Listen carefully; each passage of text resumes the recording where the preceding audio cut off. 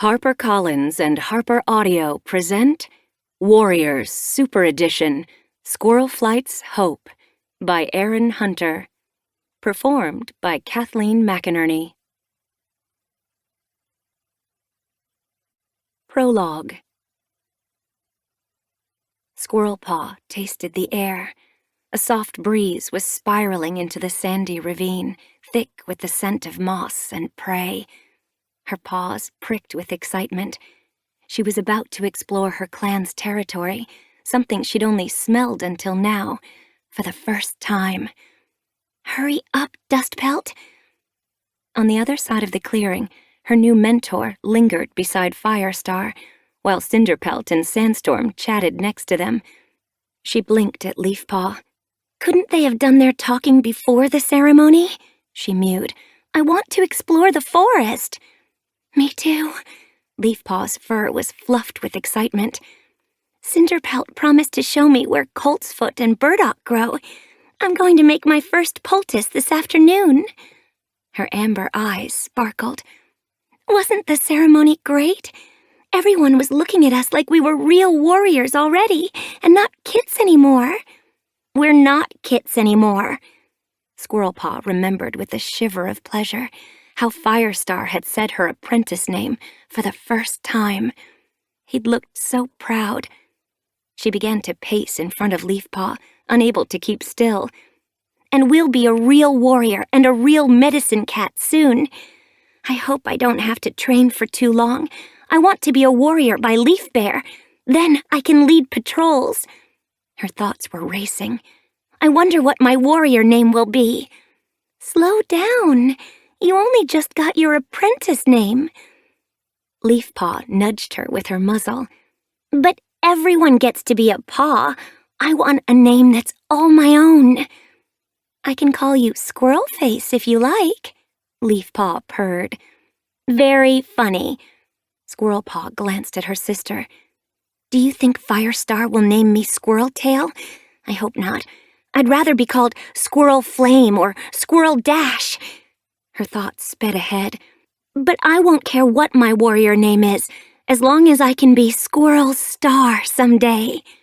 She stopped and looked earnestly at Leafpaw. "Do you think I'll be leader one day?"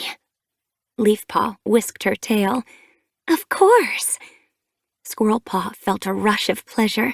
"I'll be leader, and I'll have kits, and they'll rule the whole forest." Leafpaw nodded eagerly. "And I'll be the best medicine cat, and I'll share prophecies with StarClan every day, and together we will be the most powerful cats who ever lived." Squirrelpaw paused. "Did StarClan tell you that?" She mewed hopefully. "No." Leafpaw glanced at her paws shyly. "But it's obviously true." Across the clearing, Firestar turned away from Dustpelt. Squirrelpaw's heart leaped. "They're done talking." She looked eagerly toward Dustpelt and Cinderpelt.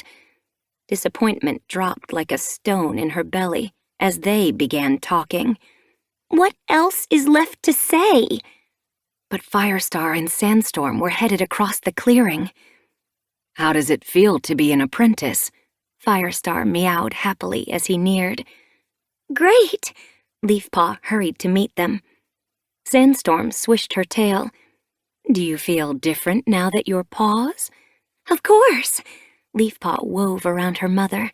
"Squirrelpaw's already planning her warrior name." Squirrelpaw fluffed out her pelt. "I've been planning my warrior name for moons." She looked earnestly at Firestar. "You won't name me Squirreltail, will you?" "One step at a time," Firestar purred, his eyes shining with pride. "First, you must finish your apprentice training." "That'll be easy." Squirrelpaw's tail shivered with excitement.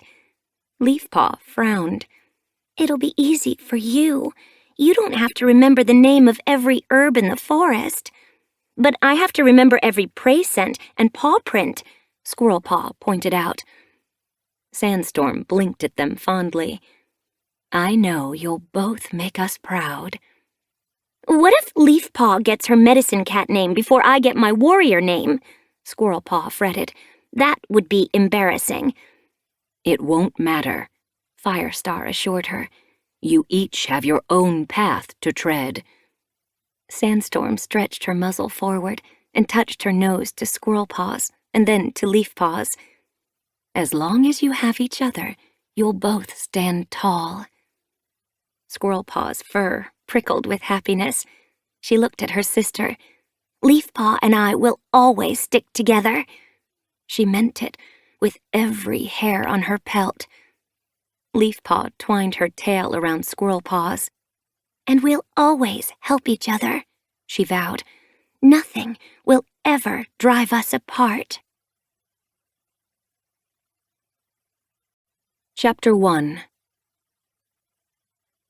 Greenleaf was giving way to leaf-fall, and shriveled leaves were already drifting along the forest trails. Ahead, a stream babbled, tumbling its way toward the lake, and beyond it, the moor rose against a blue afternoon sky. Squirlflight padded from beneath the trees and tasted the air. She could smell heather, dusty and browning. Eaglewing, Plumstone, and Bumblestripe fanned out beside her. "It's quiet," Eaglewing murmured.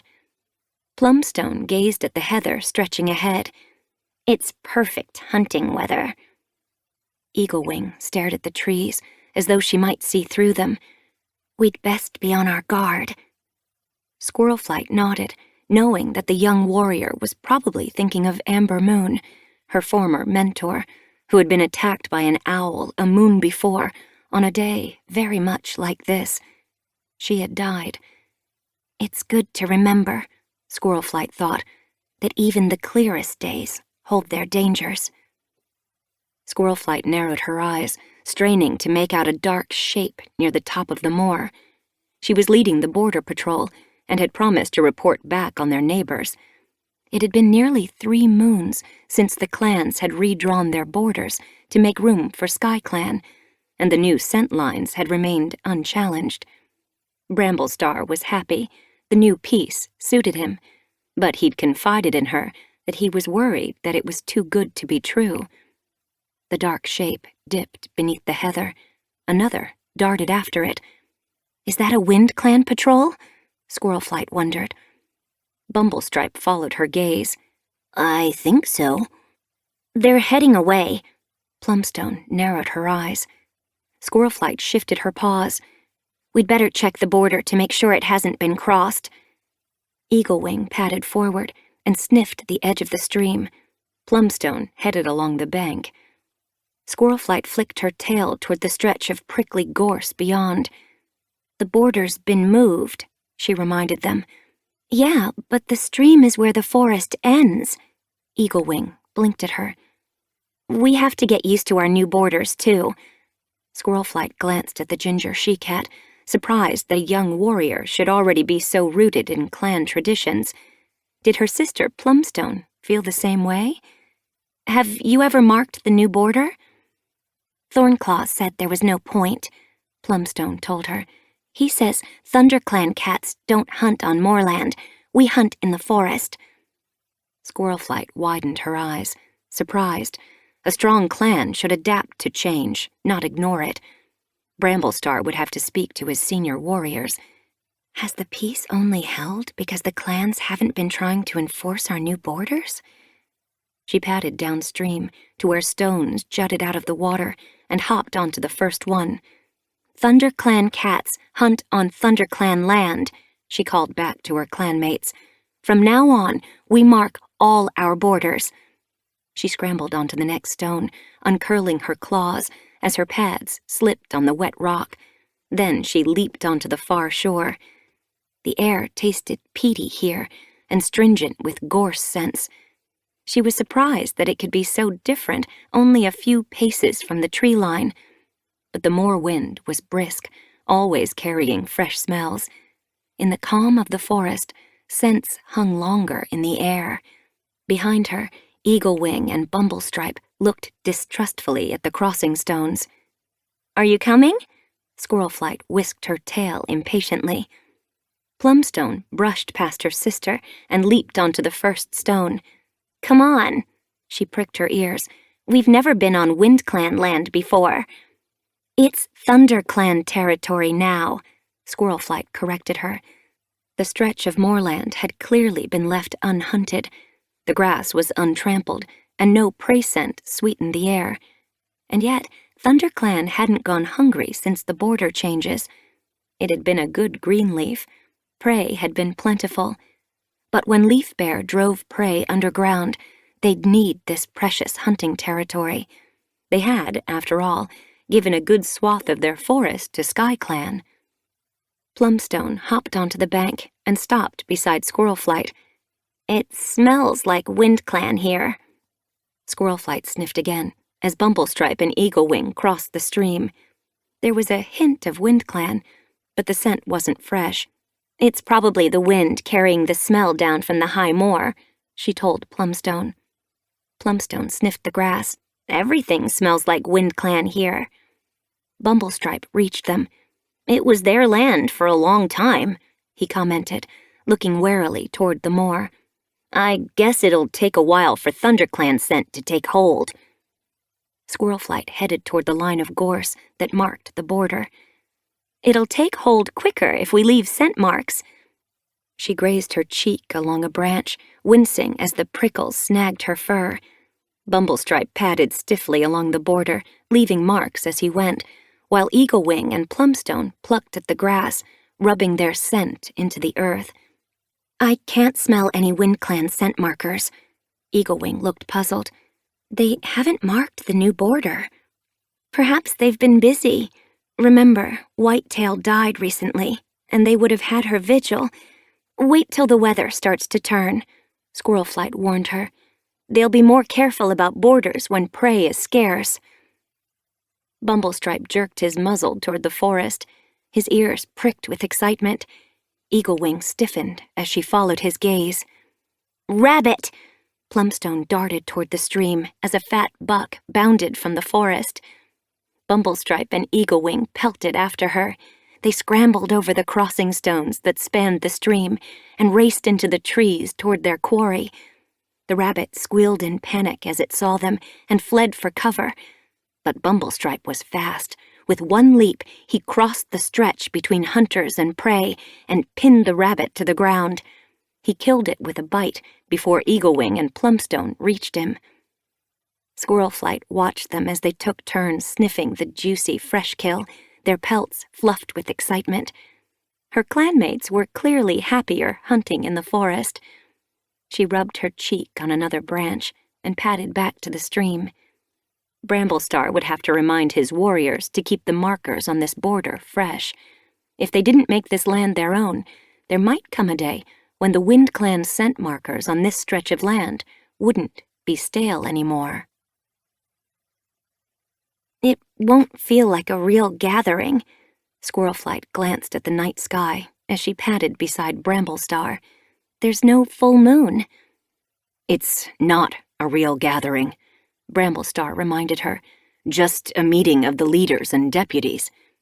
Beside them, the lake lapped sluggishly over the shore.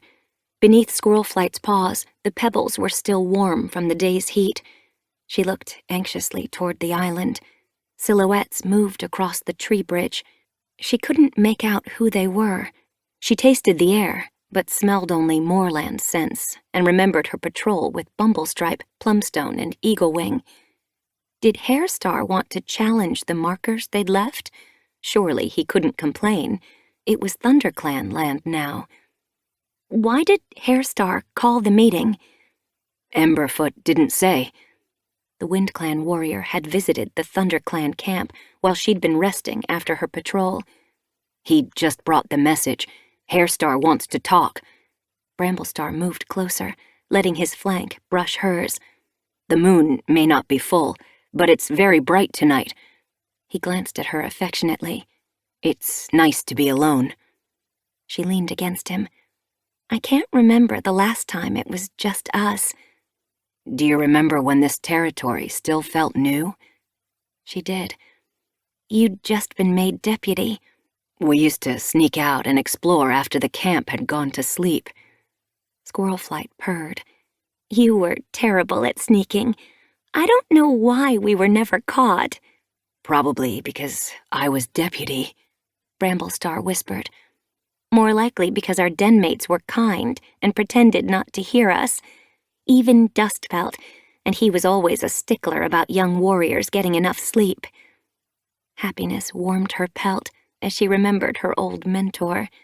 It seemed countless moons since she'd been his apprentice. How young she'd been, without realizing it. Recalling suddenly how she and Leafpool had planned great futures for themselves, she glanced self-consciously at her paws. I guess we haven't done so badly. She didn't feel old yet, but it had been a long time since she'd felt the rush of excitement she used to feel in her first moons as a warrior, whenever she was picked to go on patrol or attend a gathering.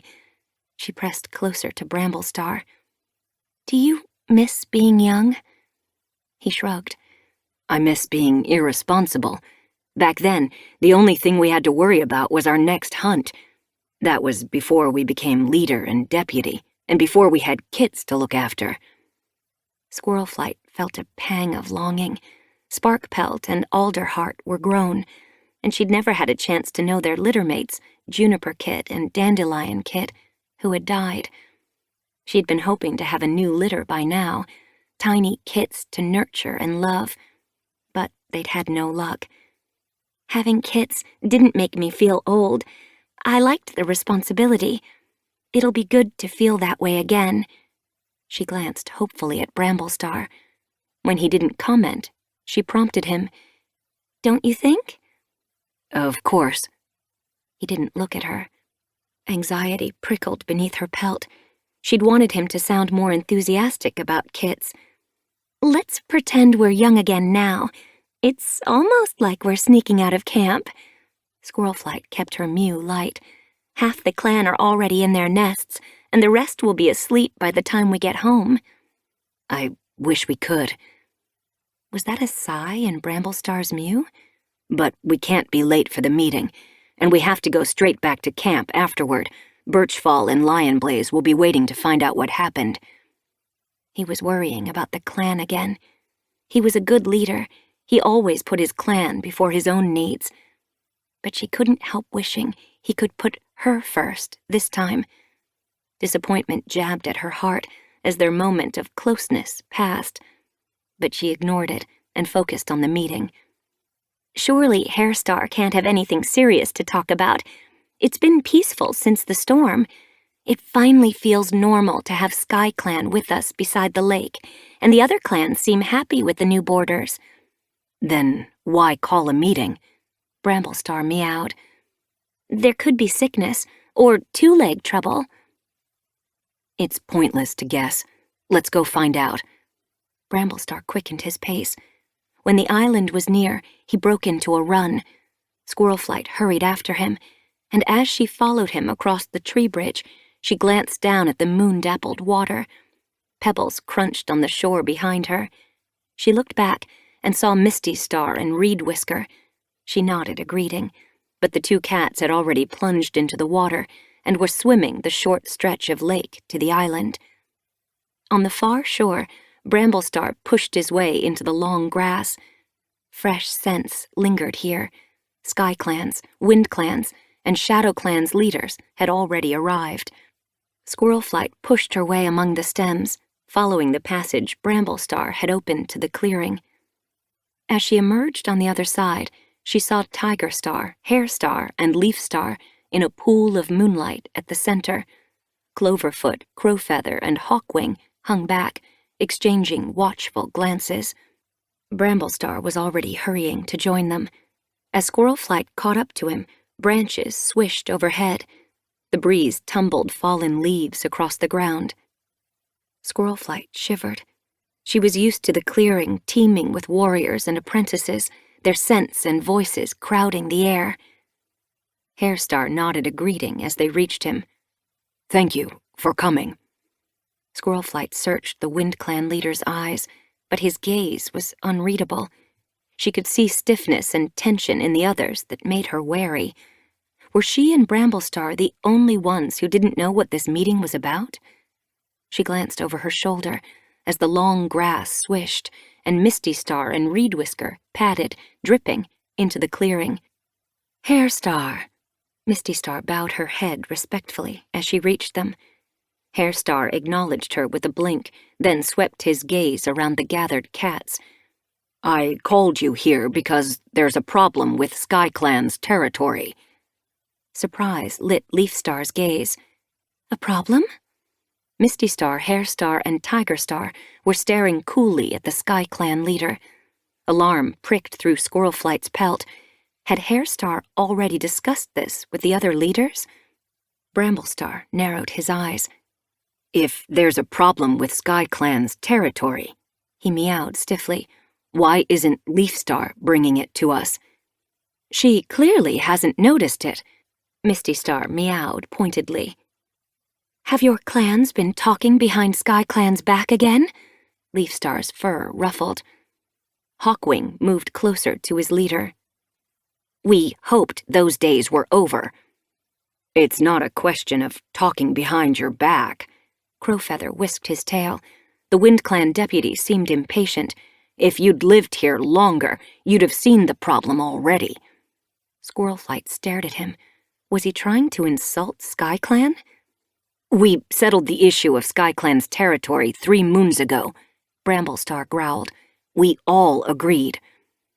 "It was the best plan we could think of at the time."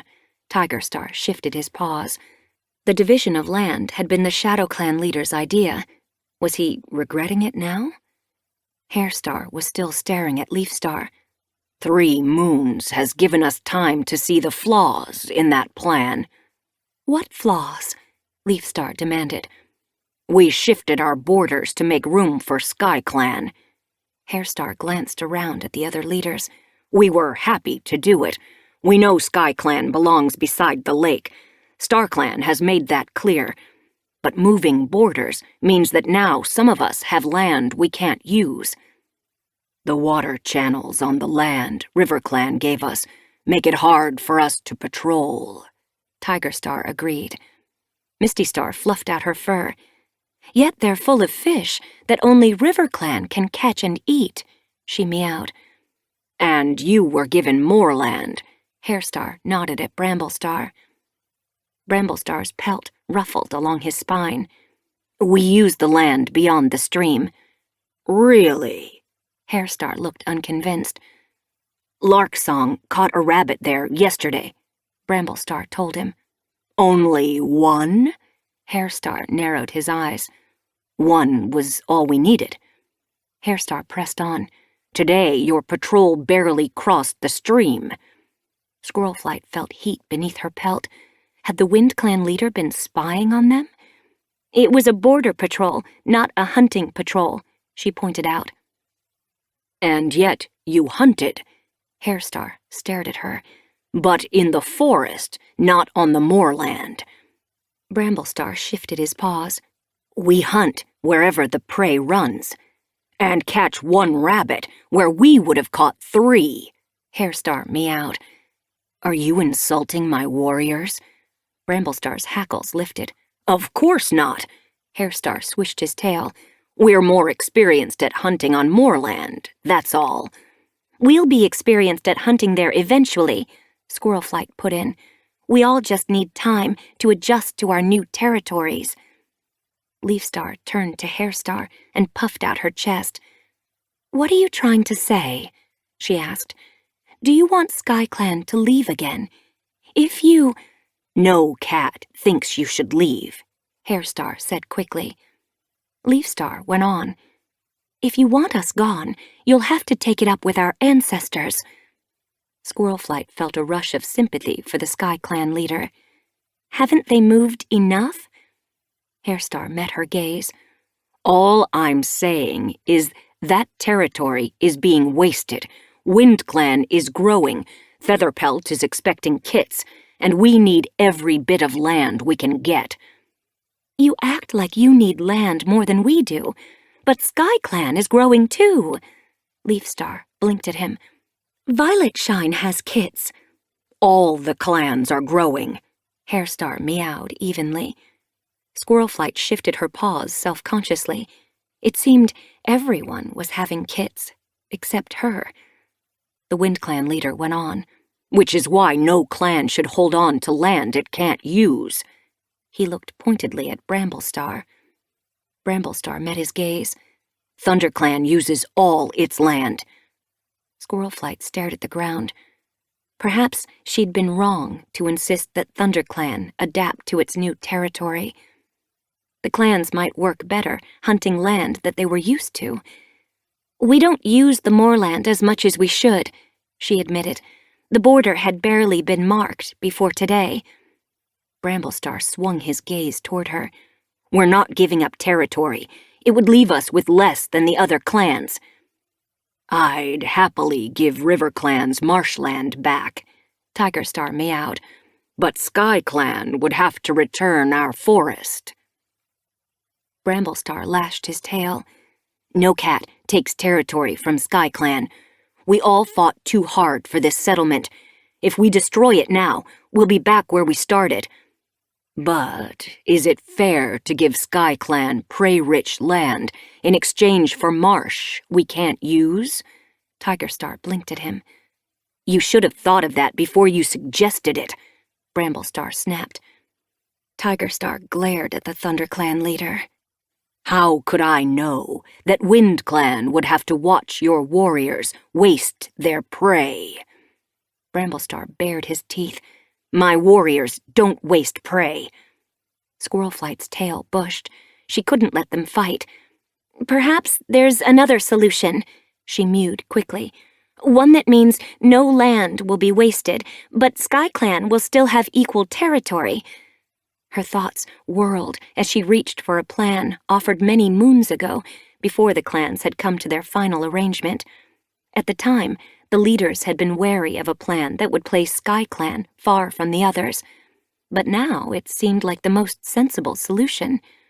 What about the land beyond the abandoned two-leg place? Where's that again? Leafstar narrowed her eyes. At the far edge of ThunderClan and ShadowClan's forest. Squirrelflight looked at her eagerly, hoping the SkyClan leader would like the idea. But Leafstar looked unconvinced. If that's such good hunting territory, why hasn't ThunderClan or ShadowClan claimed it already? Squirrelflight blinked. When there were just 4 clans, no cat needed it. We'd have no access to the lake, Hawkwing meowed. Tigerstar pricked his ears. Why do you need the lake? You don't catch fish. You'd be nearer the moon pool, Hairstar meowed encouragingly. What about herbs? Leafstar countered. There are some plants that only grow on the lake shore. They could keep a narrow strip of forest, Squirrelflight meowed quickly. SkyClan shouldn't be cut off completely. Enough to let them get to the lake shore, and there might be herbs on the new land. We don't know what lies up there, except forest. It might be richer territory than this, for all we know. It must be worth exploring. Leafstar narrowed her eyes. We've only just built our new camp and marked our borders. Why should we have to build another new home? You're right, Tigerstar agreed.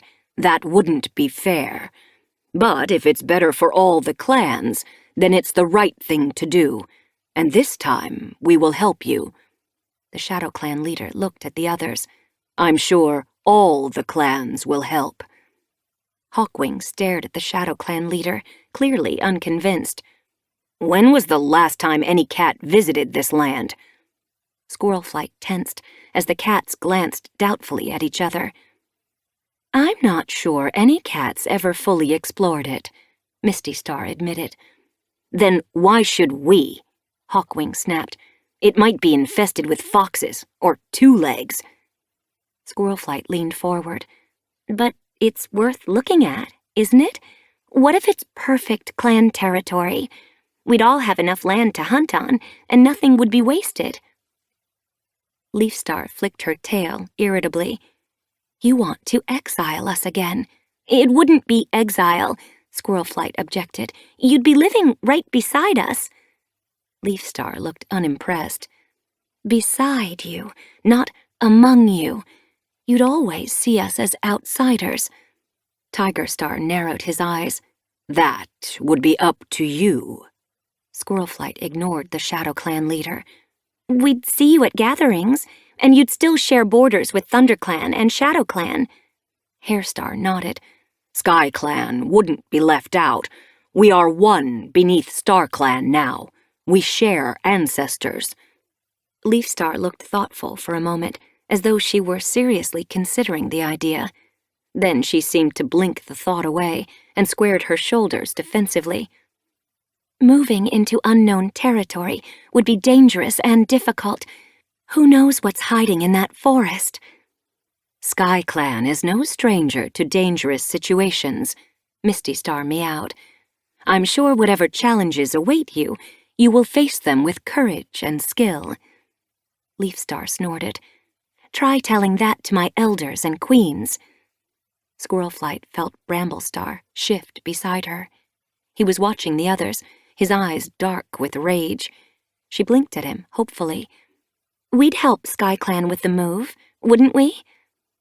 Before he could answer, Hairstar spoke. New land for a new clan. This could be the best solution. He sounded delighted. Hawkwing flexed his claws. Nothing's changed here. You carve up territory as it suits you, without listening to what we want.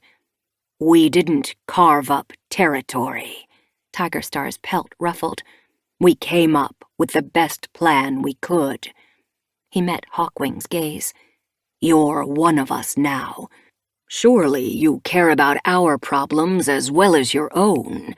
We only want to please Star Clan, don't you? Leafstar's ears twitched. Would moving us, yet again, please them? If it brings lasting peace, perhaps it would, Squirrelflight meowed quickly. Let's consult with our medicine cats to make sure that Star Clan approves. And what if Star Clan doesn't send a message? Leafstar's gaze darkened. They've been silent since the storm. Misty Star whisked her tail. That's probably because there's nothing to worry about. They'd warn us if we were doing something wrong. Bramblestar growled softly. So we can move a clan off their land as long as our ancestors don't complain. His pelt twitched. Is that how the warrior code works now? Our complaints matter too, Tiger Star told him. The warrior code tells us to respect the living as well as the dead. Hairstar tipped his head thoughtfully. Let's at least think about Squirlflight's suggestion, he meowed. Misty Star nodded. We don't need to make a decision until everyone is happy. Perhaps if Sky Clan has a chance to get used to the idea. She glanced hopefully at Leafstar. The Sky Clan leader frowned. Come on, Hawkwing. We're wasting our breath here. No, you're not, Squirrelflight began. But Leafstar and Hawkwing were already heading away. I hope they'll come around. Tiger Star looked uncertainly at the other leaders. It would solve all our problems, Hairstar agreed. Leafstar is a sensible cat. Misty Star glanced after the Sky Clan leader. Bramblestar grunted. Let's go. He beckoned to Squirrelflight with a sharp flick of his tail. Misty Star dipped her head as he marched away. It was a good plan, Squirrelflight. Thanks. Squirrelflight turned to follow him.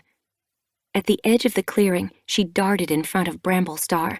As he stopped, she blinked at him eagerly. She had kept the leaders from fighting, but her heart lurched as she met his gaze. He was glaring at her. What's wrong? She mewed. I don't think Sky Clan should move, he growled. I know, Squirrelflight mewed sympathetically, but something needs to change. Tiger Star's solution might have been the best one at the time, but the clans are growing. We all need territory. This plan means that no one has to give up land. No one except Sky Clan, he muttered darkly. Squirrelflight blinked at him. They'll have new land. They're used to moving, and this might be the last move they ever have to make. This land beyond the abandoned two-leg place might be perfect for them. Might be. Bramblestar's tail twitched angrily. Or it might be overrun with snakes, or dogs, or foxes. Warriors might die, thanks to your idea. Squirlflight's heart pounded. Why was Bramblestar so angry? SkyClan is strong and resourceful. They have survived so much. They can survive this. Why do they have to survive anything? Land is being wasted. Frustration burned beneath Squirlflight's pelt, but she kept her voice low, aware that the other leaders were watching them from across the clearing. Bumblestripe and Plumstone didn't even want to mark the WindClan border today. I don't think Eaglewing had ever crossed the stream, and the same thing's clearly happening in ShadowClan. Who ever heard of a ShadowClan cat getting their paws wet? They're never going to hunt on that marshland. Bramblestar turned away and began to pad into the long grass. They'll get used to it, just like we'll get used to the moorland beyond the stream. But we'd all have bigger territories if SkyClan moved. Squirrelflight hurried after him. And you heard Hairstar and Leafstar. The clans are growing. There'll be more kits by New Leaf, more mouths to feed, more apprentices to train. More kits. Bramblestar lashed his tail. Is that all you think about now? His words stung like claw marks. She watched him disappear into the grass, her chest tightening. Don't you think about it? She pushed after him, but he was already hurrying ahead. He was on the tree bridge by the time she caught up to him. She followed him over it and jumped onto the far shore.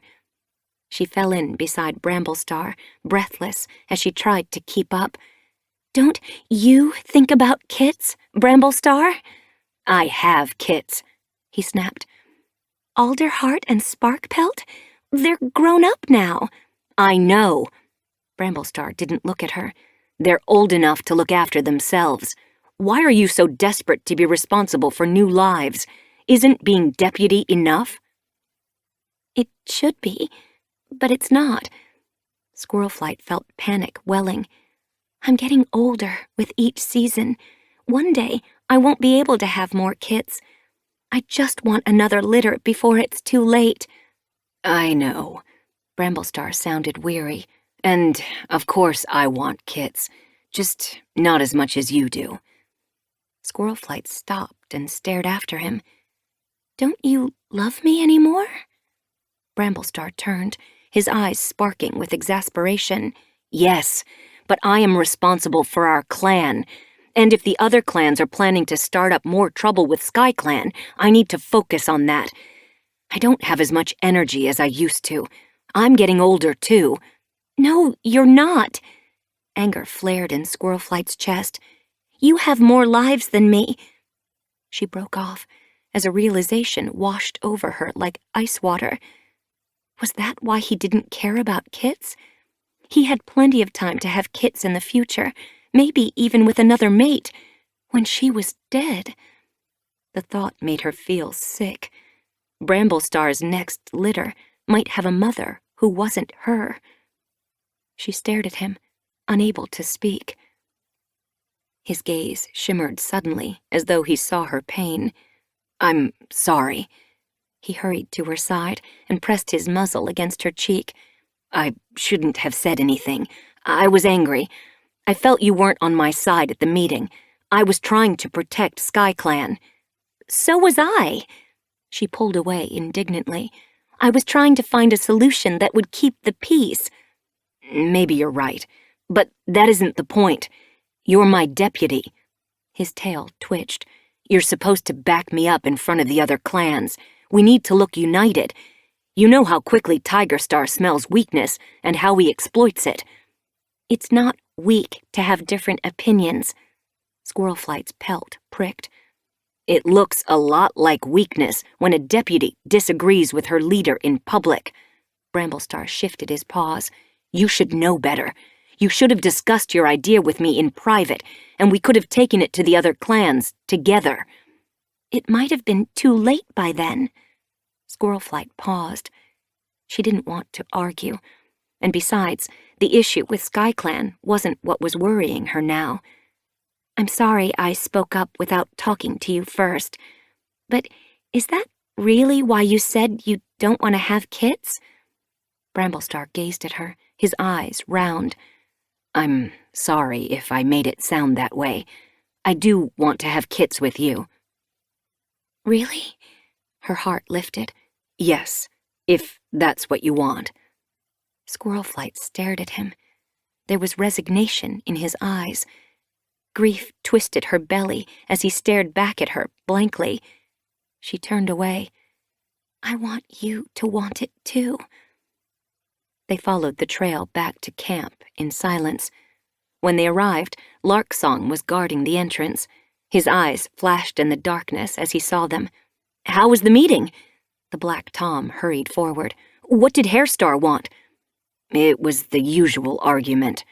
Bramblestar meowed heavily as he ducked through the thorn tunnel. Squirrelflight let Larksong slip in front of her and followed them into camp. Birchfall and Lionblaze were waiting in the moonlit clearing, as Bramblestar had predicted. As the three warriors clustered around Bramblestar, Squirrelflight hesitated. They hardly seemed to notice she was there. She felt barely there herself. The argument with Bramblestar buzzed in her head. "He might have kits with another cat when I'm dead." She'd never really considered before that he would likely outlive her by several lifetimes. Her heart sank as she understood suddenly, for the first time, that she would never become ThunderClan's leader. The kidhood dreams she'd shared with Leafpool would come to nothing. Bramblestar would outlive her, and she'd only ever be the leader's mate. Sadness swamped her. What would she leave behind when she died? Would another cat replace her as soon as she was gone? Quietly, she padded toward the warrior's den. She'd sleep in her old nest tonight. Her heart ached too much to lie beside Bramblestar now. Chapter 2. "It's going to need repairing before Leafbear." Brackenfur looked up. Squirrelflight followed the old warrior's gaze and saw holes in the roof of the elder's den. Sunshine streamed through them, dazzling her. She looked away. "I'll organize a patrol to fix it," she promised. Graystripe stuck his head through the entrance. "Are you going to patch up that roof?" "Of course," Squirrelflight told him. "She's going to patch it up," Graystripe called over his shoulder to Millie, who was lying outside in the sunshine. "She's going to what?" croaked Millie. The old she-cat was growing increasingly deaf. "Patch it up," Graystripe yowled. "Who with?" Millie sounded confused. "Has she been quarreling again?" Alarm flashed in Squirrelflight's chest. Did the clan know about her spat with Bramblestar? They must have noticed she hadn't slept in his den last night. "The roof!" Rolling his eyes, Graystripe headed outside. Squirrelflight shifted her paws self-consciously. She was deputy as well as Bramblestar's mate. She couldn't appear at odds with the leader. Bramblestar had been right when he'd said that they must show a united front, and not just to the other clans. Their own clan should feel their relationship was strong. A quarrel between a leader and deputy could send ripples through the whole clan. Brackenfur twitched his tail. It jerked her from her thoughts. "When will the work start?" He was still staring at the roof. "I'll ask Dewnose and Thriftpaw to start work on it as soon as they get back from training." "Thanks." Brackenfur padded to his nest and settled into it. "It's been good to let sunshine into the den, but we can smell Leaffall coming, and Cloudtail worries about Brightheart getting cold." "We'll pad all the walls," Squirrelflight promised. "It'll be as warm as a mouse nest in here." She ducked outside, nodding to Millie and Graystripe as she passed them, and glanced around the camp. Bramblestar was sunning himself on the high ledge with Thornclaw. She didn't look at him, afraid to catch his eye. She'd avoided him since she'd woken at dawn. Her grief had eased with sleep, and common sense had returned on waking. Of course, Gramblestar loved her, and if he wanted kits less than she did, at least he'd been honest with her. She knew she'd overreacted. Why should he want exactly the same things that she did? And yet, she still wasn't ready to speak to him. She'd assigned herself to the dawn patrol and then gone hunting. But she couldn't stay out of camp all day, and it was sun-high now. There were no more chores until dusk patrol. Hesitating at the edge of the clearing, she looked for something to keep her busy. Hollytuft and Flippaw were back from training, nosing eagerly through the fresh kill pile. Jayfeather and Alderheart were heading out of camp, Jayfeather leading the way as usual, despite his blindness. Outside the nursery, Daisy was chatting to Lilyheart and Rosepetal, while Rosepetal's apprentice Bristlepaw nosed about in the ferns at the edge of the camp, clearly looking for mice. Squirlflight wondered if it was time Daisy moved to the Elder's Den. It must be lonely in the nursery. But she was such a help to expectant queens. What if a warrior announced she was having kits? No one should have to sleep in the nursery alone. A pang of grief jabbed Squirlflight's heart. I should be there by now. Her thoughts quickened. How could she have kits now that she knew that Bramblestar didn't want them? He does want kits, she corrected herself, just not as much as I do. But it hadn't been just the kits he'd been upset about. She'd contradicted him in front of the others. But they were close to fighting. Squirlflight flicked her tail indignantly. And I have a right to my own opinion. Her plan for SkyClan could be the perfect solution. She couldn't have held her tongue, even if she'd wanted to. Bramblestar had implied that a good deputy would have kept quiet. She shook out her pelt. Was that what Bramblestar thought? That she wasn't a good deputy? Hurt sharpened its claws on her heart once again. She closed her eyes. Chasing thoughts like this wasn't going to help her feel better. Bristlepaw! Flippaw! Look what I caught! Thriftpaw's mew surprised Squirlflight, and at his littermate's call, Flippaw looked up from the mouse he was eating. Bristlepaw stuck her head out of the ferns, her eyes wide. The dark gray she-cat was standing at the camp entrance, Dewnose beside her, and a small rabbit at her paws. Bristlepaw dashed from the ferns and skidded to a halt beside her sister.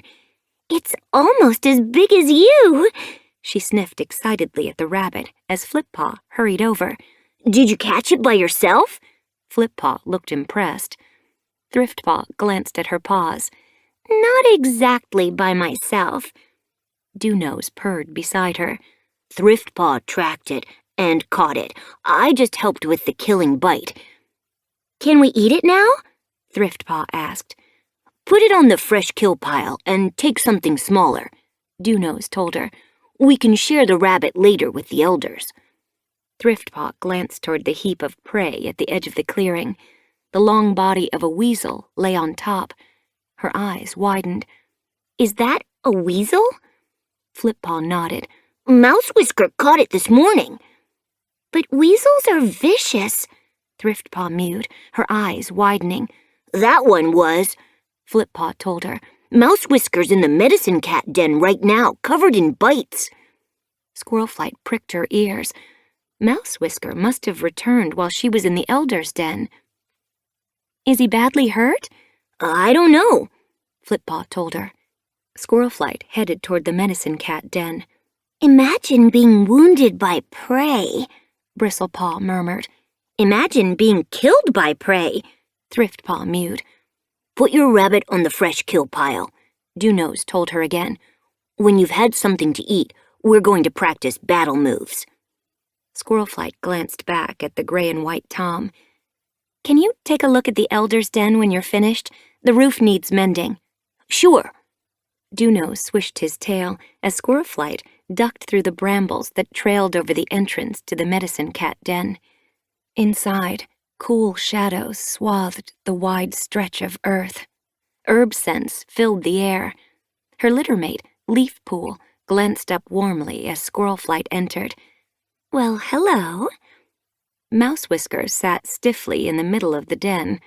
Leafpool returned to lapping ointment into his wounds. Are you badly hurt? Squirrelflight crossed the den and stopped beside them. I see Leafpool is taking good care of you. She is, and it's just a few bites, Mouse Whisker told her. There are a couple of deep ones, Leafpool reported. But I've cleaned them and put plenty of herbs on them. They should heal quickly. She looked earnestly at the gray and white Tom. But if you get any fever or the pain keeps you awake tonight, come straight to me. Mouse Whisker nodded. Where did you catch the weasel? Squirrelflight was curious. Weasels were rare in this part of the forest. Near the beaches, Mouse Whisker told her. Squirrelflight realized she'd been wondering if he'd caught it on ThunderClan's strip of moorland. Not the moor?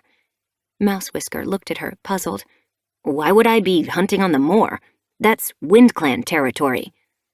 The stretch beyond the stream is ThunderClan territory now, she reminded him, twitching her tail in irritation. Oh, yes. He sounded surprised. I keep forgetting. It feels so unnatural to hunt in the open. Squirrelflight stifled a sigh. Hairstar had been right about the wasted land. We all need to learn, Squirrelflight prompted. Of course. Mouse Whisker peered distractedly at a bite mark on his shoulder. I just hope hunting in the wind doesn't make us as stunted as WindClan warriors. Leafpool used her paw to fold the leaf she'd mixed the ointment on. WindClan warriors are only smaller than us because their ancestors were smaller, not because of the wind. Mouse Whisker sniffed. So what made their ancestors small? Leafpool shrugged. Only StarClan knows. It was probably the wind. Squirrelflight caught her sister's eye and swallowed back a purr. Was Leafpool going to argue with that kind of logic? Go and rest in the sunshine, Leafpool told Mouse Whisker, changing the subject. It'll dry out your wounds. Thanks, Leafpool. Mouse Whisker dipped his head and headed for the entrance. Wait, Squirrelflight called after him. Mouse Whisker turned to her questioningly. Have you patrolled the edge of ThunderClan territory lately, beyond the abandoned two-leg place? Mouse Whisker frowned. I was up that way a quarter moon ago with Larksong and Cherryfall. Do you know what the land's like beyond the border? Her fur pricked along her spine. Bramblestar wouldn't be happy if he knew she was asking these questions. Are there any strays living there? Or foxes? Occasionally there are unfamiliar scents on the border, but if there are strays or foxes up there, they're smart enough to know not to cross into our territory. Thanks, Mouse Whisker. Squirrelflight nodded at him, and the gray and white Tom pushed his way out of the den. What was that about? Leafpool was staring at her. Squirrelflight sat down and curled her tail over her paws, relieved to have a moment alone with her sister. Last night's meeting with Hairstar was tense. I heard that they want the borders to go back to the way they were before SkyClan. Leafpool's gaze was dark with worry. Not exactly, Squirrelflight explained. No cat wants to deprive SkyClan of a home, but the new borders have left ShadowClan with land they can't hunt. And we have a strip of moorland that, clearly, we hardly use. Leafstar's pelt ruffled. But we can't go back to our old borders. What would happen to SkyClan?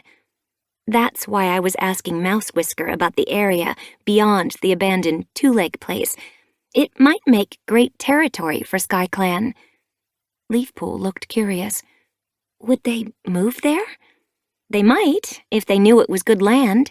Squirrelflight looked at her sister hopefully. Leafpool didn't look convinced. It could work, but does Bramblestar know about this idea? Squirrelflight puffed out her chest.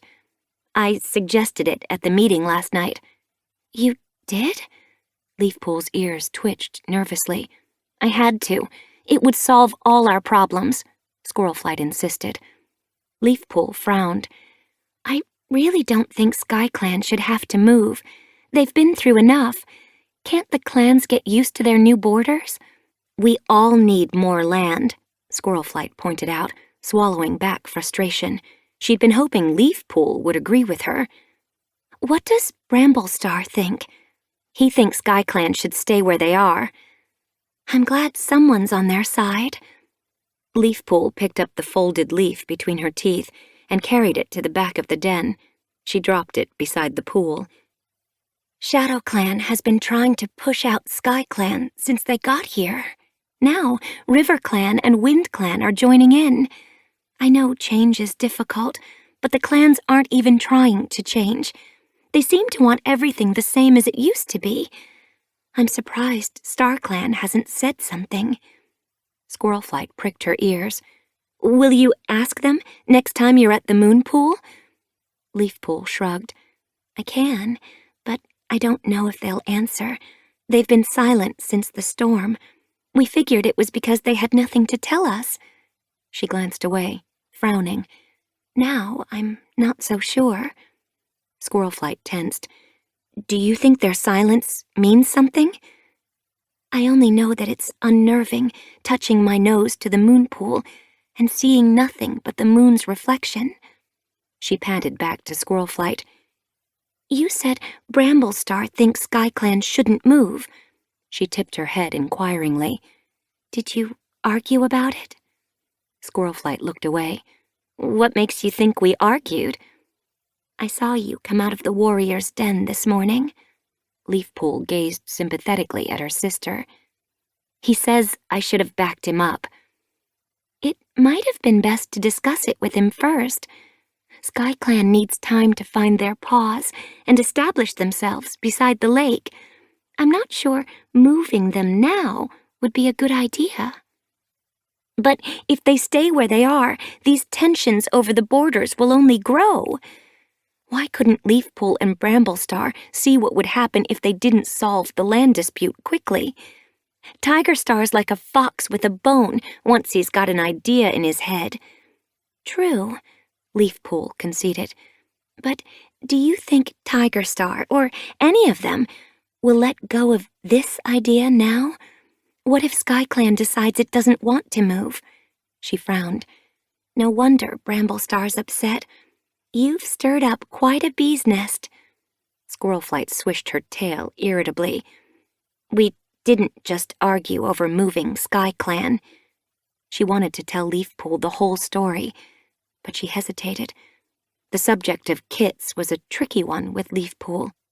Many moons before, she'd had a litter of kits with Crowfeather, a WindClan warrior. Because Leafpool was a medicine cat, forbidden from taking a mate, and because the kit's father was in another clan, Squirrelflight had agreed to raise the kits with Bramblestar as though they were her own. Those kits were Jayfeather, Lionblaze, and Hollyleaf, and Squirrelflight had loved them as much as any mother could. But she knew it must be hard for Leafpool to understand her desire for another litter. She had already had the chance to be a mother twice, something Leafpool could never experience. Her littermate stared at her, her eyes glittering with curiosity. What is it, then? Squirrelflight let out her breath. Never mind the awkwardness. Leafpool will understand. And she needed reassurance. He said he doesn't want more kits as much as I do. Leafpool's eyes rounded with sympathy. Oh, Squirrelflight. Squirrelflight nodded. I know, it's selfish of me, she was about to say, because I've already mothered 2 litters. But Leafpool didn't let her finish. That must have hurt, Leafpool said softly, dipping her head. I know how much you want another litter. Bramblestar says he's getting old and that the clan is enough responsibility. She trailed into silence, the memory of the argument stinging her afresh. I'm sure he'd love kits if you had them, Leafpool mewed. But I can see how he finds the thought overwhelming. Squirrelflight blinked at her. Do you think I'm being unreasonable, wanting more kits? No, of course not. But you already have Alderheart and Sparkpelt, and, in a way, Jayfeather and Lionblaze. Squirrelflight nodded. but her heart ached. They don't need me anymore. They'll always need you, Leafpool mewed. Just not in the same way as when they were kids. And the clan needs you, doesn't it? It's not the same. Leafpool stretched her muzzle forward and touched her nose to Squirlflight's cheek. I'm sorry you're hurting. I'm sure Bramblestar wants Kits. Just give him time.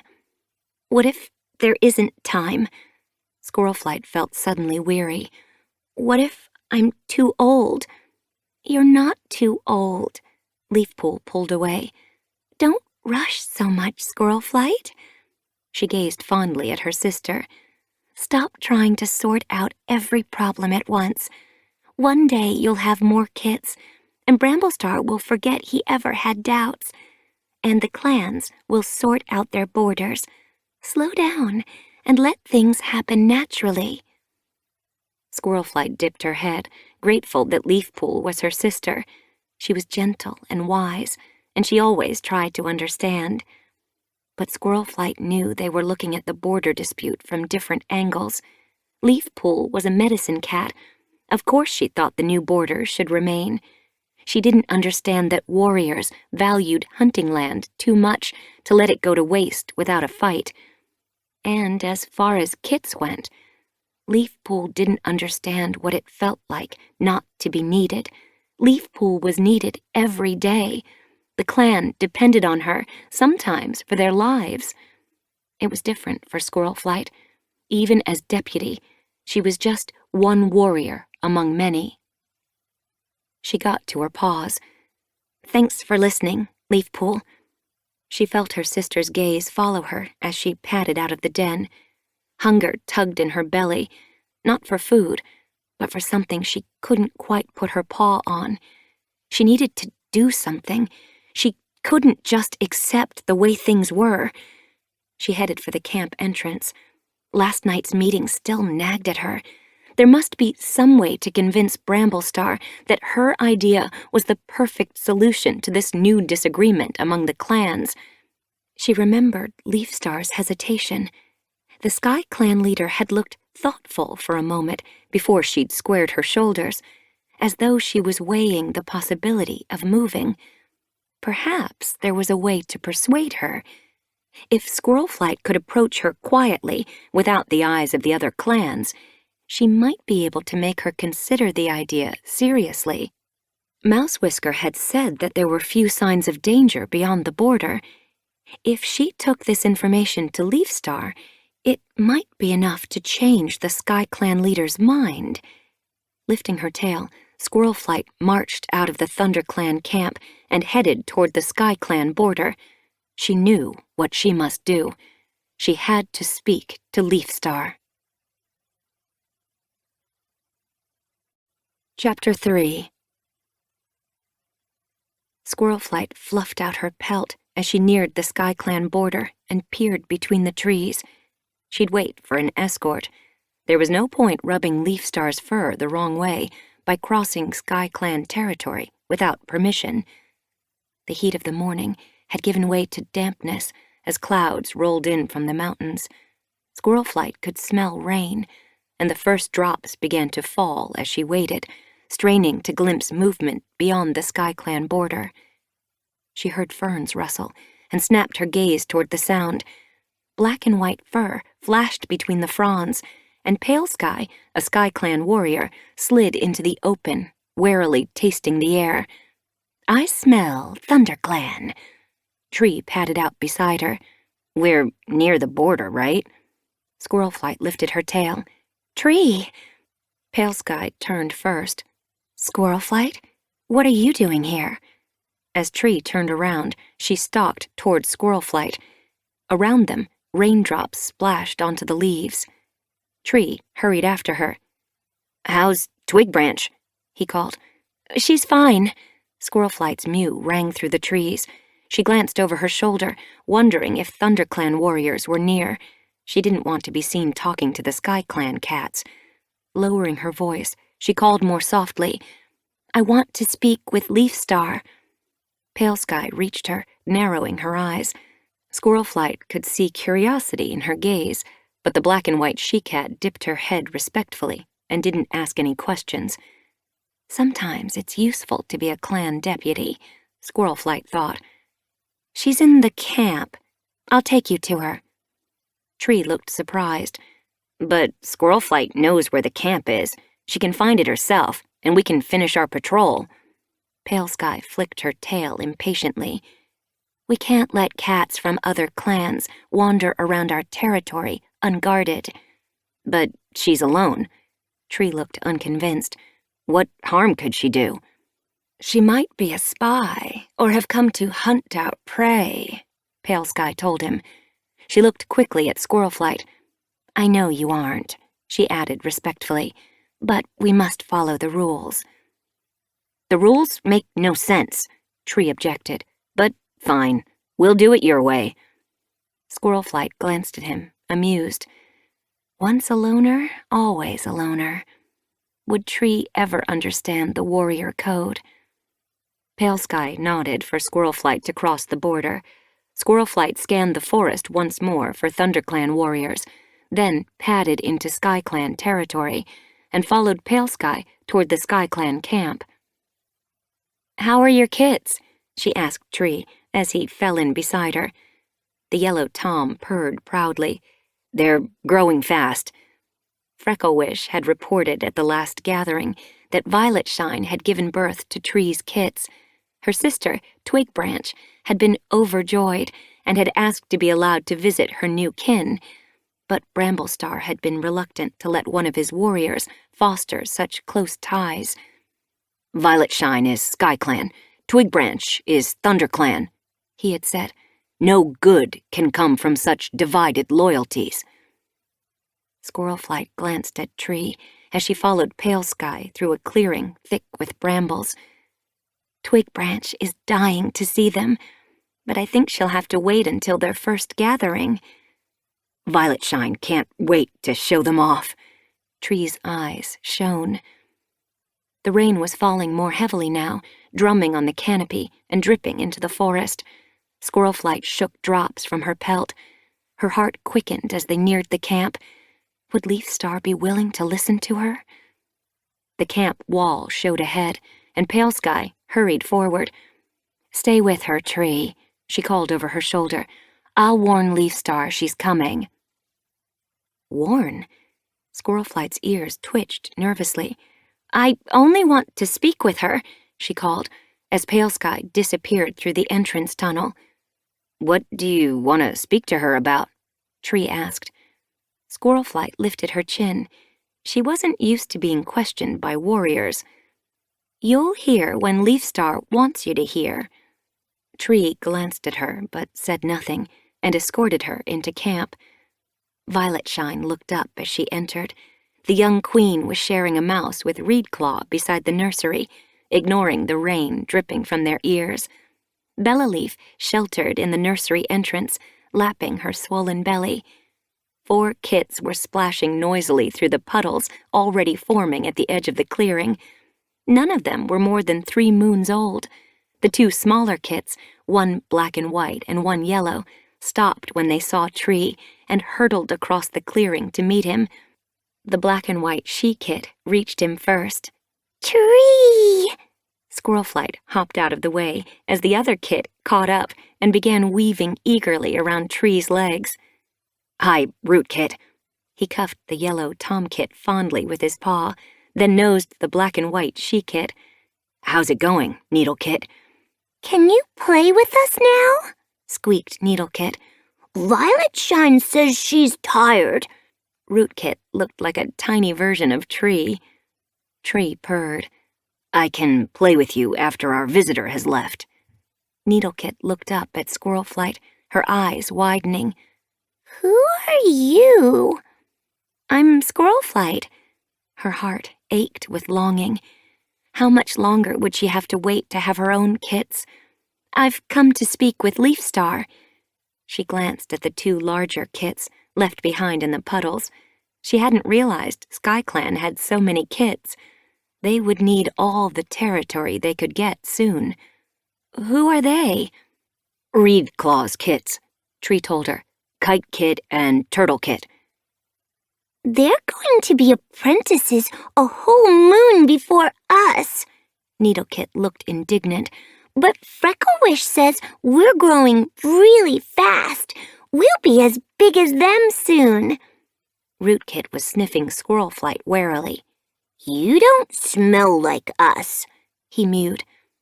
I don't smell like SkyClan, Squirrelflight told him. I'm from ThunderClan. Rootkit pricked his ears. Like Twig Branch? Yes, Squirrelflight purred. Violetshine must have told them about their ThunderClan kin. She gazed around the clearing. Harrybrook and Plumwillow were watching her from the other side of the camp. Frecklewish glanced up from the herbs she was sorting outside the medicine cat den. Dewspring and Nectarsong stared at her from beside the fresh kill pile. MacGyver padded sleepily from the warrior's den, his nose twitching. I smell ThunderClan. Needlekit bounded toward him, her black chest puffed out. It's Squirlflight. She's come to visit.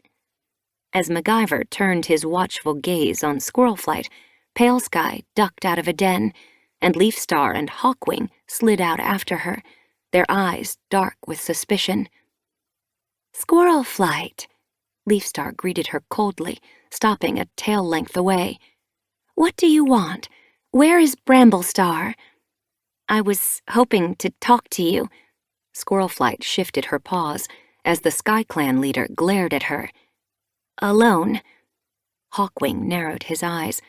I think you said enough at the meeting.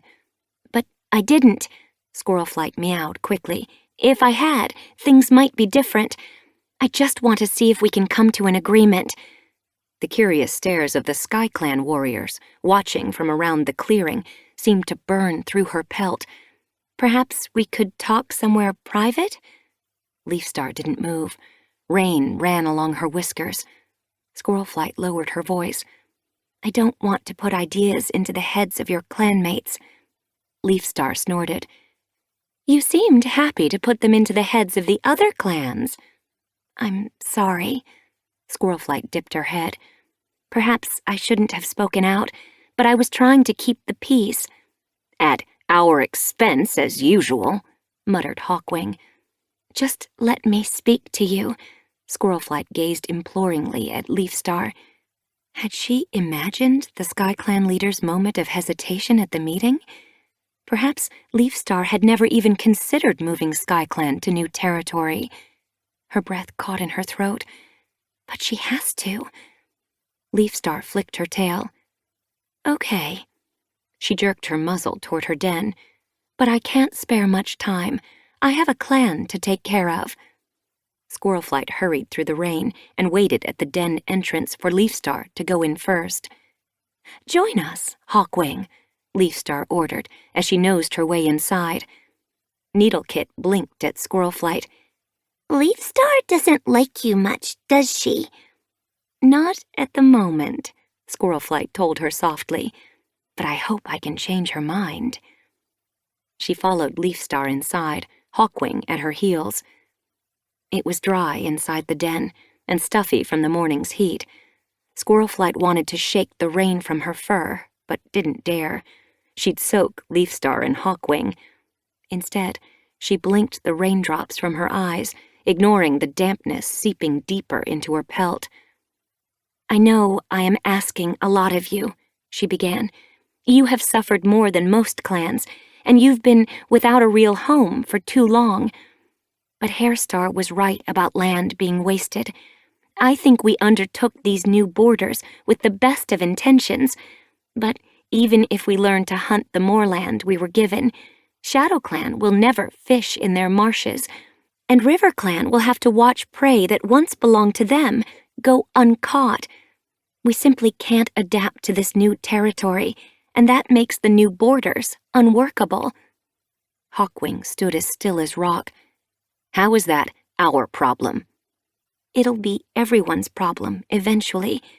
The clans are growing, and not every season is as kind as Greenleaf. When clans go hungry, battles start.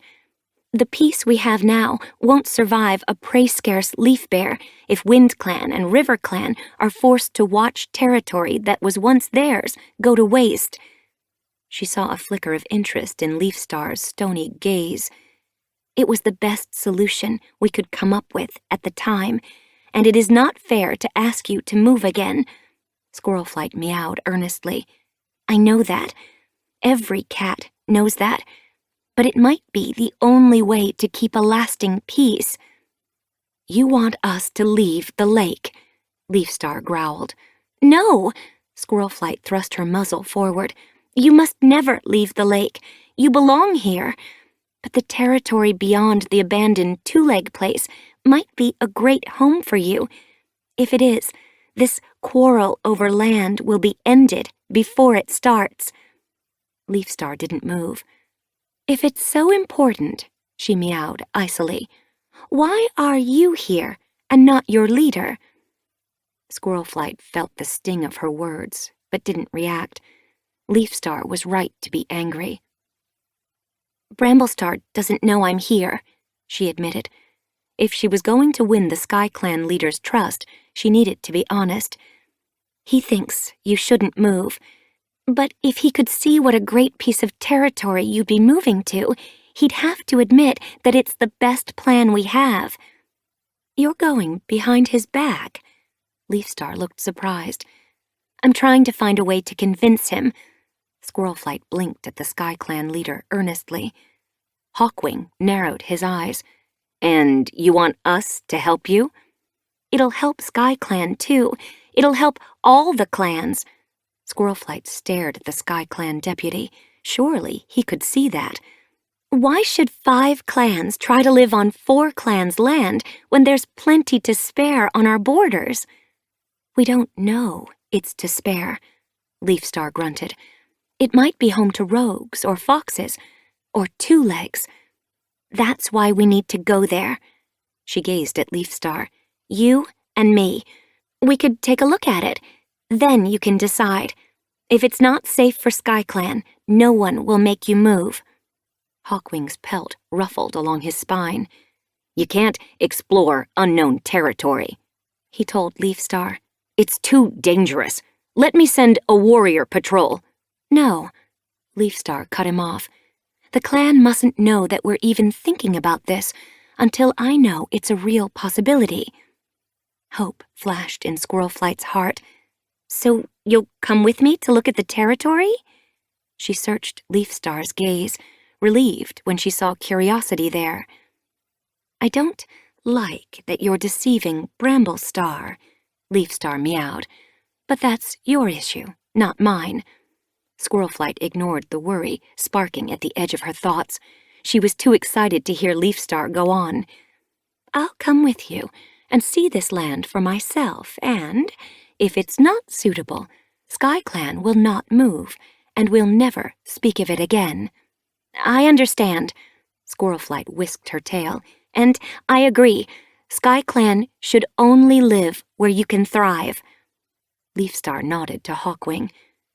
Tell the clan that I'm escorting Squirrelflight to the border. I'll return as soon as I can. You may not be back for a while, Squirrelflight warned her. It's a long way, and we'll need to investigate the territory thoroughly before you come to a decision. If I'm not back tonight, Leafstar told Hawkwing, cover for me. What do I tell them? Hawkwing mewed, his pelt bristling anxiously. Leafstar narrowed her eyes, clearly thinking. After a moment, she spoke. Tell them I'm visiting each of the clan leaders to get to know them better.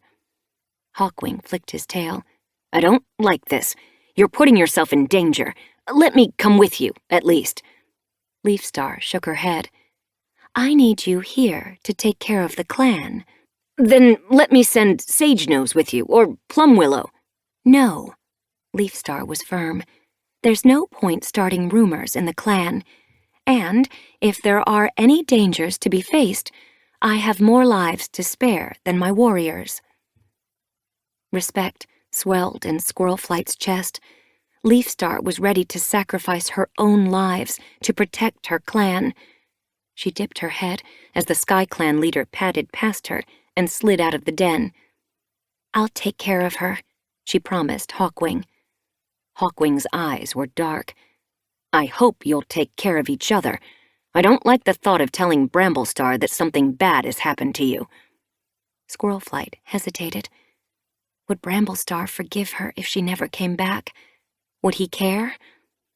She padded from the den. Rain was pounding the camp. The kits were gone, the clearing empty. The Sky Clan cats had retreated to their dens. She could see eyes flashing from the shadowy entrances as they watched her.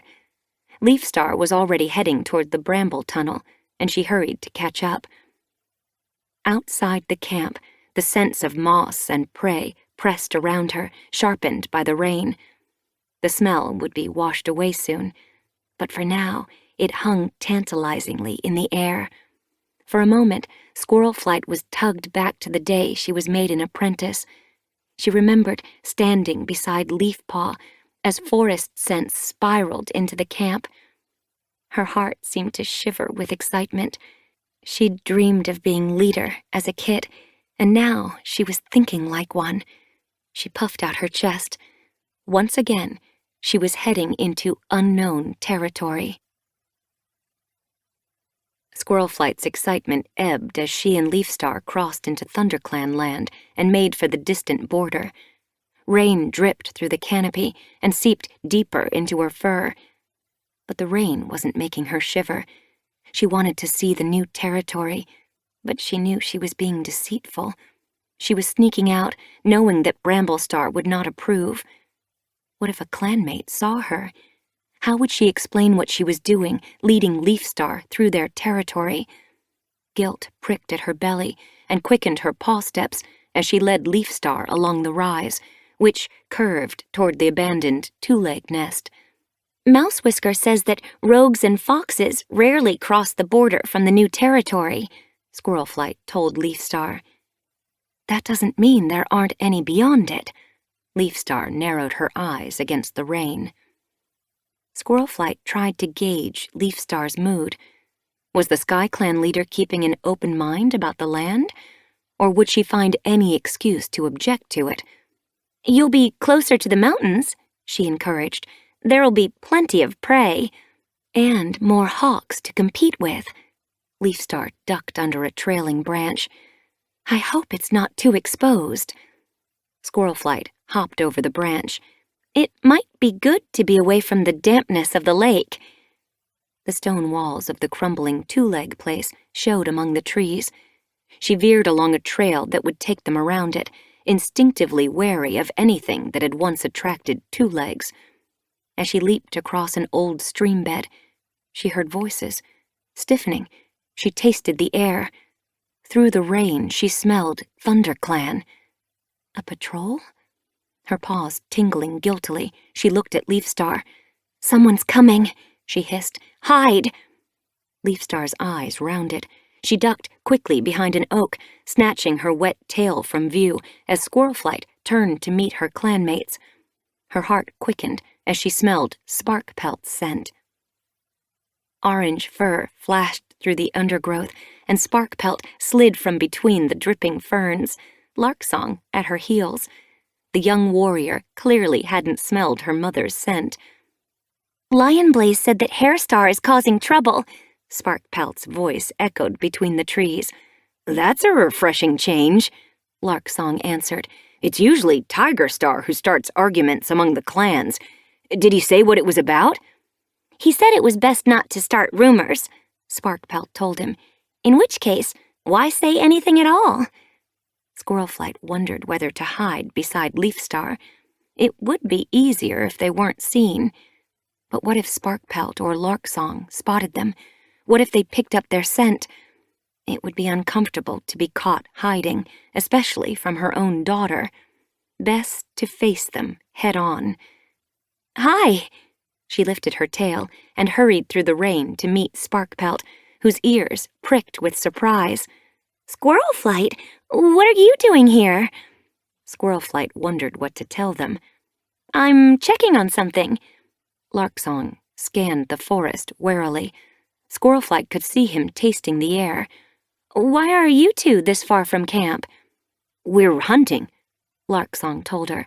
"It's been a while since anyone hunted this part of the forest. We thought we might find some juicy prey." Sparkpelt was eyeing her mother curiously.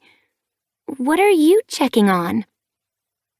Squirrelflight shifted her paws, hoping that the rain had slicked down her ruffled fur. "I came to look at the border." "Which border?" Sparkpelt glanced around. They were deep in ThunderClan territory. "The far edge of our land," Squirrelflight explained. "Why?" Sparkpelt frowned. Squirrelflight hesitated. It felt wrong to go behind Bramblestar's back, and worse, to lie to her own daughter. Her tail drooped. She couldn't do it. "I want Leafstar to see the land outside," she confessed. She jerked her nose toward the tree where Leafstar was hiding. "She's here with me." Leafstar patted out, her gaze wary. "I knew I smelled SkyClan!" Larksong's hackles lifted. Sparkpelt looked puzzled. "What's going on? Why does Leafstar need to see the land beyond our border?" Squirrelflight lifted her chin. "I had an idea at the leaders' meeting. I wanted to stop the clans from fighting over land again, so I suggested SkyClan move to new territory." She looked toward the border. "The land there is unclaimed. It might make a good home for SkyClan, but we're going to check it out first. We need to make sure it's not overrun with rogues or two-legs." Larksong frowned. "Wouldn't it be safer to send a patrol?" Squirrelflight hesitated. "Bramblestar isn't sure about the plan," she explained at last, deciding to stretch the truth a bit. "So I brought Leafstar to see it. If she likes it, she can confirm to Bramblestar that she wants to move SkyClan there." "I haven't agreed to anything yet," Leafstar grunted. "No," Squirrelflight mewed quickly, "which is why I don't want any cat to know about this." "Not even Bramblestar?" Sparkpelt asked. "Not even him," Squirrelflight answered, glancing awkwardly at Leafstar to gauge her reaction. The SkyClan leader was just watching her, clear-eyed. "If the clans find out what we're doing, it could create expectations that might never be met. I don't want Leafstar to feel forced into anything." "But what if something happens to you?" Sparkpelt's eyes glittered with worry. "We'll be careful," Squirrelflight promised, leaning forward to rub her cheek against Sparkpelt's. "Don't worry. I'll be home soon." "When, exactly?" Larksong gazed doubtfully toward the border. Squirrelflight shifted her paws. It seemed unlikely that they'd be able to explore the new territory before dark, and the thought of spending the night in a strange forest far from her clan made her nervous. But she had to see this through. "Tomorrow," she mewed decisively. "Tomorrow?" Sparkpelt looked alarmed. "But Bramblestar will be worried if you don't come home tonight. I can't act like I don't know anything." "You have to." Squirrelflight looked at her urgently. "One night of worry to keep peace among the clans. Surely you see that it's worth it." Sparkpelt's ears twitched nervously. "I guess." "I'll be home as soon as possible," Squirrelflight told her. "But we have to do this properly. We need to cover as much of the land as we can." Leafstar was watching, her eyes dark. "I won't ask SkyClan to move unless I'm sure about where we're going." Sparkpelt looked at them both, then nodded. "Okay," she meowed. "We'll keep your secret. For now." Relief washed over Squirrelflight's pelt. "Thank you." She nuzzled Sparkpelt's ear gratefully. "I promise I'll be careful." She fluffed her fur against the rain and turned toward the border. Glancing at Leafstar, she lifted her tail. "Ready?" "Yes." Leafstar looked determined, her pelt spiked with raindrops. "See you soon." With a quick nod to Sparkpelt and Larksong, Squirrelflight struck out past the two-leg nest. The forest grew thicker as they crossed the border, the slope beyond steepening sharply until they found themselves scrambling between rocks. The earth had turned to mud here and was slippery under paw, but the rain was easing. Squirrelflight sniffed the air. The musky odor of clan markers faded and disappeared behind them. Fresh prey scents mingled with the smell of bark and earth. Pines clustered around them, blocking out the sun. Out of breath, Squirrelflight paused and looked up the slope, disappointed when she saw that trees hid the top. Leafstar pushed past her, her ears flat with determination. Squirrelflight hurried at her heels as the Sky Clan leader zigzagged between the rocks. At last, the slope began to flatten once more. The trees thinned, and they broke from the forest and found themselves on an open hilltop. As they paused at the peak, sunshine beamed through the clouds and lit the landscape ahead. Squirrelflight caught her breath. Mounds rose before them, giving way to rocky mountain slopes in the distance. Forest sprouted here and there, opening into swaths of land where grass covered the rolling hills like a pelt. Squirrelflight could see streams cutting through the valleys like claw marks, cascades of boulders clustered in ravines. That looks like a good hunting ground.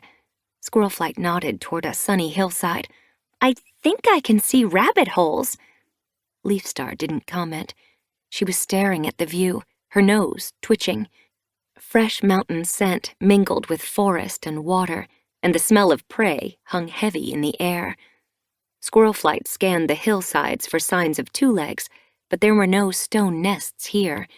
A thunder path cut its way along one edge, heading for the mountain, but no monsters patrolled it.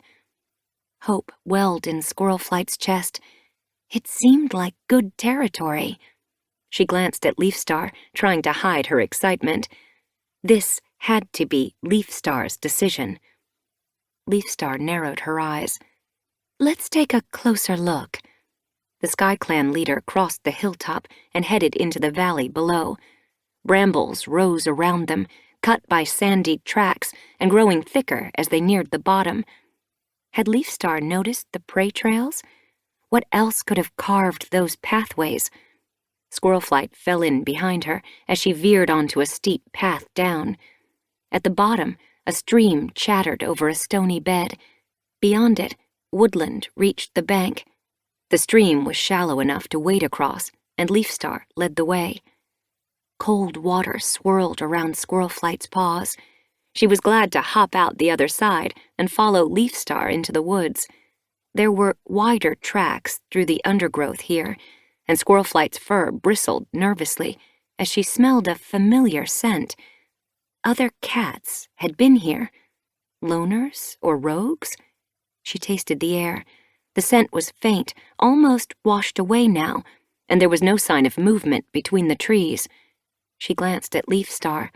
The Sky Clan leader's pelt was slick from the rain, ruffled along her spine. Had Leafstar smelled the cat scent too? Leafstar slowed as they headed deeper into the new territory, her whiskers twitching. Squirrelflight sensed her caution and moved closer to her, scanning the trees as they skirted a hillside and followed the woodland down into another valley. As they neared the bottom, the forest opened. Shrubs clustered on the far side, sheltering a wide stretch of grass that covered the valley floor. Squirrelflight felt sunshine break through the clouds to warm her pelt and shook out her fur, relieved that she'd be dry soon. This would make a good place for a camp, she murmured. Look, Leafstar nodded toward moss piled at the foot of a bush. Beside it, earth was scraped from beneath the branches to form a hollow around the trunk. Squirrelflight stiffened. It looks like someone's made a camp already. She jerked her muzzle around, noticing gaps between branches and patches of flattened grass. Her pelt spiking, she sniffed the ground. Cats. She couldn't tell how many. The scent was no more than a trace. The rain had washed the place clean. It smells like it's been abandoned. Leafstar's tail twitched. She looked around warily. Why would they abandon this place? she mewed. "They've taken a lot of trouble to make it their home." Squirrelflight uncurled her claws, hoping Leafstar was wrong. Her heart quickened as a breeze whisked into the valley. It carried fresh cat scents. Leafstar moved beside her, pelt bushing. "Some cat's coming." "I know." Squirrelflight's breath caught in her throat.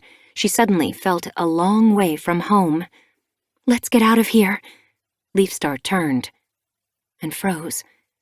Squirrelflight followed her gaze. A huge she-cat was staring at them from beside a dogwood. The cat's long, fine gray fur was bushed out, and her eyes glittered with hostility. Squirrelflight's heart raced as the cat stalked toward them, growling. "We're going to have to fight our way out," she whispered to Leafstar. "I don't know if we can." Leafstar nodded to the brambles at the side of the valley as 3 more cats, each as large as the first, padded out. 4 cats followed the gray cat from the dogwood, and 3 more slid from beneath a juniper bush on the other side of the valley. "We're surrounded." Chapter 4. The gray cat narrowed its eyes. "Why are you here?" The other cats moved closer, pelts bushed, eyes flashing menacingly. "We're exploring. We didn't realize." Squirrelflight's mew trailed away as she saw that the gray cat's belly was round. She was expecting kits. Leafstar shifted beside her. "We thought the camp was abandoned." "The rain had washed away your scent," Squirrelflight mewed quickly. The gray queen exchanged glances with a young white she-cat near the brambles. As the white she-cat flicked her tail, her gaze flashed back to Squirrelflight. "You must have seen our tracks and our dens." "Yes," Leafstar leaned forward, "and we were just going to leave." "But you said you thought this would be a good place to make camp." The queen was still glaring at Squirrelflight. "Why?" "We were looking for new territory," Squirrelflight told her. "We didn't realize this land belonged to a clan." "A clan?" The queen tipped her head. Leafstar growled. "Why are you explaining yourself to these cats?" she snapped at Squirrelflight. Squirrelflight looked at her. What else was she supposed to do? "They outnumber us, or hadn't you noticed?" "I noticed." Anger glittered in Leafstar's gaze. "But they're rogues, not a clan." She turned back to the queen. "I'm Leafstar, leader of Sky Clan." "I'm Moonlight, and these are the sisters." The queen nodded toward her campmates. "We only came to find out if this land was empty," Leafstar snarled. "Now that we know it isn't, we'll leave." She began to pad forward, but Moonlight hissed. The sisters fanned out until every stretch of grass was covered. "Wait!" Squirrelflight swallowed back panic. They'd never be able to fight their way out of here. She looked imploringly at Moonlight. "We just want to go home." Moonlight's gaze flicked over her. "Are you one of the cats from the lake?" "Yes." Had Moonlight and the sisters been watching the clans? "I didn't think you ever strayed past your scent markers." Moonlight meowed. "We don't, usually," Squirrelflight told her. "But as I explained, we're looking for territory." "And you think you're going to take this land?" Moonlight's eyes narrowed into hard slits. "We were just looking," Leafstar growled. "But we don't need it. Keep your land." Moonlight didn't move. "Who says it's our land?" "You live here, don't you?" Leafstar shot back. "For now." She shook out her fur suddenly and sat down. Squirrelflight sensed the other cats relaxing around them. She let her fur smooth and glanced at Leafstar, hoping the Sky Clan leader would do the same. These cats clearly didn't want to fight. Why provoke them? Moonlight lifted a paw and licked it. "We're not like you lake cats." She drew her paw over her ear. We don't make boundaries or leave markers. If you did, Leafstar muttered, we might have stayed away. True. Moonlight nodded to the white cat, who padded to her side. Her snowy pelt was sleek and well-groomed, and she sat down noiselessly as Moonlight went on. But other cats don't show much interest in our land. They come and go. They hunt, then continue on their way. They leave us mostly in peace. She licked a paw and washed her other ear. Squirrelflight wasn't surprised that other cats left them alone. The sisters were larger than clan cats. Their broad shoulders and wide paws were intimidating, and she wondered if even a trained warrior could fight more than one of them. The 3 males she could make out seemed younger than the other cats and smaller, but they were sleek and well-muscled, as though they'd never suffered a harsh leaf bear or gone to sleep with an empty belly. Leafstar looked around the camp, her gaze sharp. You said you only live here for now. Are you going to stay long? Squirrelflight pricked her ears. Leafstar sounded curious. Was she considering this territory? Moonlight followed the Sky Clan leader's gaze. We'll stay until my kits are ready to travel. Leafstar glanced at her belly. Will you ever return? It's a good place for birthing, Moonlight told her. But if it's occupied when we come back this way, we'll find someplace else. She sounded unconcerned. Hope flashed beneath Squirrelflight's pelt. The sisters didn't want this land, and Leafstar sounded interested in making it Sky Clan's home.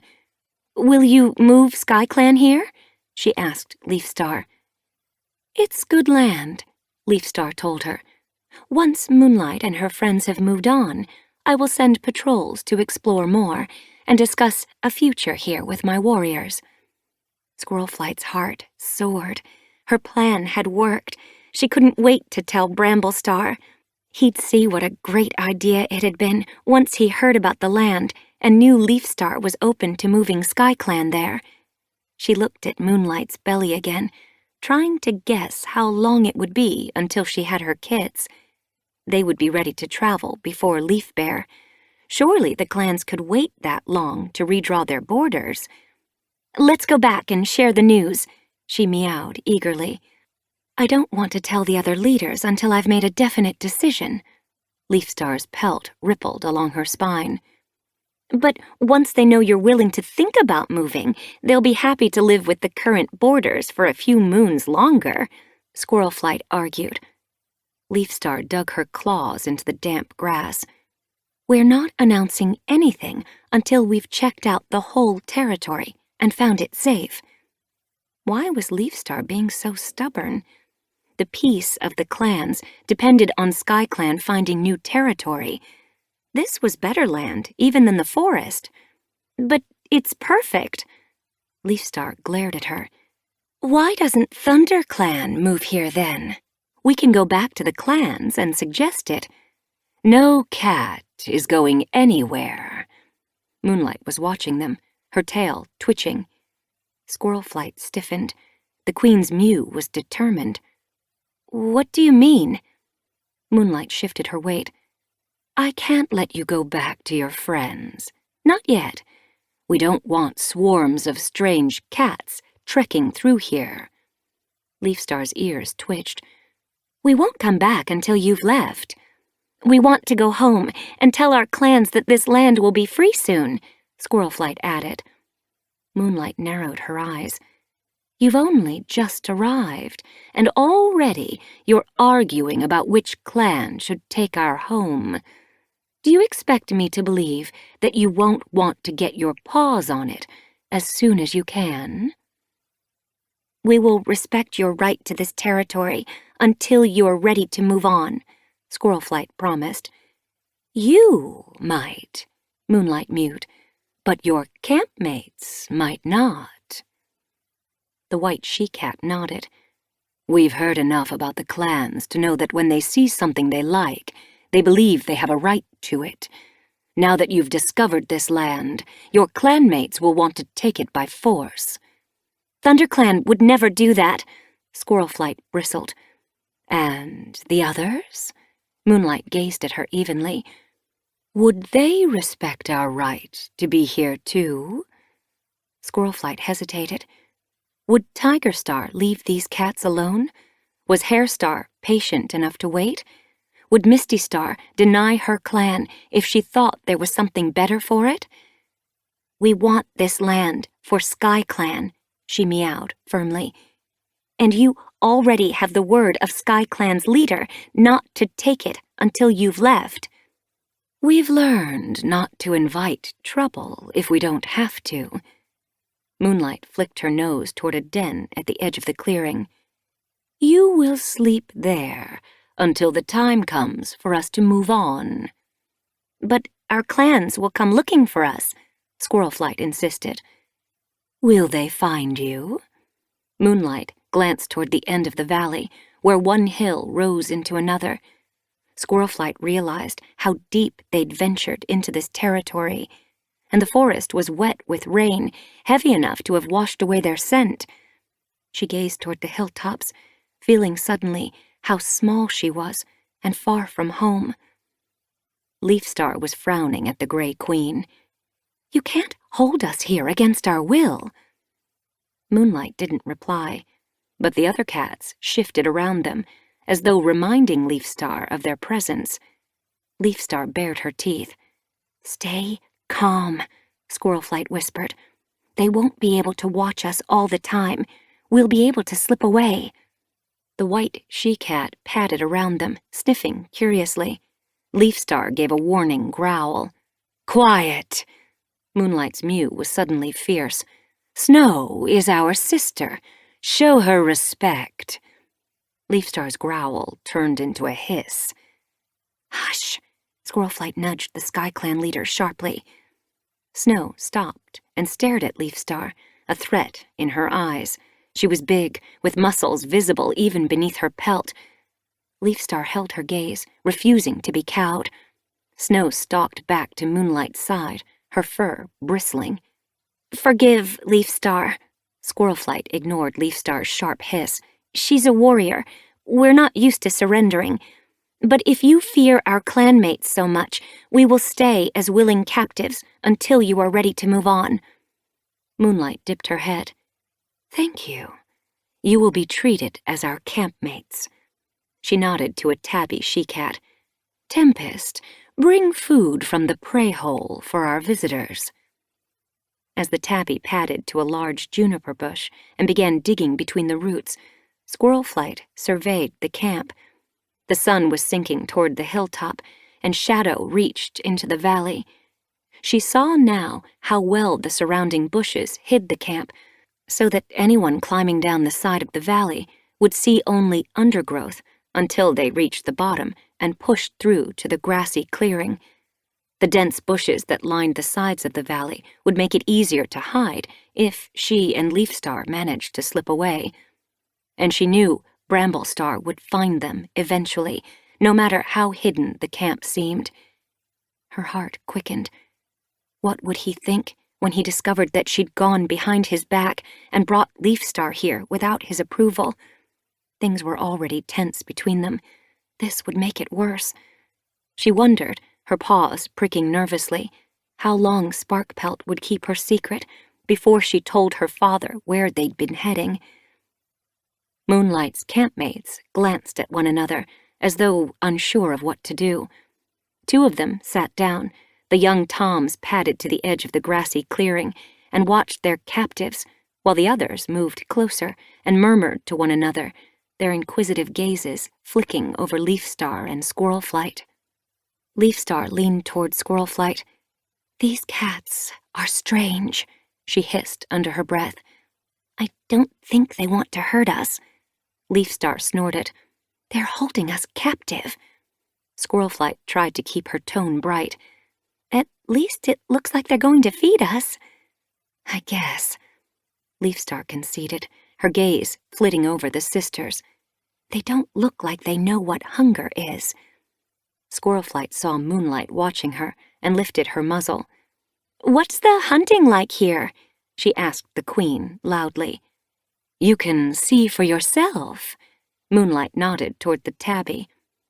Tempest dragged 2 fat mice from a hole beneath the juniper.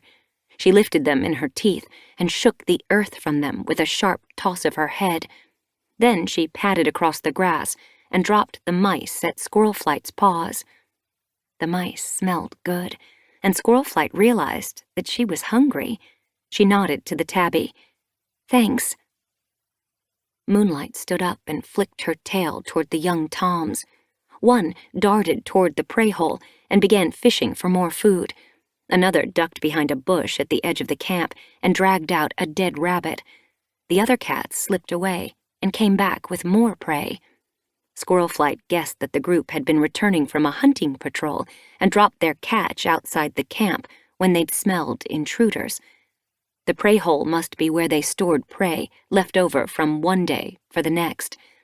She wondered how the cats decided who ate yesterday's prey and who ate fresh. A tortoise shell carried 2 voles to Moonlight and laid them on the ground in front of her.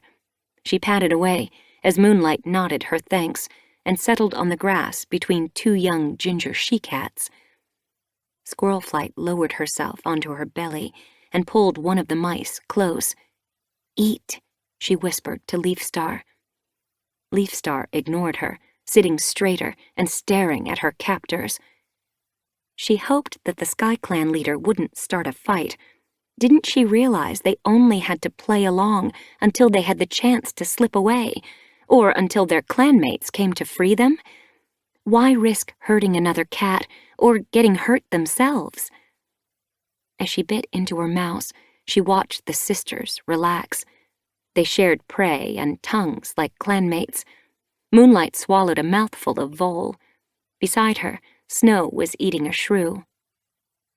With a sigh, the queen shifted onto her side to ease the weight away from her swollen belly.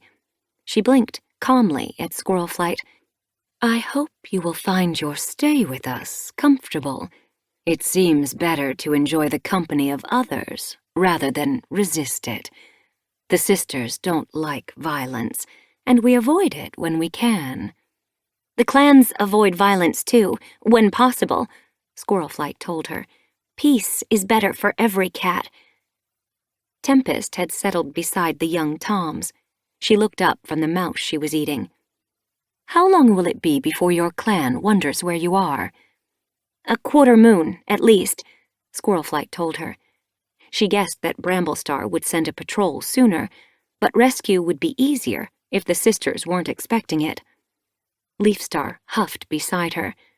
My clan will be missing me already, she meowed pointedly. They'll send out a search party. It won't take long for them to find me. As Squirlflight swallowed back frustration, Tempest glanced at Moonlight, alarmed. Perhaps we should let them go. We don't want trouble. Moonlight hooked up another vole with her claw. There won't be trouble. Keeping these cats will send an important message to their clans. The tabby and white tom beside Tempest frowned. What message?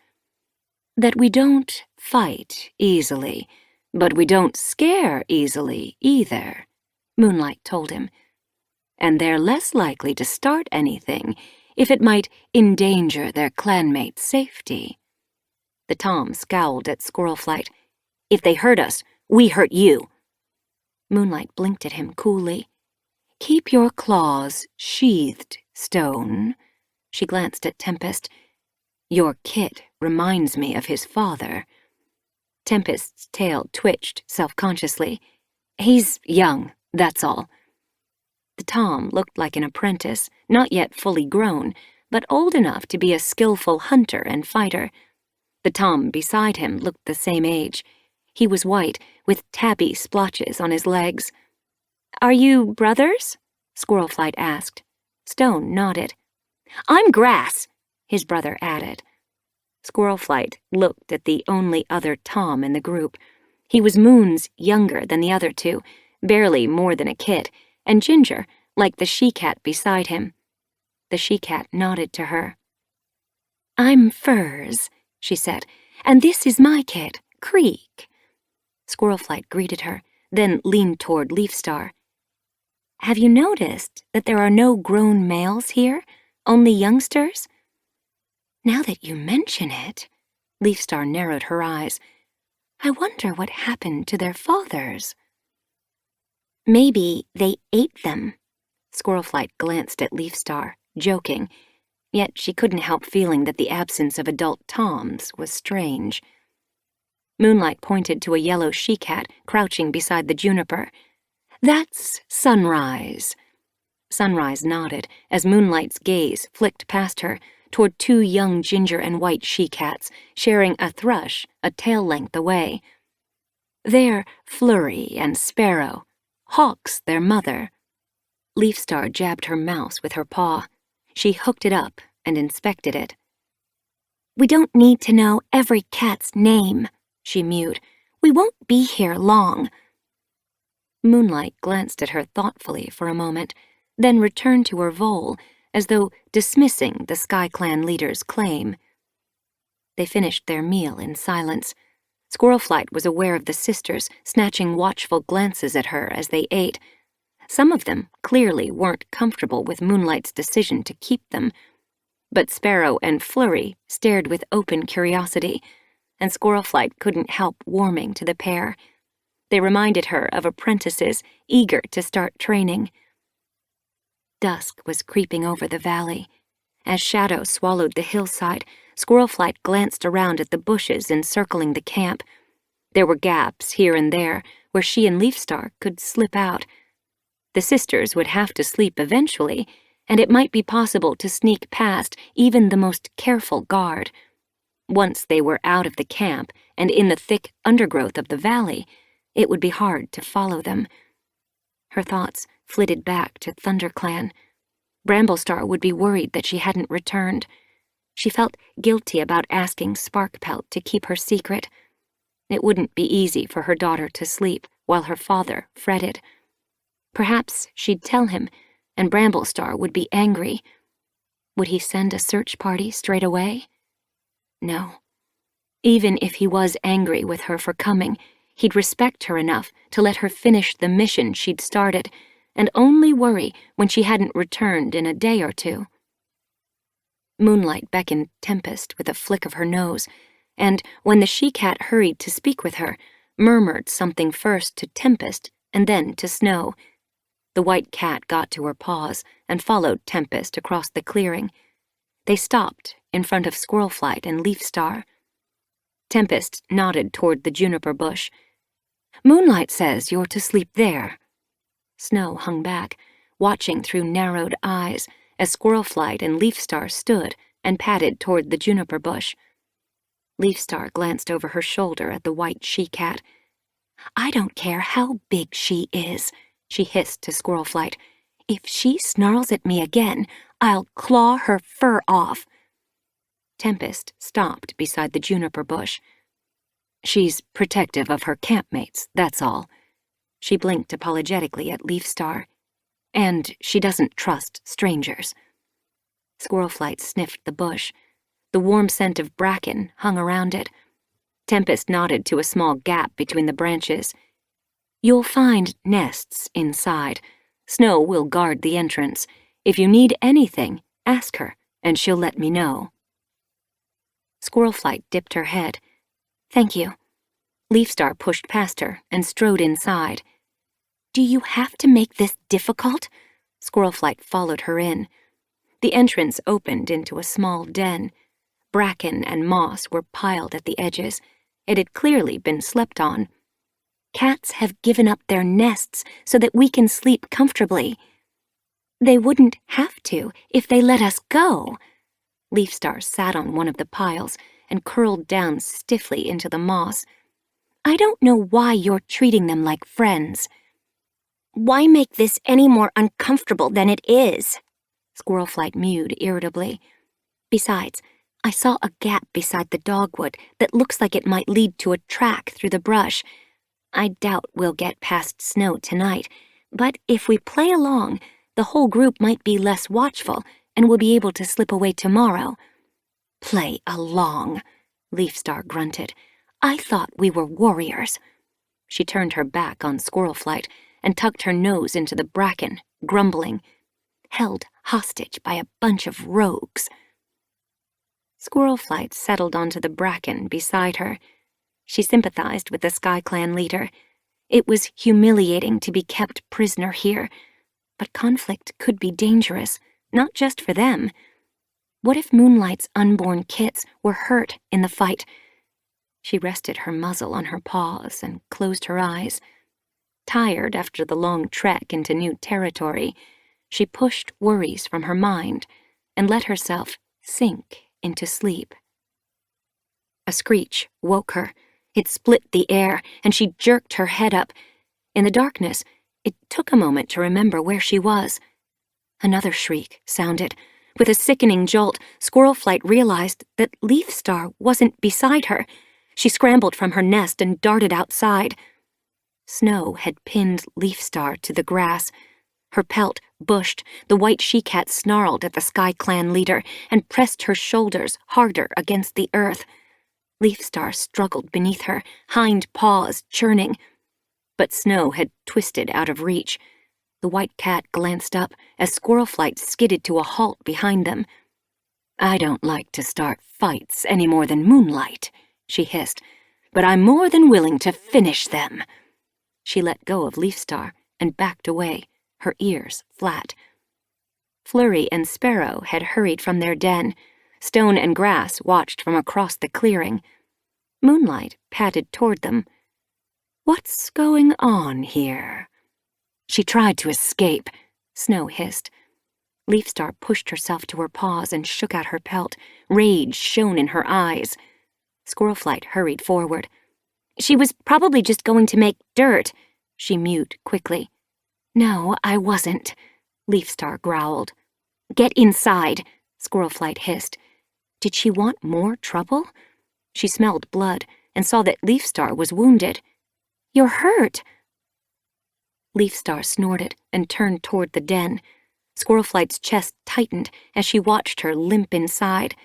Snow was glaring at her, eyes glittering. Stone and Grass glanced nervously at each other. Flurry stepped forward. "We can guard if you like," she told Snow. Sparrow pressed beside her. "You can get some sleep." Snow narrowed her eyes. "I'll finish what I started," she mewed ominously. Moonlight flicked her tail. "Make sure your friend stays in her den," she told Squirlflight. "I don't want any more disturbances tonight." She turned back to her own den. Squirlflight followed Leafstar inside to find her lapping her hind paw. "Let me look at your wound." Squirlflight nosed her muzzle out of the way and inspected the ragged fur. Blood oozed from a deep scratch on her leg. Her heart sank. It would be harder to escape now that Leafstar was injured. "Make sure it's clean," Squirlflight told her. "What do you think I was doing?" Leafstar began licking it again. Squirlflight looked around the den, relieved to see cobwebs crowding between the branches above her head. She reached up and grabbed a pawful. "Dress it with these when you've finished cleaning it." "Thanks." Leafstar took the cobwebs from her. "Tomorrow we'll see if we can get herbs to treat it." Anxiety fluttered in Squirlflight's belly. Why hadn't Leafstar waited as they'd planned? "Were you planning to leave without me?" "I was trying to see if there was an easy way out of the camp," Leafstar told her. "If I'd found one, I would have come back for you." "Okay." Squirlflight believed her. Leafstar wouldn't abandon another warrior. She sat down. Slipping away was going to be harder than she'd thought. Were they going to have to fight their way out of here? She forced her fur to remain flat. Fighting these cats would be dangerous. The sisters seemed peaceful, but they were clearly willing to be aggressive if they needed to. "Next time you come up with an escape plan, tell me first." "I don't know if there will be a next time." Leafstar began wrapping cobweb around her paw. "I think we'll have to wait for our clanmates to rescue us." Squirlflight met her gaze darkly. She didn't want ThunderClan cats to get hurt because she'd made the mistake of coming here. Guilt wormed in her belly. She should never have gone behind Bramblestar's back. They might not watch us so closely tomorrow, she mewed hopefully. We might get away. Leafstar eyed her doubtfully. These cats won't let us go easily. Squirrelflight shifted her paws anxiously. Leafstar was right. Escaping was going to be hard, and even if they managed, she wondered what kind of reception would await her in the ThunderClan camp. Chapter 5. Squirrelflight sat down and curled her tail over her paws. She yawned, sleepy after eating the fat vole Sparrow had brought her at sun-high. Across the clearing, Tempest, Stone, and Grass were digging earth from beneath a low gorse bush. Its thick branches spilled onto the grassy clearing, and the 3 cats had opened a gap in the front and were taking turns hauling dirt from around the central stem. Squirrelflight nodded to Leafstar. It looks like they're building a new den. If Moonlight let us go, they wouldn't need another den. Leafstar lay outside the juniper bush where they'd slept for the past 2 nights. The wound on her leg was still raw.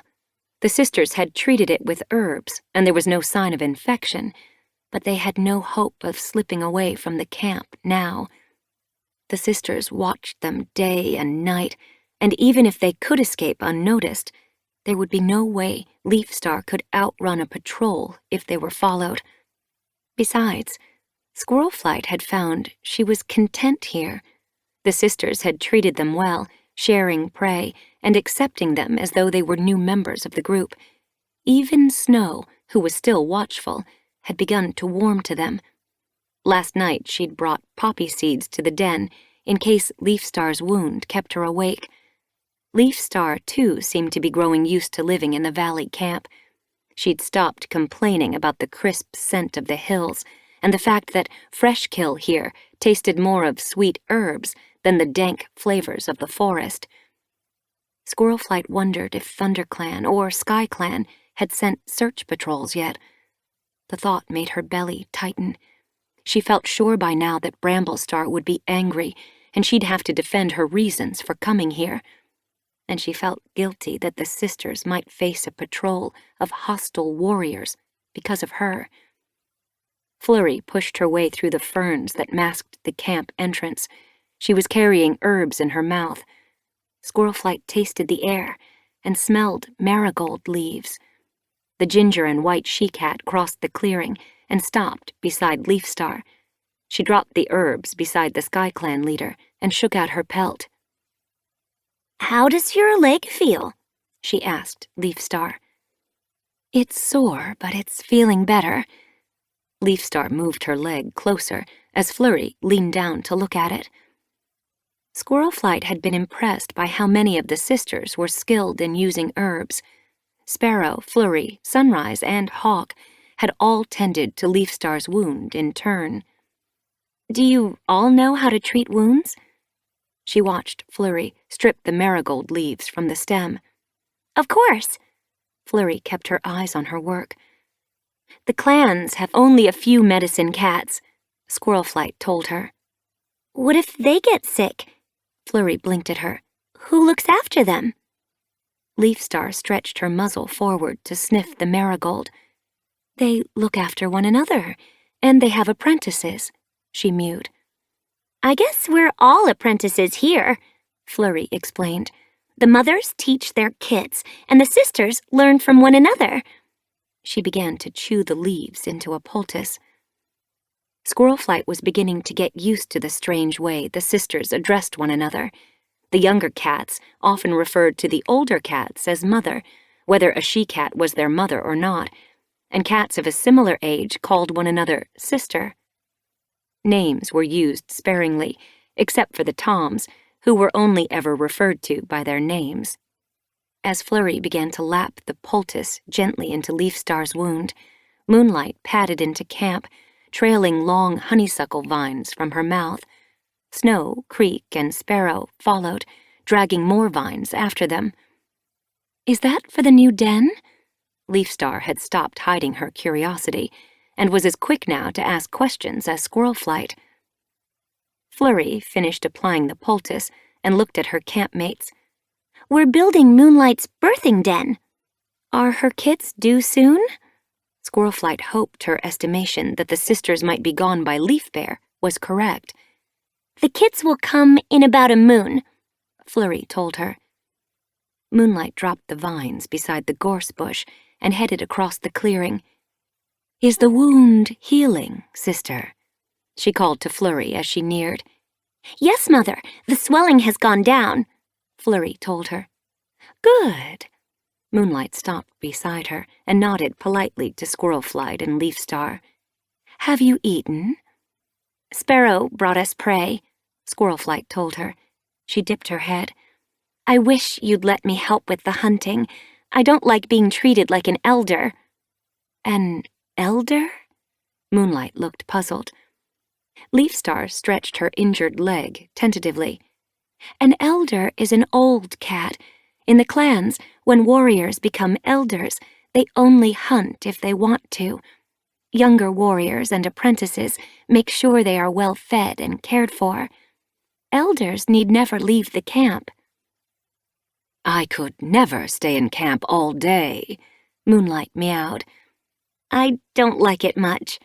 Squirlflight flicked her tail tip irritably. "I need to stretch my legs." Leafstar's ears twitched. "If you let us go, we could both stretch our legs." Moonlight sniffed Leafstar's wound. "We'll let you go when we move on. For now, you'll have to put up with living like your elders." Squirlflight looked on as Creek and Sparrow wove the vines between the branches to build the gorse den. "Can I help here, then?" 2 long days of doing nothing had left her restless. "That would be kind." Moonlight straightened. "Leafstar should rest this leg, though." "I'm happy to watch," Leafstar told her. Moonlight led Squirlflight across the clearing. Flurry padded after them. Stone was still scraping earth from the den. He paused as Squirlflight reached him. She peered inside and saw that he'd created a wide dip around the central stem. Branches had been broken off to open up the space inside, but the remaining walls were still thick enough to keep the den cool. It looked a lot like a warrior den. Tempest padded around the pile of vines. "We'll need more." Moonlight nodded to Snow. "Sister, take Creek and fetch more," she meowed. Snow dipped her head. She made her way out of camp, Creek hurrying behind her. Tempest beckoned Stone and Grass with her tail. "Use these to reinforce the back of the den," she told them. "Sure." Stone glanced at his brother. "You weave from the inside, and I'll weave from out here." Grass picked up a vine in his teeth and dragged it into the den, while Stone hauled another vine around the back. As Tempest watched them disappear, Squirlflight saw sadness in the tabby's gaze. Was she thinking about their father? Where was he? "We'll work on this side." Moonlight pulled the remaining vines around the back of the den. Squirlflight followed, glancing at Tempest. "It must have been hard for her, raising her kits alone." Moonlight's eyes widened. "She didn't raise them alone. She had us." "But she must miss her mate."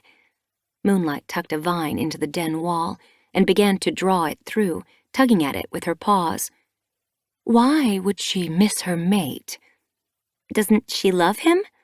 Squirlflight pressed a vine through a gap. "I don't know," Moonlight told her. "We prefer to live without Toms. Tempest could have stayed with him if she'd wanted to, but she chose to travel with us and raise her kits among her sisters." Squirlflight couldn't imagine raising kits without Bramblestar. And how could she think of living without him? Even though she hadn't been gone long, she missed him. Would he forgive her for coming here? Suddenly, her heart quickened. She wanted to see him, to explain why she'd crossed the border. He'd understand when he realized how important it was to her. Here. Moonlight pushed a stray tendril toward her. Pull this one through. Squirrelflight tugged at it, while Moonlight fastened the other end into the wall. If you prefer not to have toms around, what will happen to grass and stone? They're your kin. Can they stay? No. Moonlight sat back on her haunches and inspected her work. They're old enough to leave us. We've been waiting until the stars are in place. Squirrelflight wondered for a moment if the sisters had their own star clan. She glanced at Moonlight. What do you mean? Wait until tonight, Moonlight told her. You'll see. Do they want to leave? Squirrelflight wondered how the sisters could send their young away. Of course they want to leave. They're toms. They have a deep connection with the land. They must travel it as they wish, not be tied to our path. Squirrelflight couldn't imagine being separated from her kits, no matter how old they were. Won't Tempest miss them? At first, Moonlight told her, but there will be new litters to take care of. She glanced at her belly. And we are each mother to all the young. Where will stone and grass go? Wherever they choose. Moonlight reached for the end of Squirrelflight's vine and began to tuck it between the branches. They might travel together, or become loners, or join rogues, or live with Two Paws. Their ancestors will guide them. Two Paws? Squirrelflight asked. Moonlight tipped her head. The furless animals that build big stone dens to live in. 2 legs. Squirrelflight shuddered. But why would any cat choose to be a kitty pet? Our ancestors were kitty pets, as you call them, Moonlight told her. All the sisters are descended from den-bound cats. Our first mothers were one family. Squirrelflight let go of the vine, and Moonlight pulled it. She suddenly understood why the sisters looked so similar.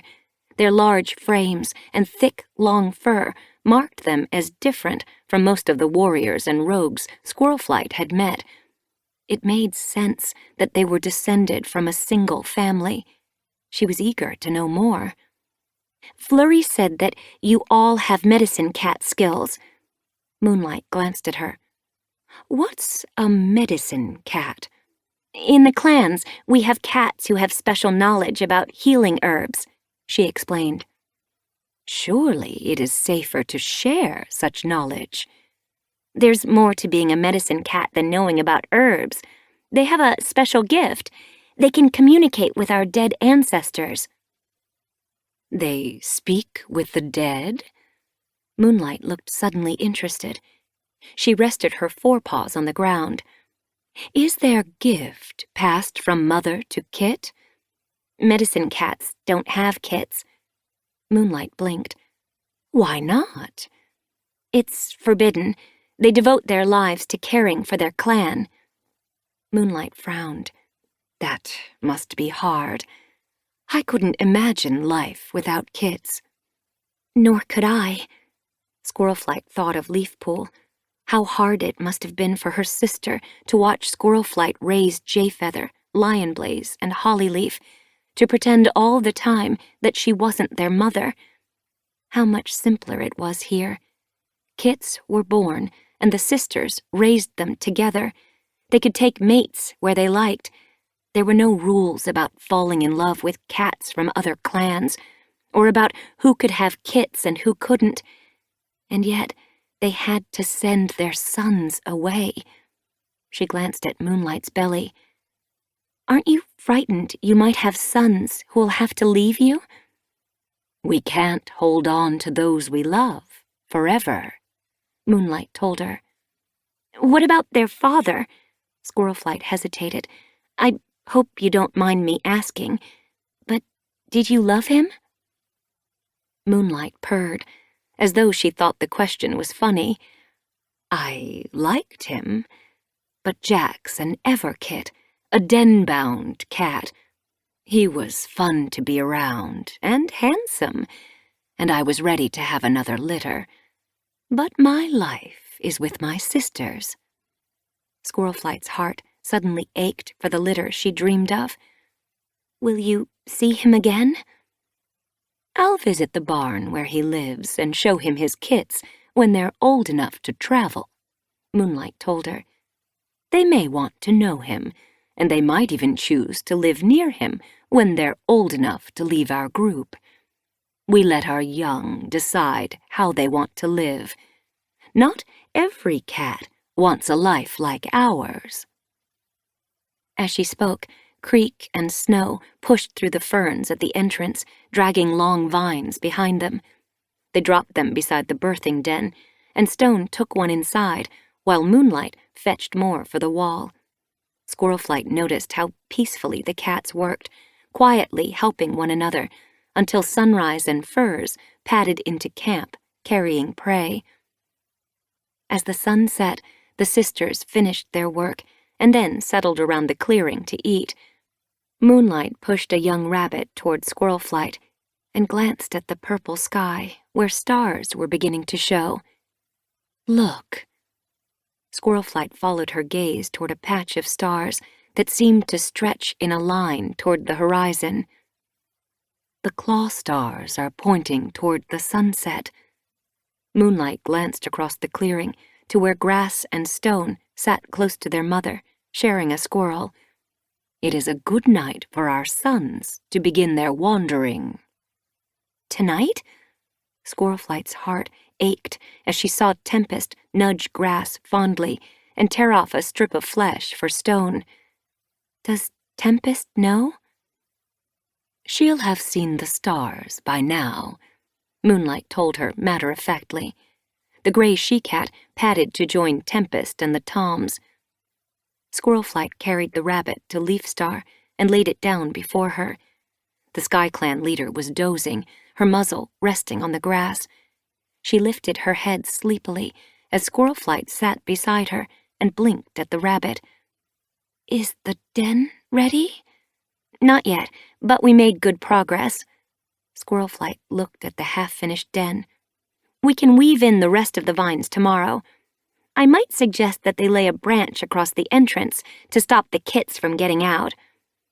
Leafstar pushed herself into a sitting position and sniffed the rabbit. "You sound so at home here. Are you planning to stay?" She eyed Squirrelflight accusingly. "No, of course not." Squirrelflight lifted her chin.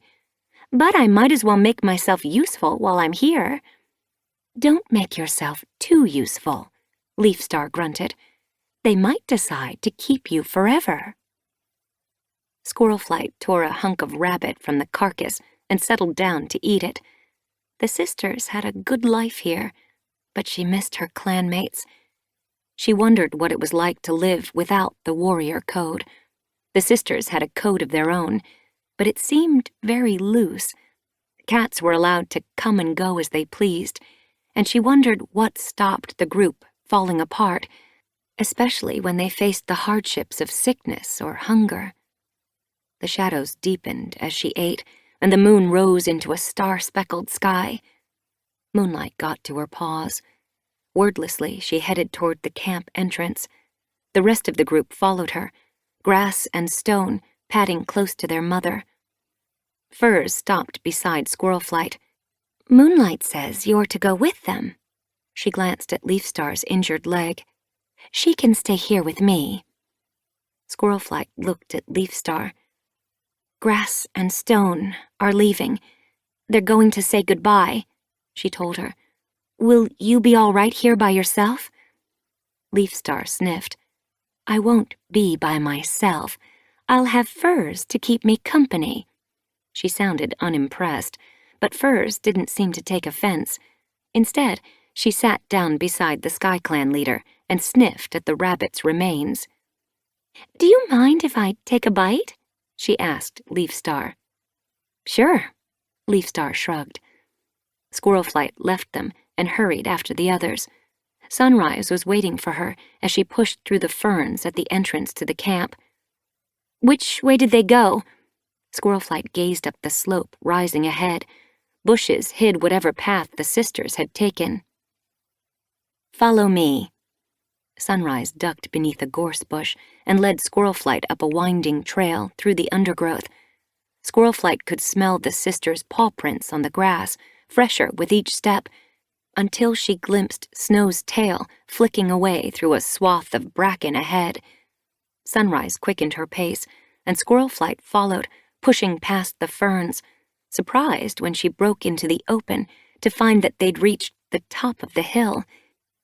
The sisters were lined along the crest, gazing at the land beyond. The starlit sky stretched over hill after hill, rolling away to the mountains.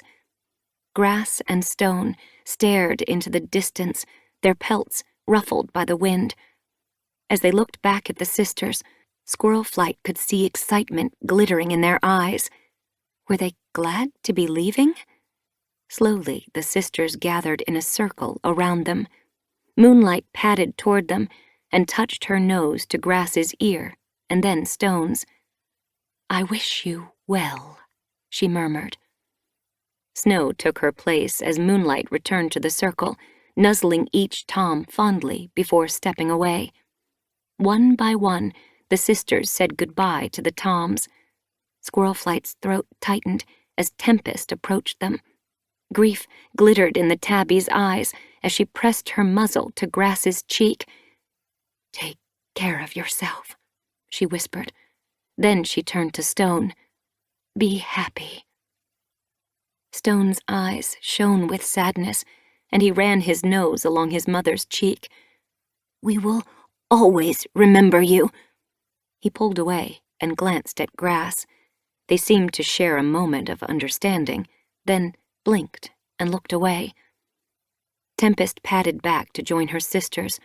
Hawk and Snow pressed either side of her as Moonlight dipped her head to the young toms. "This is the beginning of your great adventure," the gray she-cat told them. "You must walk through the night, never looking back, and at dawn you will have left your kithood behind and become true toms. May the ancestors who walk the land find you and give you guidance." Stone dipped his head. "Thank you, Mother." Grass shifted his paws, seeming suddenly uncertain. "Wander in peace," Moonlight meowed. The sisters raised their voices to the sky. "Wander in peace." They moved, opening the circle they'd made, and Stone and Grass padded away, following the slope of the hill down into the next valley. Squirrelflight glanced back over her shoulder. She wondered if she could ever give up the toms in her life. No. From here, she could see the edge of the forest beside the lake. ThunderClan territory. She gazed wistfully toward it. What was Bramblestar doing right now? Was the clan settling down for the night, or was a patrol already searching for her? Guilt tugged beneath her pelt. Was Sparkpelt still keeping her secret? It would be a heavy burden to bear. She couldn't let her daughter or her clan worry any longer. She had to find a way home. Grass and Stone had disappeared into shadow, but the sisters stood watching silently, as though breathing every last scent of them. Tempest leaned softly against Snow, her gaze misty. Squirrelflight's heart twisted with sadness. Tomorrow, once the sisters' loss was less raw, she'd ask Moonlight again if she and Leafstar could leave. If she explained how much she missed her clan and her kin, perhaps the sisters would understand her longing to go home.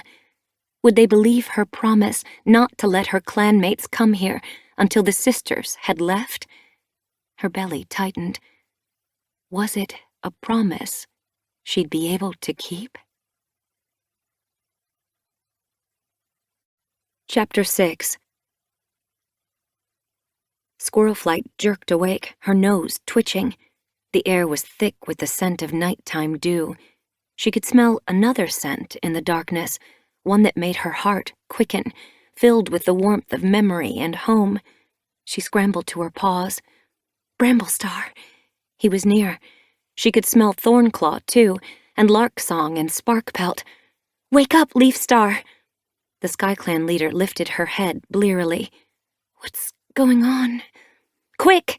Squirrelflight darted to the entrance. They're here! A rescue party's here! As she spoke, wails shrilled outside the den.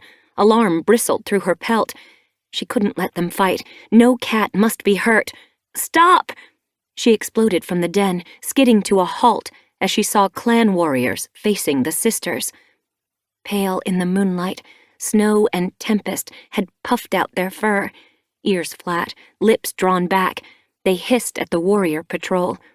Bramblestar, Thornclaw, and Larksong snarled back at them. Furs, Sunrise, and Hawk slid like hissing snakes around their sisters as SkyClan cats, Hawkwing, Plumwillow, and Tree fanned out around the ThunderClan patrol. The cats glared at one another through slitted eyes. Wait! Squirrelflight flung herself between the sisters and the warriors. ThunderClan and SkyClan outnumbered the sisters.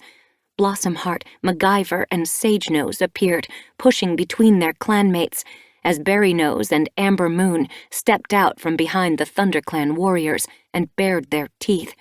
You mustn't fight! Confusion clouded Bramblestar's gaze. Leafstar limped from the den and stopped at the edge of the clearing, her eyes round with alarm. Listen to her. Hawkwing stared at her, as though trying to understand. They haven't harmed us, Squirrelflight told him. She knew that it was a lie.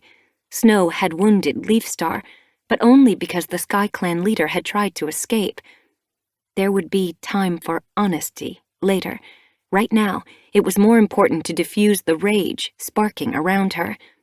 Creek, Flurry, and Sparrow darted from the shadows and stood beside their mothers. Moonlight hurried from the back of the clearing and wove between her campmates. She stopped at the front of the group and stared at Bramblestar. Squirrelflight was shocked to see how small the clan cats looked in front of the sisters. She'd grown used to these cats, forgetting their size. She realized once more how different they were. Their fur was longer, their bodies larger than any warrior or rogue Squirrelflight knew. Even Bramblestar seemed overshadowed by their size.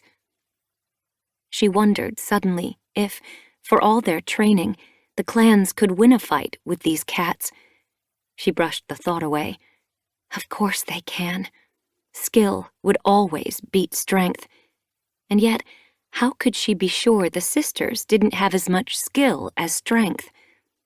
Moonlight lashed her tail. What are you doing in our camp? She curled her lip as she glared at the warrior patrol. Bramblestar answered, his ears twitching with rage. We've come to fetch our clanmates. He didn't look at Squirrelflight. Worry wormed in her belly as she guessed that some of his anger was directed at her. He'd be wondering why in StarClan she was defending her captors and why she'd come here without telling him, putting herself and Leafstar in danger. She'd gone against his wishes. What would he have felt if any other of his warriors had ignored his orders so blatantly? Her mouth felt dry. What would I feel if one of our warriors ignored my orders? They shouldn't be here, he growled. Your clanmates are our guests, Moonlight told him. Hawkwing jerked his gaze toward Leafstar. Is that true? Moonlight answered for her. We have treated them like sisters. Bramblestar flicked his tail angrily. They haven't stayed here voluntarily. No warrior would. You've held them against their will. It was necessary, Moonlight growled. Hawkwing glared at her. Why? Squirrelflight looked from Moonlight to Bramblestar as she stood between them. They were scared we'd bring our clanmates here if they let us go. Bramblestar looked puzzled. But they must have known we'd come looking for you. They're not clan cats, Squirlflight explained. They didn't realize you'd try so hard to get us back. They've only been here 2 days. Moonlight scanned the warrior patrol curiously. That's not long to be away from home. Don't any of you ever wander? Hawkwing growled. We're warriors, not loners. We stay with our clan. The sisters exchanged glances, but no cat spoke. Bramblestar let his pelt smooth. Around him, the clan cats shifted self-consciously, as though suddenly wondering what they were doing here if Squirlflight and Leafstar didn't seem to be in danger. Squirlflight padded to Bramblestar's side, her heart quickening out of habit as his scent filled her nose. She reached her muzzle toward him. Did he feel the same way? Or was he too angry with her to feel relieved that she was safe? I'm glad you came to get us. He pulled away, blinking at her. Are you okay? I'm fine. Leafstar limped toward her warriors. Not so fast. Snow darted from the group and blocked her way. We haven't said you can leave. Why keep us now? Leafstar blinked at her. Our clanmates know where your camp is. There's nothing left to hide. No, Snow agreed, her pelt rippling along her spine. But as long as you're our guests, your friends will have to respect our boundaries. Squirlflight looked at her in surprise. I thought the sisters didn't have boundaries. Not permanently, Snow conceded. But when one of us is ready to kit, we must mark out some sort of territory to protect her and her newborn. Bramblestar's gaze flitted around the sisters, stopping as it reached Moonlight. He dipped his head. I should have seen that you are expecting kits. Squirlflight blinked at him. Do you see why I couldn't let you fight? He ignored her. But you can't keep Leafstar and Squirlflight here. They're coming home with us now. As he spoke, Tree pushed his way to the front. The SkyClan Tom's eyes were on Moonlight. Squirlflight watched him, alarm sparking in her belly. Why was Tree glaring at the gray she-cat so resentfully? Hello, Mother. Squirlflight blinked. Mother? Had he once been part of this group? She stiffened as another thought flashed in her mind. Were they actually mother and son? Tree, small, muscular, thickly pelted, looked nothing like the broad, long-furred, bushy-tailed she-cat. And yet, there was a dark determination in his amber gaze that reminded her of Moonlight. Moonlight stared back at Tree, blankness giving way to excitement as she recognized him. Earth! Sunrise, whose coat was the same shade of yellow as Tree's, stepped forward, her tail rising in excitement, but paused at Tree's next words. I'm not Earth anymore. Anger hardened Tree's mew. I named myself Tree after you sent me away. Tree. Moonlight repeated his name as though testing it. She tipped her head. I like it. It suits you. You were always a strong-minded kit. Is that why you abandoned me? Abandoned you? Moonlight looked surprised. You were old enough to hunt. Barely. But the claw stars were pointing to the sunset. It was time for you to wander. You let the stars dictate my fate. Tree held his mother's gaze scornfully for a moment longer, then looked away. Squirlflight glanced around at the sisters. They shifted uncomfortably. Sunrise was staring guiltily at her paws. Perhaps their way of life wasn't as uncomplicated as she'd thought. She saw Creek shoot a nervous glance at his mother. Was he anxious about leaving when his time came to wander? Bramblestar moved beside him. Tree is one of us now. If he wishes to know you better, that's up to him. But he came here for the same reason we did. You are holding our clanmates against their will. Let them go. He flexed his claws. You may be carrying kits, but that doesn't mean we won't fight to get our clanmates back." As Moonlight hesitated, Squirlflights saw Plumwillow and Berrynose drop into battle stances. Hawkwing and Thornclaw bared their teeth. Her breath caught in her throat. "They only want us to stay here until Moonlight's kits are ready to travel," she mewed quickly. Bramblestar swung his gaze toward her. "Do you want to stay with them until then?" he growled. "Of course not." Squirrelflight blinked at him. "But they meant us no harm. If we wait, this territory will be free for SkyClan to take in a moon or two." Bramblestar stared at her coolly. "That is a decision for Leafstar and SkyClan to make." Leafstar whisked her tail. "This is good land. I think SkyClan would be happy here."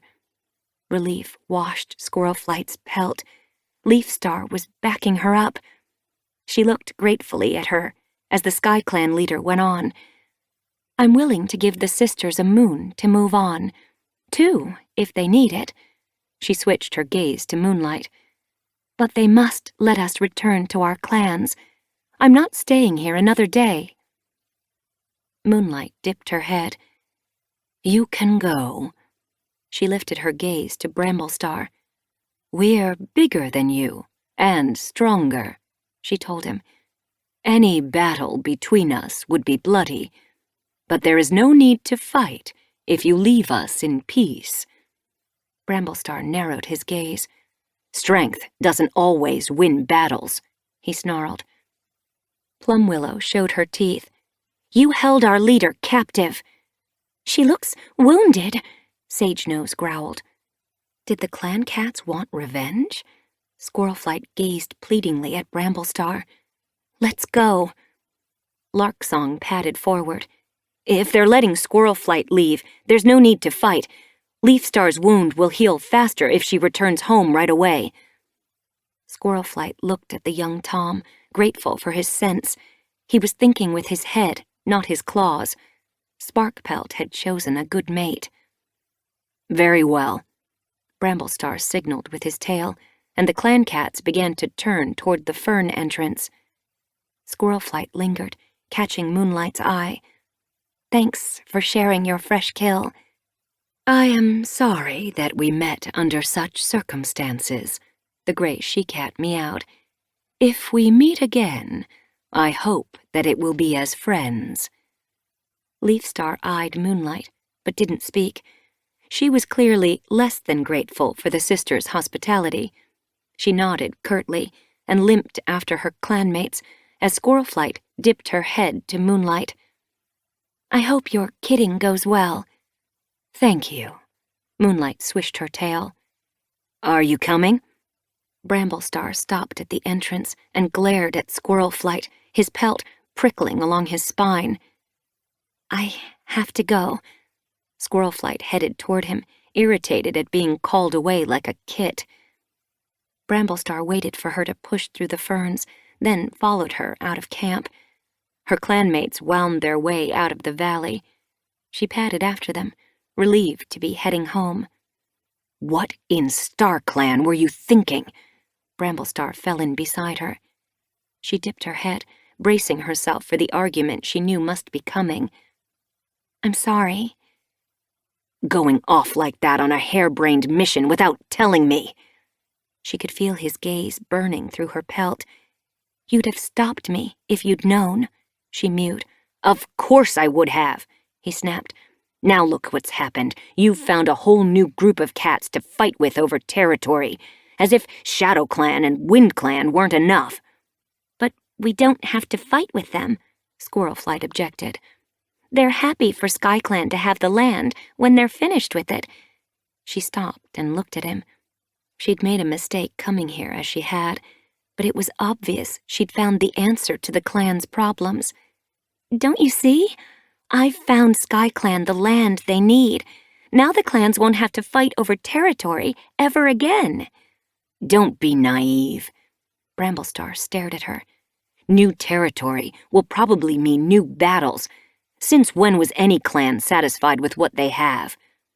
"When each clan has enough, Then the fighting will stop. Why was he being so negative?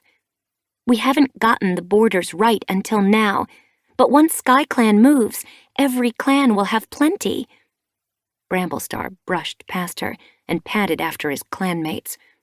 Squirrelflight caught up to him, irritation spiking her fur.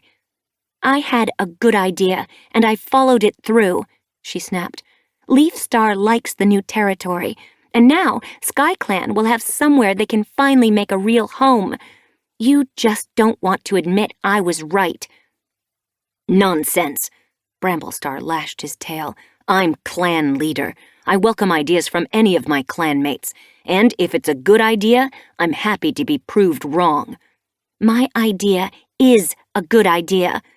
Squirrelflight swallowed back frustration. You're only seeing it from your point of view, Bramblestar growled. Have you really thought about what it would be like for SkyClan to move again so soon? To build yet another camp? To learn about new territory? How do you know there aren't two legs here, or a family of foxes? Have you checked every tail length of this land? What if one of their kits is killed by a snake here? Will you take responsibility? Life is risky. Squirrelflight ignored the doubt shimmering at the edge of her thoughts. There will be risks wherever SkyClan lives. Bramblestar ignored her. And how does it make SkyClan look, agreeing to live where the other clans choose again? Do you think the other clans will treat them as equals once they've finished pushing them around? That's not my problem, Squirrelflight shot back. It's up to SkyClan. Leafstar wants to move. She knows what she's doing. I hope so.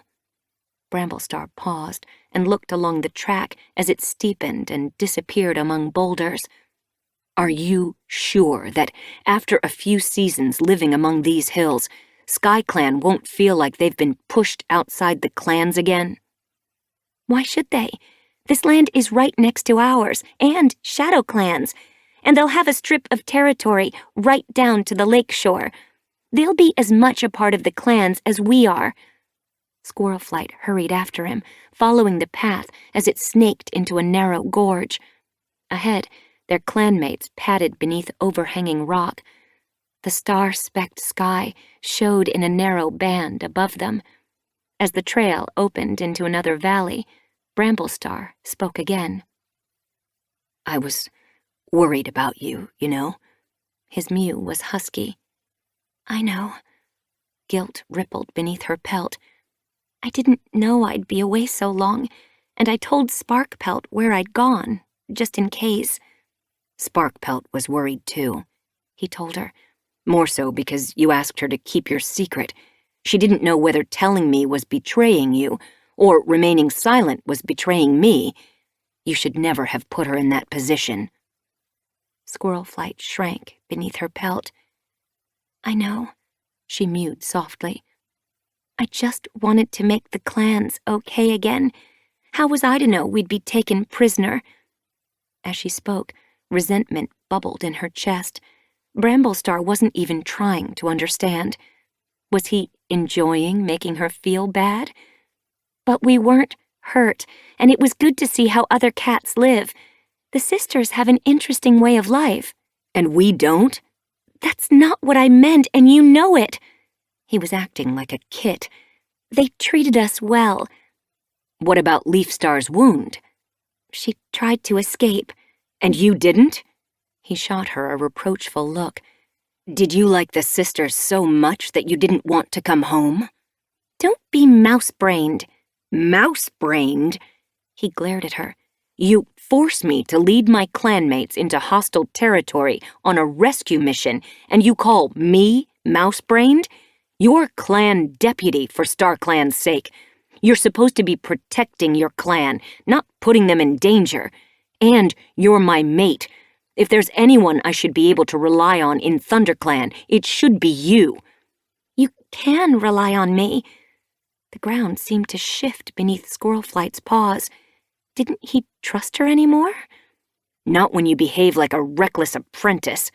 Bramblestar glared at her. From now on, I want you to run every decision by me. No more going off on your own ridiculous missions. No more arguing with me at gatherings. If a deputy can't support her own leader, perhaps she's not fit to be deputy." With that, Bramblestar pulled ahead, his shoulders stiff, and followed his clanmates as the path wound into a wooded ravine. Some of the ThunderClan warriors shot Squirlflight sympathetic glances. It only made her feel more wretched. Did my own mate just threaten to replace me as deputy? She trailed behind. What was the point of talking to him? He seemed determined to twist her words, and he clearly didn't want to admit that her mission might have helped the clans. Suddenly, she missed the amiable calm of the sisters' camp. In her days there, no cat had argued or worried about territory or fussed about whether their campmates were following the warrior code. They seemed to take life as it came, without judgment or complaint. As they neared the clan border, Squirlflight's chest tightened as she felt the forest begin to close in on her. She could sense that Bramblestar wasn't going to forgive her anytime soon. Chapter 7. Flippaw stopped as he crossed the clearing, a bundle of fresh moss for the elder's den between his jaws. He dropped it as he reached Squirlflight. "I'm glad you're back. Hollytuft said the sisters wanted to keep you captive forever." He blinked at her eagerly. "She said they were twice the size of normal cats. Were they scary?" Squirlflight twitched her tail. She'd lost count of the number of times she'd answered questions about the sisters since she'd returned yesterday. "They were nice," she told him patiently. Flippaw looked puzzled. "But they held you hostage." "Yes, but they shared their prey with us and took care of Leafstar's wounded paw." Why were her clanmates so surprised that cats could be kind and yet still stand up for themselves? Flippaw tipped his head to one side. "Is that why you didn't try to escape?" Squirlflight swallowed back irritation. Leafstar's injury made it hard to escape, and I wasn't going to leave her. "But you said they were nice. She would have been okay." It wouldn't have been right to escape by myself. Didn't young cats understand loyalty? But Flippaw had moved on. "Were they rogues?" He stared at her intently. "Bristlepaw said they used to be part of Darktail's kin." Of course they weren't. Squirlflight flicked her tail sharply. She was relieved to see Hollytuft padding from the fresh kill pile.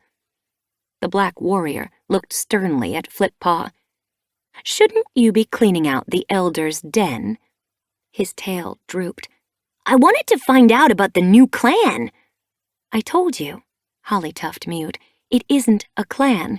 It's just some cats who live near the mountains. Squirlflight was unlucky to run into them."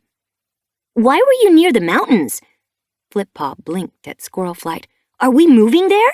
Thriftpaw says one of the clans has to move before Leafbear, or we'll all starve." "No one is going to starve." Hollytuft looked at Squirlflight apologetically. "Trying to stop apprentices gossiping is like trying to stop birds singing."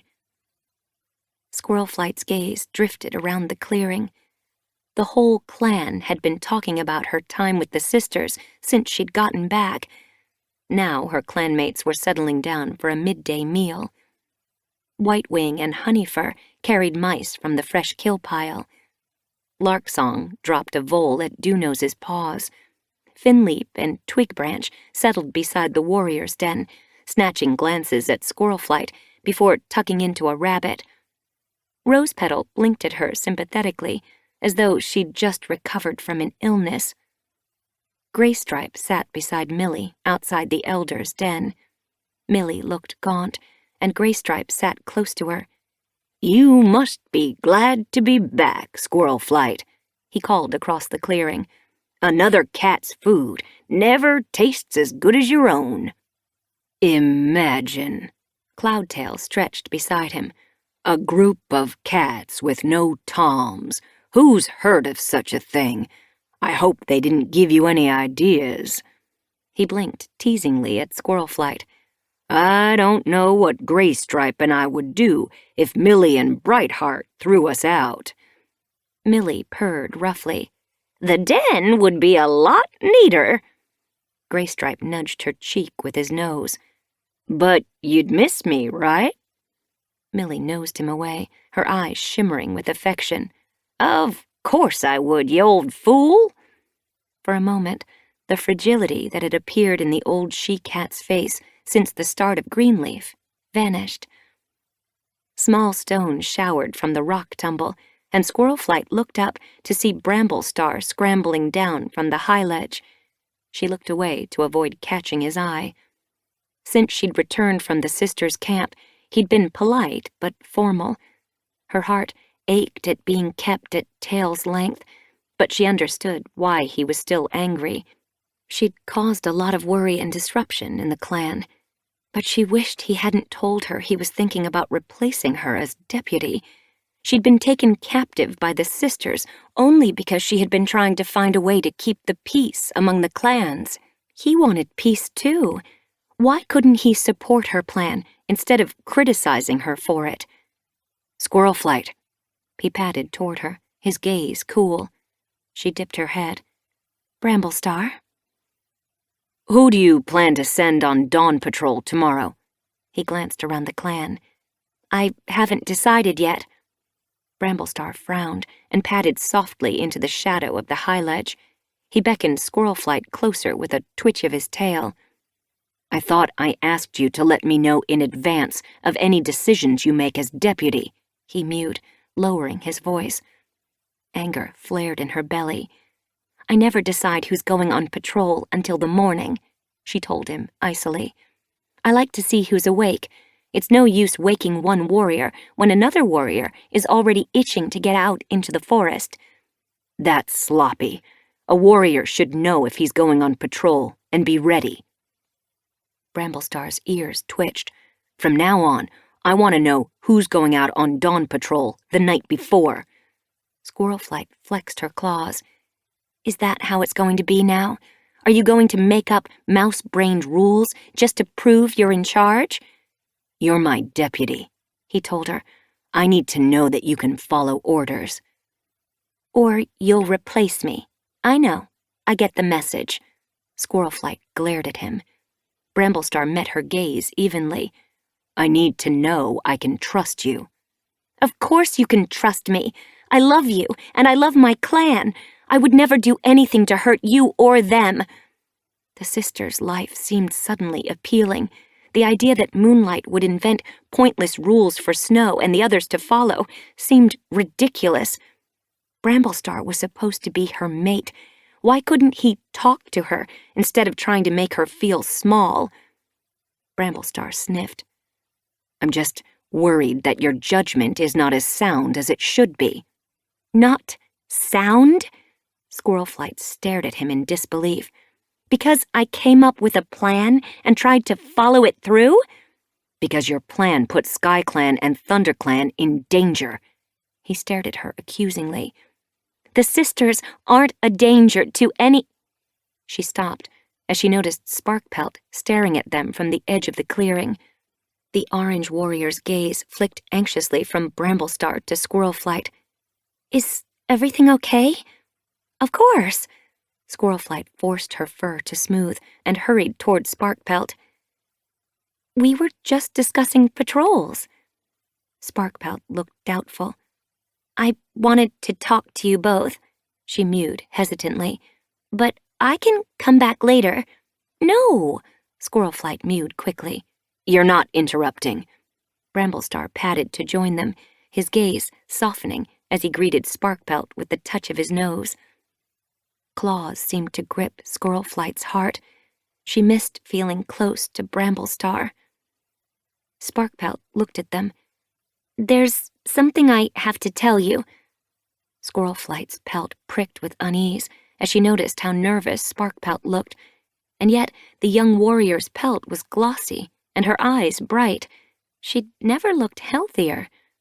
What could be wrong? I'm expecting kits, Sparkpelt blinked at her. Sparkpelt, that's wonderful! Happiness surged beneath Squirlflight's pelt. She glanced across the clearing to where Larksong was sharing a vole with Dewknose. The young Tom was chatting to his denmate, his ears pricked, his eyes sparkling. Sparkpelt was going to be a mother, and her mate was a kind Tom and a good warrior. Sparkpelt and Alderheart were both happy and settled. What more could she want? And yet, grief tugged at her belly. She longed for kits, too, and a mate who still loved her. The possibility seemed suddenly far away. Her thoughts spiraled. Was she foolish for even wanting it? Should she resign herself to spending the rest of her days watching her clan grow and change around her, while she simply grew old and died? Squirrelflight? Sparkpelt blinked at her anxiously. You are pleased, aren't you? Of course I'm pleased, and Bramblestar is too. She glanced at him. Bramblestar was staring back at her, sympathy glistening in his eyes. Had he guessed what she'd been thinking? As she caught his eye, he looked away and touched his nose to Sparkpelt's head. That's great news, Sparkpelt. We're very happy for you. When are the kits due? I'm not sure. Sparkpelt was purring, her pelt fluffed with happiness. Squirrelflight glanced at the young queen's belly. It was already beginning to swell. It looks like it won't be too long, she mewed warmly. Sparkpelt pressed her cheek against Squirlflight's. I can't wait to be a mother. She headed away. Larksong jumped to his paws and brushed against her as she reached him. Squirrelflight turned back to Bramblestar, her feelings hardening once more. Were there any more rules he wanted to tell her about? He was gazing at her kindly. I know that must have been difficult, he murmured. Squirrelflight stiffened guiltily, ashamed of the grief Sparkpelt's news had triggered. It was worse that Bramblestar had seen it. I'm happy for her. I'm happy for them both. But I know how much you want more kits, he meowed. She narrowed her eyes, anger flaring. And I know how much you don't. She turned her tail on him and marched away. With every paw step, her anger melted and guilt took its place. Why had she said that? He was only trying to be kind. Overwhelmed, she headed to the medicine den. She needed to share her feelings with some cat. She remembered how relieved Leafpool had been when she'd returned to camp. Surely she would understand. She ducked through the brambles and saw Alderheart crouching beside the pool, sorting herbs. Leafpool was plucking old moss from one of the nests they kept for sick cats. She looked up as Squirrelflight entered, her eyes narrowing as she saw her sister's face. Is everything okay? Not really, Squirrelflight mewed huskily. Come and help me collect herbs, Leafpool mewed. Alderheart looked up from his work. We collected herbs this morning. I know, Leafpool whisked her tail. But I think we need some more marigold. It won't flower forever. She crossed the den and bustled Squirrelflight outside. What's happened? She asked as they padded into the sunlight. It's nothing, really. Squirrelflight hesitated. I'm probably being oversensitive. Leafpool whisked her onward. Is it Sparkpelt's news? She reached the camp entrance and ducked through. Squirrelflight hurried after her. How did you know? I've learned to tell when a cat is expecting kits. Leafpool stopped and met Squirrelflight's gaze. And you've told me how much you want more of your own. Squirrelflight stared at her.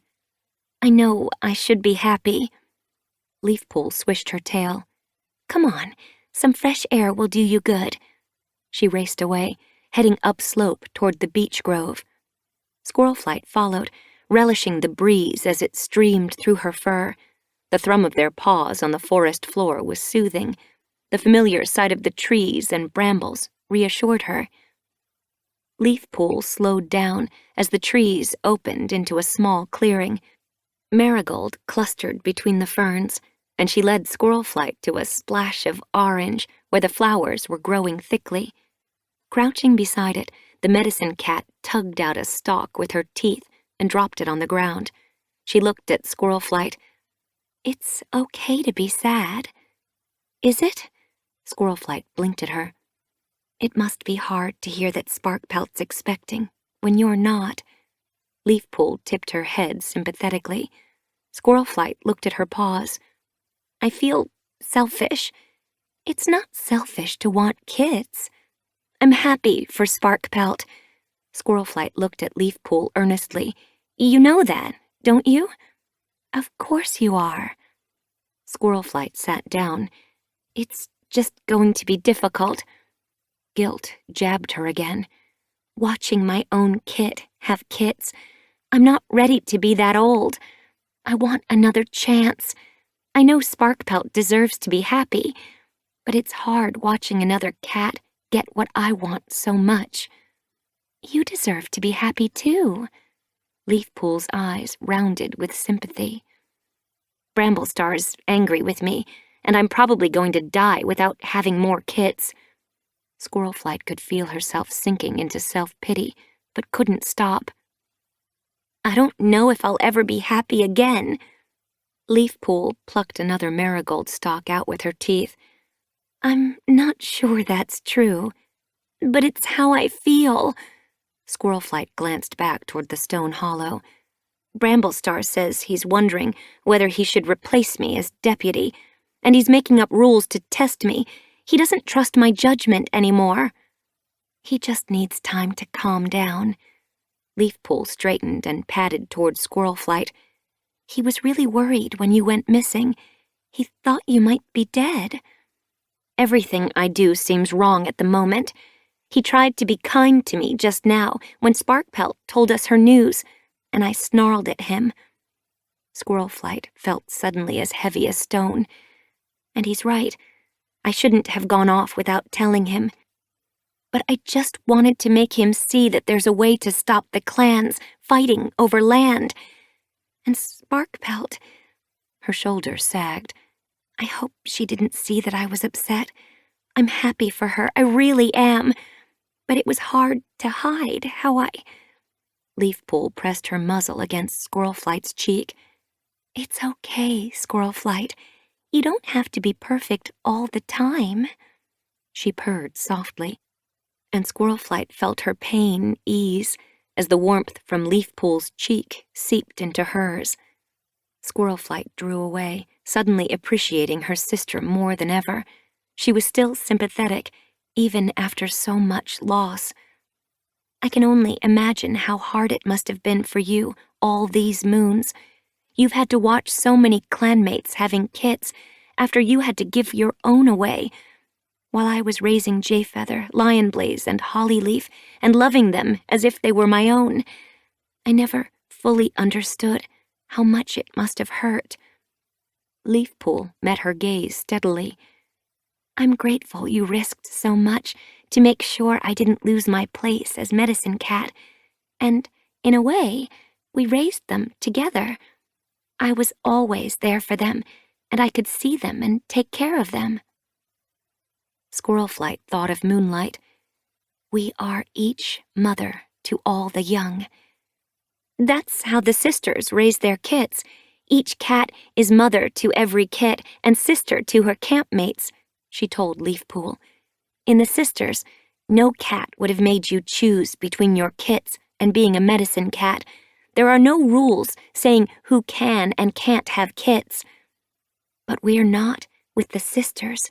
We're clan cats." Leafpool's gaze hardened.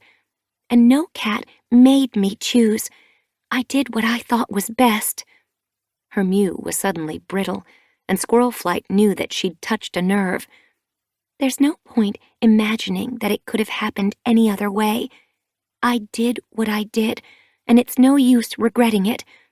My bond with StarClan was too strong to think about giving it up." She narrowed her eyes. "Do the sisters share with their ancestors?"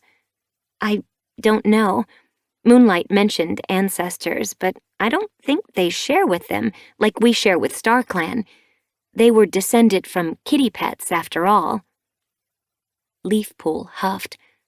How can they even begin to understand the bond we have with StarClan and the sacrifices we make to honor it? There's more to being a medicine cat than knowing a few herbs or how to cure bellyache. I doubt these sisters know what a prophecy is, and from what you say, they are too busy living in the moment to think about what lies in their past or their future. She sniffed. I wouldn't ever want to live like that. Squirrelflight dipped her head. I'm sorry. I shouldn't have said anything. It was just strange to see other cats living so differently. Squirrelflight couldn't help feeling that it might be nice to live in the moment, instead of being weighted down with rules and ancestors and traditions. She shook out her fur.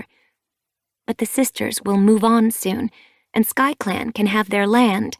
If StarClan approves, Leafpool meowed sharply. Of course.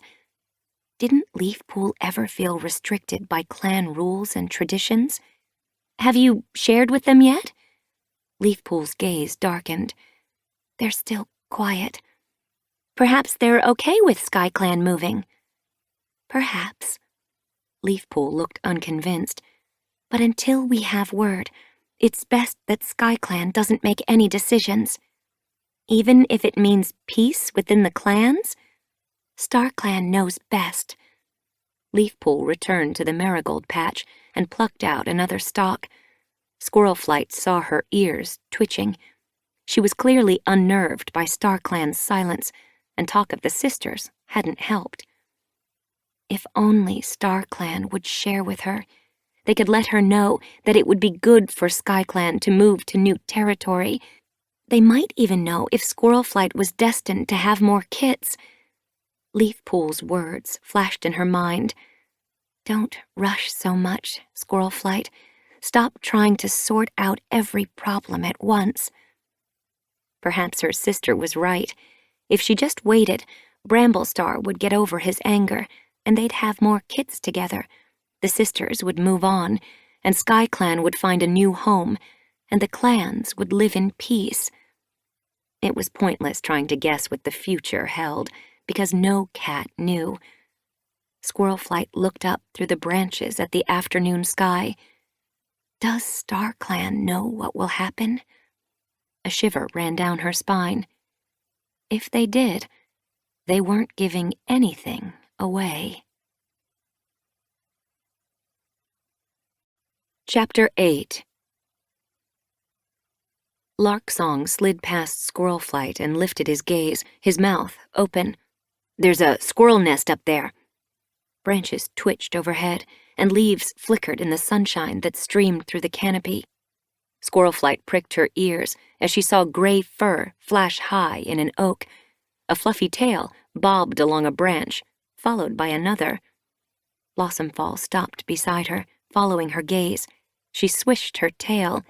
It's too high up. I see it. Mouse Whisker looked into the branches, his pelt fluffing with excitement. Larksong padded closer and peered up the trunk. It'd be simple to climb. Sturdy branches jutted from the trunk of the oak tree. The bark was gnarled, easy to sink claws into. Let's leave the climbing to SkyClan. Squirrelflight beckoned Larksong back with a flick of her tail. She didn't want Larksong to risk such a long climb. Sparkpelt was with them, and she'd be uneasy seeing her mate hunting prey high overhead.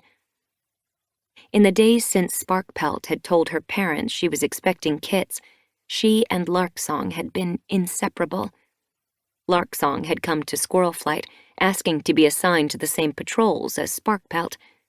Squirrelflight was touched by their protective love for each other, but it made her feel the loss of Bramblestar's affection even more.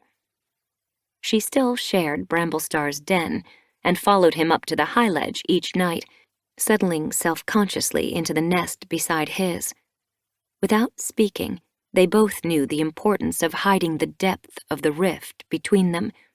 The clan must not know how divided their leader and deputy were, although Squirlflight couldn't help thinking it must be obvious. She and Bramblestar hardly spoke to each other, and were formal when they did, and they never patrolled or hunted together anymore. Squirlflight, Larksong's mew jerked her back to the present. I can smell something strange. The black warrior's pelt was bristling along his spine. It smells familiar, but I'm not sure what it is. It's a rogue. Mousewhisker uncurled his claws. Blossomfall glanced around the forest. Larksong moved closer to Sparkpelt. Squirlflight tasted the air, stiffening as a scent she knew well bathed her tongue. The sisters. What were they doing on ThunderClan territory? Wait. She nodded to Mousewhisker, hoping she'd find the sisters first. Surely they hadn't come to fight. Padding quickly ahead, she scanned the trees, her tail twitching as she glimpsed white fur moving through ferns. She hurried toward it, recognizing the pelt. Snow? Snow turned her blue eyes on Squirlflight. Squirlflight could see panic sparking in the she-cat's gaze. Who is it? Blossomfall stopped beside Squirlflight. It's Snow, she told her. She's one of the sisters. Mousewhisker caught up to them. What are you doing on ThunderClan land? He snarled at Snow. Blossomfall cut in. She shouldn't be here. The tortoiseshell flattened her ears as Larksong and Sparkpelt reached them. Sparkpelt blinked at Snow in surprise, then looked at Squirlflight. Why's she here? She's trespassing on our land, Blossomfall growled. Squirlflight looked at Snow. Why have you come here? She asked gently. I was looking for you, Snow mewed. You said you have medicine cats. They might know what to do. Sunrise needs help. She's been wounded. Squirlflight tensed. Is it bad? It's not our problem. Blossomfall curled her lip. Snow kept her gaze fixed on Squirlflight. Can one of your medicine cats come and see her? She's not far from here. Why had Sunrise been wounded so close to their territory?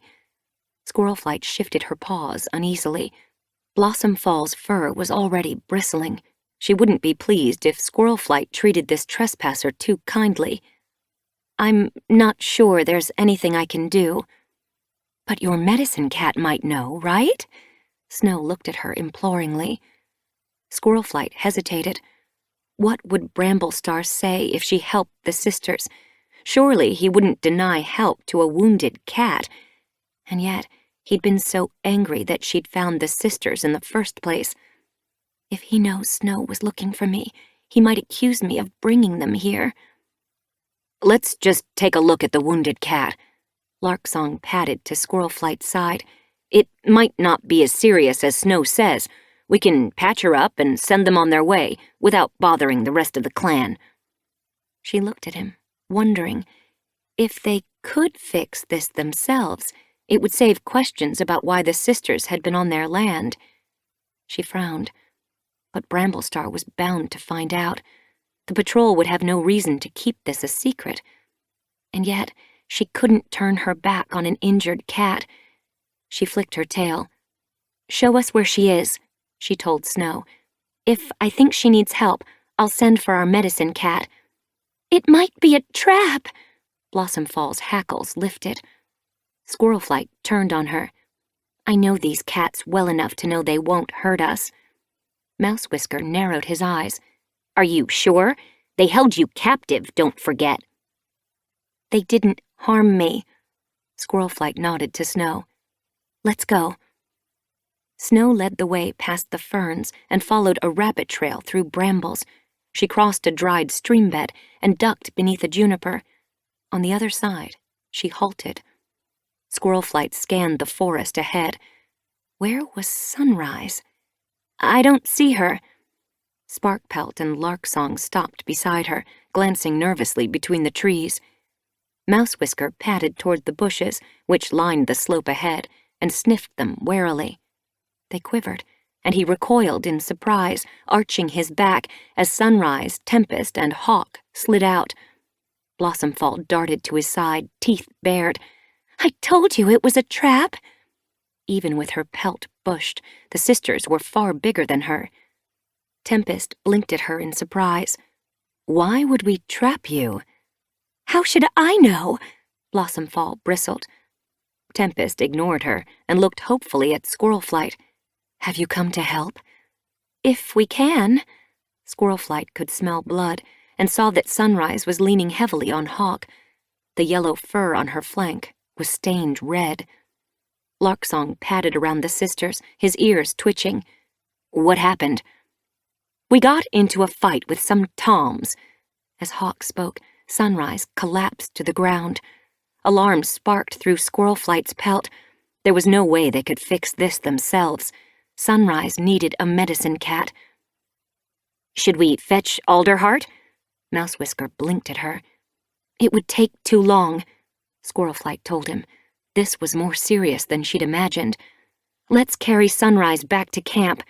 She nodded to Snow, Hawk, and Tempest. You can go home. We'll take care of her. Snow stiffened. We're not leaving her. Sparkpelt looked anxiously at her mother. We can't let them all come to the camp. She leaned closer, lowering her voice so the others couldn't hear. Bramblestar wouldn't be happy. He already thinks you're too quick to defend the sisters. And he's right to be cautious. Blossomfall fluffed out her fur. Don't forget what happened when ShadowClan took Darktail and his friends in. Darktail had always planned to destroy the clans. He wasn't wounded when ShadowClan found him, Mousewhisker pointed out. This cat really needs our help.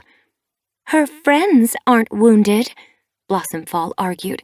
Why do they need to come? To make sure our campmate is okay, Snow mewed. We've met your clanmates, remember? They weren't exactly friendly. We'll take care of her, Larksong promised. Tempest lifted her chin. We're coming with her. Sparkpelt whispered in her mother's ear. Bramblestar won't like it. Squirlflight pulled away, her heart quickening as blood spread wider over Sunrise's flank. We have to help them. Flesh showed where the wound opened. She couldn't let a cat die. She'd deal with Bramblestar later. After all, things couldn't get any more strained between them, surely. It was a risk she'd have to take. You'll have to carry her, she told Hawk and Tempest. She nodded to Larksong and Mousewhisker. You can help. She stood back as the toms ducked down and tucked their shoulders beneath Sunrise. Hawk and Tempest jerked their campmate up with their muzzles. Sliding beneath her, the four cats heaved Sunrise onto their backs and then, pressing together, began to head for camp. Sparkpelt walked close to Larksong's side, while Blossomfall circled the group uneasily as it made its way toward the stream bed. Squirlflight padded ahead, scanning the forest to find the easiest route.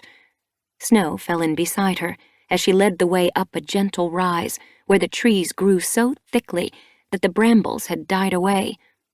She looked back as she reached the top. Tempest and Hawk walked slowly, their gazes dark with concentration as they carried their campmate. Mousewhisker and Larksong pressed close, matching the sisters' steps paw for paw.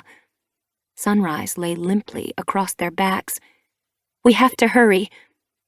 As Squirlflight picked up the pace, Sparkpelt caught up to them. Sunrise is still breathing, but only just. Squirlflight kept her gaze on the trail.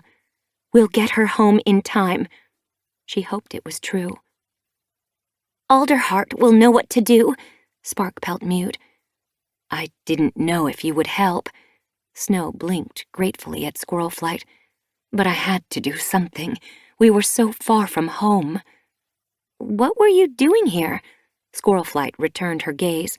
You've never trespassed on clan land before. Snow's eyes darkened. You're not the only clan cats who are suddenly interested in the land we're using. Squirlflight's belly tightened. What do you mean? Yesterday, we smelled clan scent on our side of your border, Snow explained. Hawk thought you'd sent a patrol back, but you'd promised to leave us alone. Then Moonlight noticed that it was a different clan scent and sent me, Tempest, Hawk, and Sunrise to investigate. Sparkpelt pricked her ears. Do you know which clan it was? Snow shrugged. Warriors all smelled the same to me. We followed the scent into the pine forest that borders yours. Shadow Clan. Sparkpelt glanced at her mother. Why were they suddenly interested in the sisters' land? Squirlflight's pelt prickled uneasily. Had her suggestion at the meeting woken Shadow Clan's curiosity about the land outside their border? Perhaps they wanted to check the land out for Sky Clan too. Foreboding dropped like a stone in Squirlflight's belly. Were they planning to take the land for themselves? Sparkpelt blinked at Snow. Is that how Sunrise got injured, fighting with Shadow Clan? Snow nodded. We tracked 2 Toms across the border and followed them into their territory. We stopped them and asked them what they were doing there. They attacked us. Squirrelflight flicked her tail nervously. How would she explain to ThunderClan that Sunrise had been hurt fighting clan cats? She pushed the worry away. The sisters' fight had been with ShadowClan, not ThunderClan. Until a few moons ago, ShadowClan had been their enemy. Why should ThunderClan defend them? We hurt them pretty good, Snow meowed with obvious satisfaction. But one of them, Stonewing, I think that's what the other cat called him, managed to slice open Sunrise's flank before they ran away. Sparkpelt's eyes glittered with alarm. Should we help cats who hurt ShadowClan? Squirrelflight lifted her chin defiantly. We're not ShadowClan's protectors. Besides, the sisters were defending themselves. But Tigerstar won't be pleased if he finds out. Why should we behave without honor just to suit Tigerstar? Squirrelflight returned Sparkpelt's gaze. Is that what Bramblestar would say? Sunrise could die from this injury. If Bramblestar is more interested in pleasing ShadowClan than saving another cat's life, then he's not the cat I thought he was. Squirrelflight could see the camp in the distance. She glanced back at the others. We're nearly there. As she spoke, the bracken rustled ahead. Rosepuddle and Bristlepaw burst out. They pulled up a tail length from Squirrelflight, their eyes widening. What's going on? Rosepetal looked past her to the sisters. We found a wounded cat in the forest, Squirrelflight told her. She needs our help. Bristlepaw's pelt bushed. Rogues! Snow dipped her head to the young she-cat. We're the sisters. The sisters! Bristlepaw stared at her. What are you doing on our land? Squirrelflight pushed on. I'll explain later. She padded down the slope toward the hollow and ducked through the tunnel into camp. Jayfeather, Leafpool, Alderheart, she called to the medicine cats as Larksong, Tempest, Hawk, and Mousewhisker carried Sunrise into the clearing and laid her down on the sun-baked earth. Alderheart hurried from the medicine den, Leafpool at his tail. Jayfeather followed, his nose twitching. Who's bleeding? The blind medicine cat paused, his hackles lifting. What are rogues doing here? They're not rogues. Squirrelflight swept her gaze around the camp. Thornclaw was staring in amazement from beside the fresh kill pile. Below the high ledge, Berrynose and Birchfall were sharing a rabbit. They blinked at the sisters, hostility glittering in their gaze. Outside the warrior's den, Twigbranch and Finleap climbed warily to their paws. Hollytuft waved Flippaw back with her tail as the apprentice arched his back and hissed at Snow. Graystripe pushed away the mouse he was eating and narrowed his eyes. Squirrelflight ignored the tension sparking in the camp. One of the sisters needs our help. Stones clattered on the rock tumble. What's going on? Bramblestar leaped down from high ledge. He stopped beside Squirrelflight and glared at her accusingly. Sunrise is injured, Squirrelflight told him. She needs a medicine cat. Sparkpelt moved closer to her mother. Squirrelflight was scared Sunrise might die. Bramblestar narrowed his gaze. I'll fetch cobwebs, Leafpool turned back toward the medicine den. "Stop!" Bramblestar yowled with a flick of his tail. Leafpool froze. Squirlflights stared at him. "Aren't you going to help her?" He thrust his muzzle closer. "Why are you putting me in this position?" he hissed, so low only she and Sparkpelt could hear. "I thought I told you to run decisions past me first." Squirrelflight just wanted to help, Sparkpelt told her father earnestly. "It's okay, Sparkpelt." Squirrelflight was grateful to her daughter, but this wasn't Sparkpelt's fight. She jerked her nose toward Sunrise, who lay unmoving in the clearing, her blood staining the ground. "I didn't think there was time for a meeting," she growled icily. Bumblestripe padded forward. "You're going to help her, right?" Thornclaw lashed his tail. "Why should we? We've only just rescued our clanmates from these cats. We owe them nothing." "But she's hurt!" Finleap stared at the dark warrior in surprise. Leafpool blinked at Bramblestar. "I can't stand by and watch her suffer." Alderheart padded to her side. "That's not the medicine cat way." "We can't let her die." Mousewhisker gazed around his clanmates. His pelt was stained with Sunrise's blood. Blossomfall glared at him. "Didn't you hear Hawk say they attacked a Shadow Clan patrol?" Mousewhisker narrowed his eyes. "Shadow Clan invaded their territory." 2 warriors doesn't make an invasion, Blossomfall hissed back.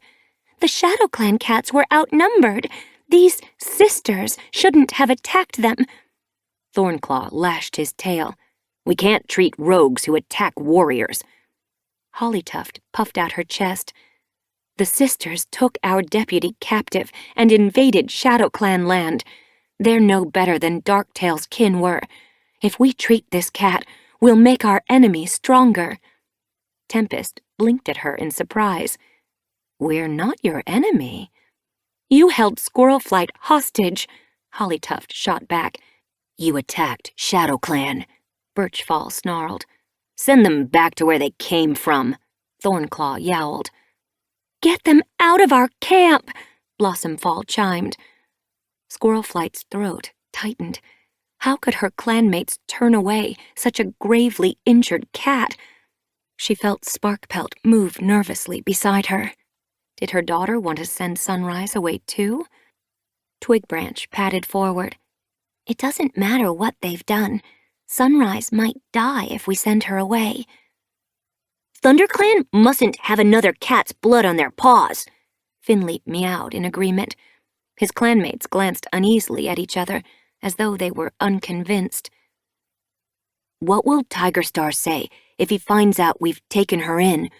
Birchfall nodded toward the sisters. "Since when do we let Tigerstar dictate how we act?" Mousewhisker flicked his tail angrily. He looked at Bramblestar. "We can't let this cat die." Bramblestar looked around his clan. Anger flared in Thornclaw's eyes. Birchfall's ears twitched menacingly. Twigbranch and Finleap stared at him. "StarClan must decide," Bramblestar announced with a jerk of his muzzle toward Jayfeather. "Take Alderheart to the Moonpool and share with our ancestors. They will tell us what to do." Squirrelflight blinked at him in surprise. "What does StarClan have to do with this? Do we need them to tell us how to be honorable?" Bramblestar gazed back at her coldly. "These cats have threatened you and attacked Shadow Clan. They clearly don't care who they harm or how. If we treat this cat, we show them we can be pushed around, and we might make an enemy of Tigerstar forever. StarClan has already told us that the clans must stand together. For all we know, helping the sisters might be no better than helping Darktail. We need StarClan's guidance. Jayfeather and Alderheart will travel to the Moonpool." Hawk blinked at him. "Is the Moonpool far?" Tempest padded closer. "There's no time to consult with ancestors."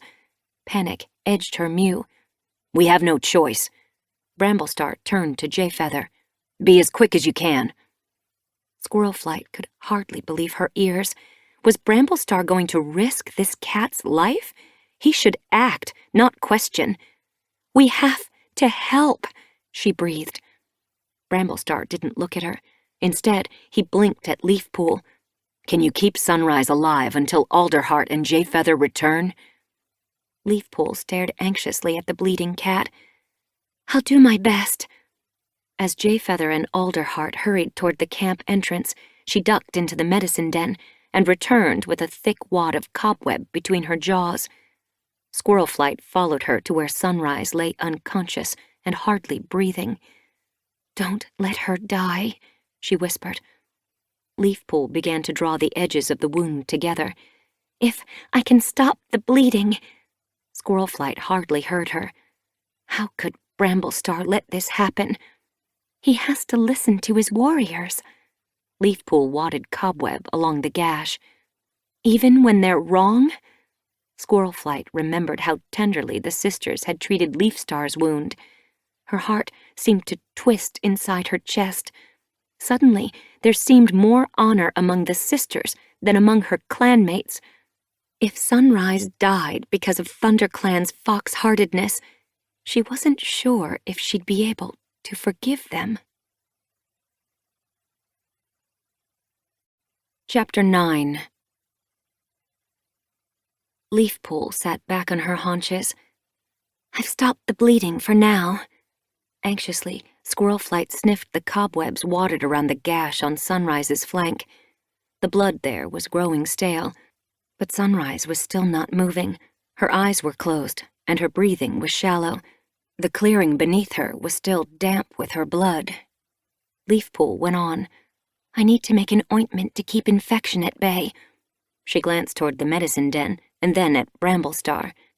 The ThunderClan leader had padded to the entrance, where Alderheart and Jayfeather had disappeared a few moments earlier. He met Leafpool's gaze. May I fetch herbs? She asked. Please say yes. As Squirlflight blinked at him hopefully, a growl rumbled in Thornclaw's throat. The warrior was glaring at the sisters, who pressed close together at the edge of the clearing. His gaze flicked accusingly at Leafpool. We're waiting for word from StarClan. Blossomfall fluffed out her pelt beside him. We can't do anything until they tell us it's okay. Squirlflight stared at them, shocked by their coldness. But she might die while we're waiting. What if StarClan says we can treat her then? We won't be able to treat a corpse. Bramblestar crossed the clearing and stopped beside Leafpool. Just keep her alive until Jayfeather and Alderheart return. Leafpool straightened. The moon pool is a long way. They won't be back before moon high. The only way I can keep her alive is to stop infection forming in the wound.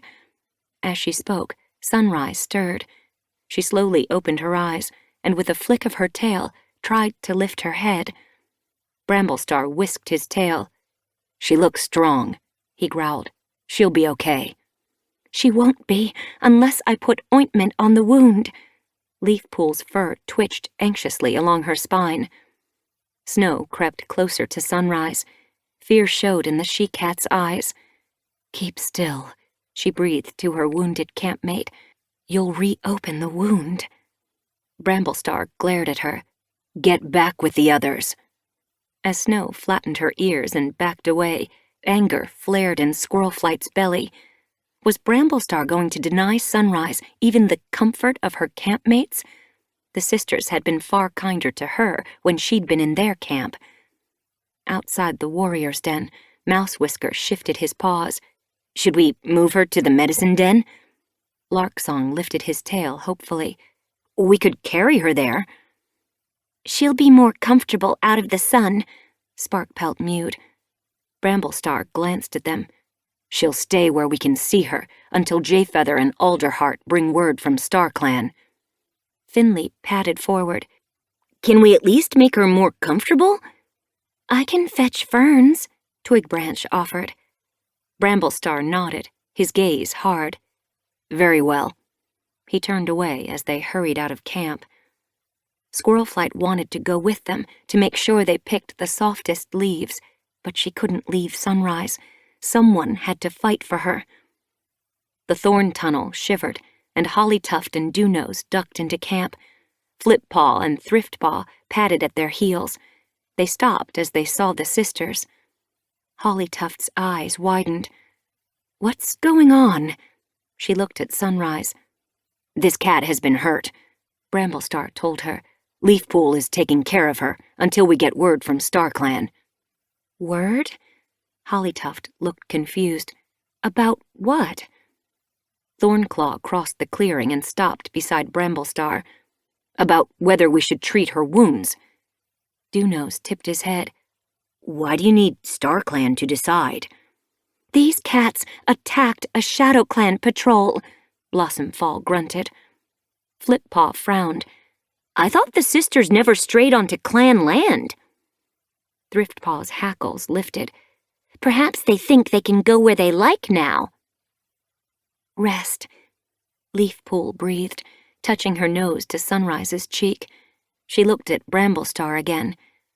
"Can I get her poppy seeds?" she meowed. "She's in pain. Let me help." Thornclaw cut her off.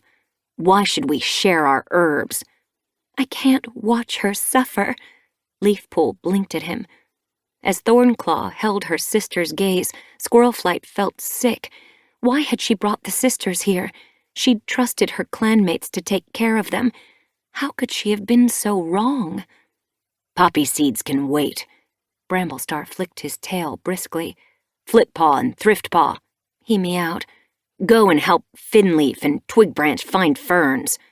He nodded to Blossomfall. "Take Hollytuft and Mousewhisker hunting. We have extra mouths to feed.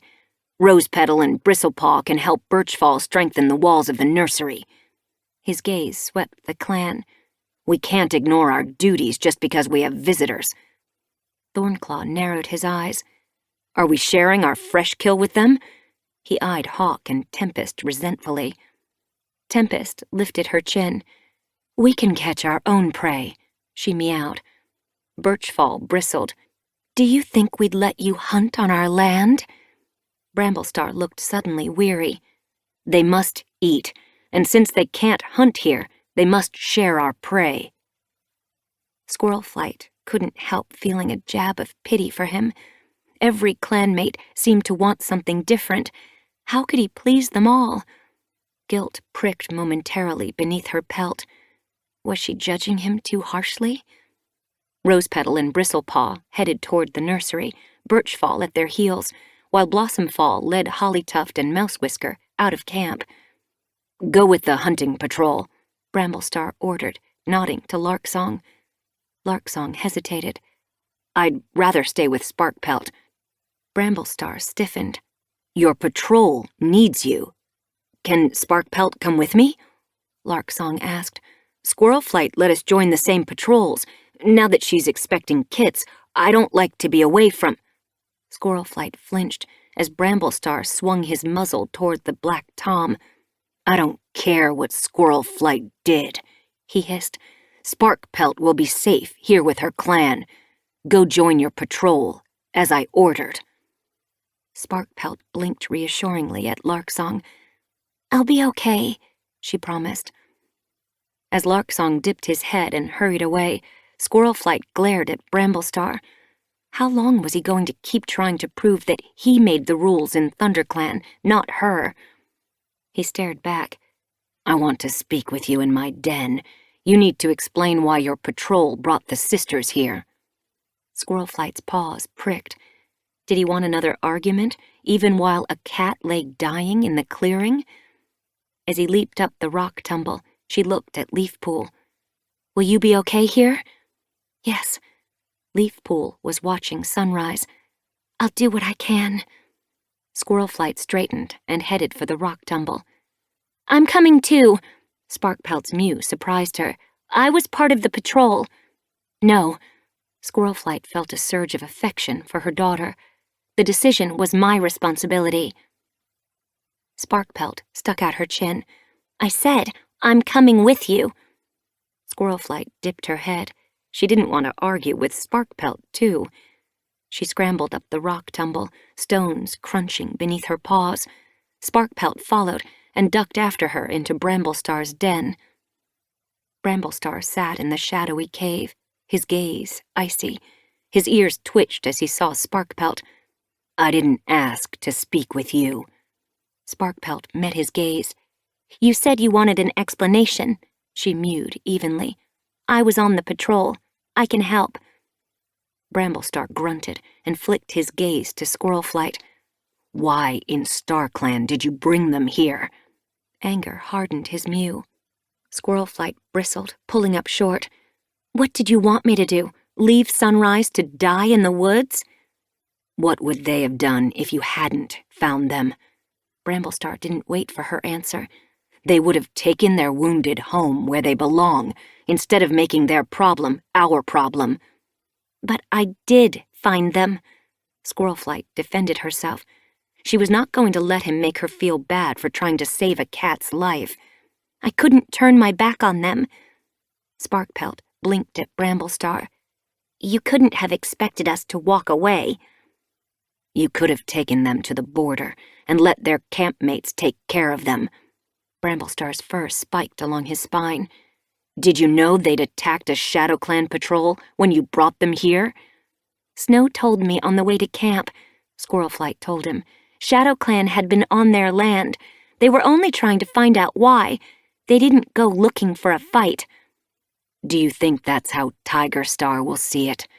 Bramblestar's gaze darkened. How will he react when he finds out we're protecting them? Squirrelflight could hardly believe her ears. Since when do you care what Tiger Star thinks? Since StarClan told us there must be unity among the clans. So you'd let a cat die because Tiger Star might be upset? I thought you wanted to keep the peace. Do you think this will help? Squirrelflight lifted her chin. The clans will understand when they find out what happened. We all follow the same code, and that code says nothing about letting cats die. It does say something about protecting your clan, Bramblestar spat back. How can you think that bringing a bunch of rogues into our camp is protecting ThunderClan? They're not rogues. They're not loners or warriors. Bramblestar curled his claws into the sandy floor of the cave.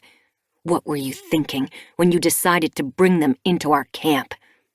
Frustration surged in Squirrelflight's chest. I was trying to save a cat's life, and they're not rogues. They're the sisters. There are more ways to live than being a warrior or a rogue. Bramblestar lashed his tail. You spend 2 days in another camp, and suddenly you're questioning our beliefs? I'm not questioning our beliefs. I'm just pointing out that there are other ways to live. And how does that solve the problem that we are sheltering Shadow Clan's attackers? How does that bring unity to the clans? Not everything is about the clans. Anger burned beneath Squirrelflight's pelt. There seemed so much more at stake here than whether the clans were united. What about the warrior code? What about honor and integrity? What about doing the right thing? So you're the only cat who knows what's right. Squirrelflight felt Sparkpelt press against her. Please don't. Her daughter's mew turned into a gasp. With a jerk, Sparkpelt dropped into a crouch. Heart lurching, Squirrelflight twisted toward her. Sparkpelt, what's wrong?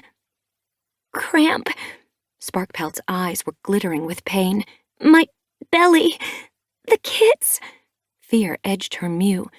Squirrelflight forced her fur to smooth. Take a breath, she mewed. She lapped at Sparkpelt's shoulder, trying to calm her, as she'd done when Sparkpelt was a kid. Her thoughts whirled. Were the kits coming? It was too early. She caught Bramblestar's eye. He was leaning towards Sparkpelt, anxiety sparking in his gaze. Fetch Leaf Pool. Wait, Sparkpelt blinked at her father. It will pass. It's happened before, when I get upset. Guilt seared Squirrelflight's pelt. Had she and Bramblestar caused this? It's okay, Sparkpelt. She pressed closer. We won't argue anymore. The kits will be fine. Will they? Sparkpelt looked at her with round, anxious eyes. Of course. She remembered her own pregnancy. I used to get cramps, too, usually when I'd eaten too much fresh kill. It doesn't mean there's anything wrong. Bramblestar was staring at her. Should I fetch Leaf Pool? Is the cramp easing? Squirlflight blinked at Sparkpelt. Yes. Pain still showed in her daughter's gaze, but her body was relaxing. Leave Leafpool with Sunrise for now. Squirlflight mewed softly. She touched her nose to Sparkpelt's ear. Cramps are normal. You just need to make sure you rest and don't get upset.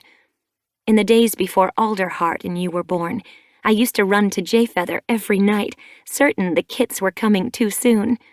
He'd check me over, tell me there was nothing wrong, and send me back to the nursery. When the kits finally came, Daisy had to drag him out of his nest. He kept waving her away, telling her that I was just imagining the pain. She purred, the memory washing away her fear. Can you imagine his surprise when he arrived to find you already born and Alderheart on the way? He stomped around the camp for a quarter moon, grumbling about queens who couldn't tell the difference between birth pains and indigestion. A pang of longing tugged at her belly. If only she could have kits again. As the memory of her first litter filled her heart, she glanced at Bramblestar. He was listening, his gaze soft for the first time in days. He caught her eye, and she saw love there. For a moment, it was as if they'd never quarreled. They'd been so happy together for so long that it seemed dumb to be arguing. She blinked at him hopefully. If he was softening, was he ready to change his mind about the sisters? Please, will you let Leafpool treat Sunrise? His gaze hardened in an instant. Why don't you understand? He snapped. I can't help an enemy of the clans without StarClan's blessing. As he looked away, pain tightened its grip on Squirlflight's heart once more. He wasn't ready to see sense. He nodded curtly. I'd better check to see that the clan's okay. Stalking past them, he padded from the den. Don't worry. Squirlflight brushed her cheek against Sparkpelt's. It's all going to be fine. She wondered who she was reassuring, herself or Sparkpelt. Stay here and rest. I'll go and see if he's all right, and I'll send Leafpool to check on you when she can. Sparkpelt blinked at her gratefully and touched her nose to her mother's. Be kind to him. Squirlflight flinched. I wish he'd be kind to me. Bramblestar was talking with Thornclaw, their heads bent, as Squirlflight scrambled down the rock tumble. She hesitated beside them, but they turned away and carried on talking. Disappointed, she walked on and stopped beside Leafpool. Thriftpaw and Twigbranch were gently tucking fern leaves around Sunrise. The wounded sister hardly moved as they tried to make her comfortable. Pain glazed her eyes. She needs poppy seeds, Squirlflight whispered to Leafpool. And marigold. Leafpool touched a paw to Sunrise's flank. I don't like how hot she's getting. It might be the beginning of infection. Snow, who was watching from the edge of the clearing, leaned forward. Why don't you do something? Leafpool glanced at Bramblestar. I have to obey him, she whispered to the white she-cat. Snow stared at her. Can't you think and act for yourselves? Frustration edged her mew. First, you have to consult with dead cats to see if you can treat her, and now you don't dare help a suffering cat because a Tom tells you not to. He's our leader, Leafpool told her. As she spoke, Thornclaw lifted his gaze and glared at Snow. Stop talking, he hissed. Squirlflight's pelt prickled with anger. Had Thornclaw forgotten what it was like to need help? She shifted as Twigbranch nosed her softly aside and pressed a fern beneath Sunrise's shoulder. Thank you. She blinked gratefully at the young warrior, relieved that not all her clanmates were acting like foxhearts, and leaned closer to Leafpool. Can you check on Sparkpelt? She's in Bramblestar's den. She had some cramps. They've passed now, but I think she needs reassuring. Leafpool nodded toward Sunrise. Can you keep an eye on her? Of course.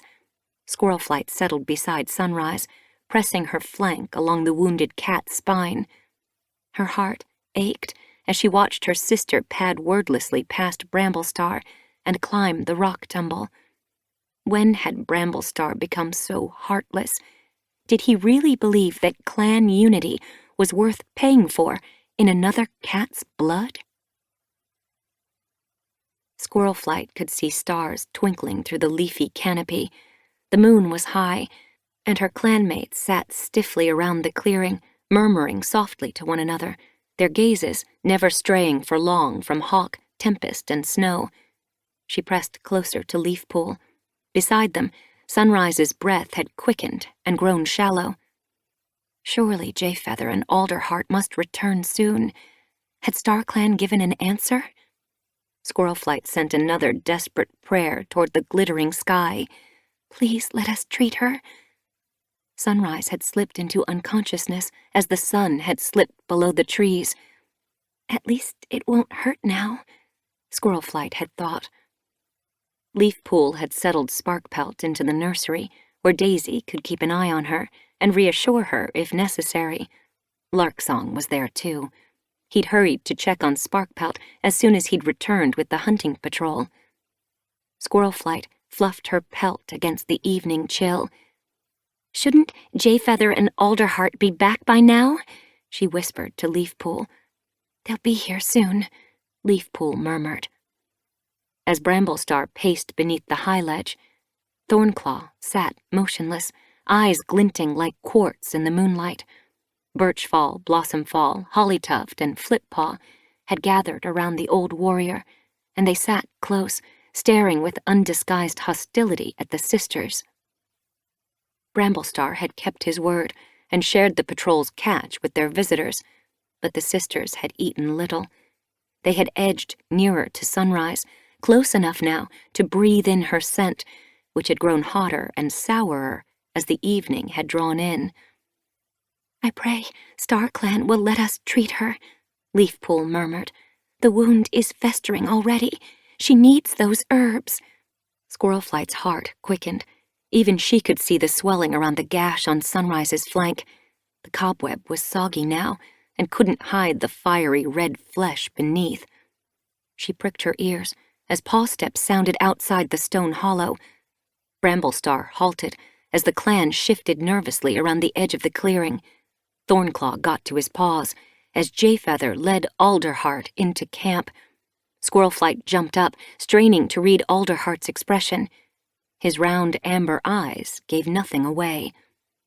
Well, Bramblestar crossed the clearing to meet the two medicine cats. What did StarClan say? Alderheart frowned. We're not quite sure. Bramblestar's pelt rippled along his spine.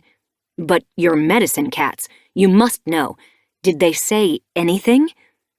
I had a vision, Jayfeather told him. I spoke to Hollyleaf. Squirrelflight held her breath. Surely StarClan must have told them they could treat Sunrise. Perhaps Jayfeather hadn't understood their message. What did she say? The medicine cat turned his blind blue gaze on her. She said that clouds from the mountains will make it difficult to tell friend from enemy. But if the clans stay united, the way forward will be clear.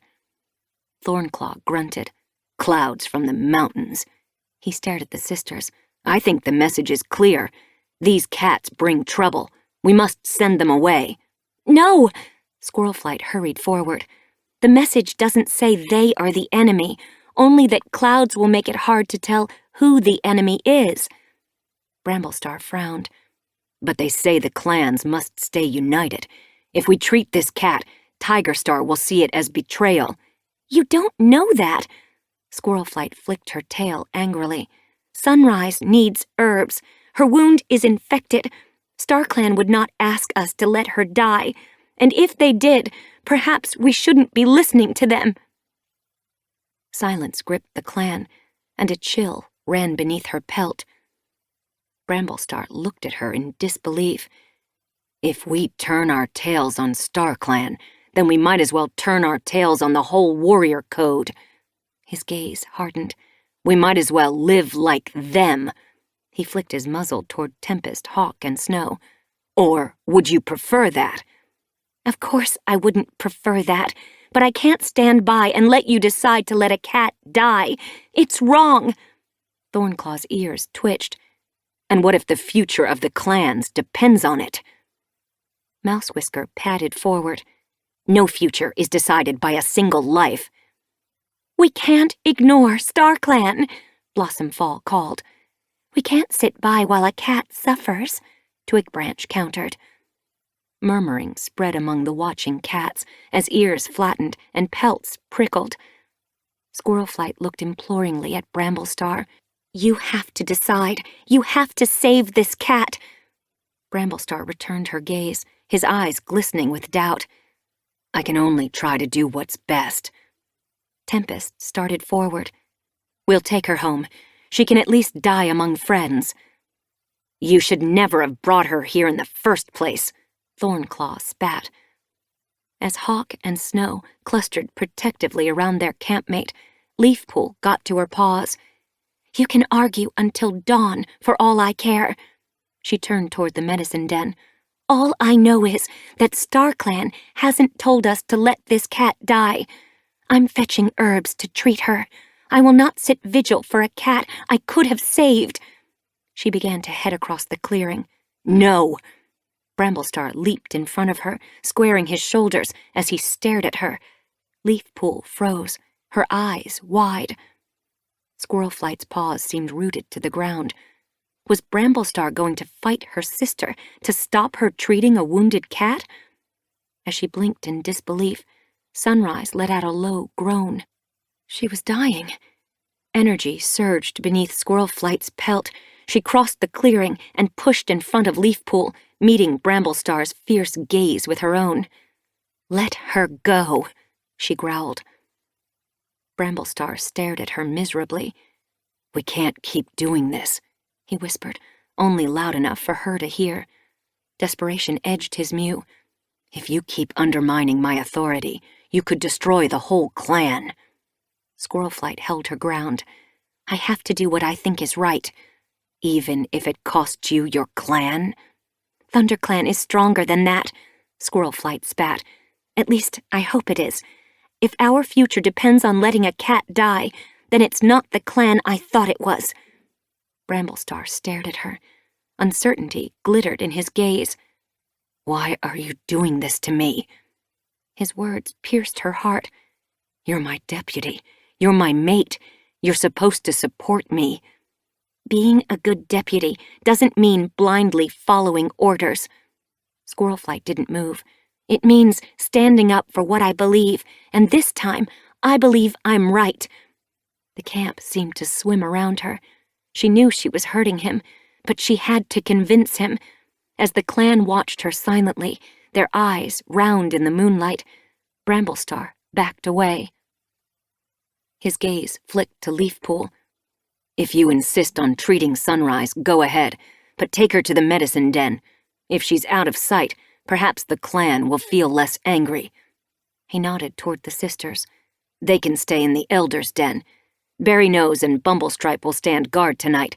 Move Millie, Brightheart, Cloudtail, and Greystripe to the nursery. Around him, the clan got to their paws. Mousewhisker and Twigbranch helped Tempest and Hawk lift Sunrise. Leafpool nosed her way into the medicine den. Bramblestar narrowed his eyes, his face like stone. Squirrelflight tried to drag her gaze from his, her heart cracking as he curled his lip. StarClan wanted unity among the clans, he snarled. Thanks to you, there's not even unity in ThunderClan anymore. Chapter 10. Soft waves swished against the pebbles at the edge of the lake. A bright full moon dappled the water. Squirrelflight gazed toward the island as she padded along the shore toward the gathering. Would Hairstar and Tigerstar bring up the question of borders again? She glanced at Bramblestar beside her. What are you going to tell them? Would he mention that the sisters were still in the ThunderClan camp nearly a quarter moon after they'd arrived? Nothing. He nodded toward the patrol of Sky Clan cats in the distance, waiting to cross the tree bridge. Let the others do the talking.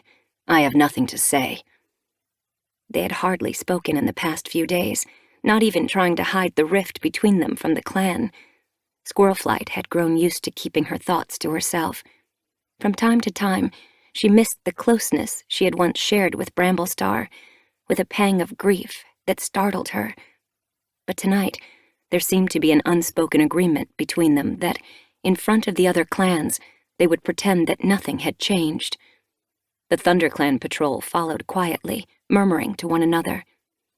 In the days since the sisters had come to the camp, the clan had been tense. At least Sunrise was healing, thanks to Leafpool's treatment. Leafpool had remained in camp tonight to watch over her. Hawk, Tempest, and Snow were still in the Elder's Den. What do we tell the other clans if they ask about the sisters? Thornclaw's terse mew sounded behind her. Bramblestar glanced back at the tabby warrior. There's no need for them to ask. As far as we know, the other clans don't know that they are staying with us. Hollytuft flicked her tail irritably. But what if they ask if we've seen them? ShadowClan is bound to mention the attack on their patrol. We tell them we know nothing. Bramblestar jerked his muzzle forward, the fur prickling uneasily along his spine. You want us to lie? Thornclaw frowned. Yes. Bramblestar kept his gaze ahead. We should have sent them home already, Bristlepaw growled. Alderheart glanced at the young she-cat. Sunrise needs more time to heal properly. The others aren't wounded, Bristlepaw shot back. The she-cat's gray pelt bristled. They should have left days ago. Irritation sparked in Squirlflight's pelt. They wanted to stay with their campmate. Thornclaw huffed. Who cares what they want? Did they care what we wanted when they held you captive? Who knows what they'd have done to you if we hadn't turned up and threatened to shred them? Alderheart lifted his chin. Sunrise will be able to travel in a few days. Then they can all leave and things can go back to normal. Squirlflight's paws felt heavy. She wasn't sure things could ever go back to normal, for her and Bramblestar at least. They'd argued too much over the past moon. So much had been said that couldn't be taken back. Her heart ached as she wondered if they'd ever be close again. She quickened her pace, eager to reach the island and let the clamor of voices and scents wash over her and crowd out her sense of loss. SkyClan had disappeared into the long grass on the far shore by the time she reached the tree bridge. She waited for Bramblestar to cross first, then followed, leading her clanmates onto the island. She nosed her way through the grass and emerged into the clearing. WindClan and ShadowClan moved silently to make room for ThunderClan, their gazes solemn. RiverClan watched stiffly from the edge of the clearing, while SkyClan clustered at the base of the great oak, their wary gazes flitting around at the other cats. Tigerstar's gaze swung toward the ThunderClan cats and fixed darkly on Bramblestar. Squirlflight tensed. Did the ShadowClan leader know that they were sheltering the sisters? Bramblestar crossed the clearing and leaped onto the low branch of the great oak. He gazed expectantly at the other leaders. There would be no time for gossip tonight. Squirlflight took her place on the arching roots of the oak. Hawkwing settled beside her as Crowfeather, Reedwhisker, and Cloverfoot joined them. Above them, Tigerstar sat beside Bramblestar. Mistystar followed, Hairstar and Leafstar at her tail. The clans drew closer, crowding beneath the oak's spreading branches, its shadow darkening their pelts. Bramblestar lifted his muzzle. Prey is running well in ThunderClan's forest. Tigerstar interrupted. There are more important matters to discuss than prey. His dark gaze swept over the clans. We have a new enemy at our border. We need to react. Murmurs of agreement rippled through the ShadowClan cats. WindClan's warriors were nodding solemnly. RiverClan cats exchanged knowing glances. Squirlflight's belly tightened. What enemy? She called, though she was afraid she knew exactly who he meant. Tigerstar glared back at her. You, of all cats, should know. They held you hostage, along with Leafstar. and now they have attacked and permanently wounded one of ShadowClan's finest warriors." The fur lifted along Squirlflight's spine. Permanently wounded? Bramblestar blinked innocently at Tigerstar. "What happened?" "The sisters came onto ShadowClan land and attacked a patrol," Tigerstar told him. Squirlflight's paws prickled with indignation. ShadowClan had gone onto the sisters' land first, surely. The sisters had only tracked them to find out why they'd come. That was what Snow had told her. With a sickening feeling, she wondered which version of the story was true. Tigerstar went on. "They shredded Strikestone's ear. The wound was so deep that the infection was hard to treat. He will never hear in that ear again." Squirlflight stiffened. She didn't realize Strikestone had been so badly injured. Growls of anger rose from the clans. "Foxhearts! They're no better than badgers!" Hairstar leaned forward. "The sisters are clearly a threat to the clans." Tigerstar nodded. "We need to drive them away." Squirlflight stared at him. "There aren't enough of them to threaten us." Leafstar nodded. "We outnumber them countless times." "They are big cats and dangerous." Tigerstar stared at the SkyClan leader. "You saw that for yourself." His gaze switched to Squirlflight. "They could easily cross the border and pick off our patrols one by one." "They'd never do that." Squirlflight's ears twitched with indignation. "They are peaceful." "They don't look for fights," Leafstar chimed. "Tell that to Strikestone." Tigerstar lashed his tail. Yowls erupted from the ShadowClan, WindClan, and RiverClan cats. "The sisters must go! Drive them out!" Thornclaw watched them, satisfaction glittering in his gaze. Twigbranch and Molewhisker exchanged uneasy glances. Squirlflight blinked helplessly at Hawkwing. "Why is he picking on the sisters?" she whispered. "They couldn't hurt us. They don't want to hurt us." Hawkwing met her gaze. "They permanently wounded one of his warriors," he murmured through the yowling of the clans. "He has to react. And don't forget, ShadowClan nearly fell apart only a few moons ago. Tigerstar needs an enemy to unite his clan behind him." Squirlflight blinked at him as she began to understand. "And if StarClan wants the clans to be united, he has to pick a fight with outsiders." "Exactly." Hawkwing's eyes glittered with unease. "You don't think we should fight them, do you?" Squirlflight was unnerved by the support of the other clans for Tigerstar's plan. "Why fight?" Hawkwing shrugged. "They'll be gone in a moon." Above them, Bramblestar shifted on the branch. His tail swished ominously behind him as he stared out at the crowd. Gradually, WindClan, RiverClan, and ShadowClan fell silent.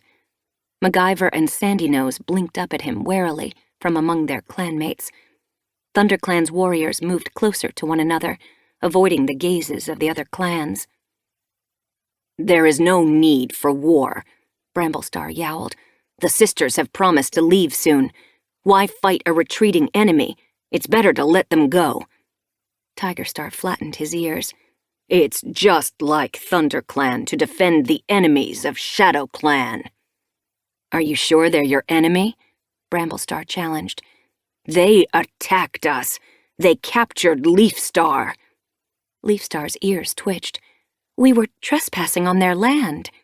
Tigerstar pressed on. "They took your deputy hostage. They should be your enemy, too." Tigerstar stared at Bramblestar, then flicked his gaze toward the ThunderClan cats gathered below. "And yet, ThunderClan is silent tonight.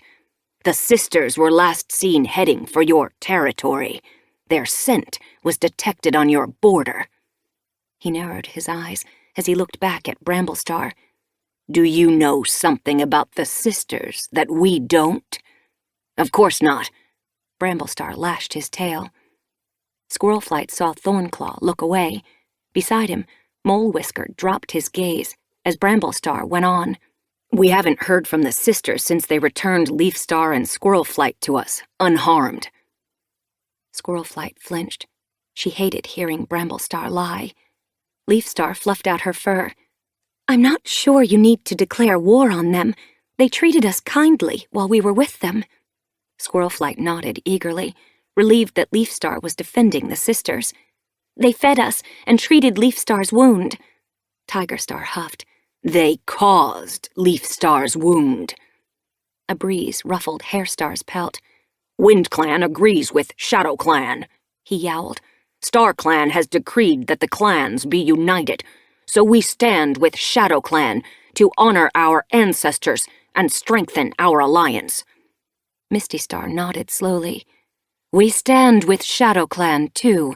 Leafstar has agreed to move to new territory. Leafstar bristled. That decision isn't final.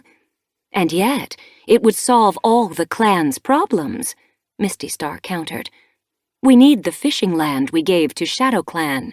WindClan needs their moorland back. She blinked at the SkyClan leader. The sooner we move the sisters from your new territory, the sooner the clans can re-establish their rightful borders. Squirrelflight's heart filled with dread. 3 leaders were determined to fight the sisters, and she could see by the excited murmuring of the watching cats that they had the full support of their clanmates. How could she expect any cat to resist the promise of a return to their traditional borders? She looked helplessly at Bramblestar. Surely he could find a way to stop them. She searched his gaze expectantly. Was he going to defend the sisters, despite everything? We have a clan mediator. Bramblestar lifted his chin. Why not use him? Leafstar pricked her ears. Tree. She scanned the crowd, her gaze settling on the yellow SkyClan warrior. Tree blinked back at her, pelt bristling in surprise. Could you go to the sisters and persuade them that it is in everyone's best interests for them to leave? Tree's gaze glittered with unease. I mediate between the clans, not with outsiders. Misty Star narrowed her eyes. But they're not outsiders to you, she told Tree. They're kin. Moonlight's your mother, right? Tree's hackles lifted. I barely know her. She forced me out when I was a kid. In that case, you won't mind asking her to leave. Misty Star shot back. Tree looked away for a moment, then turned back to face Misty Star, clearly uncomfortable. She won't listen to me, he said, finally. I'm happy to be a clan cat. I'm happy to do my duty by mediating between the clans. But please, if it's all the same to you, I would like to be left out of this. I much prefer my life without Moonlight or the sisters in it. Squirrelflight stared at the yellow Tom in surprise. She heard murmurs of sympathy and some shocked exclamations. So, you want to be a clan cat until we ask you to do something you'd rather not? She heard Crowfeather mutter. Squirrelflight raised her voice. I think we should listen to Tree, she said, shooting Leafstar a glance. Leafstar and I have seen the tension between him and Moonlight. Perhaps we should wait until we have no other voice. Leafstar nodded at Squirrelflight, then raised her voice above the din. Very well, Tree, she said. We'll consider other options, for now.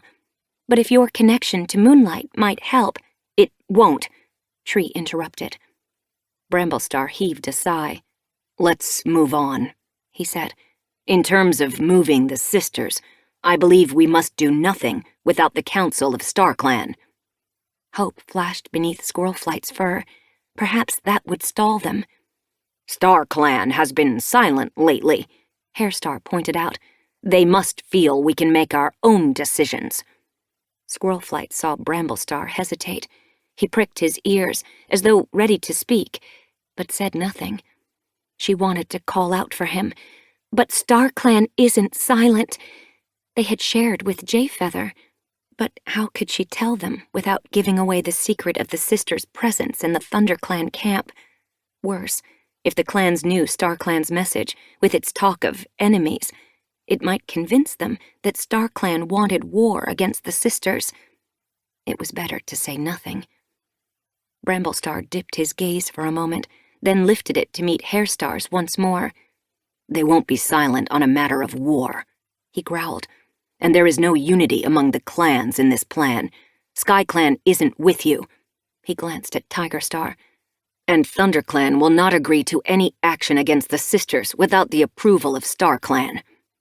Squirrelflight felt a rush of pride. How could any leader argue with him?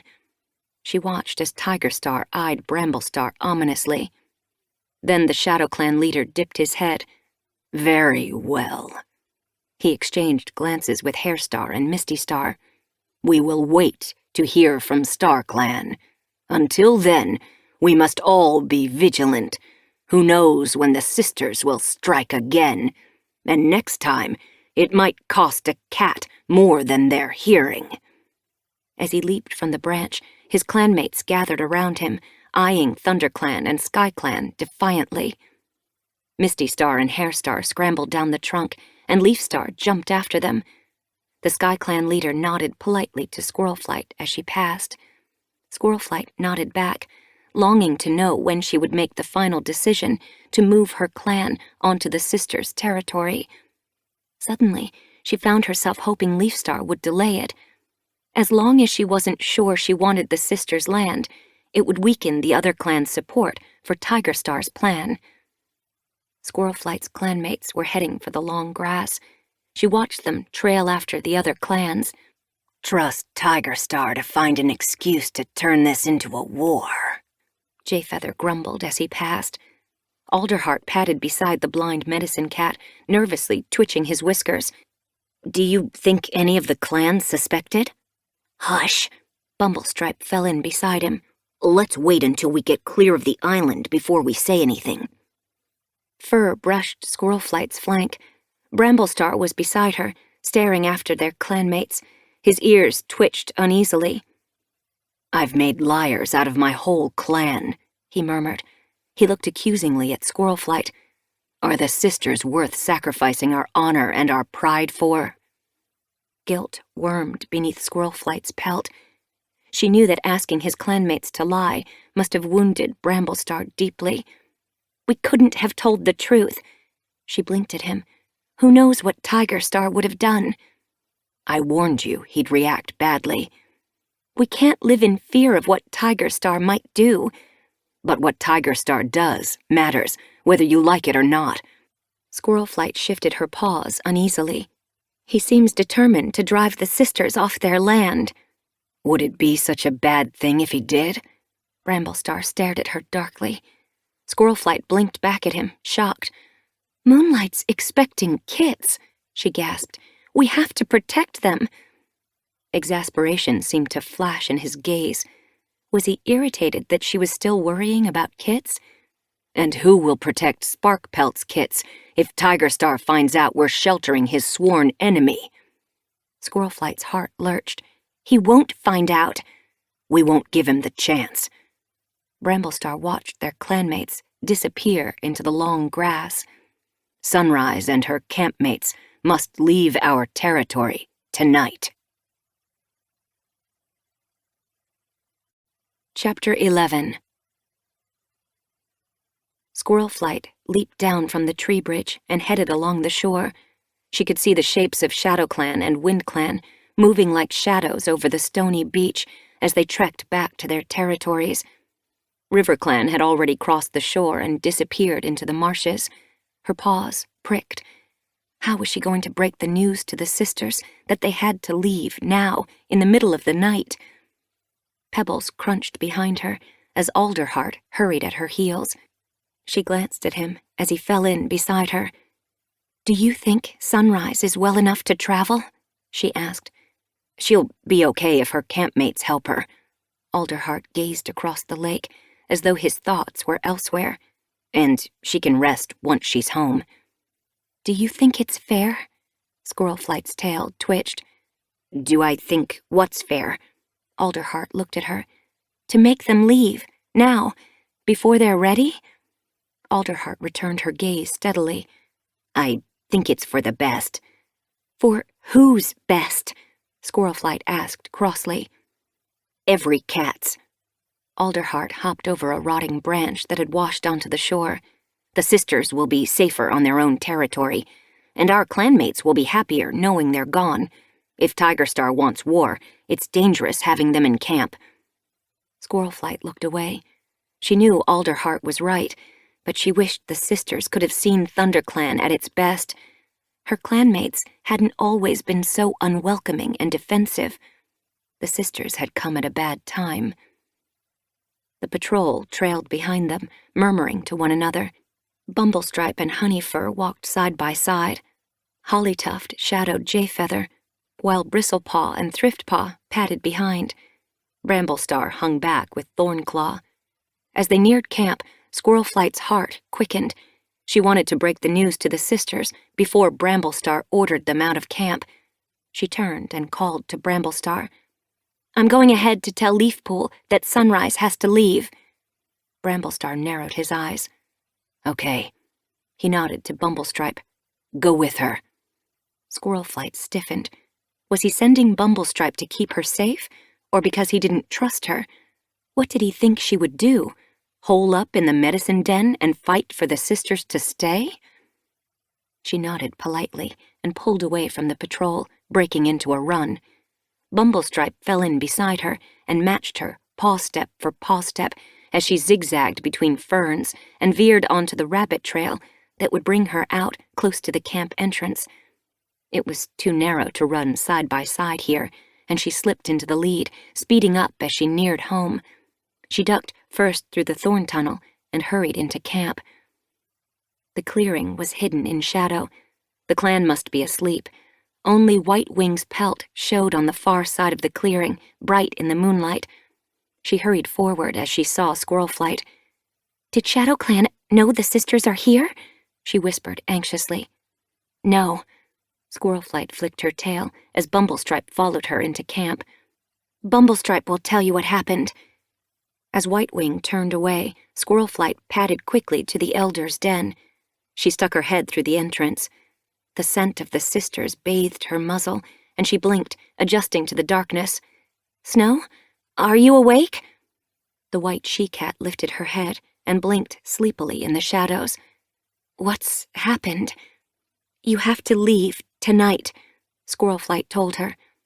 Tempest jerked her head up. "Right now?" Alarm glittered in the tabby's bright gaze. "As soon as Bramblestar gets back," Squirrelflight told her. "He wants you to leave tonight. He's following with the rest of the patrol. They'll be here soon." Hawk scrambled to her paws. "Is Sunrise well enough to travel?" "I hope so. I'm going to see Leafpool now." Squirrelflight blinked at her. "She'll know what to do." She ducked out of the Elder's den, sensing Bumblestripe's gaze as she crossed the clearing. She ignored it and nosed her way through the brambles that draped the entrance to the medicine den. Leafpool was sitting beside Sunrise's nest, her face hidden in shadow. She pricked her ears as Squirrelflight slid inside. "Was the gathering okay?" Sunrise shifted in her nest. "Did ShadowClan make trouble?" Anxiety glittered in her gaze. Squirrelflight crossed the den. "ShadowClan wants to declare war against the sisters. Leafstar and Bramblestar convinced them to hold off until we hear from StarClan." She gazed evenly at Sunrise. "But Bramblestar says you have to leave here tonight." Leafpool's pelt prickled. "Tonight?" She glanced anxiously at Sunrise's wound. Squirrelflight guessed what she was thinking. The gash had closed, but a mistimed jump or a fall could reopen it, and the infection had sapped the she-cat's strength. "I've warned Snow." As Squirrelflight spoke, the white she-cat pushed her way into the den, Tempest and Hawk at her heels. They crowded inside, appearing bigger than ever in the tight hollow. Snow blinked at Leafpool. "Is she well enough to travel?" Leafpool shifted her paws. "She'll have to be. If ShadowClan is talking war, it's too dangerous for you to stay." "War?" Hawk asked, her eyes wide. "You didn't mention that before. Do you really think the other cats would attack because you've helped us?" "You attacked their warriors," Leafpool replied evenly. "They would see it as defending their own." "But we were only defending our own," Tempest meowed. Leafpool's ear twitched irritably. "We could argue about who was in the right all day. What matters is that you must leave if we want to avoid violence. She caught Squirlflight's eye nervously. Does she think I'm going to argue? Squirlflight felt uneasy about sending Sunrise home while she was still weak, but she realized Alderheart had been right, and Leafpool clearly felt the same way. If Shadow Clan, Wind Clan, and River Clan were ready to start a war with the sisters, they wouldn't be safe here, and their presence would put ThunderClan in danger. Leafpool flicked her tail. I'll make up a bundle of herbs for you to take. She padded toward the cleft in the rock at the back of the den where the herbs were stored. I hope you can find more when you get home. She crouched and began tugging leaves from the shadowy crack. Use marigold and goldenrod if you can find it. That wound will need to be kept clean until it's fully healed. Snow dipped her head. We are grateful for your care, Leafpool. Sunrise would have died without you. Alderheart and Jayfeather would have taken care of her if I hadn't. Leafpool meowed briskly as she pulled out a wad of thyme. Squirlflight shifted her paws. Would they have? Jayfeather and Alderheart had helped treat Sunrise's wound, but she felt their unease at having a cat some of the clan considered an enemy in their medicine den. She suspected they'd be relieved when the sisters left. Sunrise shifted in her nest, her face taut with pain. Hawk stiffened. Are you sure she can travel? Leafpool wrapped the herbs in a leaf and carried them to Sunrise's nest. She opened the bundle and, with her pad, dabbed at a patch of poppy seeds pooled between the leaves. Swallow these. She lifted her paw to Sunrise's mouth, and the yellow she-cat ducked to lick them off. They'll help with the pain. There's more in the bundle for when you get home, but you'll have to find your own once they're gone. Tempest was frowning. Do the clans always turn a fight into a war? Squirlflight looked at her. What do you mean? Sunrise was hurt in a border fight, Tempest meowed. Is that any reason to start a war? Tensions are running high at the moment, Squirlflight explained.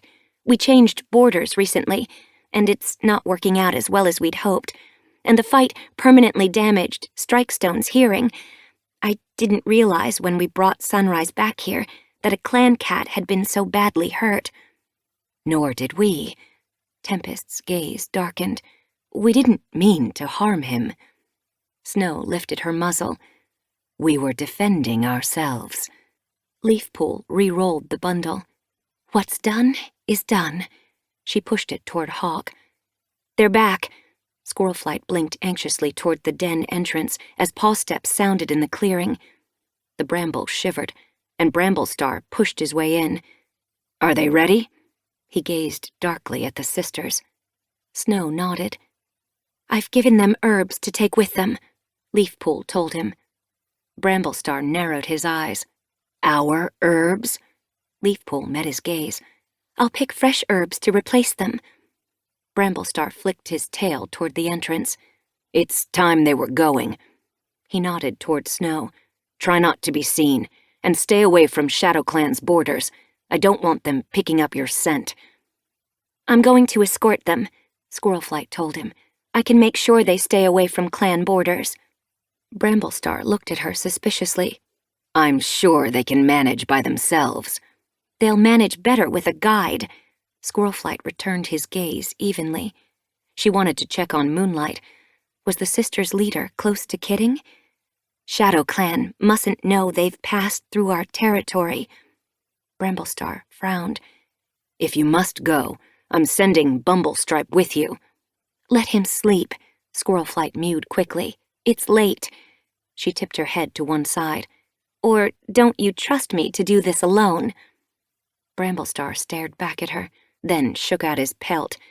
Go with them if you must, he growled. He nodded quickly to the sisters and nosed his way out of the den. He doesn't sound pleased with the idea, Snow observed. These days, he's not pleased with anything I do. Squirlflight watched the bramble swish back into place, her heart heavy. There's no time to worry about that now. Leafpool helped Sunrise to her paws. As the wounded cat climbed unsteadily out of her nest, Hawk and Tempest hurried to support her. They pressed against her on either side, guiding her to the entrance. Snow picked up the bundle of herbs and followed them out. Leafpool watched them go. "Don't travel too fast," she warned Squirrelflight. "Sunrise is very weak." "I'll make sure she gets home safely," Squirrelflight promised. Outside, Bramblestar hung back in the shadow of the high ledge, his eyes glittering in the moonlight. Thornclaw and Hollytuft watched from the fresh kill pile as the sisters moved slowly past them. Larksong padded to the edge of the clearing and dipped his head to Tempest. His black pelt was no more than a shadow in the darkness. "Take care," he mewed. "I'll look after them," Squirrelflight told him. Larksong looked surprised. "Are you going with them?" Squirrelflight lifted her chin. "I brought them here. I'll see them home." Sparkpelt padded to her mate's side, her gaze shimmering with worry as she blinked at her mother. "Will you be okay?" "I'll be among friends," Squirrelflight reassured her. A low growl rumbled in Thornclaw's throat. Squirrelflight ignored it and followed Tempest and Hawk as they steered Sunrise through the thorn tunnel. In the forest, Snow fell in quietly beside Squirrelflight. She held the bundle of herbs between her jaws, staying close as Squirrelflight led the sisters toward the abandoned two-leg place. The journey was slow, and they stopped from time to let Sunrise rest. The wounded cat made no fuss, but Squirrelflight could see from the bright pain in her eyes that she was struggling. An owl hooted in the trees, staying with them as they made their way through the forest, as though curious about their presence. Foxes screeched in the distance, and everywhere Squirrelflight could hear the rustle of prey in the undergrowth. At the edge of clan territory, Squirrelflight relaxed a little. From here, she wouldn't have to keep glancing over her shoulder for prying clan eyes. She halted as Tempest and Hawk helped Sunrise across the border. Then she let Snow take the lead. The white cat knew this territory better than she did. Tiredness was beginning to tug at her bones, and she was relieved when at last she recognized the trail that led into the sisters' secluded valley. She opened her mouth, and through the dank night air tasted the scent of their camp. Moonlight. She smelled the she-cat's scent, feeling at home at once. Pricking her ears, she listened for movement. This late into the night, the sisters must be sleeping. At the fern entrance, Tempest lifted her muzzle and yowled. Instantly, dens rustled and paw steps pattered over grass. "Snow, is that you?" Moonlight's call sounded from the camp. Squirrelflight fought the urge to race ahead, letting Tempest and Hawk ease Sunrise through the ferns before she followed them into the camp. "You're home." Moonlight stood outside her den, her eyes shining. "Sparrow brought your message." Her gaze flitted toward Sunrise. "It looks like Squirrelflight's medicine cat managed to help." Flurry hurried to her mother's side. "Hawk!" She rubbed her cheek against her mother's. "I'm glad you're back." Sparrow wove around them, purring. "You were gone for ages. Moonlight was about to send a search party." Squirrelflight was relieved that the gray she-cat hadn't. What would Bramblestar have said if even more sisters had turned up on their land? Sunrise sank down into the grass with a weary groan. "Are you still sick?" Furs darted toward her. "I'm recovering," Sunrise told her. "Slowly." Snow dropped the herb bundle beside Sunrise. "Squirrelflight's campmates gave us these herbs to treat her." Moonlight hurried across the clearing and stopped beside Snow. Squirrelflight eyed her swollen belly. "I'm glad you're safe." Her gaze flashed toward Squirrelflight, surprise lighting her face, as though she'd only just realized Squirrelflight was with the returning patrol. "I must thank you for taking care of my campmates." Squirrelflight's pelt prickled uneasily. What would Moonlight say when she heard that ThunderClan had considered turning Sunrise away, even if it meant she died? "It was risky," she mumbled. She needed to explain. Sunrise was injured in a fight with Shadow Clan. Sheltering her was dangerous. Moonlight dipped her head. I'm sorry my campmates put your clan in such a difficult position. Has it caused you trouble? Not really, Squirrelflight told her. Shadow Clan doesn't know we helped her, but they are ready to declare war on you because of the fight with their patrol. One of their warriors lost his ear and his hearing. Moonlight tipped her head to one side. Do they know we'll be moving on once my kits have been born? Yes. Squirrelflight met her gaze apologetically. But Tiger Star doesn't want to wait that long, and River Clan and Wind Clan are willing to fight with him. Moonlight blinked at her. And your clan? Bramblestar is stalling them. He says we must have the permission of StarClan. They're your ancestors, yes? Squirrelflight nodded. And they live up there? Moonlight looked into the sky. Pale blue was showing on the horizon, but the stars were still glittering in blackness overhead. It seems a long way to travel. Perhaps that's why some choose to stay here. Squirrelflight frowned. What do you mean? Snow pricked her ears.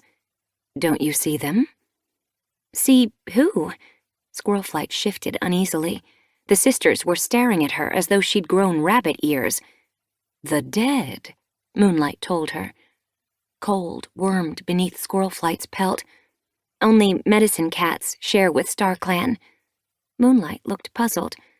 Don't the rest of you see them? Squirrelflight hesitated, remembering suddenly the great battle against the dark forest. Once, many moons ago, our ancestors fought beside us. Her belly tightened. But those days are over. Since then, the warriors of StarClan only show themselves to our medicine cats. Moonlight met her gaze. Perhaps it is simpler that way. The dead are all around us. They seem younger and sleeker than they did in life, as though death brings them peace. Do you speak to them? A memory stirred at the edges of Squirrelflight's thoughts. Sometimes, Moonlight told her. Tree. Squirrelflight caught hold of the memory. The loner that SkyClan had taken in was able to see the dead. He brought dead warriors from the shadows to speak with their living clanmates. Of course! Your son Tree sees the dead too. Cats born of the sisters have this skill. Moonlight gazed at her. It keeps us connected to our ancestors. We all see the dead, Furs told her. Sometimes they talk to us, sometimes they don't. Sometimes I'm not sure they even see me. I often see the same cat, Tempest told her. If she wants to, she speaks to me. If not, she ignores me. Squirrelflight wondered if the sisters dead had the same powers of prophecy as StarClan. Do they ever tell you what will happen in the future? Tempest narrowed her eyes. How would they know? Our dead move among us, Moonlight explained. They have no power to see what we cannot. Squirrelflight glanced at the sky, frustration pricking in her paws. What use were the dead if they couldn't help the living? Dawn was creeping closer. She needed to get home. Tell your dead friends to watch out for the clans, she warned Moonlight. Bramblestar has stopped ShadowClan for now, but once Tigerstar gets an idea, it's hard for him to let go. Moonlight swished her tail. We are bigger and stronger than clan cats. Squirrelflight gazed at her solemnly. Maybe, but you're heavily outnumbered. Even rats are dangerous when they come in swarms. Tempest and Furs exchanged nervous looks. Hawk shifted closer to her kits. Moonlight held Squirrelflight's gaze. You may be right, she conceded, but we won't be here for long. Try to persuade the clans to wait. We mean no harm to them, but my kits must be born here. Squirrelflight dipped her head. I will do what I can. Even as she promised, doubt gnawed at her belly. Maybe once, with Bramblestar on her side, she could have persuaded the clans to keep their claws sheathed, for a while at least. But their experience with Darktail had made the clans more wary. His kin had posed as a harmless group of rogues, too, but then they'd infiltrated ShadowClan and eventually taken it over. Before he was done, they'd taken RiverClan's land as well and horribly mistreated the cats in their care. Many cats died in the battle to defeat him, and ShadowClan was nearly destroyed. All the clans had become more hostile to outsiders and less open to reason as a result. She knew the sisters were no threat, but she wasn't sure that she could convince the clans to leave them in peace. Chapter 12. Stay with me. Squirlflight nudged Ivypool with her nose, waiting while Twigbranch and Finleap checked the clearing. She wanted to give the two young warriors a chance to guide the hunt. In the days since the sisters had left the camp, she'd volunteered for every patrol. She wanted to keep busy. She was leading a hunting patrol now. They hadn't had much luck so far, finding prey scarce around the beech grove, but as they headed closer to the edge of the forest, prey scents were becoming thicker. Ivypool paused beside her and watched Twigbranch and Finleap sniff their way through the ferns that pooled in a patch of sunlight. Twigbranch lifted her head and called over the browning fronds. There are squirrel scents here, but they're stale. She looked into the canopy. Prey must be busy today, building nests for Leaf Bear. Ivypool padded forward, pushing between the ferns. They have to come out to find fresh bedding, just like we do. Twigbranch shrugged. If they do, they're not looking for it here. Squirlflight nodded toward the edge of the forest, where bright sunshine lit the trunks. We could check the land beyond the stream. The moorland? Ivypool looked unconvinced. Finleap pricked his ears hopefully. Moorland prey might be less shy. As he swished through the ferns, heading for the light, Twigbranch hurried after him. I don't see the point of hunting on the moorland. Ivypool fell in beside Squirlflight as they followed the younger cats. We'll be giving it back soon. Only if SkyClan agrees to move, Squirlflight told her, and even then, we have to wait for the sisters to leave their camp. Not if Tigerstar goes ahead with his plan to chase them off, Ivypool reminded her. Squirlflight's belly tightened. He promised to wait for word from StarClan. Bramblestar hadn't sent Jayfeather and Alderheart to consult with StarClan yet, and she guessed he was delaying on purpose. He didn't want any news that would encourage Tigerstar to start a war with the sisters. Besides, Bramblestar already knew what StarClan thought. Clouds from the mountains will make it difficult to tell friend from enemy, but if the clans stay united, the way forward will be clear. She wasn't surprised he hadn't shared the message with the other clans. It could too easily be interpreted as an order to move against the sisters. Had the other clans sent medicine cats to the moon pool? Would StarClan give them the same message? Squirlflight couldn't help but consider what that might mean. What if StarClan does want us to attack the sisters? But how could that be? Squirlflight knew many of the cats in StarClan. They were her own kin and clanmates, good cats at heart. Why would they want the clans to attack these harmless cats? For now, she decided, she was choosing to believe that wasn't what StarClan meant. Judging from the silence from beyond ThunderClan's borders, Squirlflight guessed that no message had been shared. But waiting was making her nervous. How long would Bramblestar resist the call to war against the sisters if StarClan sent word to the other clans? She was heartened that he hadn't done more than send the sisters back to their camp. He clearly wasn't prepared to push them farther away. Not yet, at least. Squirlflight fluffed out her fur. He'd behaved with similar restraint in their relationship. Bramblestar kept his distance, eating and hunting with others, only speaking to her about clan business. But he hadn't asked her to leave his den. They both slept there each night, in separate nests, sharing the silence. Watching Sparkpelt's belly swell and her pelt grow glossier had sharpened Squirlflight's grief at not having her own kits.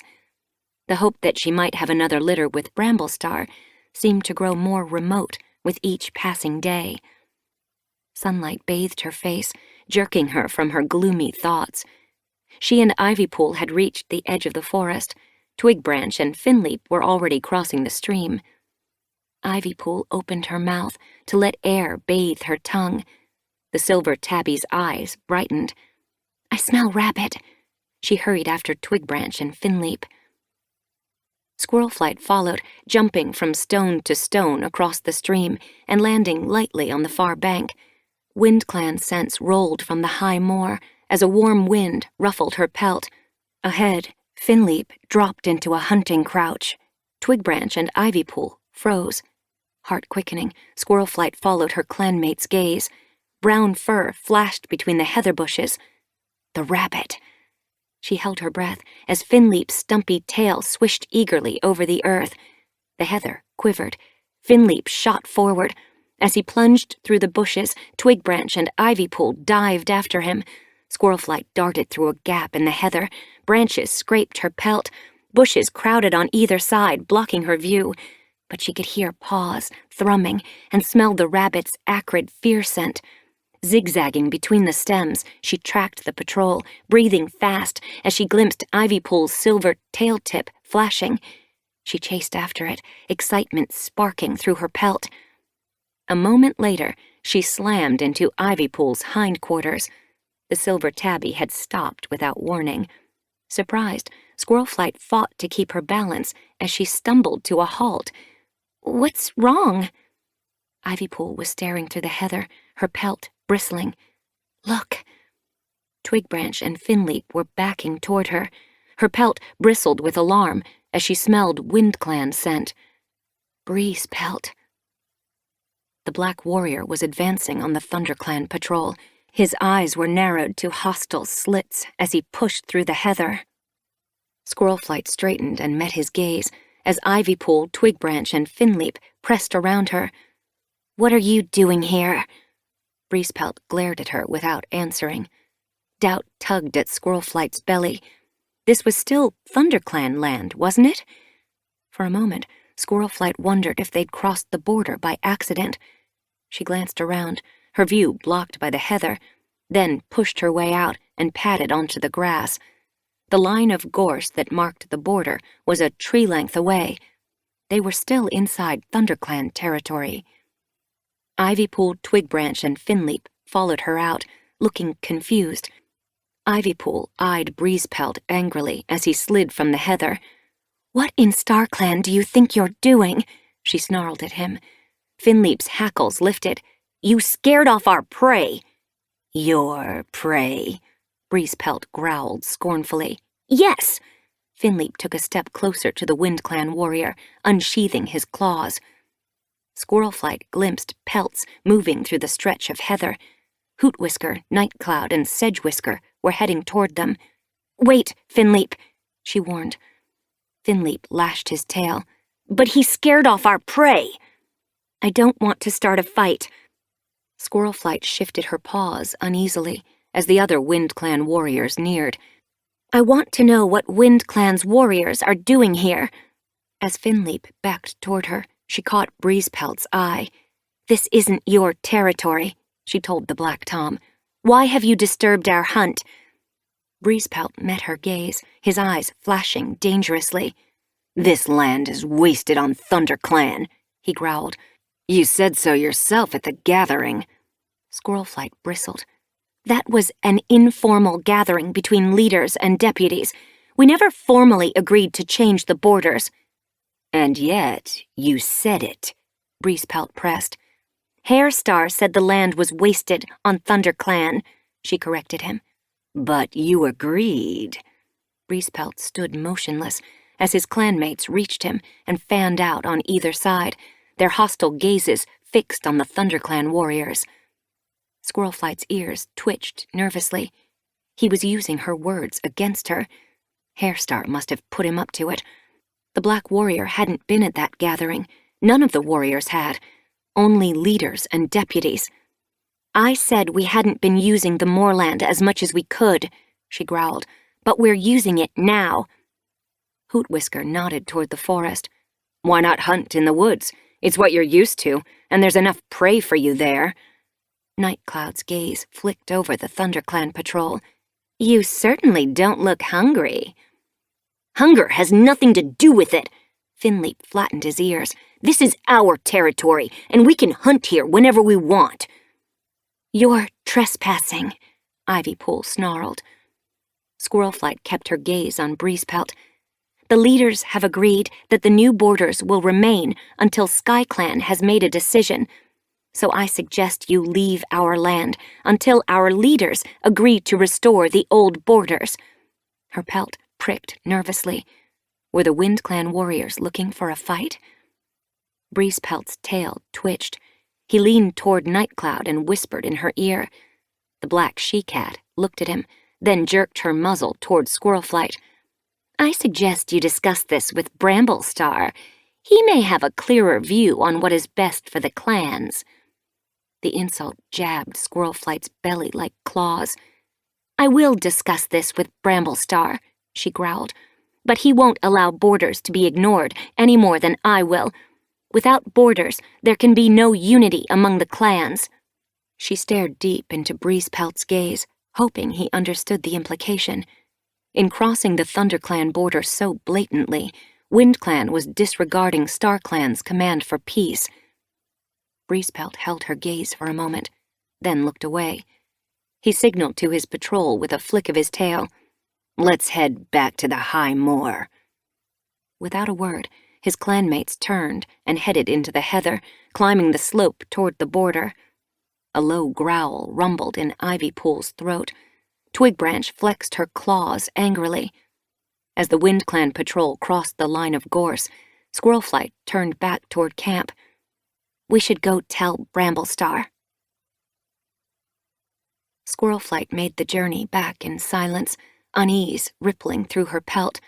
Behind her, Ivypool, Finleap, and Twigbranch muttered angrily to one another. As they reached camp, Squirrelflight ducked first through the thorn tunnel. Bramblestar was sitting on the high ledge. She beckoned him with a flick of her tail. His eyes widened, and he leaped down the rock tumble and stopped as Ivypool, Finleap, and Twigbranch gathered around her. He searched Squirrelflight's gaze, his ears pricking anxiously. What's happened?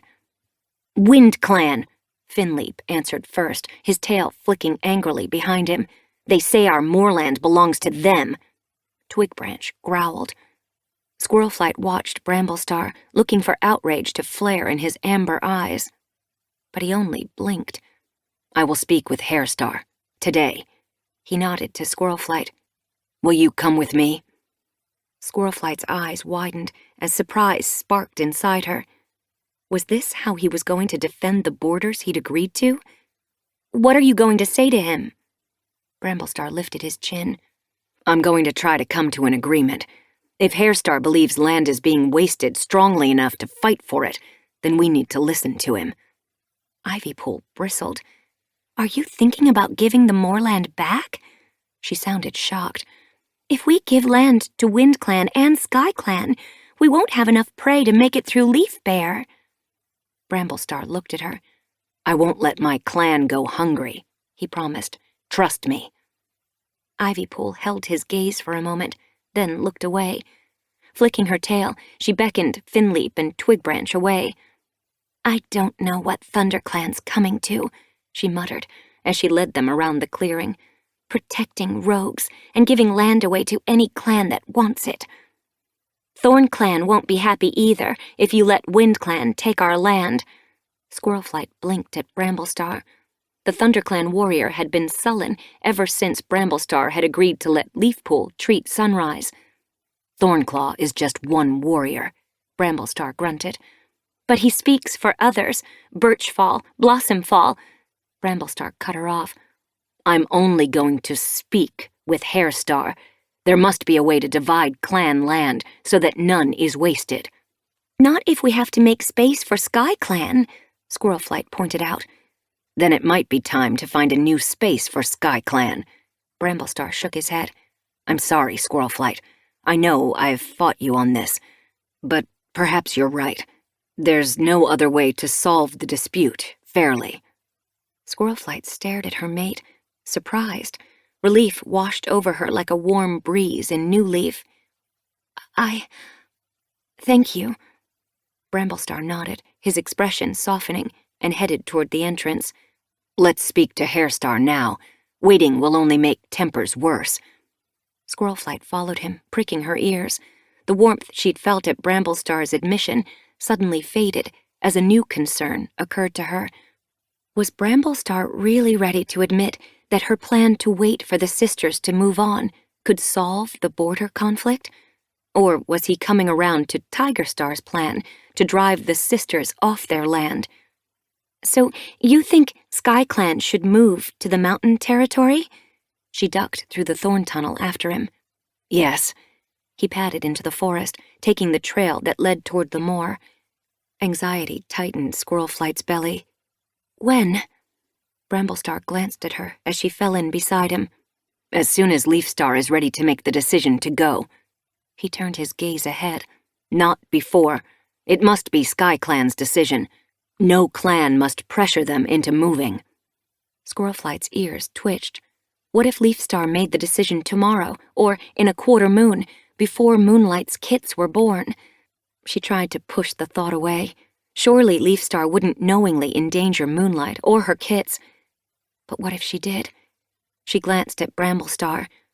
Would you drive the sisters away before they're ready to leave? I'll try to keep the peace as long as I can, but the clan's interests must come first. Squirrelflight's pelt sparked with anger. Did Bramblestar really believe that the impatience of warriors was more important than the sisters' needs? Why? Do you think we should put the comfort of rogues before ourselves? Squirrelflight bristled. The sisters aren't rogues. He looked at her, puzzled. How are they different? He didn't wait for an answer. I can't let my clan go hungry so that the sisters can eat. No cat is going without food. Squirrelflight stared at him. Bramblestar was twisting the argument. We don't have the right to take land just because we want it. We need it, Bramblestar insisted. And the sisters have proved that they pose a threat to the clans. What threat? Squirrelflight's hackles lifted. They're willing to attack clan cats and hold them hostage. I call that a threat. They were just defending themselves, Squirrelflight argued. And we're just defending ourselves.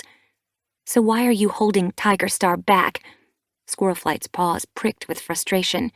Why not just let him start his war against the sisters now? She didn't want an answer. You told him that we had to wait for word from StarClan, but we've had word from StarClan. Tigerstar could easily twist what Hollyleaf told Jayfeather into an excuse for war. Why not tell him what StarClan said and let him attack the sisters? She fixed his gaze, her heart aching. She wanted him to say that it was because he knew it was wrong to steal land, that he had pity for Moonlight and her unborn kits. Bramblestar looked at her coldly. There's no need for war with the sisters until we know for sure that SkyClan wants their land. Squirrelflight's heart sank. She knew that Bramblestar was being honorable in his own way. He was putting the needs of the clans first, as a leader should. And if he hadn't cared about the sisters at all, he would have already shared StarClan's message and let ShadowClan start the war. Still, the coldness of his reasoning irked her. Couldn't he see that the sisters deserved respect, too? A warrior's way of life wasn't the only way to live. Her tail drooped as she matched Bramblestar's paw steps. Around them, birds chattered and sunshine dappled the forest floor. There was no point in wishing Bramblestar were different. She was ThunderClan's deputy. She needed to focus her thoughts on what was best for her clan. The confrontation with Breezepelt had been close to an open declaration of war. She must support Bramblestar now. If he could come to a compromise with Hairstar at this meeting, they could maintain the uneasy peace among the clans while still delaying the invasion of the sisters' territory. Whatever was decided in the Wind Clan camp this afternoon might give Moonlight the chance to have her kits in the birthing den the sisters had built for her. At the Wind Clan border, they waited for a patrol. The wind in the heather covered the silence between them. Squirlflight stared across the moor, relieved when she saw Larkwing, Slightfoot, and Oatclaw on the hillside. Slightfoot! Bramblestar whisked his tail. Slightfoot's pelt bristled. Larkwing narrowed her eyes. The patrol headed toward them, eyeing them warily. I want to talk to Hairstar, Bramblestar told them as they neared. Slightfoot looked unsurprised. WindClan must have heard about the encounter between Breezepelt and Squirlflight by now.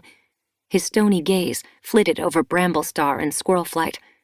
We'll take you to him. He stepped aside, inviting them over the border with a nod of his head. Squirlflight followed Bramblestar nervously between the gorse bushes. She'd known these WindClan warriors their whole lives, remembered their first gathering as apprentices, and yet the hostility in their eyes made her keenly aware that she was treading on enemy territory.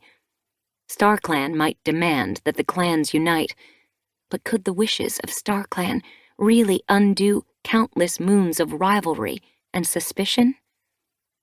Bramblestar stayed close to her as they followed Larkwing along the hillside, cutting through swaths of heather and winding between stiff bracken stems. She felt comforted by the brush of his fur against hers, as Slightfoot and Oatclaw padded close at their tails. At last, they reached the tall gorse wall of the WindClan camp. Larkwing led them around it, then ducked through a tunnel hardly visible among the prickly branches.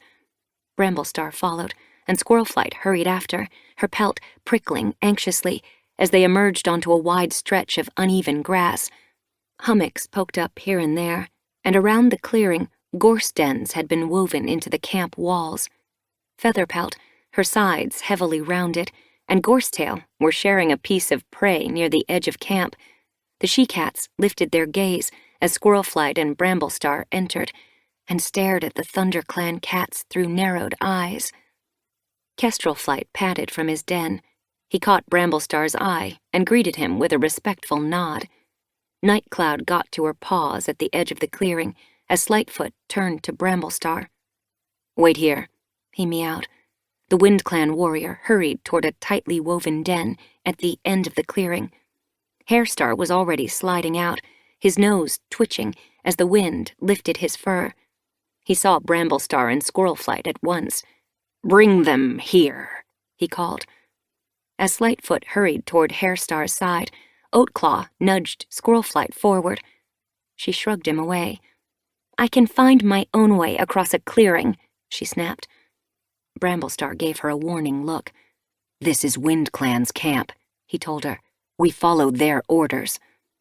She shook out her pelt and fell in beside him as he crossed the clearing, ignoring Larkwing and Oatclaw padding on either side.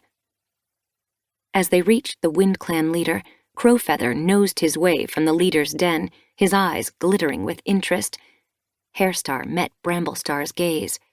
You wished to speak with me?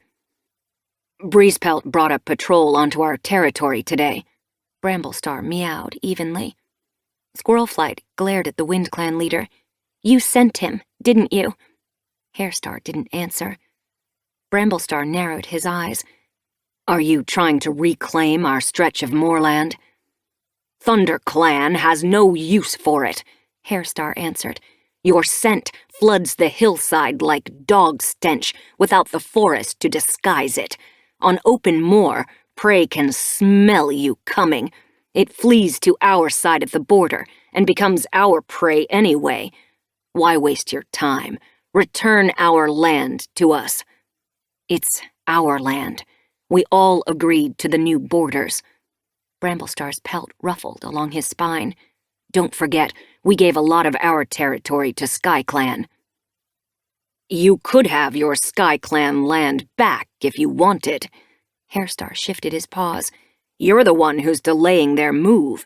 You can be the one to suffer the consequences. Squirlflight glanced at Bramblestar. Was this demand for land WindClan's way of persuading ThunderClan To agree with ShadowClan's war on the sisters? Bramblestar's tail swished ominously. While Greenleaf lasts, there are no consequences to suffer, he told Hairstar. There is enough prey in the forest to feed ThunderClan.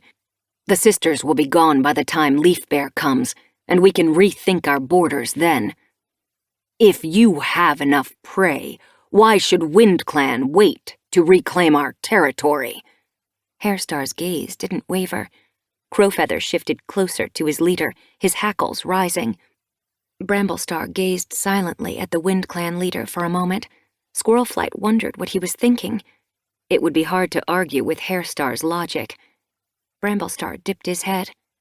Very well, he growled. You may hunt on our stretch of moorland until SkyClan makes a decision.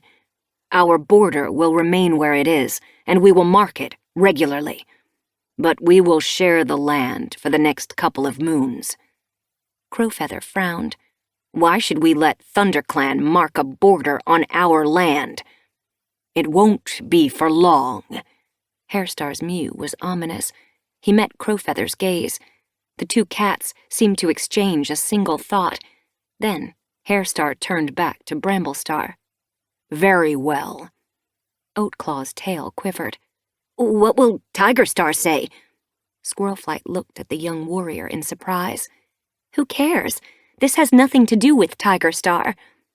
Bramblestar's gaze darkened. Oatclaw has a point, he murmured. When RiverClan hears that we've given WindClan hunting rights on their old land, they might insist on the same for the land they gave to ShadowClan.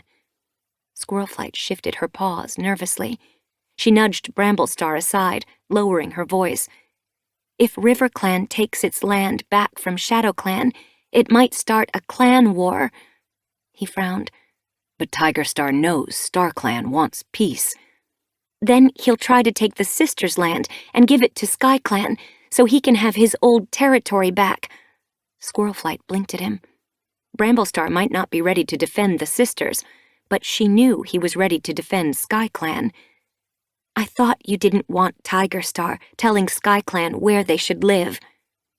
Bramblestar's gaze clouded with thought. He turned back to Hairstar. We have to keep this agreement secret from the other clans. If that's what you wish. Hairstar dipped his head.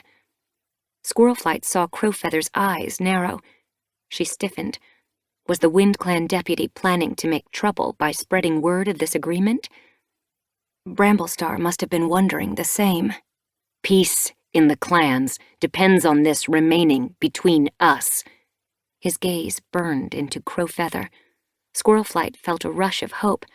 This agreement with WindClan might give the sisters the time they needed, as long as Tigerstar didn't find out. Chapter 13. Squirrelflight shivered as gray drizzle washed the clearing. It had been 2 days since she had visited the WindClan camp with Bramblestar. The weather had grown chilly, and she could taste leaf fall in the air. Around her, the clan had settled down to share a midday meal. Larksong was eating hungrily beside the fresh kill pile. Bramblestar shared a squirrel with Birchfall and Hollytuft. Bristlepaw dragged a vole into the apprentice's den, where Thriftpaw and Flippaw were sheltering from the rain. Squirrelflight pushed the remains of the shrew she'd been sharing with Millie toward the deaf old she-cat. You finish it, she mewed loudly. Are you sure? Millie blinked at her. Sure. Graystripe nosed his way out of the elder's den and glanced up at the overcast sky. He fluffed out his fur. I'm hungry. He looked toward the fresh kill pile, where a few mice lay in the mud, and wrinkled his muzzle. I think I'll wait to see what this afternoon's patrol brings in. Millie hooked the half-eaten shrew toward him. Do you want this? As Graystripe examined it, paw steps thrummed beyond the thorn tunnel. He lifted his muzzle and glanced toward the entrance. Bramblestar! Finleap charged, breathless, into camp. Squirrelflight's pelt bristled in alarm. The young Tom looked scared. He stood panting in the clearing, rain dripping around his face. She hurried to meet him as Bramblestar scrambled to his paws. What's happened? She asked. Tiger Star! Finleap struggled to catch his breath. He's on the border with Scorchfur and Berryheart. Misty Star's with them. Squirlflight blinked at him. Tiger Star and Misty Star? Her belly tightened. Had they found out about the agreement with WindClan? Finleap went on. Misty Star brought Owlnose and Havenpelt with her. Bramblestar stopped beside her. Anxiety darkened his gaze. 2 warriors each. It must be serious, he growled. Twigbranch and Thornclaw are escorting them here, Finleap puffed. I ran ahead to warn you. Thanks, Finleap. Bramblestar waved him away with a nod of his muzzle and glanced around the camp. Bristlepaw blinked from the apprentice's den. Larksong left the mouse he'd been eating and padded closer, his hackles lifting. Birchfall and Hollytuft narrowed their eyes as Bramblestar addressed the clan. We're about to have visitors, he told them. Be polite, but be on guard. As his clanmates exchanged anxious glances, Bramblestar looked gravely at Squirlflight. I hope they haven't found out about the border. Squirlflight wished she could reassure him, but she felt sure that their short moment of peace was at an end. Why else would they come? They brought 2 warriors each, Bramblestar mused, hardly listening. Enough for a show of strength. Not enough to start trouble, Squirlflight pointed out. Bramblestar looked at her. Not yet. As he spoke, the thorn tunnel shivered, and Twigbranch and Thornclaw led Tiger Star, Misty Star, and their warriors into the camp. Squirlflight hung back as Bramblestar met them in the middle of the clearing. Then she padded to his side. Tiger Star fluffed his damp pelt out against the rain. Misty Star stood beside him, her gaze stony. What brings you here? Bramblestar asked evenly. Tiger Star twitched his tail. You know what brings us here. Behind him, Scorchfur and Berryheart exchanged glances. Owlnose and Havenpelt moved closer to Misty Star. Don't pretend you can't guess, the River Clan leader growled. Tiger Star flexed his claws. You've re-established your old border with WindClan. The new border still remains, Bramblestar told him calmly. We mark it every day. But you let WindClan hunt on your stretch of moorland, Tiger Star accused. Misty Star lifted her chin. Which is the same as having no border at all. Squirlflight moved closer to Bramblestar. Our agreement with WindClan is ThunderClan business. We've discussed this. Tiger Star glared at her. It becomes my business when Misty Star demands that we return RiverClan's marshland. We don't control what RiverClan does, Bramblestar replied stiffly. WindClan and ThunderClan came to a peaceful agreement. There's no reason why you and RiverClan can't sort this out yourselves. Is that all you have to say? Tiger Star's ears twitched angrily. ThunderClan cats usually can't stop themselves telling other clans what to do. Bramblestar held his gaze. Do you want me to tell RiverClan you won't give their land back? No! Tiger Star lashed his tail. ShadowClan can fight its own battles. Then why are you here, disturbing our peace? Bramblestar's ears twitched. Squirlflight looked at him. If he was going to refuse to get involved, she'd follow his lead. What can we do?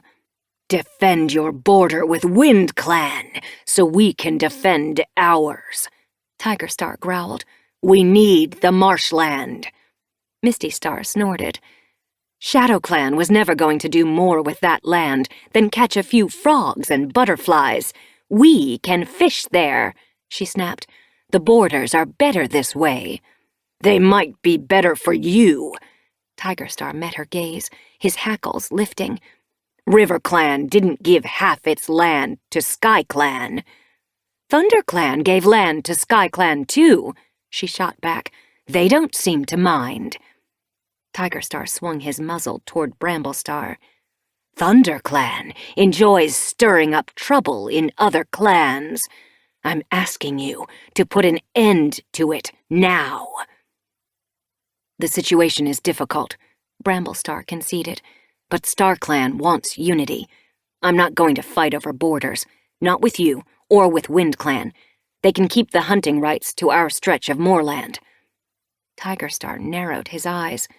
Then perhaps we should take our land back from SkyClan. Squirlflight's chest tightened. You can't. They need territory too. Tigerstar swished his tail slowly.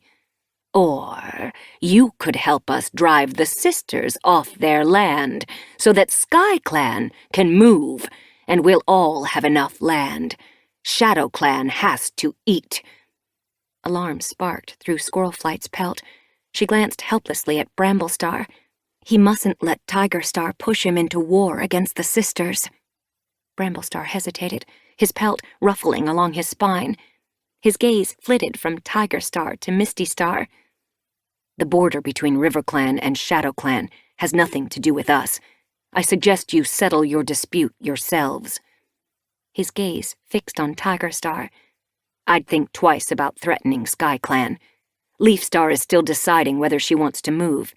Intimidation may make her dig her claws in, and ThunderClan will stand with her. SkyClan has been chased away too many times before. This time, we won't sit by and watch. ShadowClan may find itself in a war it cannot win. Tigerstar narrowed his eyes. Is that a threat? Mistystar peered curiously at Bramblestar. Have you been making secret alliances with SkyClan as well as WindClan? ThunderClan hasn't made alliances with any clan, Bramblestar growled. Tigerstar's ears twitched. And yet, WindClan hunts on your land. He nodded to Scorchfur and Berryheart. Come on, he told them. We're wasting our time here. He turned away, flicking his tail across Mistystar's muzzle. She ducked, snarling. Let's go, she told Owlnose and Havenpelt. Bramblestar clearly doesn't care about any cat's borders except his own. Squirlflight stifled a shiver as the RiverClan cats barged past Tigerstar and marched out of camp. Growling, Tigerstar, Scorchfur, and Berryheart followed them. She turned to Bramblestar. Do you think they'll fight? Bramblestar stared after them darkly. If they do, it's not our problem. But we have to do something. Like what? Squirlflight blinked at him nervously. If they don't turn on each other, they might turn on SkyClan. I know, he answered bluntly. But until Leafstar makes a decision, we can only tread carefully. Squirlflight's thoughts whirled. What if there's a clan war? I wish I had an answer for you. Bramblestar looked at her hopelessly, then turned away. He padded back to where he'd left his squirrel and settled heavily beside it. Bending his head, he began to chew on the bedraggled carcass as rain streamed from his whiskers. Squirlflight's heart sank. Was there no solution that didn't involve war? Squirlflight! Daisy called from the nursery entrance. She stiffened. Sparkpelt had moved to the nursery, sharing a nest there with Larksong until the kits were born. She hurried across the clearing. Is Sparkpelt okay? Sparkpelt's fine, Daisy mewed brightly. She felt the kits move, and she wanted to tell you. Squirlflight purred, relieved to hear good news. I'm going to get some food, Daisy told her, and headed toward the fresh kill pile. Squirlflight padded to the nursery and squeezed through the brambles into the warm den. She shook out her pelt before heading for Sparkpelt's nest. Sparkpelt lay among the ferns, her belly round with kits. She purred as she saw Squirlflight. Feel this! She glanced at her flank. Squirlflight touched her nose to Sparkpelt's belly. Happiness flashed beneath her fur as she felt the kits stir beneath her daughter's pelt. But longing surged in her chest. She wanted to feel her own kits moving inside her. Sparkpelt blinked at her, alarm flashing in her eyes. Is something wrong? You can feel them moving, can't you? Yes, Squirrelflight reassured her quickly. Should she explain to Sparkpelt about her grief? "You're going to be a wonderful mother," she murmured. "I still remember how happy I was when you and Alderheart were born. I was so proud, even prouder of you than I was of my clan. I miss feeling that way. I wish—" The entrance shivered as Larksong pushed his way into the nursery. He looked tired, his eyes dull, his fur slicked by the rain. He brightened as he saw Sparkpelt. "How are you?" He slid past Squirrelflight and pressed his nose to his mate's cheek. "I'm fine," she purred happily and licked his ear. Larksong sat back on his haunches and burped. Sparkpelt's whiskers twitched teasingly. "I hope you're not going to teach our kits those manners." "Sorry." Larksong looked chastened. "I shouldn't have had that extra mouse. But nobody else seemed to want it, and the hunting patrol will bring fresh prey later." His mew was husky. Did he have a chill? He dipped his head to Squirrelflight, as though suddenly realizing she was there. "I promise I'll be the perfect father to your daughter's kits." Squirrelflight purred. "I'm sure you will be." Sparkpelt was lucky to have such a good mate. "I think you're going to be very happy." Her heart ached with fondness, and she wondered how she had even considered telling Sparkpelt how much she wanted kits of her own. "Let her enjoy this," she told herself. "She doesn't have to deal with your problems. She'll have enough to occupy her once the kits are born." Larksong shivered. "I was coming to lie down. I've been feeling tired all morning. I don't know why. I've only been on dawn patrol." He looked puzzled. "I don't seem to be able to catch my breath." "It's probably the wet weather," Squirrelflight suggested. She blinked at him playfully. "You're going to have to get fit before the kits arrive. They'll keep you on your paws day and night." Larksong purred. "Don't worry about that. I plan to make sure they have everything they need." He got to his paws. "I can't wait to give them their first badger ride." Padding up and down the den, he glanced over his shoulder. "Can you imagine them up there on my back?" He stopped suddenly. Alarm sparked in Squirrelflight's fur as Larksong's gaze froze. Pain glittered in his eyes as though he'd been swiped across the muzzle with powerful claws. Sparkpelt must have seen it too. "Larksong?" Fear edged her mew. Larksong's eyes grew suddenly dull. They rolled back as his paws buckled and he dropped to the ground. "Larksong!" Sparkpelt darted to his side, bristling with horror. Squirrelflight pressed beside her, terror hollowing her belly. Larksong wasn't moving. His flanks were still. "He's not breathing." "Stay with him," she told Sparkpelt. "I'll fetch a medicine cat." She pelted from the den, rain spraying her face as she raced for the medicine den and burst inside. "Help!" Alderheart looked up sharply from the herbs he was mixing. "What is it?" "Larksong, he's collapsed in the nursery." Squirrelflight fought back panic as Alderheart pelted past her out of the den. She hurried after him. Bramblestar looked up from his squirrel. "What's happened?" "It's Larksong. He's sick." Squirrelflight pushed her way into the nursery after Alderheart. Fear scent flooded the den. Alderheart pressed his ear to Larksong's chest. Sparkpelt stared at him, her pelt spiked. "Is he okay?" Her mew came as a sob. "His heart is beating." Alderheart sat up. "But we have to get him started breathing again." Sparkpelt seemed to freeze. "Will he die?" Squirrelflight slid in beside her. "Alderheart will do what he can." "What's wrong with him?" Sparkpelt was trembling. Squirrelflight pressed against her. "Breathe," she told Sparkpelt. "You don't want this to affect the kits." Bramblestar had pushed his way into the den. He stared, his eyes wide. Alderheart glanced at him. "Fetch Leafpool. She's in the Elder's den with Millie. Tell her to come quickly. I need help. Now!" Bramblestar raced out as the dark ginger medicine cat pressed his paws onto Larksong's flank and began pumping his chest.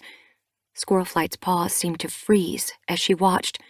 Sparkpelt was stiff beside her, gulping, juddering breaths as Alderheart worked on Larksong. "Don't let him die," she sobbed. "Please, don't let him die." Squirrelflight felt time slow as she watched Alderheart press harder and harder, pumping at Larksong's chest as though trying to shock him into life. He mustn't die now. He had to see his kits. He'd been so excited. They mustn't grow up without a father. Suddenly, Larksong gasped. A spasm seemed to grasp him and shake him into a long, trembling breath. Then he lay still. Squirrelflight heard blood roaring in her ears. Is he alive? Alderheart bent his head to Larksong's chest. Even before he sat up, Squirrelflight saw Larksong's chest moving. "He's breathing," she whispered. Relief swamped her. She looked at Sparkpelt. "He's alive."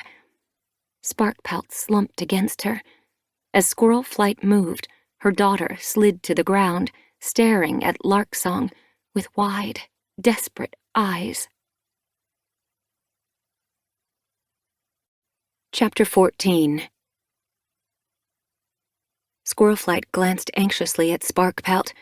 Her daughter was calmer now that they'd moved Larksong to the medicine den, but her eyes were still shadowed with fear as she watched over her mate, who lay unconscious in one of the nests at the edge of the small hollow. Leafpool paced as Alderheart leaned over Larksong, wiping away the dark liquid pooling at the side of the warrior's mouth. Jayfeather rummaged quickly through the herb store once more. "Should we give him more yarrow?" Alderheart asked the blind medicine cat. Jayfeather shook his head. "He's too weak. And besides, we're not sure this is caused by something he ate." Sparkpelt's pelt ruffled along her spine. "There must be something you can try." Jayfeather tore open a bundle of chervil. "We could see if he can swallow a few of these leaves." Leafpool stopped beside Squirrelflight. "Let's talk outside," she murmured. Squirrelflight's belly tightened as Leafpool guided her toward the entrance. "Is Sparkpelt all right?" As concerned as she was about Larksong, she was more afraid for Sparkpelt's kits. "She's fine, and so are the kits." Leafpool nosed her way through the brambles. "But she's so upset." Squirrelflight followed her through. The drizzle had eased, but raindrops still dripped from the canopy into the clearing. "I can feel the kits moving," Leafpool told her. "And Sparkpelt hasn't had any cramps. I've given her time to help with the shock. She's strong and sensible. She'll be okay." Her gaze darkened. "I just wish we knew what was wrong with Larksong. His breathing has steadied, but it's still shallow, and his heartbeat is weak." Squirrelflight fought back fear. "Have you seen anything like it before?" "No." Leafpool gazed toward the trailing brambles. "Even Jayfeather is baffled. He says he's never smelled a sickness like this, and we've never seen a sickness that stopped a cat breathing so suddenly." "Could it be contagious?" Squirrelflight's heart lurched. Larksong had nuzzled Sparkpelt before he collapsed. "We don't know." Leafpelt looked at her helplessly. "He's bringing up bile, which makes us think that the sickness is in his belly, but that's all we know." She looked toward the clearing. Bramblestar sat at the edge with Thornclaw and Finleap.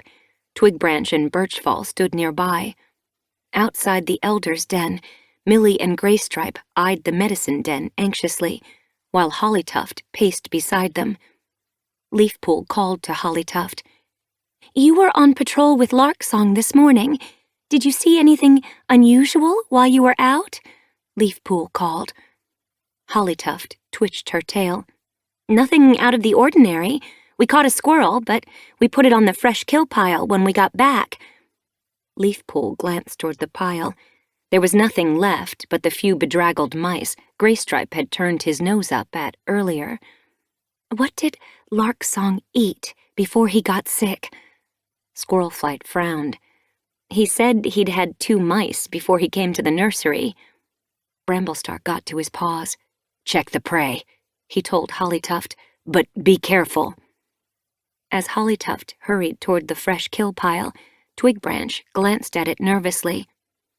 "Do you think it was something he ate?" the young warrior asked. The prey might have been rotten, Finleap suggested. But we only caught it this morning, Thornclaw pointed out. It was fresh. "Perhaps he ate sick prey," Twigbranch mewed. Squirlflight narrowed her eyes. Surely he would have smelled the sickness before he ate it. Outside the elder's den, Graystripe pricked his ears. He might have been too hungry to notice. Millie sniffed beside him. No cat is too hungry to smell sickness in prey. Even a kit would know that kind of sourness. Bramblestar fluffed out his fur. If it's a new sickness, we wouldn't recognize it. Hollytuft sat back on her haunches beside the fresh kill pile. "It all smells fresh and healthy to me," she told Bramblestar. "We should get rid of it anyway," Bramblestar answered. "I'll see to it." Squirlflight wanted something to keep her busy. She headed toward the pile. "Help her, Hollytuft." Bramblestar nodded toward the black she-cat, then glanced toward the apprentice's den. Flippaw and Bristlepaw were watching anxiously from the entrance. "You two can help too," he told them. They hurried out eagerly, as though relieved to be given something to do. Squirlflight beckoned them with a flick of her tail and sniffed the mice. "Let's take them out of camp and bury them in the forest." She caught Hollytuft's eye. "We can dig a hole between the brambles at the top of the slope." Hollytuft nodded. "We'll need to dig it deep to stop foxes finding them." Flippaw blinked at her. Why do we care if foxes get sick from this prey? "Sickness harms everyone," she told him. "Do you want a fox carcass rotting near the camp?" Bristlepaw looked warily at the prey. What if we get sick from carrying it? "We'll carry it carefully." Squirlflight rolled one of the mice closer with her paw. "Let me show you." She nodded to Hollytuft. "Take Flippaw and start digging," she ordered. "We'll bring the prey." As Hollytuft and Flippaw headed away, Squirlflight touched the back of the mouse's neck with her paw. "This part is like a kit's scruff," she told her. "The skin's tougher here so its mother can carry it." Bristlepaw blinked at her. I never thought about prey having mothers. "Everything has a mother." She pressed her paw into the mouse's scruff. "You can pick it up using your teeth, but hold it gently. Because the skin is tougher here, it's less likely to bleed. Draw your lips back and keep your tongue out of the way. You don't want to swallow any fur or blood." Bristlepaw leaned down and took the mouse's neck gingerly between her jaws. She lifted it up, glancing uncertainly at Squirlflight. "That's good," she told her. "Now take it to Hollytuft. Be careful not to let it swing too much. The skin might tear." As Bristlepaw padded slowly away, Squirlflight picked up another mouse and headed after her. It had been a while since she'd trained an apprentice, and she'd forgotten the satisfaction of teaching warrior skills to young cats. Was she being selfish in wanting kits of her own? Being part of a clan was what made warriors strong, not only having kin. Perhaps it was enough to pass her skills to the next generation, no matter whose kid it was. She thought of the sisters and how they raised their young together. The clans weren't so different. Surely her clanmates were enough like family for her not to need more kin of her own. Squirlflight left Hollytuft and Flippaw scraping earth over the hole they'd buried the mice in and headed back toward camp. Her paws were muddy from digging, and her muscles ached. Bristlepaw sat back on her haunches, looking pleased with her work. Hollytuft called after her. "Should I take Flippaw and Bristlepaw hunting to find fresh prey?" Flippaw and Bristlepaw pricked their ears eagerly. "Good idea," Squirlflight called back. "But don't hunt where you hunted earlier." She'd need to find out where today's prey had been caught before she organized tomorrow's patrols. If it was prey that had made Larksong sick, ThunderClan would have to be careful about the fresh kill they brought into the camp. She hurried through the thorn tunnel and crossed the clearing. Twigbranch and Finleap were laying rain-washed ferns over the bloody patch of earth where the fresh kill pile had sat. Thornclaw and Birchfall murmured together, their muzzles close. Honeyfur, Berrynose, and Whitewing glanced anxiously at the medicine den. The brambles at the medicine den's entrance shivered, and Sparkpelt pushed her way out.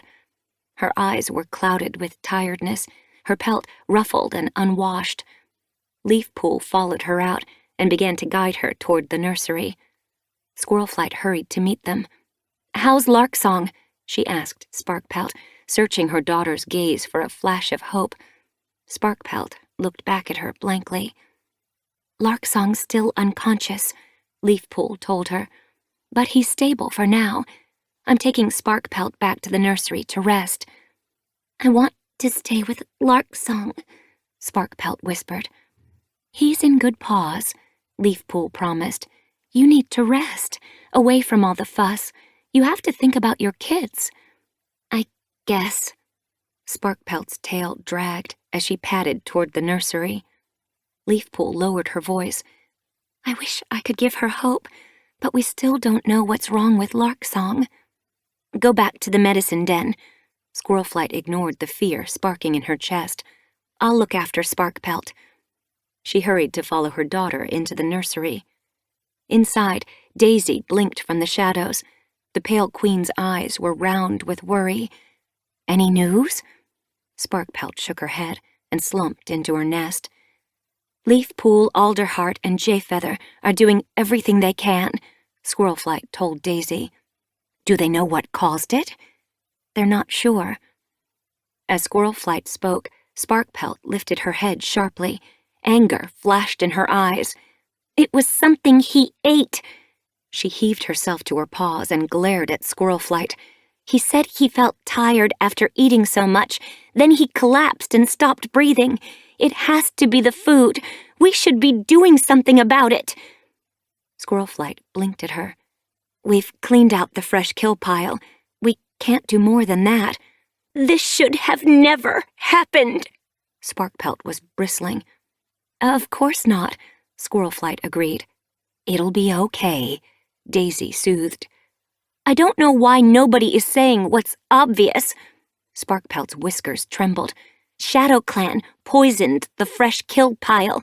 They were in the camp this morning, weren't they?" "How could they have?" Squirrelflight stared at her in surprise. "We were watching them the whole time." "SkyClan watched them too," Sparkpelt shot back, "but they still managed to poison Sparrowpelt." Squirrelflight remembered how Juniperclaw, ShadowClan's former deputy, had nearly killed a SkyClan warrior by leaving prey laced with deathberries on SkyClan's fresh kill pile. The act had driven Leafstar to lead SkyClan away from the lake and had nearly destroyed the clans. Surely they wouldn't do it again. She realized that Sparkpelt was still staring at her. "This isn't deathberry poisoning. Leafpool would know if it were. Besides, when Juniperclaw poisoned Sparrowpelt, he acted alone," she argued. "And he's dead now. Tigerstar would never let such a thing happen again." "Really?" Sparkpelt looked unconvinced. "Of course not." Squirrelflight's heart quickened. "Even when ThunderClan keeps bullying him?" Sparkpelt glared at her. "We won't let Tigerstar get even with the sisters after they hurt one of his clanmates. Why did you have to bring them here in the first place?" "I didn't mean to." Squirrelflight mewed defensively. "I was trying to help SkyClan." Sparkpelt wasn't listening. "Now we've made a secret alliance with WindClan. For all we know, Tigerstar's found out that we sheltered the sisters, too.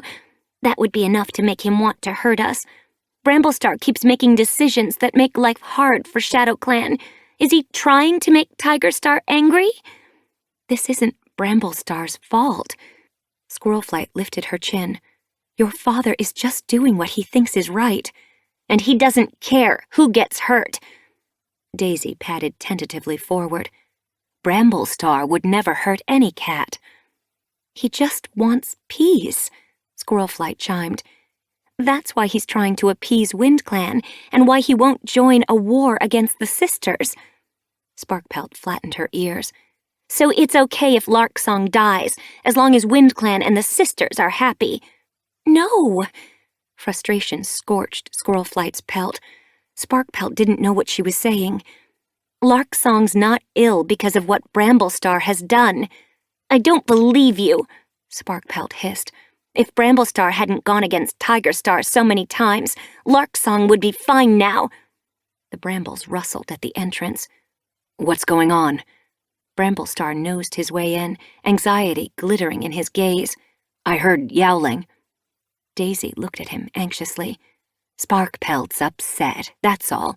She's had a difficult day. Sparkpelt snarled at him.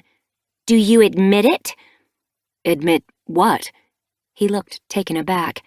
If you hadn't done everything you could to make Tigerstar angry, Larksong would be fine now. Sparkpelt's eyes narrowed into slits. Bramblestar stared at her, his pelt ruffling along his spine. I don't understand. He glanced questioningly at Squirlflight. She's worried that ShadowClan might have poisoned the fresh kill pile when they visited the camp earlier. Squirlflight shifted uneasily. She was angry with Bramblestar, but he didn't deserve this. He had enough worries already, and yet Sparkpelt was clearly suffering. Please don't argue. Bramblestar tipped his head to one side and blinked at Sparkpelt. How could they have poisoned the prey? We were all here, watching them. They've done it before, Sparkpelt hissed. Daisy looked anxiously from father to daughter. Juniper Claw did that, and he's dead now, she repeated. All ShadowClan cats are the same. Sparkpelt flexed her claws. They'd poison their own mothers for more territory. That's not true. Squirlflight edged closer to Sparkpelt. She had to calm her down. This couldn't be doing the kits any good. ShadowClan cats are warriors, just like us. They wouldn't break the warrior code. Sparkpelt held her ground. They would if they were pushed far enough, and Bramblestar has done nothing but get in Tigerstar's way. She glared accusingly at her father. Bramblestar's been doing what's best for the clans, Squirlflight argued.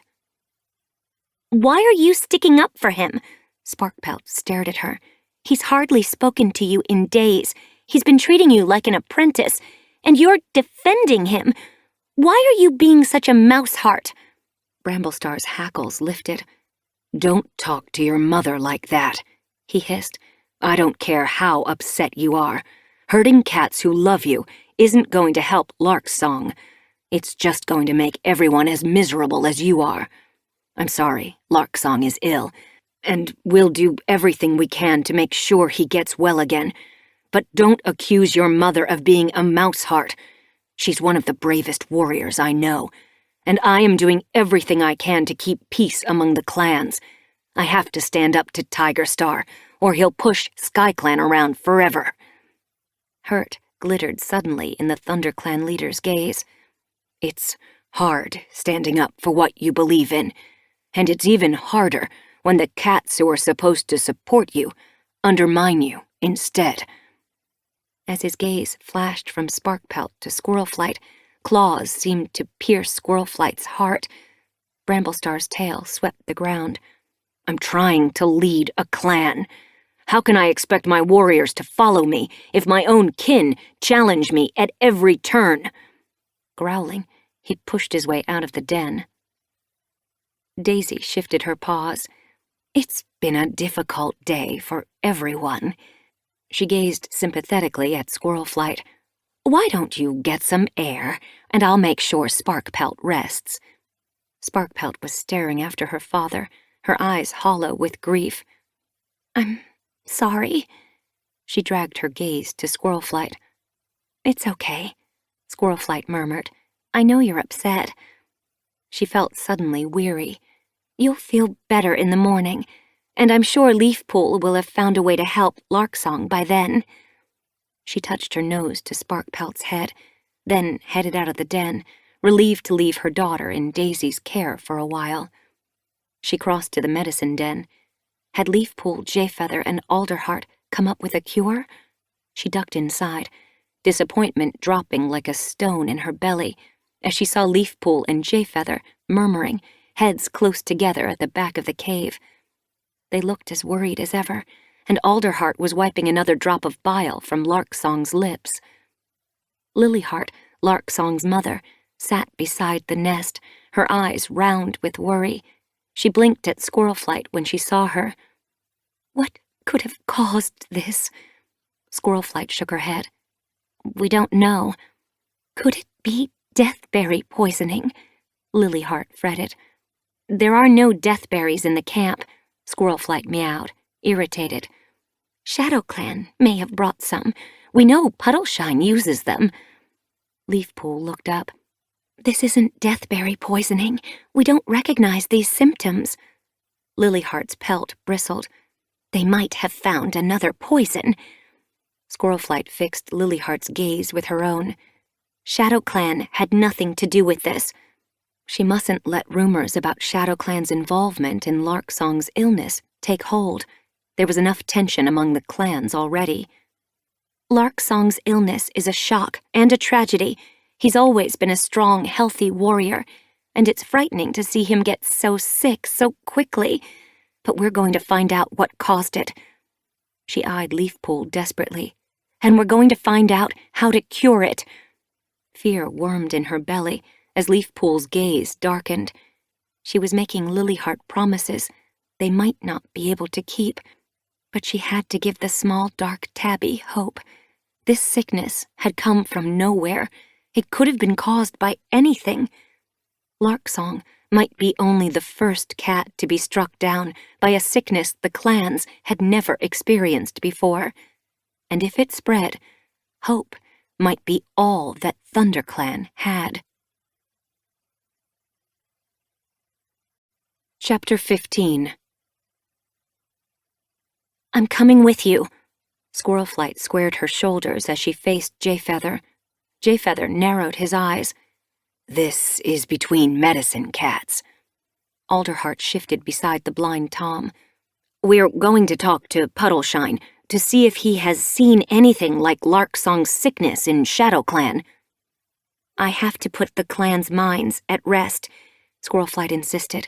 Through the night, rumors that ShadowClan had been the cause of Larksong's sickness had spread like fleas through the clan.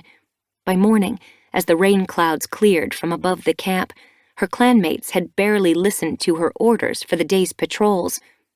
Lionblaze had paced the clearing with ruffled fur. "We should send a patrol to ShadowClan." "They can't get away with poisoning a second clan," Cinderheart had agreed. Around them, Poppyfrost, Cherryfall, and Molewhisker had nodded, murmuring their agreement. Bramblestar had scrambled down from the high ledge and stood beside Squirlflight. "We don't have any proof that ShadowClan caused this, and there's so much tension among the clans that an accusation like this might lead to war." The warriors had backed down and, grumbling, gone on patrol. But Squirlflight was convinced that the rumors would rumble on unless some cat investigated the claims of poisoning. Now she blinked hopefully at Alderheart and Jayfeather as they prepared to leave for the ShadowClan camp. "I'll tell ShadowClan I'm escorting you. I'll tell them that we're worried about the threat from the sisters." Guilt pricked at her belly. The sisters weren't a threat to any cat. But she had to get into the ShadowClan camp and find proof that ShadowClan was innocent. Jayfeather's tail twitched impatiently. "You ought to ask Bramblestar's permission," he grunted. "We can't accuse ShadowClan without proof." "I'm not going to accuse anyone," Squirlflight told him. "I just want to see how ShadowClan acts when I tell them about Larksong. I'll be able to tell if they're guilty." Jayfeather snorted. "ShadowClan is always guilty of something." Squirlflight held her ground.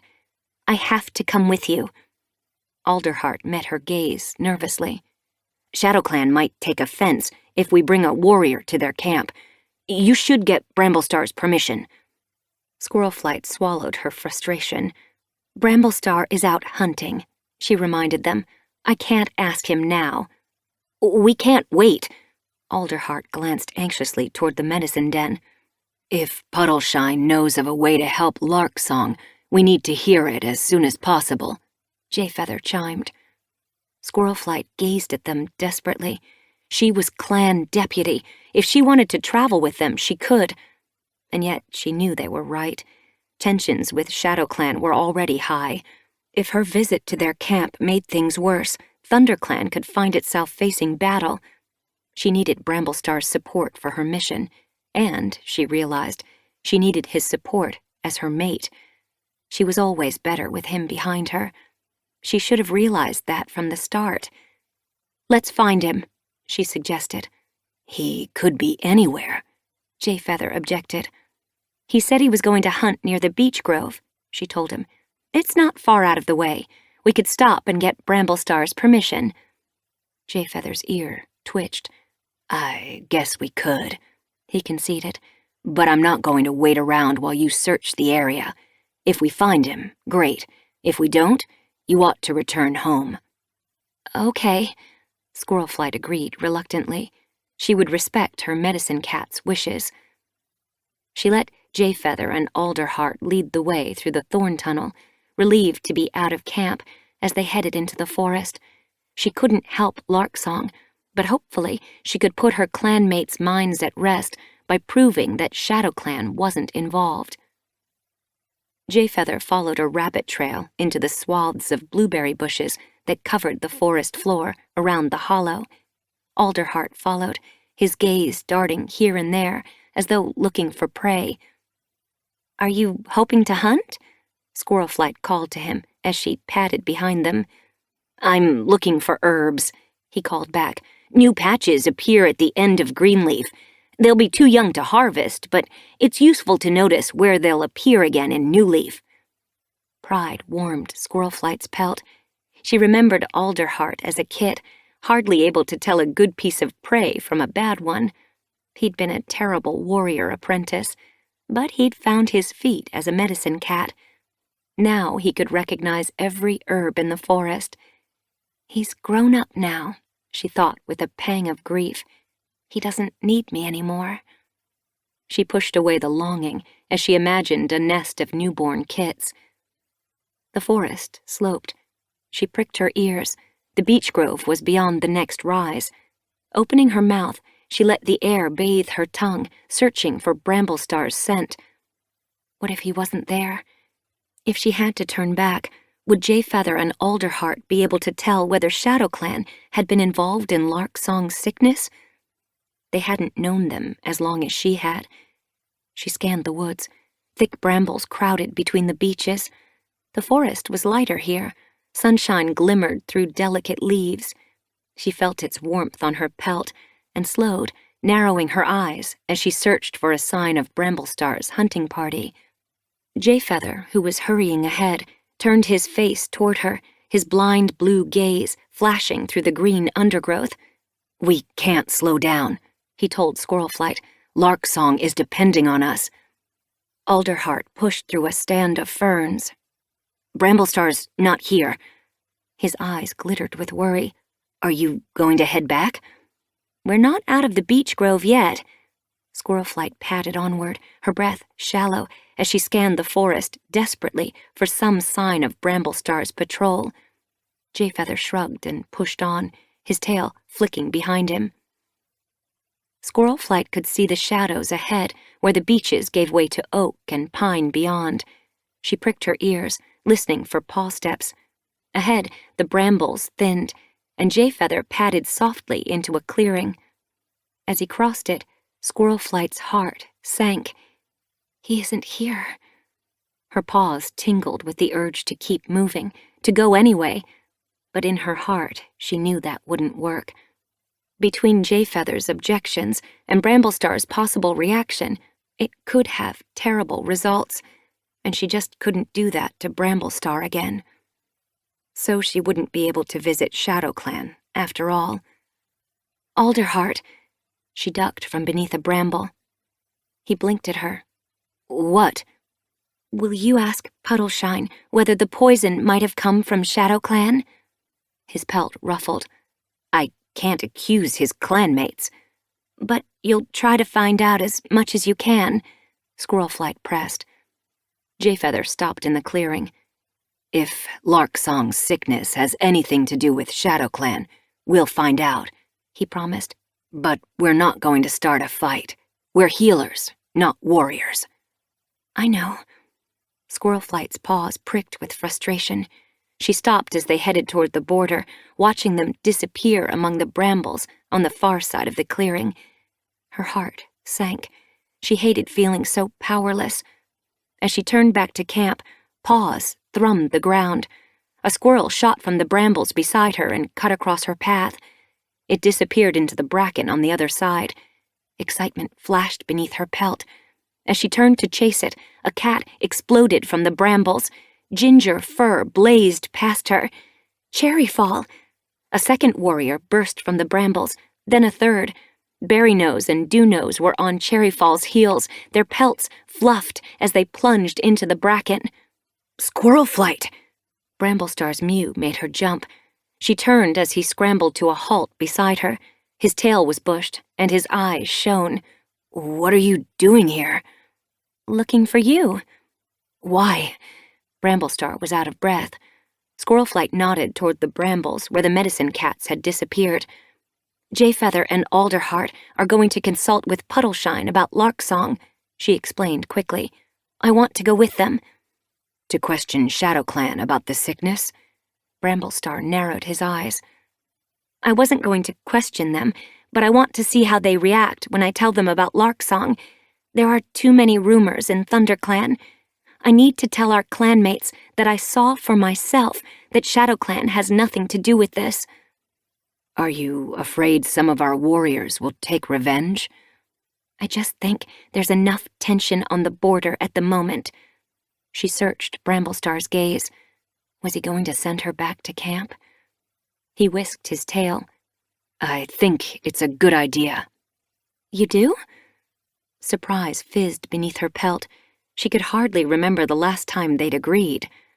There's no harm in warning ShadowClan that there might be sickness or infected prey around. Bramblestar looked toward the ShadowClan border. And if you find any suggestion that ShadowClan might have been involved, at least we'll know the worst and be able to prepare. She blinked at him. So I can go? I think you should hurry. Bramblestar peered through the trees. Jayfeather's probably at the border by now. Squirrelflight lifted her tail. Thanks, Bramblestar. She broke into a run, racing along the route Jayfeather and Alderheart had taken. The scent of pines bathed her nose as she neared the border. She could see Jayfeather's gray pelt, pale in the shadows. Alderheart paced beside him. They looked around, blinking, as she crashed through a patch of ferns and pulled up beside them. I found Bramblestar, she puffed. He thinks it's a good idea if I come with you. Jayfeather flicked his tail and turned his muzzle back toward the border, tasting the air. You made it just in time. Here comes a ShadowClan patrol. Squirrelflight pricked her ears, listening for the sound of paw steps. Alderheart stretched his muzzle forward, scanning the pines. Where? As he spoke, pelts showed in the shadows. Squirrelflight recognized Snowbird's white pelt moving between the trees. Snaketooth and Cinnamon Tail were with her. Snowbird's eyes narrowed as she headed toward the border, her hostile gaze fixed on Jayfeather. What do you want? She asked sharply as she reached them. We need to speak with Puddleshine, Jayfeather told her. There's sickness in our camp, Alderheart added. We need his advice. And to warn Tigerstar. Squirrelflight mewed quickly. Warn him? Snowbird narrowed her eyes. About what? I'll tell that to him, Squirrelflight meowed pointedly. Tigerstar's out hunting, Snaketooth grunted. I can speak to Cloverfoot, Squirrelflight told him. Would ShadowClan's deputy know as much as their leader? Snowbird's nose twitched warily. How do we know you're not bringing the sickness with you? We're fine, Jayfeather promised. A medicine cat would never knowingly spread illness. Snowbird eyed him, then nodded. Okay. She sniffed his pelt as he crossed the border. Alderheart followed. Squirrelflight glanced at Snaketooth and Cinnamon Tail, then padded after her clanmates. The Shadow Clan warriors kept their distance as they escorted the Thunder Clan patrol to the Shadow Clan camp. Snaketooth and Snowbird exchanged glances, but didn't speak until the camp wall loomed between the trees. "Go straight to Puddleshine's den," Snowbird told Jayfeather as she ducked through the entrance tunnel. Why would I want to go anyplace else? Jayfeather padded after her. Squirrelflight followed, Alderheart at her heels. Acrid Shadow Clan scent filled her nose as she emerged into the clearing. Sparrowtail and Whirlpelt were dragging old bedding from a den. Yarrowleaf and Berryheart sorted through the fresh kill pile. Outside the Elder's den, Lightpaw and Pouncepaw were practicing battle moves in front of Oakfur and Ratscar. The apprentices paused as they saw the ThunderClan patrol, turning their heads to stare as Jayfeather and Alderheart crossed to Puddleshine's den. Puddleshine ducked out, his eyes lighting as he saw Jayfeather and Alderheart. It's good to see you. He stretched his nose forward, greeting them warmly, and led them inside. "Can I speak with Cloverfoot now?" Squirrelflight asked Snowbird. Snowbird swished her tail. "Wait here." As she headed across the clearing, Ratscar sat up and stared at Squirrelflight. Hostility sharpened his gaze. Sparrowtail and Whirlpelt uncurled their claws. Yarrowleaf pushed a vole to one side and padded closer, her hackles lifting. Squirrelflight forced her pelt to stay smooth. ShadowClan clearly wasn't pleased to see her. They must resent the agreement ThunderClan had made with WindClan as much as their leader did. She felt their stares burning through her pelt as she waited for Snowbird to return with Cloverfoot. Snowbird disappeared into a den at the far end of the camp. She emerged a few moments later, Cloverfoot at her heels. The ShadowClan deputy stared curiously at Squirrelflight, pausing for a moment before crossing the clearing. Squirrelflight padded to meet her, stopping short as Cloverfoot fluffed out her gray tabby pelt, her gaze hardening into anger. What are you doing here? Cloverfoot asked icily as she reached Squirrelflight. "I came to warn you that one of our warriors is very sick." Squirrelflight dipped her head politely. Cloverfoot frowned. "Why should we care?" "We don't know what caused his sickness." Squirrelflight watched Cloverfoot carefully. Would the ShadowClan deputy give anything away? "He might have eaten tainted prey or picked up an illness in the forest. I thought ShadowClan should know, because we share borders, and your warriors might be exposed to whatever made Larksong sick." Cloverfoot narrowed her eyes. "Thank you for letting us know. Have any of your cats become ill?" Squirrelflight glanced around the camp, quickly reading the expressions of the other ShadowClan cats. She couldn't see guilt there, only curiosity.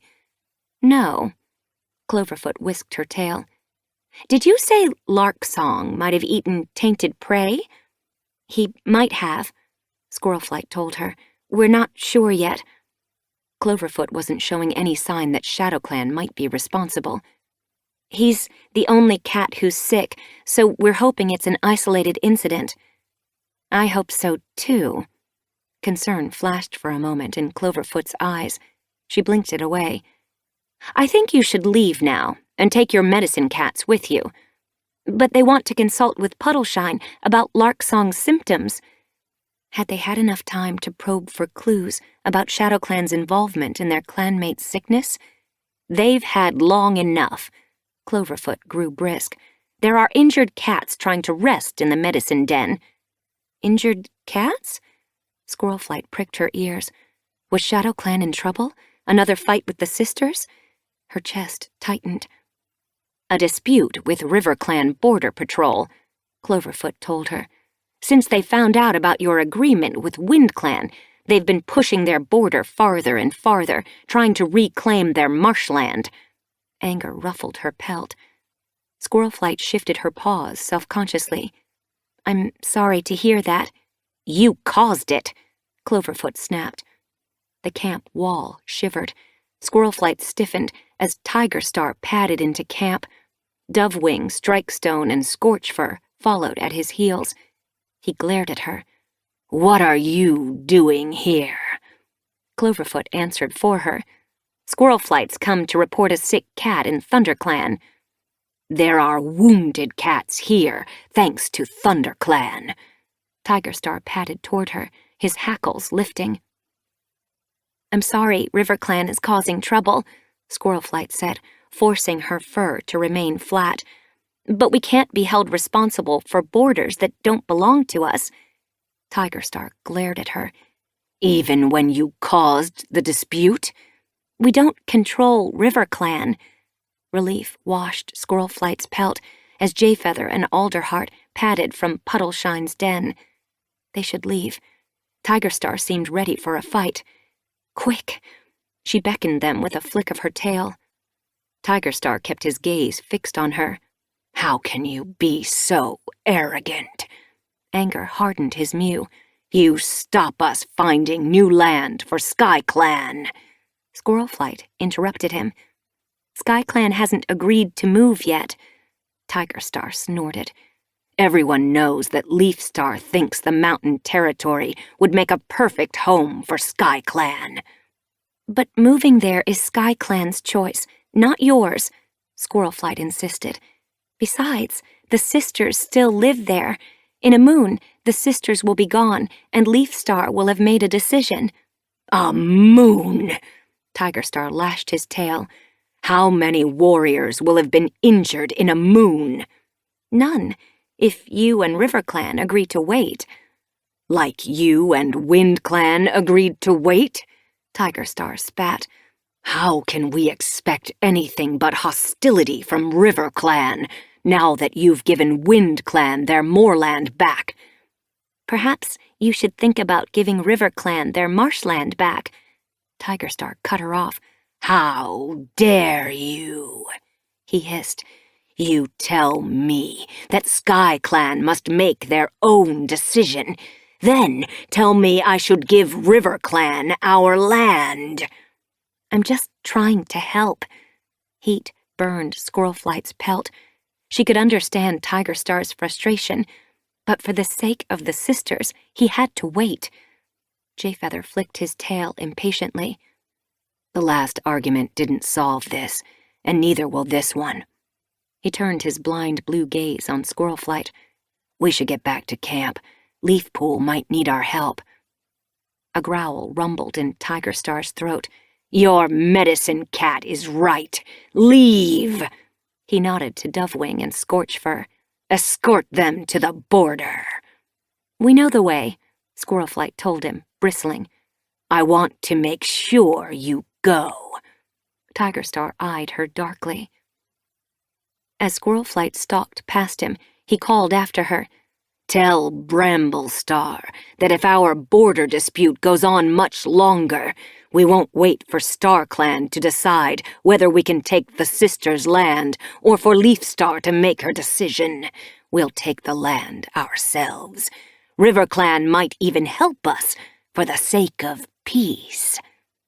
She ignored him, but her belly churned with fear. The sisters were impressive and powerful cats, but could they defend themselves against the aggression of 2 clans? Alderheart fell in beside her, his gaze flitting anxiously around the camp. From all sides, ShadowClan cats were glowering at them menacingly.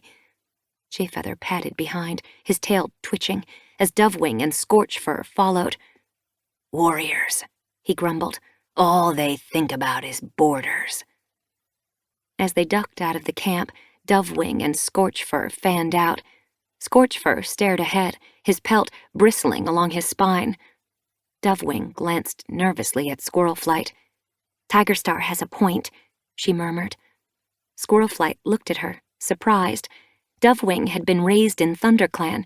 She had kin there, and had been a loyal ThunderClan warrior until she'd joined ShadowClan to be with Tigerstar so they could raise their kits together. Dovewing dropped her gaze. I just mean, I can see ShadowClan's point of view now. I know they've lost territory, Squirrelflight conceded, but if they just wait a moon. It's not that. Dovewing moved closer, lowering her voice. It's the way ThunderClan does things, she murmured. I can see why the other clans get irritated. ThunderClan cats only seem to be able to see their point of view. It's like they think they're better than everyone else. And Bramblestar always acts like he knows best, when he doesn't know any more than any other leader. But he's smart, Squirrelflight argued.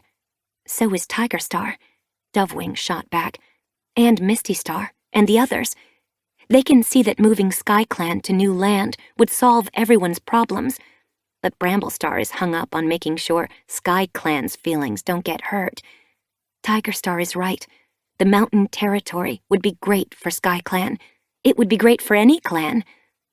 Alarm sparked in Squirlflight's pelt. But what about the sisters? Who cares about the sisters? Dovewing blinked at her. They're just a bunch of rogues who don't even want the land. They were planning to move on anyway. We just want them to do it a little sooner. It's not like chasing a clan from their home. Jayfeather sniffed beside them. She has a point. No, she doesn't. Squirrelflight swished her tail crossly. Being a warrior is more than being practical. It's about doing what's right. Bramblestar is only trying to make sure that SkyClan doesn't feel they're being pressured. It's important that they feel like the other clans respect them. And the sisters aren't rogues. They're more like a clan than you think. And their leader is expecting kits. What kind of foxheart would chase an expectant mother from her den? Dovewing shrugged. I guess ThunderClan will never see that protecting your own clan is sometimes more important than being right. She moved away, shadowing the patrol, but keeping distance between herself and her old clanmates. Squirrelflight glanced at Jayfeather. Does ThunderClan really think it's better than everyone else? Jayfeather grunted. Every clan thinks it's better than everyone else. He quickened his pace, his empty gaze on the forest ahead. Isn't that part of the warrior code? Squirrelflight stared at him. Didn't cats believe in honor anymore? Couldn't they see that she and Bramblestar wanted the best for everyone? She shook out her fur. At least she and Bramblestar agreed on something at last. The borders must stay the same until SkyClan and the sisters were ready to move. A chill wormed beneath her pelt. But what if protecting the borders led the clans into battle? War was the one thing StarClan had warned them against. She shivered. By protecting the sisters, would she anger her ancestors? Chapter 16. Leaves, green and brittle, drifted at the roots of the oak trees. They rustled in the wind as Squirrelflight, Jayfeather, and Alderheart crossed the border and headed home through ThunderClan territory. Squirrelflight glanced over her shoulder. Strikestone had turned away, but Dovewing was still watching them through narrowed eyes. Squirrelflight used to wonder if the former ThunderClan warrior felt a pang of regret when she met her old clanmates, but it seemed that every hair on Dovewing's pelt was ShadowClan now. I don't think they know anything about Larksong's sickness.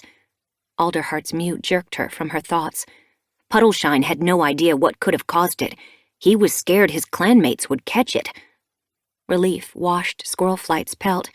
The sickness had nothing to do with ShadowClan. At least, now it wouldn't mean war. Cloverfoot was surprised, and I didn't notice any of her clanmates looking guilty. She glanced at Jayfeather. What do you think? I can't read thoughts anymore, Jayfeather grunted. But Tigerstar wasn't hiding anything. I could hear it in his mew. ShadowClan had nothing to do with Larksong's illness. He must have picked up the infection in the forest. As he spoke, a pile of leaves shivered in front of them. Squirrelflight pricked her ears. Prey was rustling beneath it. She stopped, signaling with a flick of her tail for Jayfeather and Alderheart to wait. They paused beside her as she opened her mouth. Mouse scent touched her tongue. This was where Larksong was hunting before he got sick.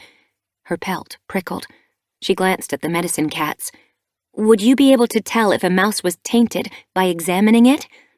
Alderheart blinked at her. I don't know. We could try, Jayfeather mewed. but you'd have to catch one first. Okay. Squirrelflight dropped into a hunting crouch and crept forward, her belly brushing the earth. The leaves rustled again. She pictured the mouse underneath the pile, fixing with her gaze the place where it moved. Tensing, she bunched the muscles in her hind legs and leaped. She slammed her paws into the pile. Leaves exploded around her, fluttering to the ground as she jabbed her paws deep, feeling for soft flesh with outstretched claws. She hooked something warm. It wriggled in her grasp and squealed. The mouse. She tugged it out and, pinning it to the ground, gave a killing bite. Then she spat out the blood and flung the dead mouse toward Jayfeather and Alderheart. Take a look. She scraped her tongue through her fur to clean any infection off it. Can you see anything strange? Jayfeather ran his paw slowly over the mouse. It feels okay. How does it look? He turned his blind gaze on Alderheart. Its eyes are clear, Alderheart told him. Its pelt is clean and smooth. I can't see any blisters or scabs. It looks healthy. It might be healthy. Squirrelflight patted to join them. It's unlikely we found a tainted one first try, but we might be lucky. I don't know if finding a poisonous mouse is lucky. Alderheart wrinkled his nose. Let's check inside. Jayfeather curled his claws into the carcass and tore it open. He sniffed at its innards. It smells good. Alderheart peered closer. Everything looks pink and healthy. Jayfeather sat back on his haunches. Either we've killed a healthy mouse, or this sickness is impossible to detect. Squirrelflight frowned, worry worming beneath her pelt. Or Larksong's sickness wasn't caused by a mouse. She felt suddenly exhausted and sat down. Her head swam. Alderheart looked at her sharply. Are you okay? I don't know. She gazed at him blearily. Tightness gripped her chest. She stiffened, alarmed. Did she have the same sickness as Larksong? Let's rest here for a while. Jayfeather padded toward her. He sniffed her muzzle. Have you eaten today? Not yet, she told him, dropping onto her belly. Weariness dragged at her bones. I felt queasy this morning. Jayfeather padded around her, sniffing her pelt. You smell healthy. Are you expecting kits? She stiffened. Could it be true? Hope flashed beneath her pelt. Had she been arguing with Bramblestar all this time, unaware that she was carrying his kits? She frowned, doubtful. Her last litter hadn't made her feel like this. She'd felt stronger than ever when she'd been carrying Alderheart and Sparkpelt. And yet, perhaps this time was different. If she was expecting kits, she wasn't ready for Jayfeather and Alderheart to know. Are you? Jayfeather repeated, his blind blue gaze fixed on her. No, she mewed quickly. I'm probably just hungry. The dizziness was wearing off, and she could breathe deeply again. I'm starting to feel better. You should eat when we get back, Jayfeather advised. Alderheart padded closer, anxiety glittering in his gaze. Perhaps you're just tired, he meowed hopefully. Yes, she blinked at him. That's probably what it is. She got to her paws and shook out her pelt. There was no point in worrying. Let's get back to camp and tell them about ShadowClan. Jayfeather padded beside her, turning his muzzle toward her from time to time, as though worried. I'm feeling fine, she told him as they neared the camp. Don't mention this to any cat. Sparkpelt has enough to worry about. Jayfeather wasn't listening. His ears had swiveled toward the camp entrance. Alarm prickled through the fur along his spine. Something's wrong. Squirrelflight's heart quickened as he darted forward and ducked through the thorn tunnel. She hurried after him. What is it? As she burst into camp, she heard anxious murmuring. Jayfeather was already harrying toward the medicine den, Alderheart at his heels. Squirrelflight quickly scanned the camp. Blossomfall and Ivypool were clustered around Lilyheart, their eyes dark with worry. Thornclaw and Berrynose leaned close to each other, talking in hushed voices at the edge of the clearing. Bristlepaw, Thriftpaw, and Flippaw sat like owls, watching their clanmates in wide-eyed silence as Twigbranch paced distractedly below the high ledge. Finleap hurried to meet her. "You're back!" His eyes glittered with alarm. "What happened?"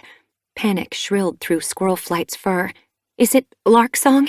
Is he dead?" She couldn't bring herself to say the word. Finleap stared at her wordlessly. It must be worse. Squirlflight felt sick. Sparkpelt? Had the kids come? Had there been complications with the birth? Horror swamped her as Finleap nodded slowly. "She's sick," he mewed. Bramblestar pushed his way out of the medicine den. His eyes flashed as he saw Squirlflight, and he hurried across the clearing. "Don't be alarmed," he meowed as he neared. "She's a strong cat." "What happened?" The breath caught in Squirlflight's throat. Bramblestar stopped in front of her, his eyes as round as moons. "She went to rest in the nursery," he told her. "She'd been complaining of a tight chest. I went to check on her, and found she wasn't breathing."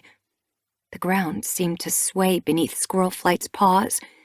Like Larksong. "I fetched Leafpool," Bramblestar went on. "She got her breathing again, and we took her to the medicine den. Leafpool's with her now. She's unconscious, but her breathing is fine. If she has the same sickness as Larksong, it doesn't seem to have affected her as badly." "But she stopped breathing." Squirlflight stared at him.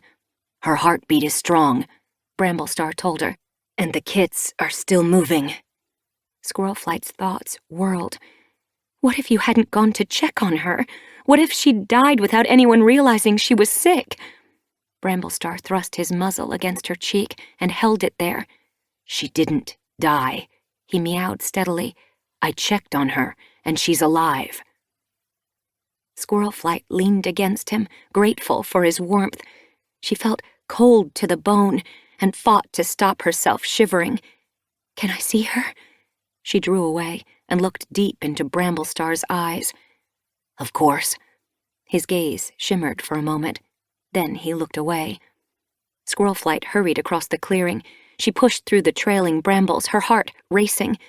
Sparkpelt was curled up in a nest beside Larksong's. Leafpool sat beside her.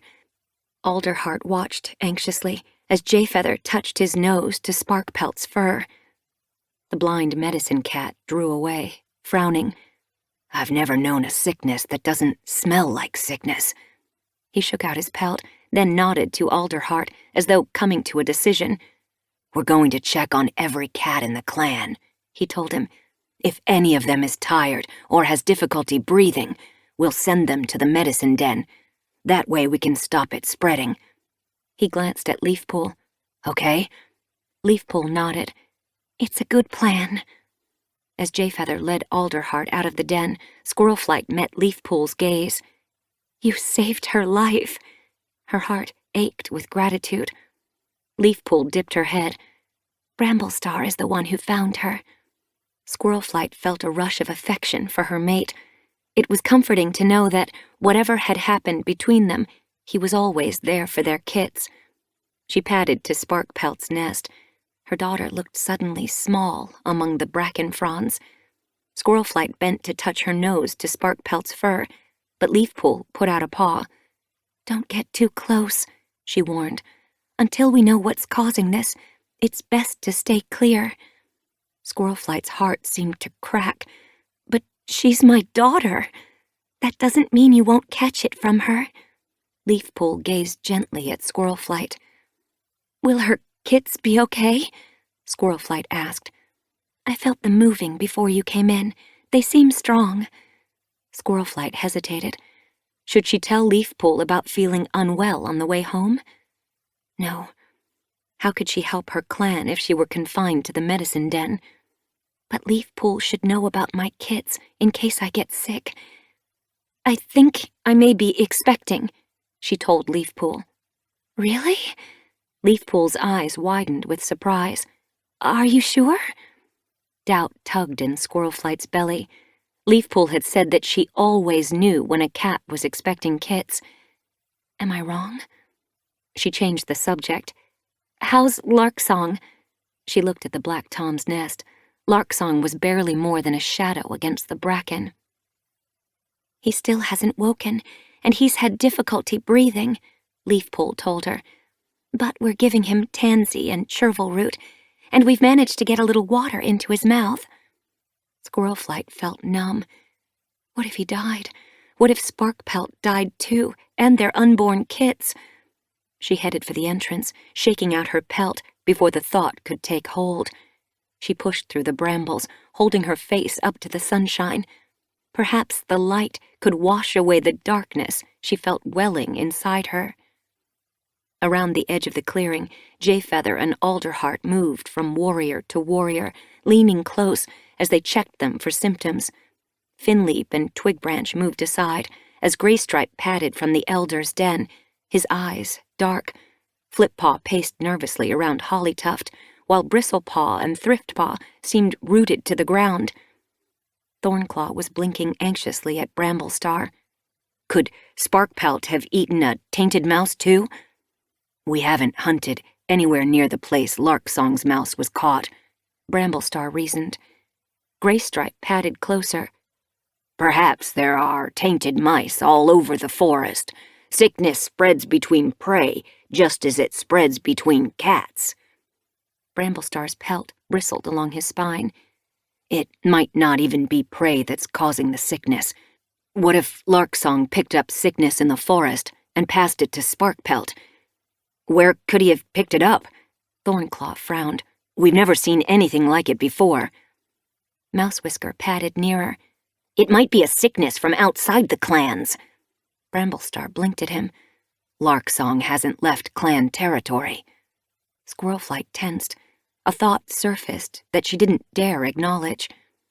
Thornclaw's gaze flashed suddenly. But strange cats have come onto clan territory. Squirrelflight stared at him, knowing what he was going to say next. The dark warrior growled. The sisters might have carried this sickness with them. Bramblestar pricked his ears. Graystripe and Mousewhisker swapped glances. It made sense. Squirrelflight padded quickly forward. I'll visit them. If they'd brought this illness into the clans, she had to warn them. I'll see if they're sick. As she spoke, Alderheart nudged Berrynose toward the medicine den. The pale warrior padded toward the trailing brambles, his eyes sparking with fear. Are you sick? Mousewhisker asked Berrynose as he passed. Berrynose glanced at him. My chest is a little tight, that's all. I just want to keep an eye on him, Alderheart explained.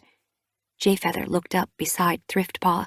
The apprentice's ears were twitching nervously. Thriftpaw is wheezing, he mewed. Alderheart hurried toward the young she-cat and pressed an ear to her chest. He straightened. You'd better go to the medicine den, too. Thriftpaw's eyes widened. Am I sick? You're probably fine, Jayfeather told her. Across the clearing, Ivypool got to her paws, her pelt spiking with alarm. But it's best if we watch you for a while. Ivypool hurried toward her kit, panic glittering in her gaze. I'll go with her. Jayfeather shook his head. If this sickness is contagious, we need to keep the affected cats isolated until we've found a way to treat it. Ivypool stared as Alderheart guided Thriftpaw toward the medicine den. Thriftpaw glanced at her mother as he passed.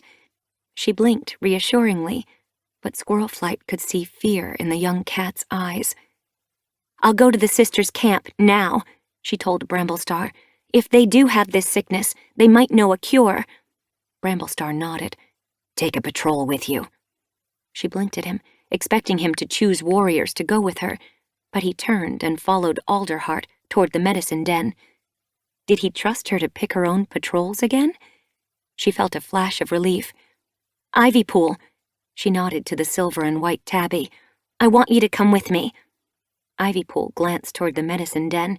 You can stay here if you want, Squirrelflight told her, but you'll be more help to me than you will be to Thriftpaw right now. Ivypool dipped her head. I'll come. Twigbranch, Squirrelflight nodded to the gray she-cat. I want you to come too, and Finleap. Twigbranch glanced toward the medicine den. Should we take a medicine cat to examine the sisters? She ventured. Good idea. Squirrelflight flicked her tail. Go and tell Leafpool that I need her. As Twigbranch hurried away, Squirrelflight felt her chest tighten again. She tensed. Was she sick and not expecting kits at all? She shook out her pelt. It's just anxiety, she told herself. I'll be okay. She forced herself to relax, letting her breath deepen. She couldn't be sick now. She had to find out where this mysterious illness had come from and how to cure it. Sparkpelt's life could depend on it. Chapter 17. By the time Squirrelflight led the way down the thickly brambled slope toward the ferns that screened the sisters' camp entrance, the moon was shining high above the small valley where they had made their home. She stopped outside and raised her muzzle. Moonlight? It's me. Branches rustled beyond the ferns, and Snow's mew answered. Squirrelflight? Yes. Squirrelflight flicked her tail toward Ivypool, Twigbranch, and Finleap, signaling them to stay back. She didn't want the sisters to think this was anything but a friendly visit. Can I come in? I've brought some clanmates with me. Paw steps sounded in the grassy clearing. Voices echoed in the night. What are they doing here this time of night? Why has she brought campmates? Let's find out. Moonlight answered them briskly. Come in, Squirrelflight. Bring your clanmates. Squirrelflight nosed her way through the ferns. The sisters ringed the clearing, staring with wide, moonlit eyes as the ThunderClan cats filed into camp. Moonlight's belly was more swollen than ever. She hung back, flanked by Snow and Tempest, and eyed the patrol warily. It's late for a visit. Are you here with another warning? I wanted to speak to you as soon as I could.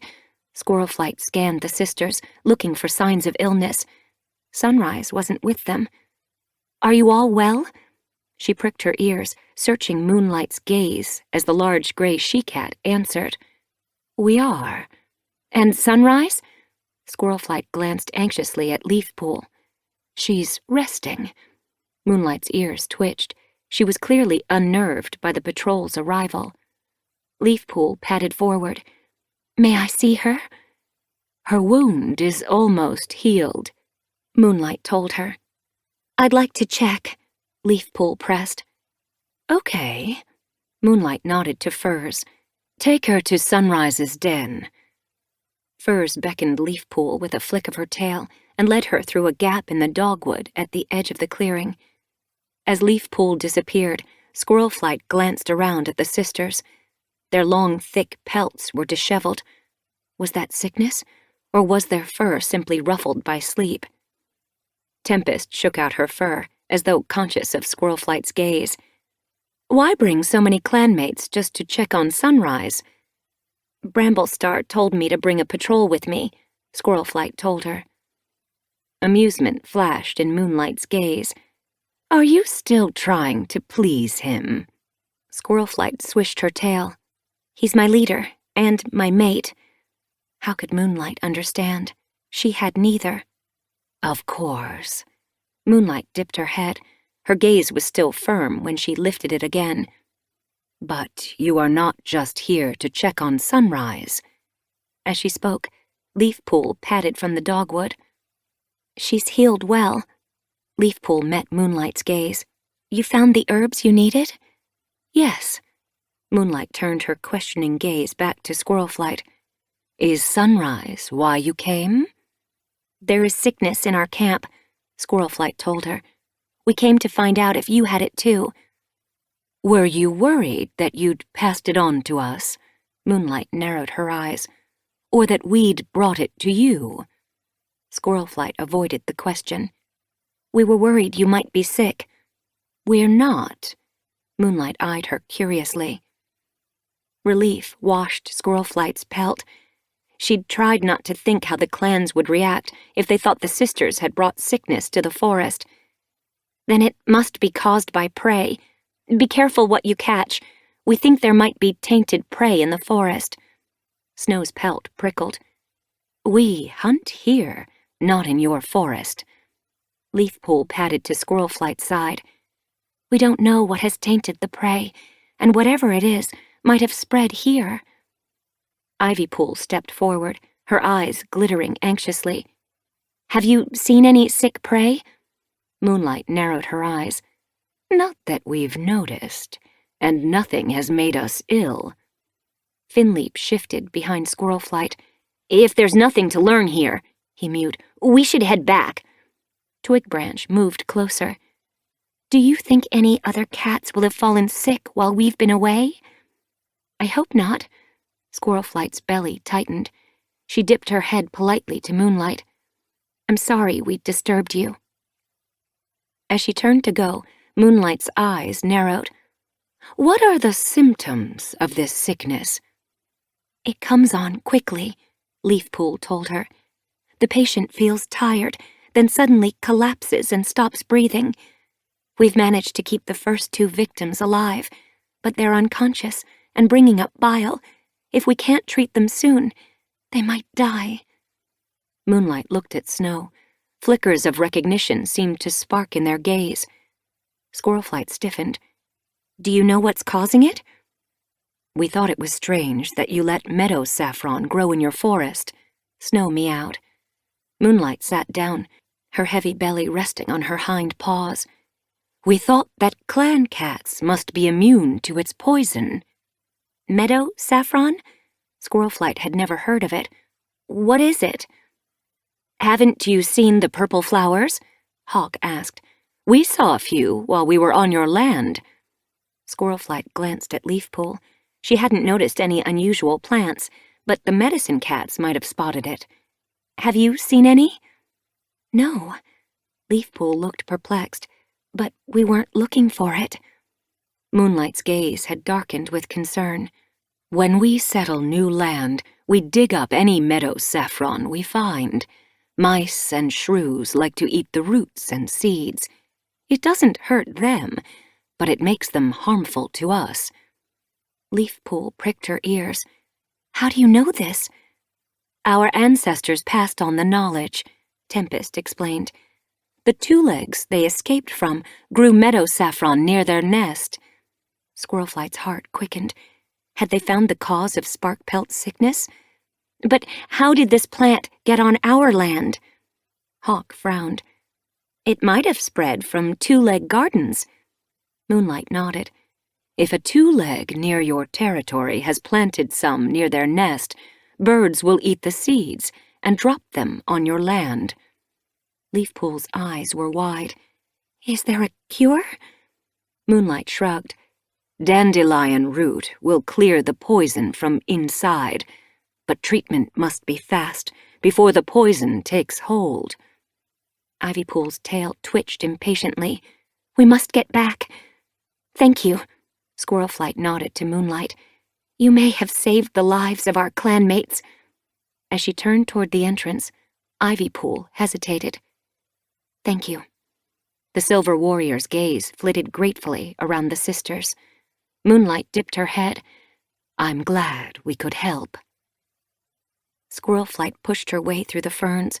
Hope sparked in her fur. But it was a long journey home. Would they make it back in time to save Sparkpelt? As the patrol crossed the border and raced through the moonlit forest, Leafpool pulled up. Wait! The medicine cat nodded to Twigbranch and Finleap. Come with me. Squirlflight scrambled to a halt, alarm sending a shiver up her spine. Where are you going? She needed Leafpool with her. What if Sparkpelt hadn't made it through the night? Leafpool met her gaze. We won't be long. We need to gather dandelion roots. We'll bring them back to camp as soon as we can. You and Ivypool go ahead so you can be with Sparkpelt and Thriftpaw. Don't take too long. Squirlflight glanced toward the camp. We'll be quick, Leafpool promised, and headed away into the shadows. As Twigbranch and Finleap hurried after her, Squirlflight glanced at Ivypool. The silver tabby's eyes were dark with worry. Come on. Squirlflight charged onward through the forest. Dawn must be close, but clouds obscured the moon, throwing darkness over the forest so deep She could barely see her whiskers. She skimmed blindly over the swath of blueberries and raced down the slope toward the hollow, scrambling to a halt outside the thorn tunnel. She paused as Ivypool caught up to her and took a breath. "Please, StarClan, let Sparkpelt be alive." She hurried through the entrance, her heart lurching as she padded into a silent camp. It was quiet. Had she expected to find a body laid out in the clearing while her clanmates sat vigil? She crossed the camp, Ivypool at her heels. "Wait here," she told the silver tabby as she reached the medicine den. With 4 sick cats, it must already be crowded. "I'll send Alderheart outside to talk to you." Ivypool nodded, staring with hollow eyes as Squirlflight nosed her way through the trailing brambles. The hot, stuffy air surrounded her as she blinked in the darkness. She could make out the shape of Jayfeather crouching beside Larksong. Alderheart rested his paws on the edge of Sparkpelt's nest. They turned as Squirlflight crossed the den. Jayfeather sat up. "Are the sisters sick?" "No," Squirlflight halted. "But they know what's caused the sickness. A new plant on our land. They saw it while they were here. It's called meadow saffron. Prey that eats it becomes poisonous." She leaned over Sparkpelt's nest. The orange tabby was unconscious. She fought back panic. Why was Sparkpelt so still? "How's she doing?" "I gave her poppy seeds to make her sleep," Alderheart told her. "She was fretting over Larksong." Squirlflight glanced into the nest beside Sparkpelt's. Through the darkness, she could see Larksong's matted pelt, his bones jutting out as though he'd grown suddenly old. "Is he any better?" "No." Alderheart's eyes glittered with worry. Jayfeather flicked his tail impatiently. "Do the sisters know a cure?" "Dandelion root will clean the poison out," Squirlflight told him. "But it must be given quickly." She glanced at Larksong's nest. "Leafpool's gathering some now. She'll be here soon." Her heart leaped with hope as the brambles rustled at the entrance. But it was only Bramblestar. "I saw you were back," he meowed, hurrying across the den. Jayfeather stared at him blindly in the darkness. "The sisters aren't sick, but they know what's caused this and how to treat it." Bramblestar's pelt prickled with surprise. "Will they be okay?" He glanced at Larksong and Sparkpelt's nests. Squirlflight's heart twisted with fear. "We don't know if we found out in time." She glanced at the other nests beside the den wall. Thriftpaw and Berrynose were sound asleep, their muzzles tucked beneath their paws. "Are they sick?" "Not yet," Alderheart told her. "Ivypool is waiting outside," Squirlflight told him. "She needs to know that Thriftpaw is still okay." As she spoke, Leafpool crashed through the trailing brambles and dropped a bundle of dandelion root from her jaws. "We didn't stop to gather much, but it should do for now." Her pelt was ruffled from running, and her tail was fluffed out. Ivypool slid in after her, scanning the medicine den. Alderheart hurried to meet her. "She's fine," he told the silver tabby, guiding her outside. Dawn light showed between the brambles as they pushed through. "There's no sign of sickness. We just want to keep an eye on her for a day or two." Jayfeather scooped up a dandelion in his jaws and snapped off the thickest part. He began to chew it into a pulp. Leafpool looked into Larksong's nest. "We should treat Larksong first," she frowned, "if we can get him to swallow it." "What about Sparkpelt?" Bramblestar's eyes rounded. "We'll treat her afterward," Leafpool told him. Squirlflight caught her sister's eye. "How are the kits doing?" Leafpool leaned over the edge of the nest and pressed her ear against Sparkpelt's flank. "They're quiet now," she told Squirlflight, straightening. "But I can still feel movement." Squirlflight glanced at Bramblestar, her heart pressing in her throat. Would the sisters' treatment save Sparkpelt and the kits? Jayfeather spat dandelion pulp onto his paw. "Hold his head," he ordered Leafpool. As Leafpool lifted Larksong's head with a paw, Alderheart nosed his way back into the den and hurried to join them. Squirrelflight moved closer to Bramblestar, craving the warmth of his pelt against hers. Jayfeather held his paw in front of the Black Tom's muzzle. If you open his mouth, he told Leafpool, I can smear it on his tongue. That should... He stopped as Larksong jerked in his nest. The Black Tom's legs stiffened and his body twitched. A convulsion took hold of him. His back arched. He began to thrash wildly, as though a fox had seized his spine and was shaking him. Leafpool pressed her paws around his head. Alderheart leaped into the nest and pinned Larksong's shoulders into the bracken, holding him down as spasms contorted his body. Squirrelflight's heart lurched. She pressed harder against Bramblestar. Larksong? Sparkpelt's alarmed mew sounded behind her. Sparkpelt was struggling blearily to her paws, her terrified gaze fixed on Larksong. What's happening to him? It's a fit, Jayfeather told her. It'll stop in a moment. It'll kill him, Sparkpelt wailed.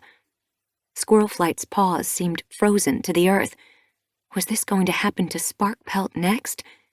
On the far side of the den, Thriftpaw and Berrynose lifted their heads, their eyes rounded in horror as they took in Larksong. Nervously, Thriftpaw climbed into Berrynose's nest and huddled beside the pale warrior. Squirrelflight glanced at them, then turned her helpless gaze back on Larksong. The spasms were easing. The convulsions seemed to loosen with each jerk, until he lay as limp as fresh prey, his head hanging over the edge of his nest. Alderheart hopped out. He was trembling. Will he live? Bramblestar's mew was husky with fear. Leafpool and Jayfeather exchanged glances. Bracken crunched as Sparkpelt tried to haul herself from her nest. Larksong! The name came as a sob. Squirrelflight nudged her back. Rest, she pleaded. There's nothing you can do to help him. I can comfort him. Sparkpelt grunted with effort as she pushed her mother away and padded shakily to Larksong's nest. She rested her head beside his cheek. Larksong, she breathed, her gaze clouded with grief. Squirrelflight's heart seemed to crack. She blinked at Jayfeather. Are you going to give him the dandelion root? The pulp was still smeared on his paw. He reached for a leaf and wiped it off. It's too late. He won't be able to swallow this. His blind blue gaze reached for Squirrelflight. There's nothing more we can do for him. You have to save him, Sparkpelt breathed weakly. Jayfeather pushed the leaf toward her muzzle. Swallow this. He pointed his muzzle toward the pulp. She didn't seem to hear him. Squirrelflight bent closer to her. Eat the dandelion root, she whispered. It will help you and the kids. Sparkpelt's gaze was fixed on Larksong. Please. Squirrelflight lifted the leaf and placed it beside Sparkpelt's muzzle. She glanced desperately at Bramblestar. Tell her she has to, she pleaded. Bramblestar leaned forward. Sparkpelt, he mewed softly. She lifted her gaze to him, then froze. Pain sparked in her gaze. As Squirrelflight saw her flank spasm, her heart seemed to stop. Was she having a fit like Larksong? Sparkpelt gasped. My belly! She jerked from Larksong's nest and sat back on her haunches as another spasm made her gasp. Leafpool pricked her ears. The kids are coming. Squirrelflight's pelt spiked. Not now. They couldn't come now. Not here. They were too early, and Sparkpelt was sick.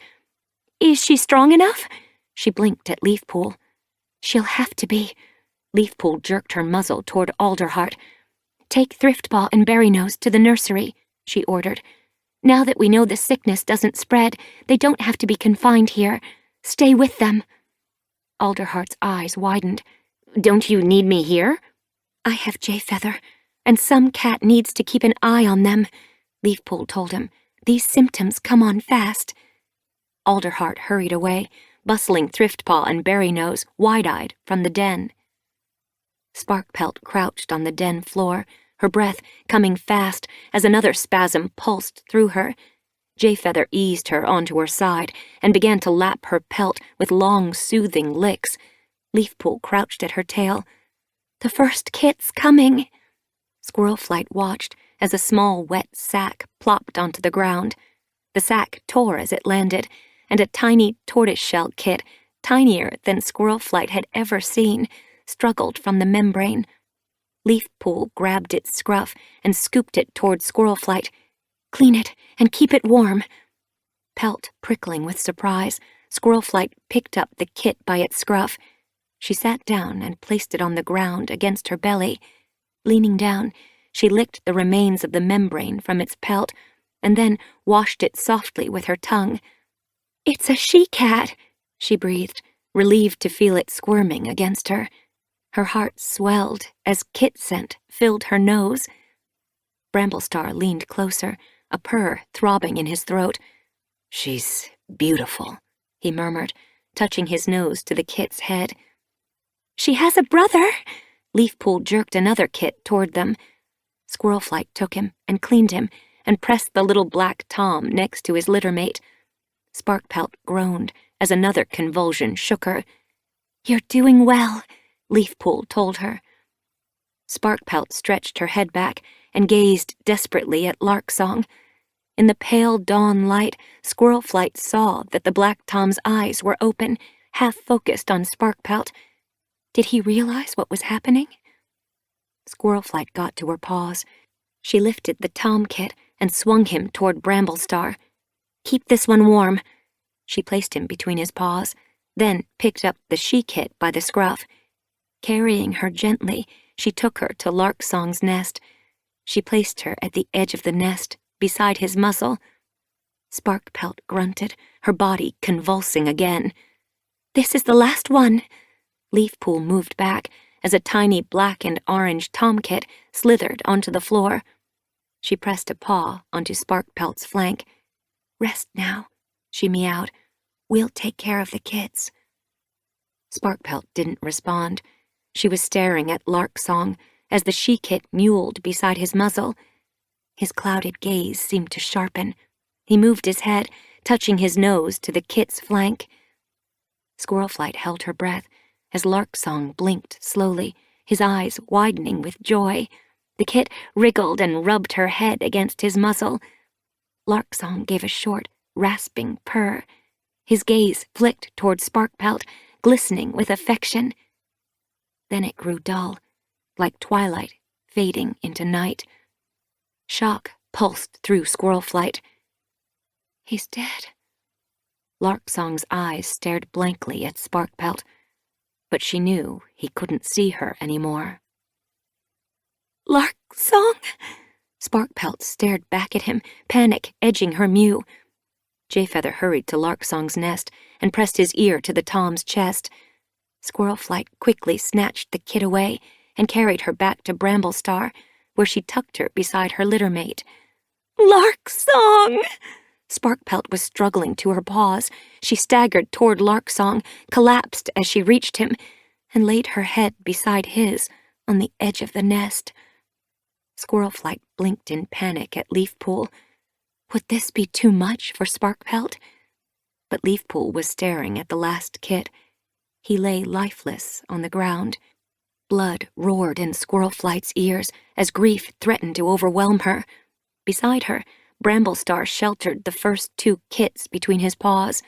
Dread glittered in his gaze. He stared at Sparkpelt, hardly moving. Squirrelflight struggled to breathe. She felt as though she were drowning. Closing her eyes, she fought the grief. Sparkpelt mustn't know that one of her kits had died. She'd been through too much already, and she was still sick. Steadying her breath, Squirrelflight nudged Bramblestar with her nose. It seemed to shake him from his horror. He blinked at her, questioningly. "We must take the kits to Sorrelstripe," she told him. "She's got her own kits." Bramblestar blinked at her. "Then she'll have milk," Squirrelflight told him. "She can feed these with her own until Sparkpelt can nurse them. Daisy will be there to help look after them." She glanced at her daughter, her heart twisting as she saw raw grief in Sparkpelt's eyes. She wanted to comfort her, but she knew Sparkpelt was lost in misery. I can't help Sparkpelt yet, but I can take care of her kits. Squirrelflight shook out her pelt and scooped up the she-kit. Bring the black kit, she told Bramblestar. He glanced toward the third kit, his black and orange pelt dull in the half-light. What about that one? His mew was soft, and Squirrelflight guessed that he, too, didn't want Sparkpelt to hear. Squirrelflight gently laid the wriggling she-kit on the floor, then lifted the orange and black tomkit, carrying him outside the den. She laid him in a bed of leaves, then returned to Bramblestar and picked up the she-kit again. Where did you take him? Bramblestar asked as he scooped up the black tomkit. Squirrelflight put down the she-kit and gestured to the leaves as they left the den. We can plan a vigil for Larksong and his kit when these kits are safe, she said. In the meantime, I don't want Sparkpelt to see. She picked up the she-kit again and blinked at him. He seemed to understand, grief sparking in his gaze. As she headed for the trailing brambles, he followed her. Squirrelflight bent her head low to protect the kit from the prickles. They were going to get through this. No matter how much grief Sparkpelt was going to suffer, Squirrelflight was determined not to let her daughter down. Chapter 18. As the sun slid behind the trees, Squirrelflight ducked into camp. Patrolling the borders with Leafshade, Honeyfur, and Fernsong hadn't eased her grief. The forest usually soothed her, but the sadness, which gripped her heart like fox teeth, hadn't eased. It tightened as she saw Larksong's body laid in the clearing, ready for the vigil. His tiny orange and black kit lay at his side. As she paused, gazing at them in the twilight, Fernsong stopped beside her. Will Sparkpelt be well enough to sit vigil? The yellow tabby meowed. I don't know. Squirrelflight eyed the medicine den nervously. Leafpool had given Sparkpelt the dandelion root after she'd finished kitting. Had it washed out the poison yet? Honeyfur gazed at her dead littermate. I'll sit vigil. So will I. Leafshade paused at her sister's side. The tortoiseshell glanced at the stars, which were beginning to show in the darkening sky. Larksong is with Snowbush now. Honeyfur met her gaze. They'll be watching over us. Squirrelflight left them beside Larksong and headed toward the medicine den. As she nosed her way through the brambles, Leafpool got to her paws. The dandelion's working, Leafpool mewed. For the first time in days, the tabby's gaze was lit with hope. I gave some to Berrynose and Thriftpaw just to be on the safe side, but I don't think they were ever sick. I've sent them back to their dens. Squirrelflight was hardly listening. Her heart quickened as she hurried to Sparkpelt's nest. Sparkpelt was curled like a dormouse at the bottom. Leafpool followed. Her heart is beating strongly now, and her breath is steady. Then why is she still sleeping? Worry nagged at Squirrelflight's belly. She's been sick, and she kitted this morning. She's exhausted. Sleep is the best remedy now. Leafpool pressed close to Squirrelflight. She's going to be okay. Squirrelflight blinked at her sister. Did you tell her about the kit that died? Yes. Leafpool's gaze glistened. How did she react? I don't think she took it in. Distress glittered for a moment in Leafpool's eyes. Has she seen the other two yet? Not yet. Has she asked after them? Squirrelflight's pelt prickled nervously. What if Sparkpelt could only associate the kits with Larksong's death? She might never learn to love them properly. She's only woken once, Leafpool told her. And she didn't mention them? Leafpool's eyes rounded sympathetically. She's been sick. Kits should be with their mother. Squirrelflight's thoughts whirled. Daisy would comfort them, and Sorrelstripe would feed them, but the kits should have Sparkpelt's love. They are safe, Leafpool told her. That's most important now. It's best they don't have Sparkpelt's milk until the poison is out of her system. Squirrelflight shifted her paws. What if she doesn't bond with them? She will. Leafpool held her gaze steadily. It takes more than loss and separation to stop a mother from loving her kids. I know that more than any cat.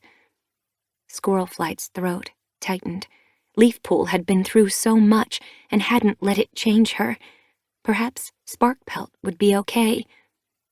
I'm going to see the kids, she meowed. Leafpool dipped her head. Come back when you're done, she told Squirrelflight. Sparkpelt will probably wake up soon. Squirrelflight glanced at her daughter, still tucked up tight, and headed for the den entrance. Outside, night had settled over the camp. Her clanmates moved quietly around the clearing as starlight dappled Larksong's pelt. His kit sheltered in his shadow. Someone had gathered soft moss and tucked it around them, as though hoping to keep them warm. Eyes pricking, Squirrelflight padded softly to the nursery. Sorrelstripe was asleep in her nest, her own kits curled at her belly. Where were Sparkpelt's kits? As Squirrelflight blinked through the darkness, Daisy lifted her head.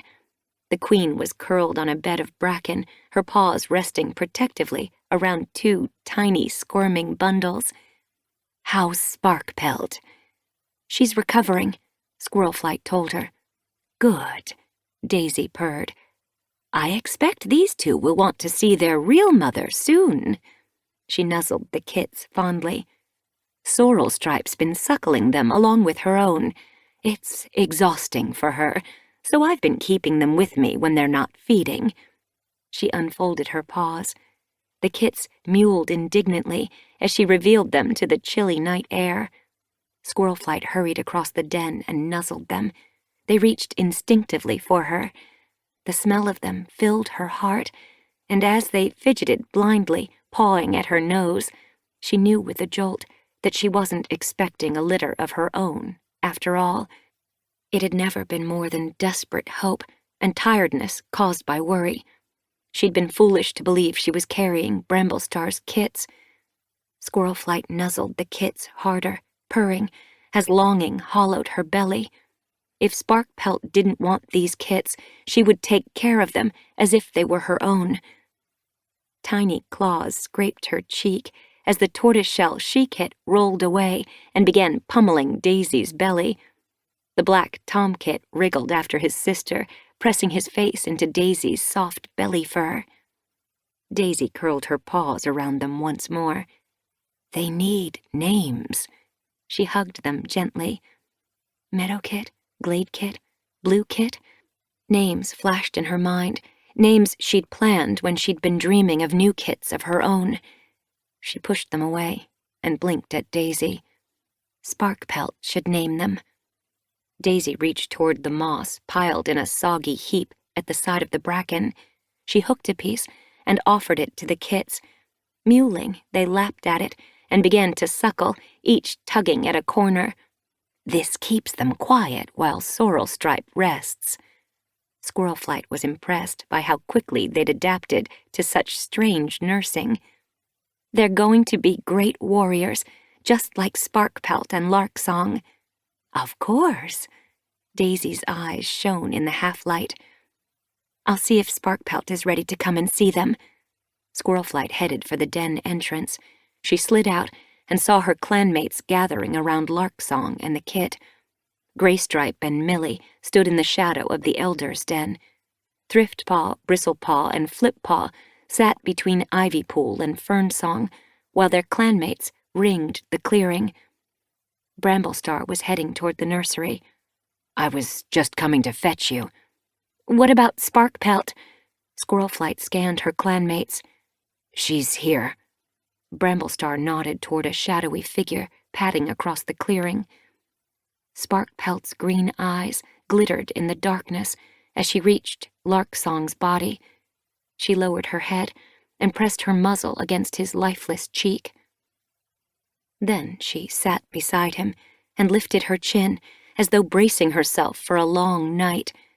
An owl hooted above the camp. Squirrelflight moved closer to Bramblestar. Is she fit enough to sit vigil? If she weren't, Leafpool wouldn't have let her come, Bramblestar whispered. What about the kits? Squirrelflight glanced at the nursery. She's hardly seen them. Let her mourn Larksong first. Bramblestar's eyes glistened as he gazed at his daughter. She has moons to spend with her kits. Lilyheart padded from between Honeyfur and Leafshade. She touched her nose to Larksong's shoulder. Snowbush won't be lonely anymore. The small tabby lifted her head, her eyes clouded with grief. Honeyfur and Leafshade huddled beside her. Sparkpelt glanced at them, as though acknowledging their grief, then looked away. Twigbranch padded from the shadows at the edge of the clearing. She stopped beside Lilyheart. Larksong was lucky to have a mother like you, she mewed. As a kid, I lost my own mother. I moved from one camp to another, lost and gained a sister and a father. Throughout it all, you were there for me, and Larksong was like a litter mate. She dropped her gaze shyly. I will miss him like a brother. Lilyheart blinked gratefully at the young warrior as Twigbranch took her place beside Honeyfur and Leafshade. Finleap hurried forward. Larksong was a great mentor. He glanced around at his clanmates. It's not fair he died of sickness and not in battle, but I promise to become the best warrior I can be in honor of his memory. He backed away, pelt prickling self-consciously, and took his place again beside Plumstone and Eaglewing. Bramblestar padded forward, stopping in a pool of moonlight. ThunderClan has lost 2 brave warriors, for I know Larksong's kit would have followed in his father's paw steps. Larksong was always kind to his clanmates and loyal to his clan. May StarClan welcome him with open hearts. He can never be a father to his kits here, but his memory will live on in them, and in the hearts of the cats he's left behind. Squirrelflight's heart flooded with grief as Bramblestar blinked affectionately at Sparkpelt. We will miss him, and the kit we never had the chance to know. Squirrelflight fluffed her fur out against the wind. There was a chill in the air, and the heavy dew brought by the dawn hadn't yet lifted. She sat near the fresh kill pile, eyeing the medicine den anxiously. Sparkpelt had returned there to sleep after her long night's vigil beside Larksong's body. She still hadn't been to the nursery to see her kits. As Squirrelflight wondered whether to wake her, the thorn tunnel shivered, and Berrynose padded into camp. Plumstone, Mousewhisker, and Lionblaze trailed after him. The patrol was clearly in the middle of a heated conversation. Mousewhisker stopped at the edge of the clearing, his gaze dark. I'm just saying that all this trouble started when the sisters showed up. It's a coincidence. Lionblaze sat down and began to wash the mud from his paws. It's no coincidence that they're taking up land meant for SkyClan, Plumstone pointed out. And it's strange that a poisonous plant we've never heard of shows up in the forest at the same time as the sisters. Berrynose lay down outside the warrior's den.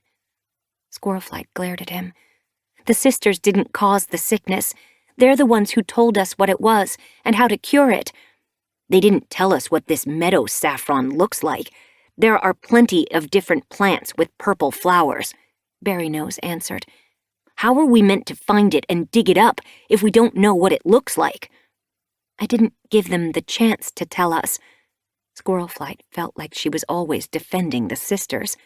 I wanted to get back so Leafpool could treat Larksong and Sparkpelt. She looked up at the high ledge where Bramblestar was pulling apart a thrush. Tell them to stop. This isn't the sisters' fault.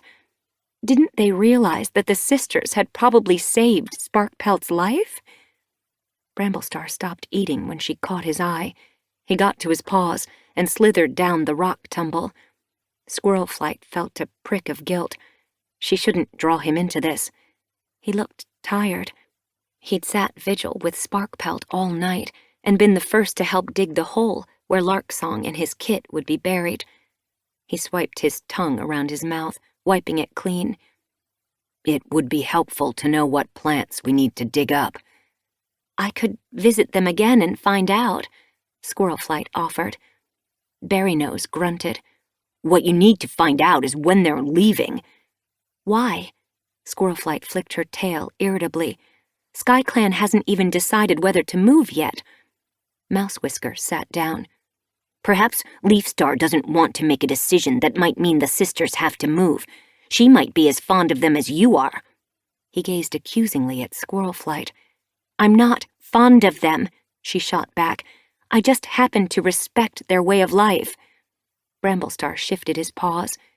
You used to respect our way of life, he grunted. She looked at him, surprised. She'd thought they'd settled their differences. Was he still angry with her? I still do. Then why do you keep talking about the sisters? Bramblestar held her gaze. Mousewhisker and Berrynose started it. Squirrelflight defended herself. Berrynose sat up. I just think it will be better when they're gone. As long as they're living on our border, Tigerstar will be bristling for a fight. Leafstar will be dithering over whether SkyClan should move, and you two will be bickering. His gaze flashed toward Bramblestar.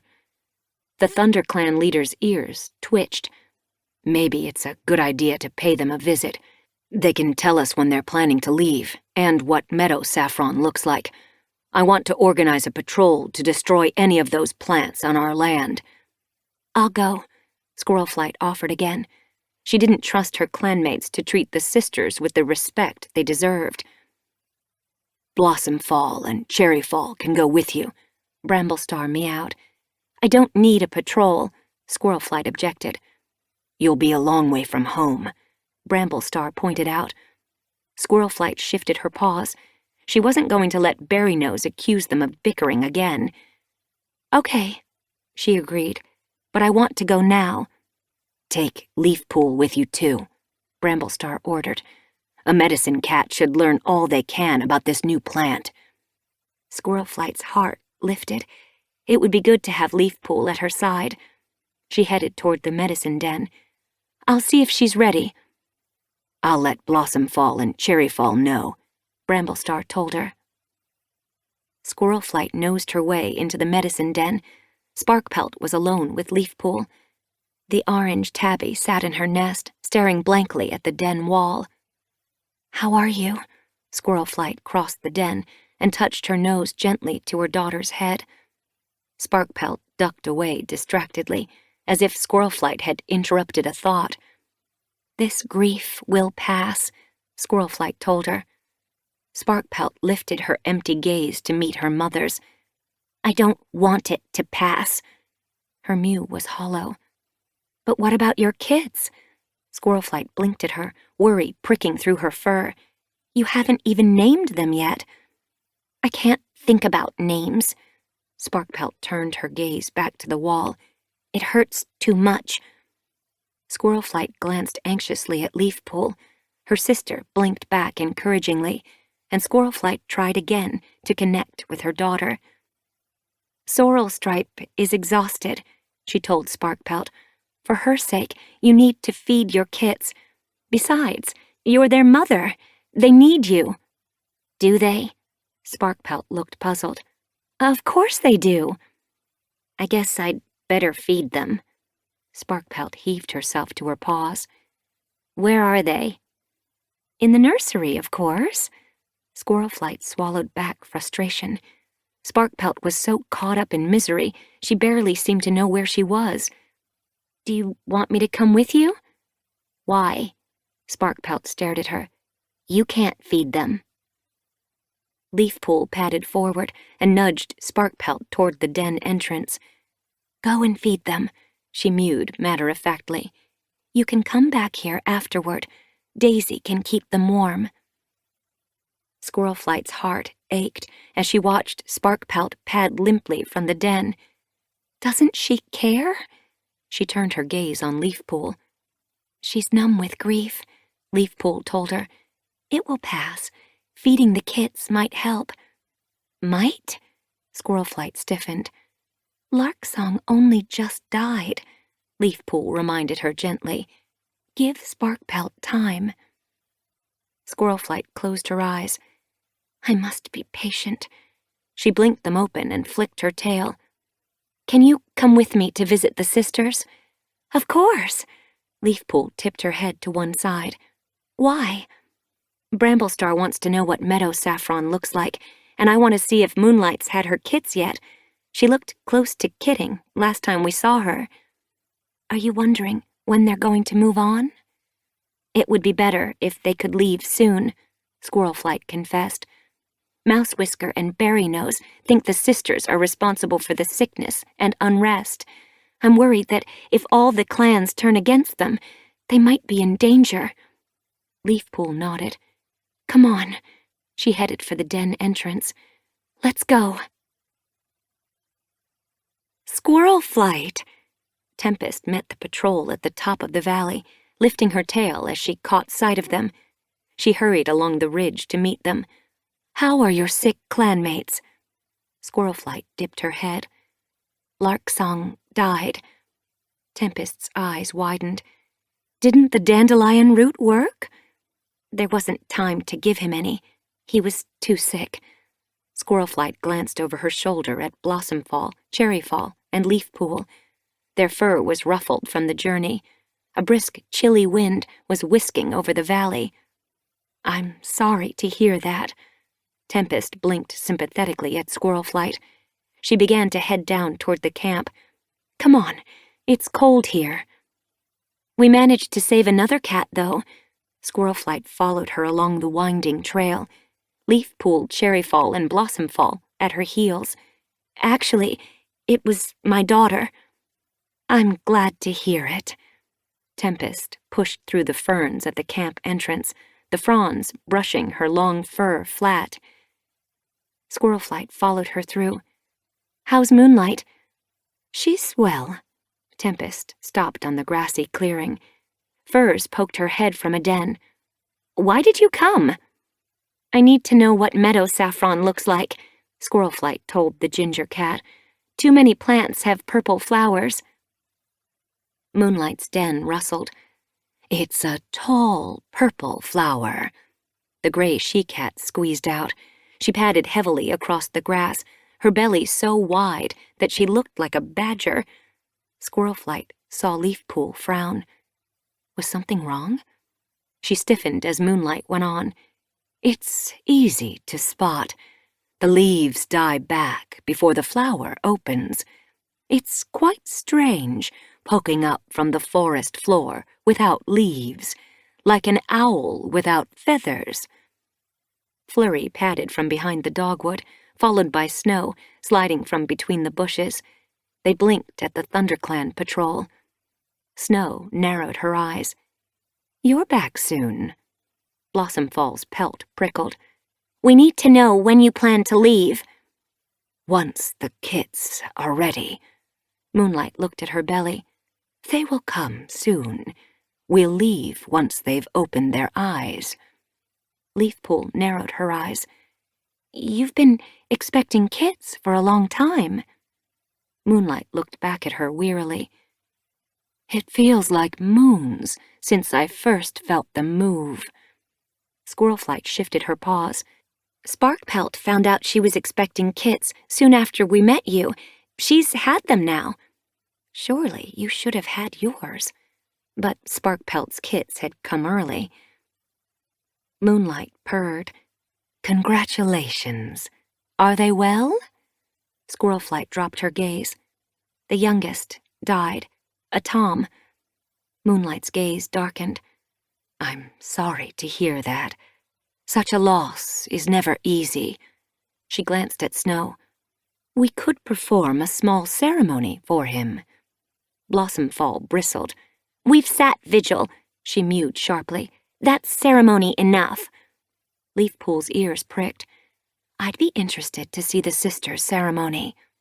Blossomfall huffed. Don't expect me to join in. We expect nothing of you but to witness it, Moonlight told her. A spirit so young needs guiding. he won't understand what he's lost and who waits for him beyond death. We must help him find a place in the hearts of the living and the dead so that he can know both. She beckoned Snow, Furs, and Creek nearer with a flick of her tail. Then she nodded to Tempest. Do we have colt's foot? I'll fetch some. Tempest slipped quickly into one of the dens and returned holding a small bunch of yellow flowers between her jaws. She carried them across the clearing and dropped them at Moonlight's paws. As Squirlflight leaned closer, curiosity prickling in her pelt, Cherryfall pricked her ears uneasily. Will StarClan approve? Leafpool looked at her. Why shouldn't they? The sisters are honoring the dead. She turned her gaze back to Moonlight as the gray she-cat began to claw away a small patch of grass. Then she dug a small hole and dropped the flowers into it. Covering them up, she glanced at her campmates. They formed a circle around the hole, closed their eyes, and lifted their muzzles. Squirlflight held her breath as, silently, the sisters held their faces to the sky. Then Moonlight murmured, "Safe journey, Kit." Furs, Tempest, Snow, and Flurry echoed her mew. "Safe journey, Kit." Together they repeated the words, chanting them softly, then raising their voices until their mews became wails, and their wails broke into a fierce yowling. Their cry rang around the small valley, splitting the air. Squirlflight stared, her heart pounding. What in StarClan are they doing? Blossomfall moved closer to Cherryfall. What a lot of nonsense, she growled. Hush! Leafpool flicked her tail impatiently at the tortoiseshell warrior. Her gaze was fixed on the sisters as they fell suddenly silent. They stood unmoving for a few moments, then broke sharply from their circle as though waking from a dream. Squirlflight searched Moonlight's gaze. The sisters had claimed to see the dead. Had they seen Sparkpelt's Kit? Moonlight blinked softly. We have encouraged your daughter's Kit to walk with ThunderClan, both the living and the dead. His spirit can be nurtured and loved there. You saw him? Tempest nodded. He had orange and black fur. Squirlflight felt a chill ripple through her pelt. She hadn't described the dead Kit. Moonlight really must have seen him. Snow frowned, looking puzzled. A black Tom was with him. She blinked at Squirlflight. Do you know who that was? Lark Song. Blossomfall shifted uneasily beside Squirlflight. The Kit's father, Squirlflight told Moonlight. He died at the same time. Moonlight nodded. I thought they were kin. He seemed very protective of the young spirit in his care. Leafpool's pelt prickled. Why did you yowl? Is it part of the ceremony?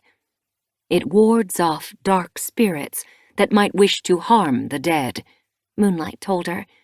It's our warning that those we remember are protected for as long as we remember them. Thank you. Squirlflight dipped her head gratefully to the sisters. As she did, she made a silent promise to Larksong. We will remember you both. How strange the sisters' ceremony had seemed. But was it so different from a vigil? These cats honored the dead by remembering them, just as the clans did. Was it possible that, in their own way, the sisters had a link with StarClan?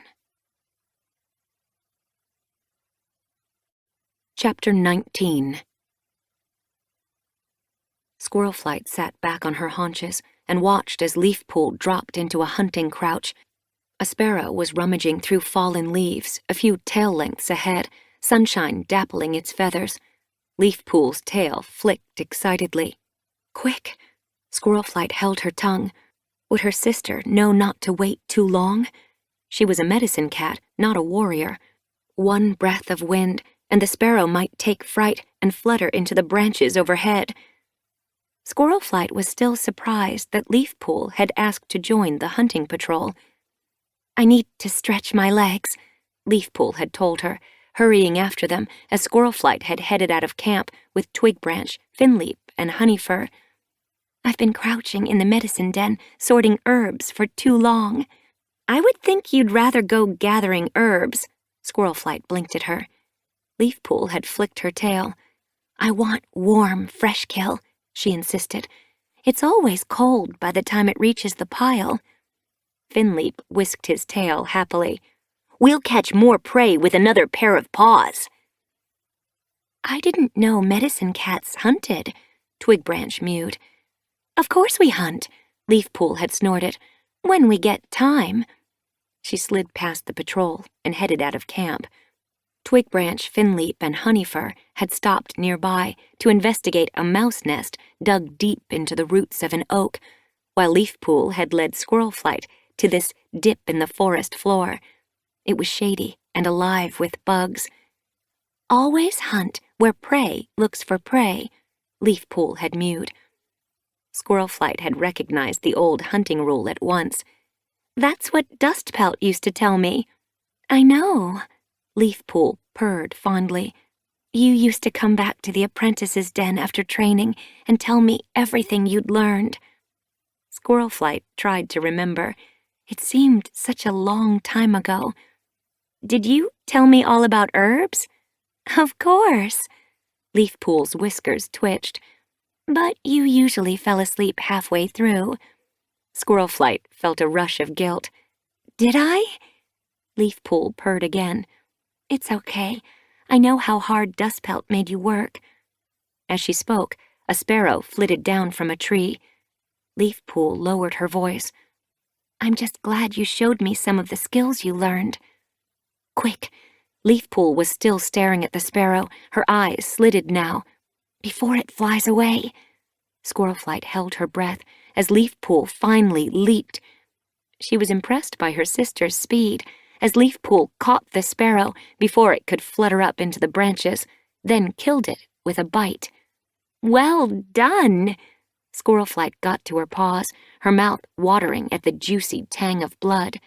She padded to Leafpool's side and sniffed her sister's catch. Leafpool sat back, purring. Should we eat it now? Squirrelflight scanned the clearing, listening for Twigbranch, Finleaf, and Honeyfur. We'd have to do it quickly before the others catch up with us. Wind rustled the branches overhead, and birds chattered in the sunshine. Dustpelt would have me put on tick duty for a moon if he'd caught me eating prey before it reached the fresh kill pile. I'm a medicine cat, Leafpool purred. I don't have to follow every warrior rule. And it's my catch. Squirrelflight shot her a look. Her sister was tempting her. Okay, she purred, feeling suddenly as playful as a kit. But I'm a warrior, so I'll have to catch something for the clan before we go back. If that's what it takes. Leafpool tore the sparrow in two and pushed one half toward Squirrelflight. Squirrelflight hooked it and took a mouthful. She closed her eyes, the warm blood delighting her. The flesh was soft and sweet. She swallowed it happily. Have you visited Sparkpelt today? Leafpool asked. Squirrelflight paused, forgetting suddenly the sweetness of the sparrow. I saw her this morning. I'm glad. Leafpool was chewing. She needs company. Daisy is with her, and a few other cats have visited. Stormcloud stopped by this morning, but she needs to feel part of the clan as much as possible. Squirrelflight's belly tightened as she remembered Sparkpelt lying in her nest, staring blankly as her kits played with Daisy. She doesn't seem to be getting better. It'll take a while for her to get over Larksong's death. Leafpool swiped her tongue around her lips. But she's missing out on motherhood, Squirrelflight fretted. There's no rush. Leafpool took another mouthful. Flamekit and Finchkit will be kits for a while yet, and she's tough.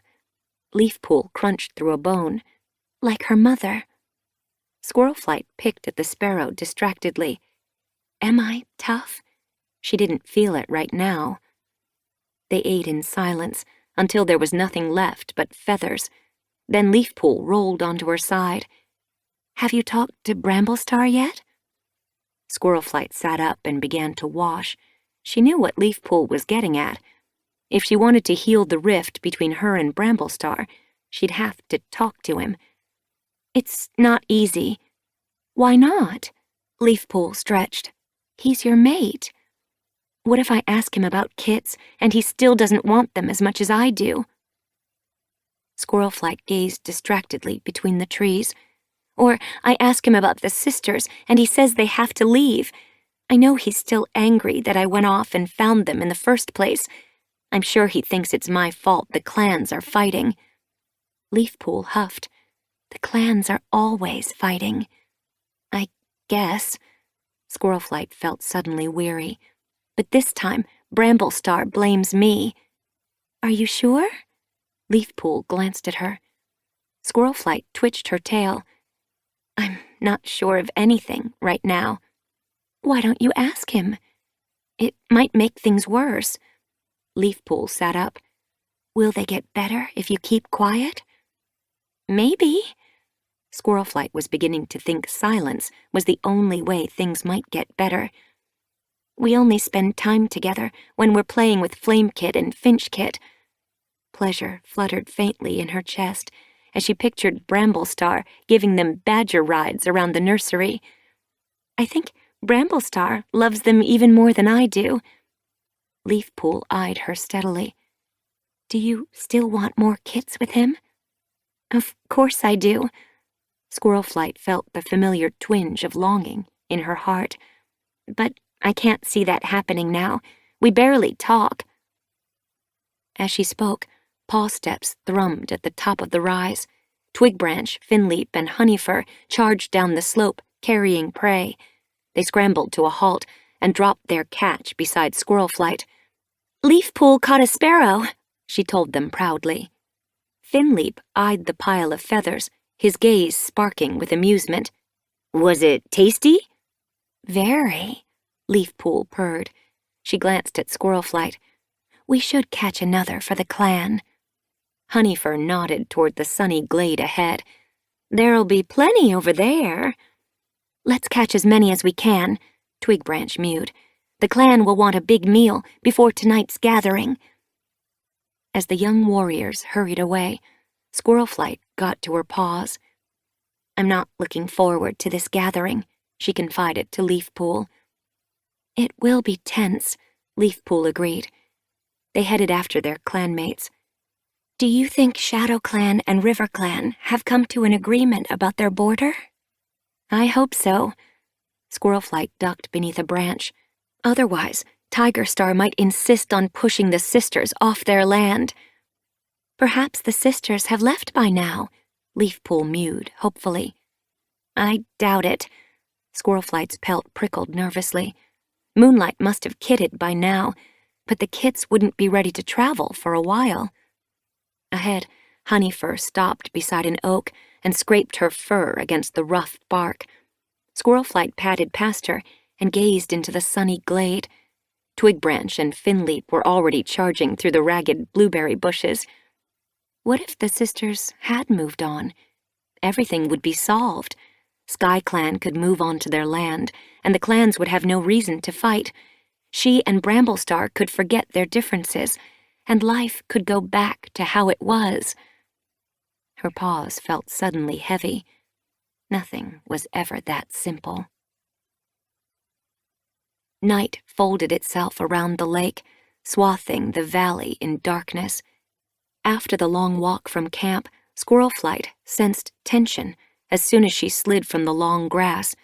ShadowClan, WindClan, and RiverClan hung back at the edges of the island clearing, their gazes glittering with hostility as they eyed one another. Scorchfur tugged Flaxpaw back by his scruff as the ShadowClan apprentice began to head toward RiverClan. Not tonight, he growled. I was only going to talk to the other apprentices. Flaxpaw looked at his mentor hopefully. You might as well talk to foxes. Scorchfur hissed. Lightpaw, Pouncepaw, and Shadowpaw stood close to Dovewing, while Tigerstar wove around them protectively. Only SkyClan seemed relaxed. They watched the other clans, tipping their heads as though puzzled by the unfriendliness. Leafstar hurried to meet Bramblestar as soon as he crossed the clearing. "What's wrong with every cat?" The SkyClan leader blinked at him. "I didn't realize things had gotten worse. Stonewing lashed out at Mallownose before you arrived." She glanced nervously at the star-specked sky, where wisps of clouds trailed above the forest.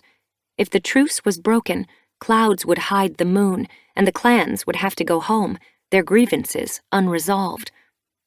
Bramblestar glanced around at the gathered cats, his pelt prickling along his spine. "There's more tension over the borders," he told the SkyClan leader. "But that doesn't mean you must make a decision before you're ready." Leafstar caught Squirlflight's eye. "Have you heard from Moonlight? Has she had her kits?" "She must have," Squirlflight told her. "But newborn kits won't be ready to travel for a while." Bramblestar flicked his tail impatiently. "I wish she'd hurry up before we're all at war," he growled. He padded toward the great oak and leaped onto the lowest branch. Leafstar dipped her head. "I'd better go too." Anxiety glittered in her gaze as she turned away and leaped up beside Bramblestar. Tigerstar, Hairstar, and Mistystar followed, eyeing one another accusingly as they took their places in the oak. Squirrelflight hesitated as the clans streamed around her. Crowfeather, Reedwhisker, and Cloverfoot jostled for position as they climbed onto the roots of the oak and sat stiffly, ignoring one another, as Squirrelflight finally joined them. Only Hawkwing acknowledged her with a polite nod. As the crowd settled in front of her, pelts shifting in the moonlight, Tigerstar stepped forward. "ThunderClan has given WindClan its land back. RiverClan wants to move our border, and ShadowClan cannot accept that. The only way to avoid war now is to drive the sisters from their camp." Scorchfur whisked his tail eagerly. "That's right. Why fight one another when they've got our land?"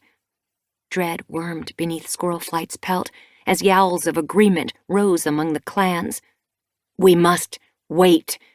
Bramblestar's growl silenced them. He eyed Tigerstar sharply. "Has StarClan sent word yet? Did any medicine cat get an answer from them at their half-moon meeting?"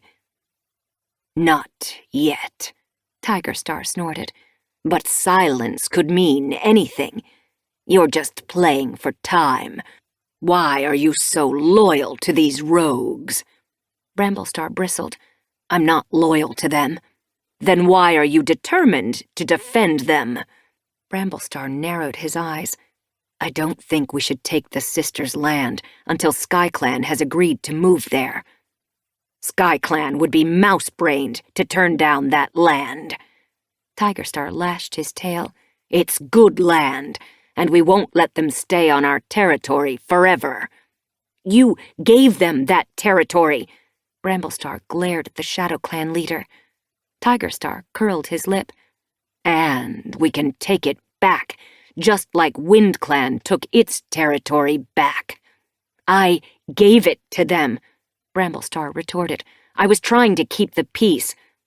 Tigerstar rounded his eyes innocently. "That's all I want," he meowed, "to keep the peace. By starting a war against the sisters?" Bramblestar stared at him indignantly. Squirrelflight realized she was holding her breath. Bramblestar was defending the sisters. Hope flashed beneath her pelt. Tigerstar's tail flicked ominously. "I will fight the sisters if it means peace among the clans. Isn't that what StarClan wants?" Bramblestar held his ground. "You're trying to force SkyClan to move again. Look what happened last time you drove them out. A storm nearly killed us all. This time, SkyClan wants to move." The ShadowClan leader swung his muzzle toward Leafstar. You want Sky Clan to have the new territory, right? Leafstar hesitated. Right? Tiger Star glared at her. I don't want the land if it means hurting the sisters, Leafstar told him, her gaze clouding with uncertainty. A snarl rang from the back of the clearing as Emberfoot jeered at the Sky Clan leader. You'd rather see war in the clans than chase a few rogues from land they don't even want? Yowls of agreement exploded around him and rippled through the crowd. Squirrelflight froze. She pictured the sisters going about their duties, unaware of the storm building here, ready to sweep them away. Her paws pricked with fear. Leafstar stared desperately at Tiger Star. Why can't we wait until the sisters leave? Hairstar flattened his ears. Why should we? The sisters don't need that land, Misty Star snapped. Tiger Star held Leafstar's gaze. Is Sky Clan willing to move? Not yet, Leafstar answered shakily. But would you move once the sisters are gone? Tiger Star pressed. Leafstar stared at him, then nodded. Yes. Tiger Star rounded on Bramblestar. Sky Clan has made its decision.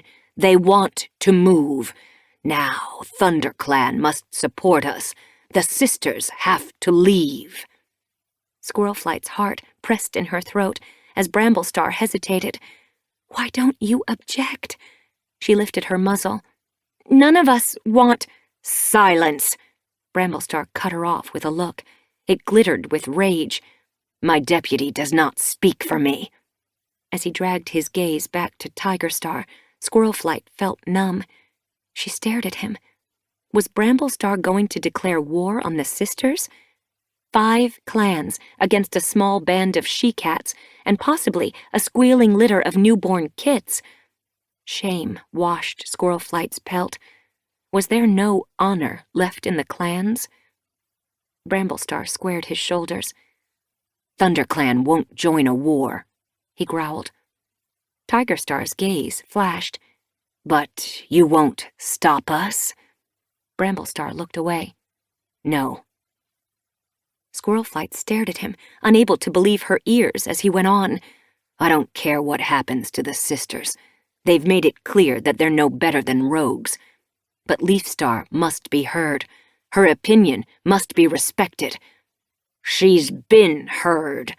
Hairstar flattened his ears. She wants their land. Only after they've left. Bramblestar lashed his tail. And she doesn't want them hurt. Leafstar stepped to the edge of the branch. Perhaps the sisters can be reasoned with, she mewed hesitatingly. Why? Misty Star looked unconvinced. Reason hasn't worked so far. Leafstar aimed a meaningful glance at Tree. Perhaps it's time for them to hear from their own kin. Tree groaned, looking suddenly put on the spot. I've told you, it won't— I know you think it won't help, Leafstar interrupted. But if it could prevent a war, if it were the difference between life and death for Moonlight and her kids, surely you would consider it. Tree began to speak, then stopped himself.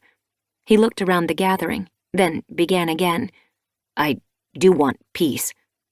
Of course you do, Tree, Bramblestar said smoothly. So, do what you can. Talk to your mother on our behalf. Tree looked down at his paws. He shuffled them uncomfortably, then closed his eyes.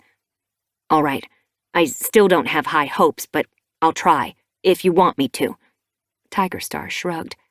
I guess it's worth an attempt. Hairstar nodded. Why fight if we don't have to? Murmurs of approval rippled through the crowd as Tiger Star whisked his tail. It's decided, the Shadow Clan leader growled. Tree will talk to the sisters. Below him, Breezepelt rolled his eyes. Why send a loner to do a warrior's job? Hawkwing bristled beside Squirrelflight. Tree is no loner, he snarled, eyeing Breezepelt. He's a loyal clan cat now. Across the clearing, Violet Shine's gaze glowed with affection at her father, and her clanmates shifted around her, scowling at the Wind Clan Tom. Hawkwing's right. Leafstar lifted her chin. Tree is as much a warrior as any Sky Clan cat, and if he goes to the sisters, I'll go with him. Tigerstar looked at her, surprised. Why? I know them. Leafstar glanced at Squirrelflight. So does Squirrelflight. We can both go with him. We might be able to help. Tigerstar's ears twitched. If that's what you want. He eyed Tree menacingly. You'd better find a solution, he growled, or the next patrol we send to the sisters won't be so friendly. Squirrelflight caught Bramblestar's eye. He looked at her, his gaze unreadable. Was she supposed to say she wouldn't go? He'd silenced her just now. He clearly didn't want her to be involved. As Tigerstar and the other leaders jumped down from the branch, signaling the end to the meeting, Bramblestar didn't move. Are you coming? Hawkwing hopped off the root and looked back at her as the crowd began to disperse. I'll wait for Bramblestar. Squirrelflight watched the clans head for the long grass. She shifted her paws nervously as the clearing emptied, then looked up at Bramblestar again. He stared past her, then leaped from the tree. Thorns pierced her heart as he shook out his pelt and stalked across the clearing without her. She watched him go, feeling desolate. Had they grown so far apart that they'd never agree on anything again? Chapter 20. You go ahead. Tree swished his tail as they headed out of clan territory onto the sisters' land. It was the morning after the gathering, and the sun was glittering through the trees. I want to practice my speech. He hung back and let Squirrelflight and Leafstar take the lead. He has a speech? Squirrelflight was surprised that any cat would have to practice to speak with his mother. She understood that the relationship between Tree and Moonlight was strained, but it surprised her that it was this strained. She blinked at Leafstar as they followed the steep path out of the forest. She glanced over her shoulder. Tree was murmuring softly to himself. He and Hawkwing went over what he was going to say to Moonlight before we left. Leafstar slid under a drooping willow branch. Squirrelflight ducked under another branch. I don't know why Tree needed to come if he doesn't want to see his mother again. We could have passed on the clan's message without him. He does have a talent for slicing open a problem so it can be looked at easily. It's why I made him our mediator. Besides, I don't think the clans would let us come without him. Leafstar gazed ahead. Tigerstar's already frustrated that we've stopped him from taking this land before now. He wouldn't want me and you in charge of the negotiation. But it's not a negotiation, is it? Frustration clawed at Squirrelflight's belly. It's a threat. If the sisters don't leave, the clans will drive them away by force. I know. Leafstar flicked her tail as the land flattened beneath her paws. She headed between the thinning trees. But we might be able to give the sisters enough time to prepare for the journey and to leave with a little dignity. And besides, Tree is Moonlight's son. Squirrelflight nodded. If she won't listen to us, she might listen to him. That's what I'm hoping. Leafstar stopped as they broke from the forest, and mountain territory opened ahead of them. Paw steps brushed the ground behind them as Tree caught up. I think I've got it, he meowed. I know exactly what I'm going to say. Do you think she'll agree? Squirrelflight glanced at him anxiously. If she were reasonable, she'd agree. Tree gazed over the rolling landscape. But we're talking about my mother. Unease wormed beneath Squirrelflight's pelt. Moonlight had seemed reasonable to her. She could be peaceful and kind, but there was also a stubborn streak running through her fur. Persuading her to leave the mountain territory might be like asking a badger to leave its set. They reached the camp at sun-high. Sunshine bathed the valley. The bushes crowding the sisters' camp looked blousy and tattered. As Squirlflight led Tree and Leafstar down the winding path to the entrance, guilt pricked at her belly. How could she stand by as a queen and her tiny kits were forced from their home? She pushed the thought away. Perhaps the kits were strong and healthy, and the sisters were already preparing to leave. Squirlflight? Snow's mew took her by surprise. As the white she-cat slid from the ferns at the camp entrance, suspicion glittered in her gaze. What are you doing here? Has Moonlight had her kits? Squirlflight asked eagerly. Snow narrowed her eyes. No. Disappointment dropped like a stone in Squirlflight's belly. It should be past time. We have to speak with her. Stiffening, Snow looked past them to Tree. Why? Leafstar padded closer. It's important. Moonlight's close to kitting, Snow told them, her gaze still on Tree. She's moved to the birthing den. But we can still see her, right? Leafstar shifted her paws impatiently. Snow bristled. Do you expect me to let a grown Tom into our camp? She glared at Tree. Squirlflight blinked at her. But Tree is your kin, isn't he? The sisters don't believe in kin, Tree snapped. Not male kin, anyway. Hold your tongue, Leafstar snapped. You're meant to be our negotiator. Sorry. Tree met Snow's gaze stiffly. I've come from the clans. I must speak with Moonlight. She will want to hear my message. Snow hesitated, her ears twitching. Then she headed through the ferns. Follow me. Squirlflight pushed her way through, blinking as she saw the grassy clearing. Sparrow, Sunrise, and Hawk were sharing a thrush. Tempest and Furs lay in a patch of sunshine. Creek, resting beside Flurry, bristled in surprise as he saw Tree and scrambled to his paws. Why is a Tom here? You're a Tom, aren't you? Tree stared back at him. But you're too old to be here. Creek shifted nervously. You'll be old one day, Tree grunted. As Snow slid into the birthing den, Squirlflight glanced apologetically at the sisters. I'm sorry to disturb you again, but we have to talk to Moonlight. Sunrise blinked at her, chewing, no sign of her injury. Tempest lifted her head. Do you want some prey? She flicked her tail toward a pile of freshkill at the edge of the clearing. We caught plenty. No thanks. Guilt prickled through Squirlflight's fur. The sisters were so kind. Couldn't they guess why she was here? We just want to speak to Moonlight. Hawk blinked at Leafstar. How's your injured leg? She asked. Healed. As Leafstar turned to show her where the fur had grown back, Snow ducked out of the birthing den. She'll see you, she told them. Her gaze glittered sharply as it flitted over Tree. Even you. Her nose wrinkled. Thank you. Squirlflight's heart quickened as she ducked into the den. Leafstar and Tree padded after her. The nursery was warm and well padded with bracken and moss.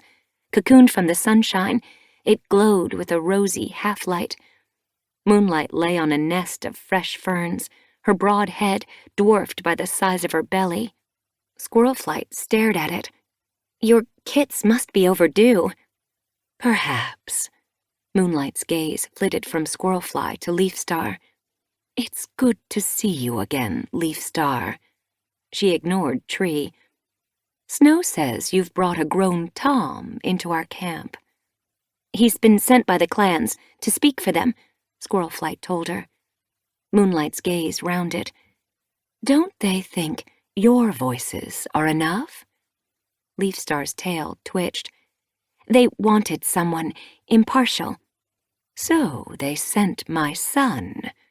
Amusement glinted in her eyes. Squirlflight's chest tightened. Was Moonlight going to take this seriously? Please listen to Tree. He's your best chance for peace. Moonlight flicked her gaze to Tree for the first time. It's good to see you again, Earth. I told you, he meowed firmly. I'm not Earth anymore. I'm Tree. Of course. She dipped her head politely. And you've come with a message from the clans. Not a message, he told her. I've come to persuade you to leave this territory. She held his gaze coolly. Really? She sounded unimpressed. You already know that SkyClan wants this land, he began. The land around the lake is not big enough to support 5 clans. It was decided that SkyClan should move here, but they can't while you're here. I've told Leafstar already that she can have the land when we move on, Moonlight told him. You need to move on, now. The clans are already fighting over land. Every moment you stay here puts another warrior at risk. Tree stared at her urgently. For the sake of the clans, you have to go. Moonlight tipped her head.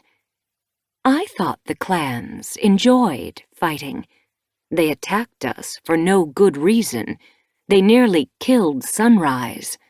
You were trespassing, Tree reminded her, and you maimed one of their warriors. If they'd simply asked us to leave, no one would have been hurt. Tree's fur ruffled along his spine.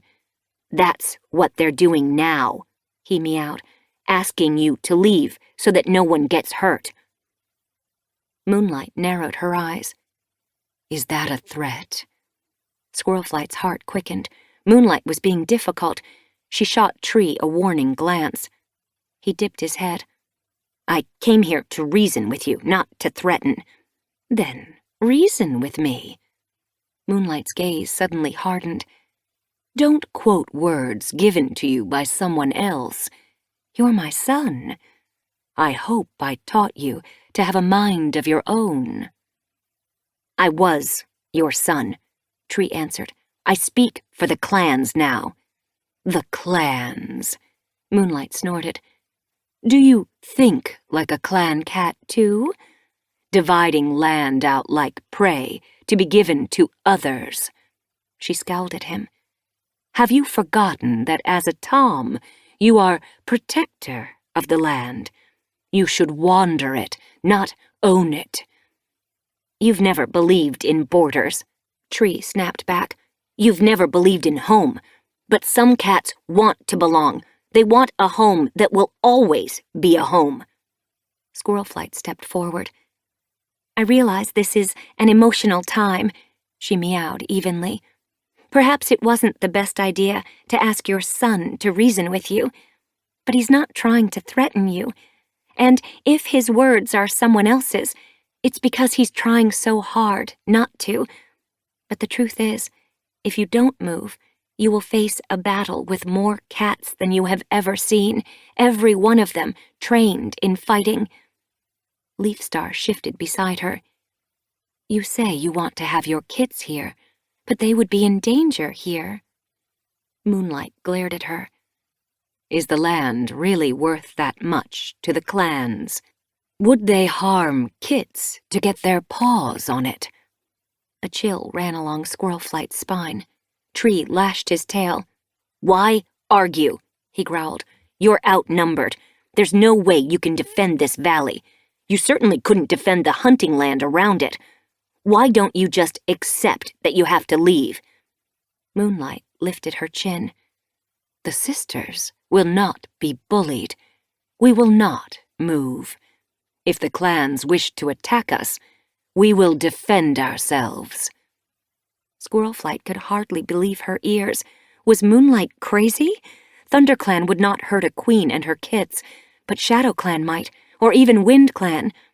A battle could easily rage out of control. She stared urgently at Moonlight.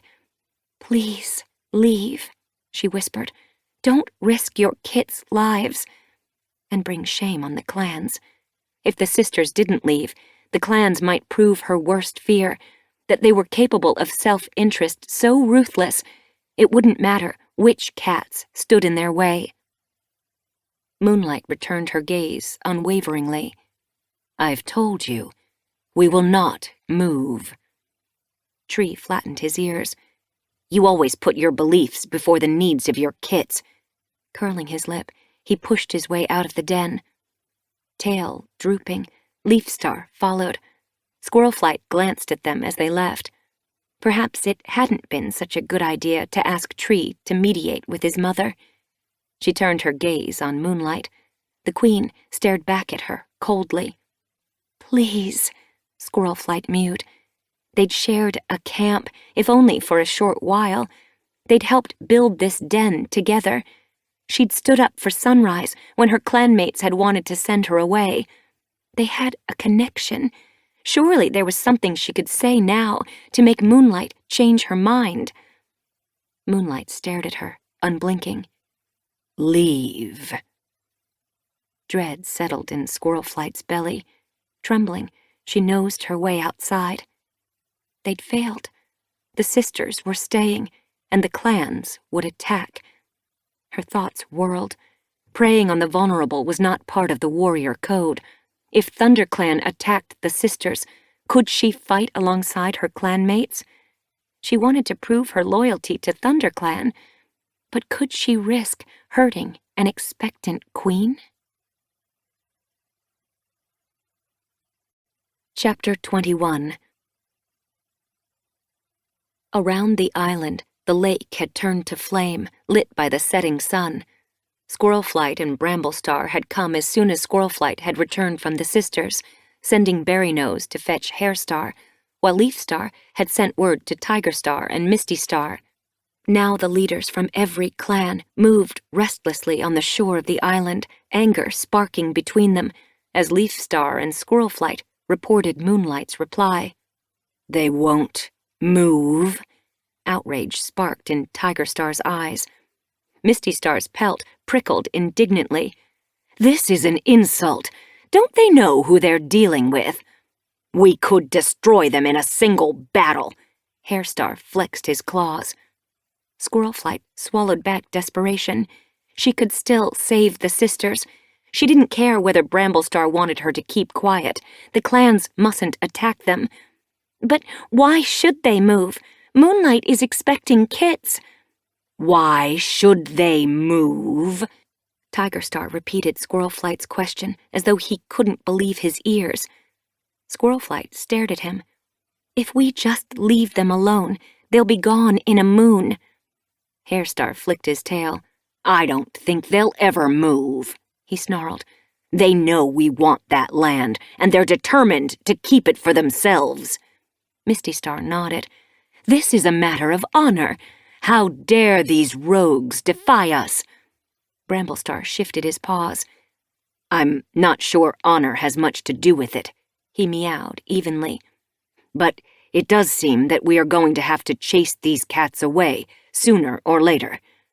And it might as well be sooner," Hairstar snapped. "We should have done it already," Tigerstar grunted. "They're clearly determined to hang on to this land for as long as they can." Bramblestar glanced at Squirrelflight. She blinked at him. "Moonlight only wants to wait until she's had her kits. Is that so unreasonable?"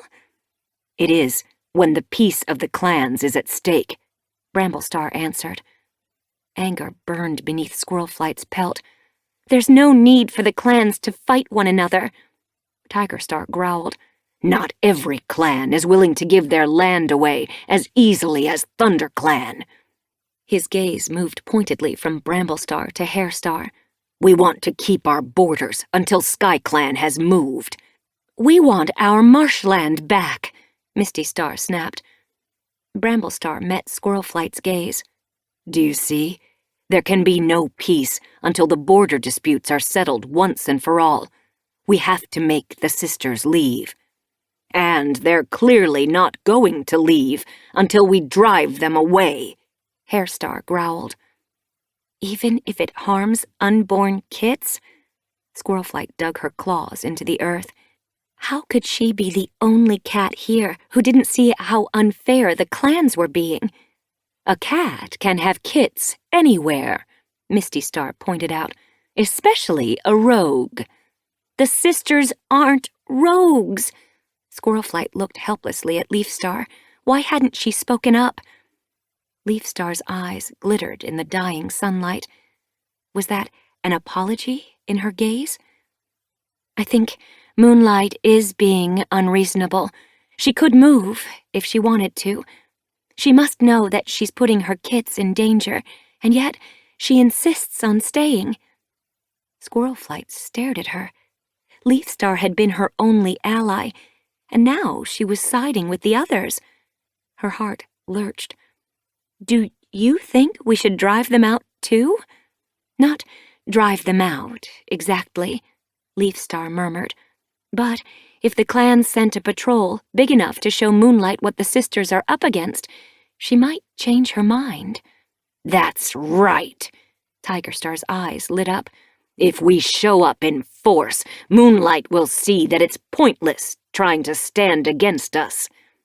We wouldn't have to unsheathe the claw, Hairstar agreed. Bramblestar looked at Squirrelflight. You must agree that's reasonable, he meowed. No one would be harmed, and SkyClan would get their land now. Squirrelflight's paws pricked with anger.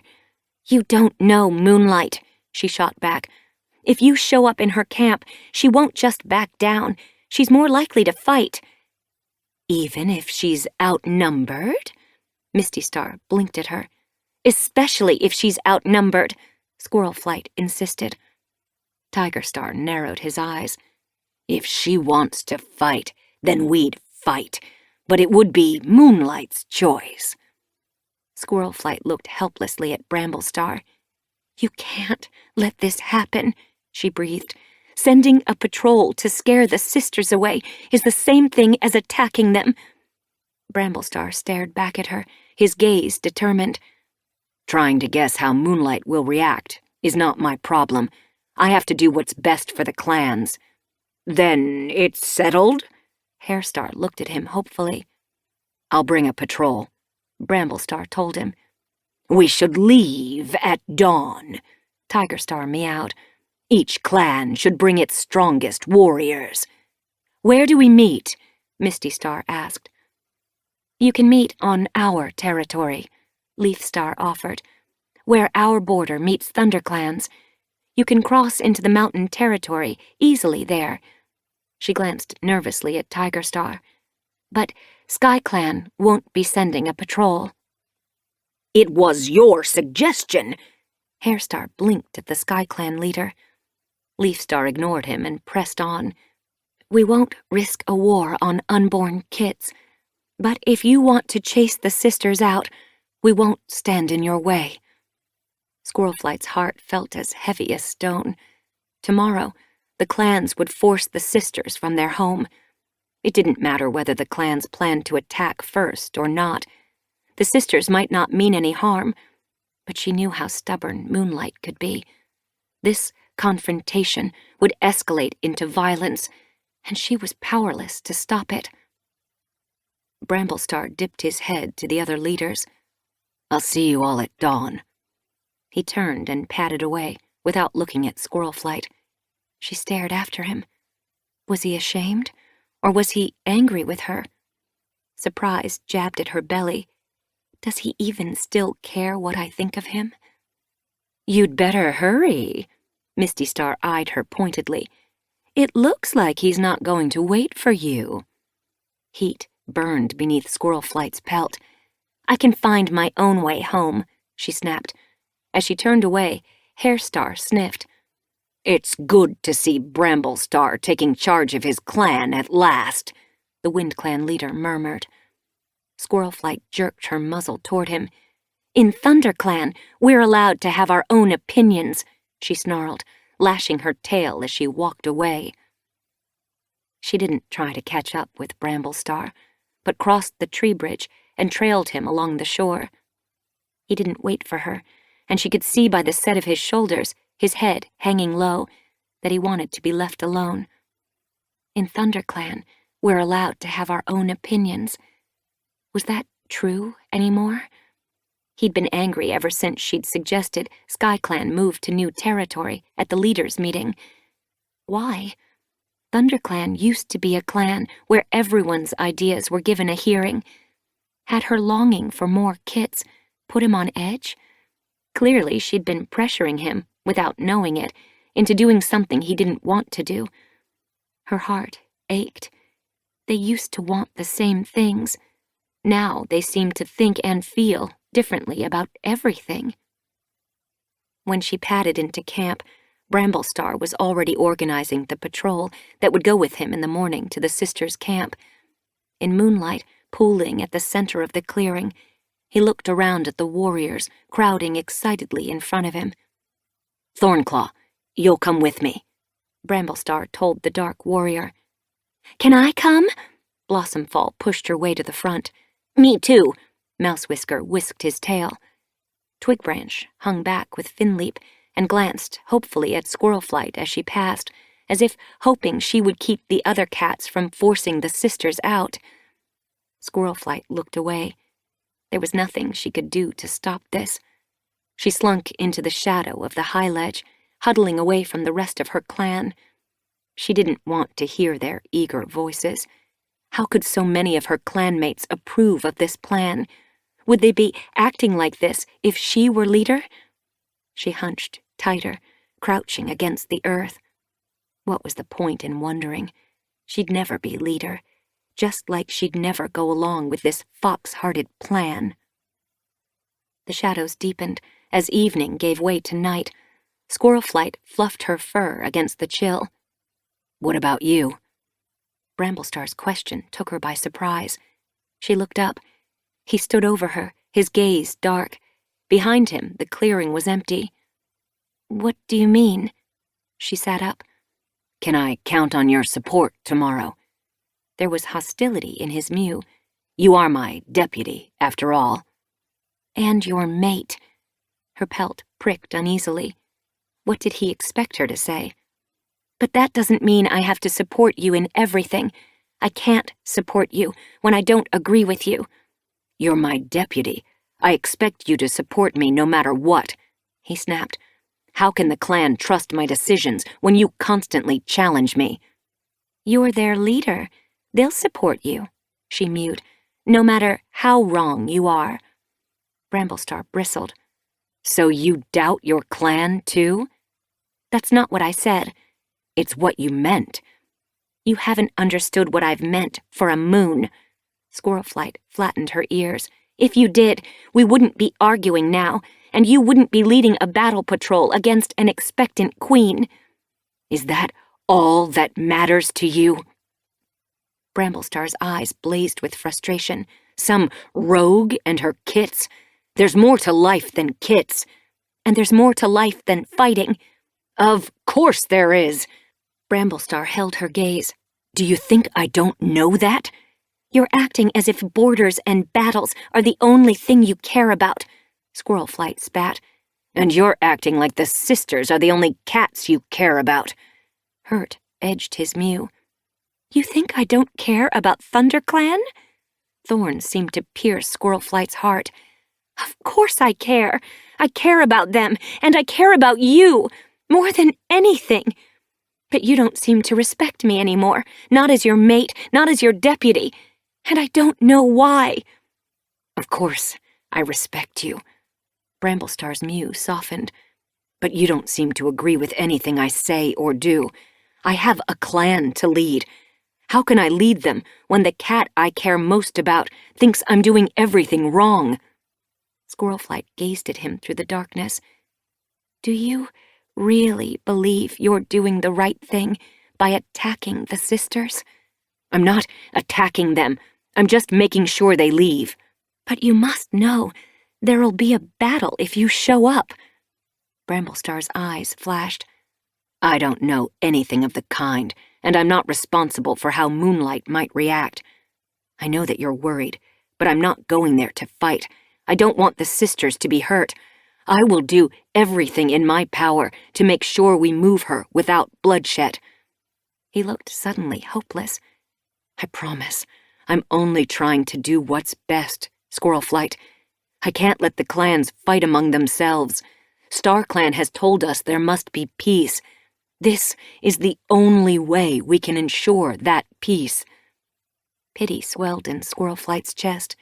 She suddenly saw how torn he must feel. SkyClan's arrival beside the lake had sent shockwaves through the clans that they were still struggling to cope with. She understood why Bramblestar wanted to protect the clan's fragile harmony. But if everyone could just take a breath and wait, she felt sure that a battle with Moonlight and the sisters could be avoided.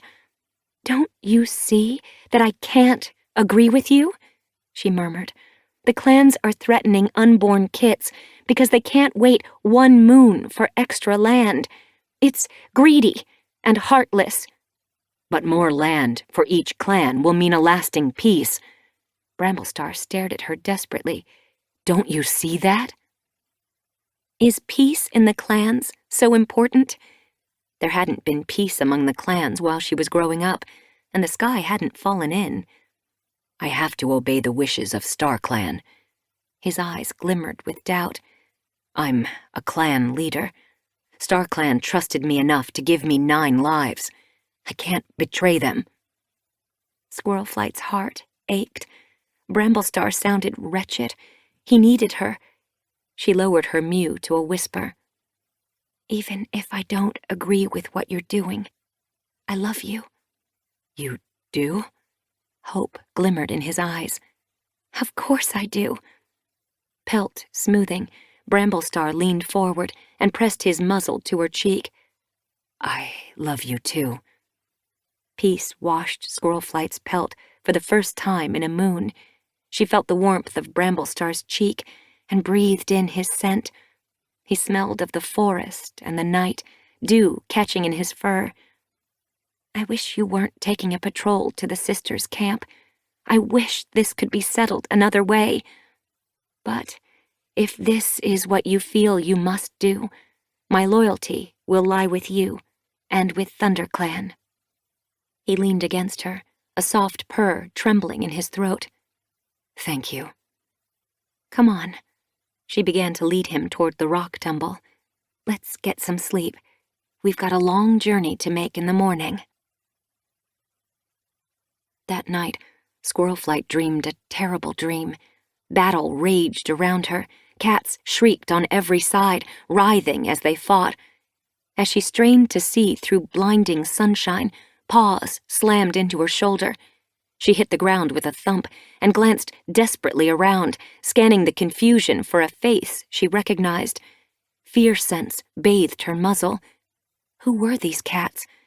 Her paws felt as heavy as stone, the earth dragging at her pelt like water. As she tried to struggle to her paws, a shadow fell over her. Claws glinted in the sunlight as a tom slashed at her muzzle. Terror shrilling through her pelt, she rolled out of the way and hauled herself up, lashing out as she leaped to her paws. Her claws met something soft and ripped through. It crumpled under her blow. She squinted against the light, trying to see what she'd hit. On the ground in front of her, she saw a small body. Its orange and black pelt was matted with blood. Sparkpelt's lost kit. Horror seared her belly. She felt the blood on her claws seep into her fur, warm and wet, filling the air with a terrible sweetness. "I killed him." She woke with a jolt, her pelt clammy. Blinking into the darkness of the den, she struggled to catch her breath. It was just a dream. But the horror lingered in her belly. She slid away from Bramblestar and climbed out of their nest. It was more than a dream. She was sure. It was a warning. Heart lurching, she darted out of the den. She had to check on Sparkpelt. She had to see that the kits were safe. She slithered as quietly as she could down the rock tumble and hurried through the moonlight to the nursery. Nosing her way in, she blinked, adjusting her eyes to the darkness. Sparkpelt was asleep in her nest, Flame Kit and Finch Kit pressed against her belly. Daisy snored softly in the nest beside them. Relief washed Squirlflight's pelt. They were safe. It had been just a dream. As she crept from the nursery, movement caught her eye. A shadow shifted outside the medicine den. She glimpsed white paws in the darkness and recognized Leafpool. What was she doing up? It wasn't even close to dawn. She padded toward her. Leafpool? She whispered. Are you okay? Leafpool's eyes glinted in the shadows. I couldn't sleep. Why not? Squirlflight's belly tightened. Leafpool frowned. I'm not sure, but I have a terrible feeling that something is wrong, she shuddered. Why are you awake? I had a nightmare, Squirlflight told her, about a kit. She glanced toward the nursery. I thought Spark Pelt's kits might be in trouble. Leafpool's gaze shimmered with alarm. Are you sure the dream was about Spark Pelt's kits? Squirlflight stiffened. Who else could they be? Moonlight's. Her mew was barely more than a whisper. Alarm sparked through Squirlflight's fur. Was the dream a warning? Were Moonlight's kits in danger? We have to go. She raced for the camp entrance. If her kits are in danger, we have to save them. Chapter 22. Squirlflight scrabbled between boulders, climbing the hill that would bring them close to the sisters' camp. She could hear Leafpool panting behind. The sky was still as black as raven feathers, glittering with stars as they pushed onward, but light was pooling at the horizon. The clan patrols would be gathering at the border soon. We're nearly there, right? Leafpool puffed. I recognize this track. Squirlflight glanced over her shoulder. Her sister's pelt was ruffled, her eyes glittering with exhaustion. It's just over this hill. She paused as they reached the top and looked down into the valley. The sisters' camp was hidden among the thick overgrowth at the bottom. I hope we're in time. My dream was really bad. If it was about Moonlight's kits, she must need us. Leafpool stopped beside her. I had a dream, too. Squirlflight looked at her. About the kits? Yes. Leafpool eyed her uncertainly. There were wounded kits everywhere, more than I could treat. I had the sense they were Moonlight's kits. She shrugged. I don't know why StarClan would send me a dream about the sisters. They're not clan cats. But it felt important. As she spoke, she pricked her ears. Do you hear that? Squirlflight listened. A wail drifted from the valley. Her heart lurched. There was pain in the cry. Moonlight! She pelted down the hillside, zigzagging between bushes. As she plunged through a wall of bracken, another wail rose from the camp. Her paws skidded on the earth, sending stones spraying behind her. She could hear Leafpool's paw steps thrumming at her heels as she slewed past a bramble. Heart pounding, she crashed through the fern entrance. Leafpool burst out behind her as she slowed to a stop on the grassy clearing. The wail sounded again. Squirlflight jerked her muzzle around, scanning the moonlit camp. Snow was hurrying toward the birthing den. Creek and Flurry crouched, wide-eyed, at the edge of the camp, while Furs paced anxiously beside them. Snow stopped and stared. What are you doing here? Squirlflight ignored the question. Where's Moonlight? Is she okay? She's kidding. Squirlflight saw fear in Snow's gaze. Leafpool hurried forward. Take me to her, she ordered briskly. But she's kidding. Snow blinked at her. I'm a medicine cat, remember? Leafpool told her. I treated Sunrise. Hawk and Tempest are taking care of her. Snow sounded uncertain. They know what to do. A screech echoed from the birthing den. It sounds like they need help. Leafpool pushed past Snow and disappeared inside. Squirlflight blinked at Snow, trying not to betray her fear. She's helped deliver countless kits in ThunderClan, including my own. She knows what she's doing. I hope so. Snow's pelt prickled along her spine. Moonlight's been kitting since sundown. She's had one kit, but something's wrong. We've never seen anything like this. Perhaps it's because she was expecting for so long. The kits might be too big. The next one won't come. I think it's stuck. Pressing back panic, Squirlflight darted after Leafpool. She blinked, adjusting to the darkness, as Snow squeezed after her. At the edge of the den, a newborn kit mewled at Tempest's paws, while Hawk crouched beside Moonlight. The queen was stiff with pain as she fought against a spasm. Her thick pelt was matted. Her eyes rolled wildly, and she let out another shriek. Squirrelflight was shocked to see strong, stubborn Moonlight so overwhelmed. Her suffering must be terrible. Leafpool ran her paws over Moonlight's belly. "Snow says a kid is stuck," Squirrelflight told her. "I know." Leafpool didn't take her eyes from Moonlight. "It's facing the wrong way. I can feel it. We need to ease the pain and give Moonlight the strength to push." She looked at Hawk. "Do you know what raspberry leaves look like?" Hawk nodded. "What about ragweed?" Leafpool asked. Snow blinked at her eagerly. "I know ragweed." "Find some." Leafpool's gaze flitted to Squirrelflight. "Go with them. Bring as much as you can, but be quick. We need to get this kid out before Moonlight exhausts herself completely." Squirrelflight nodded, relieved that she could help. As she ducked out of the den, Hawk and Snow pushed past her and raced out of camp. She followed, chasing Snow's white tail as it flashed away between the bushes. Branches poked at her pelt. Loose earth crumbled beneath her paws. She followed Snow to the top of the hill and out onto a stretch of grass. The white she-cat had stopped and was staring toward the distant horizon, her eyes narrowed against the wind that streamed through her fur. The land was lit now with pale dawn light.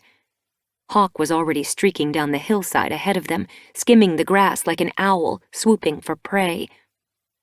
"She's fetching raspberry leaves," Snow told Squirrelflight. "Ragweed is this way." She bounded downhill toward a shallow stream. Squirrelflight hurried after her, catching up as Snow reached it. The water chattered over pebbles, and Snow waded in and hopped out the other side. Squirrelflight splashed after her, gasping as the chilly water tugged her belly fur. As she scrambled onto the bank, she saw Snow stop beside a swath of tall yellow flowers. They swirled in the breeze as the white she-cat reached up and tore down a pawful of blossoms. Squirrelflight stopped beside her and helped, ripping the pungent petals from their stems. Snow heaped more on the ground. "How much do we need?" Squirrelflight glanced at the pile uncertainly. "That must be plenty," she guessed. "If we need more, I can fetch some." She grasped a bunch between her jaws and raced back to camp. Moonlight's wail split the air as Squirrelflight charged through the fern entrance and made for the birthing den. She pushed her way inside and dropped the ragweed beside Leafpool. "I can fetch more if you need it," she panted. Leafpool took a mouthful, chewed it, and spat the pulp onto her paw. She ran her tail over Moonlight's trembling flank and, leaning close, held her paw to the queen's muzzle. "Swallow this," she told her. Moonlight groaned, her gaze clouded with pain, and turned away as Snow burst into the den and dropped more ragweed beside Leafpool. "She needs to swallow this." Leafpool looked imploringly at Snow. The white she-cat nodded curtly and crouched beside Moonlight's head. "It will help," she promised the queen. "Just swallow it." Moonlight looked at her, fear in her gaze, then quickly lapped the pulp from Leafpool's paw. Leafpool glanced at Squirrelflight.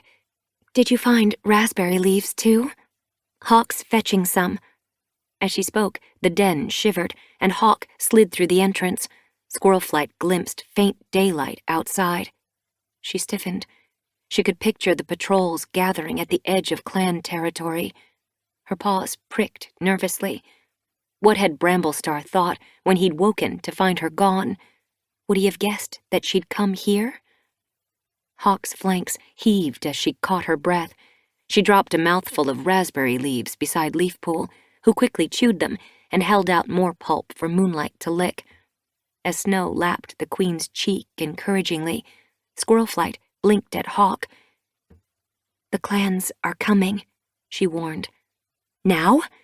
Hawk narrowed her eyes. "They're probably on their way," Squirrelflight told her. "They're coming to tell you to leave." Hawk's eyes widened. "How can we leave now?" She looked at Moonlight in alarm. Squirrelflight shifted her paws nervously. "I don't know. Would the clan patrols retreat once they saw Moonlight was kidding? What would happen if they didn't? She pushed the thought away and leaned closer to Leafpool. How's she doing? We can't do anything until the herbs start to work. Leafpool sat back on her haunches, her gaze dark as another spasm rippled through Moonlight. The queen groaned limply, helpless against the pain. Squirrelflight looked toward the den entrance. Weak sunlight was beginning to show through it. Every hair on her pelt seemed to tremble. Please let Moonlight kit in peace. She hoped that StarClan could hear her prayer. No cat spoke as they waited for the herbs to take hold. The first and only kit to be born mewled again and settled at last against Tempest's belly. Moonlight groaned softly as dawn brightened into day. At last, when Moonlight had stopped moaning, Leafpool placed her paw on the queen's belly. She lifted her head and looked at Leafpool. For the first time, her gaze was sharp. Leafpool met it. Ready? Ready.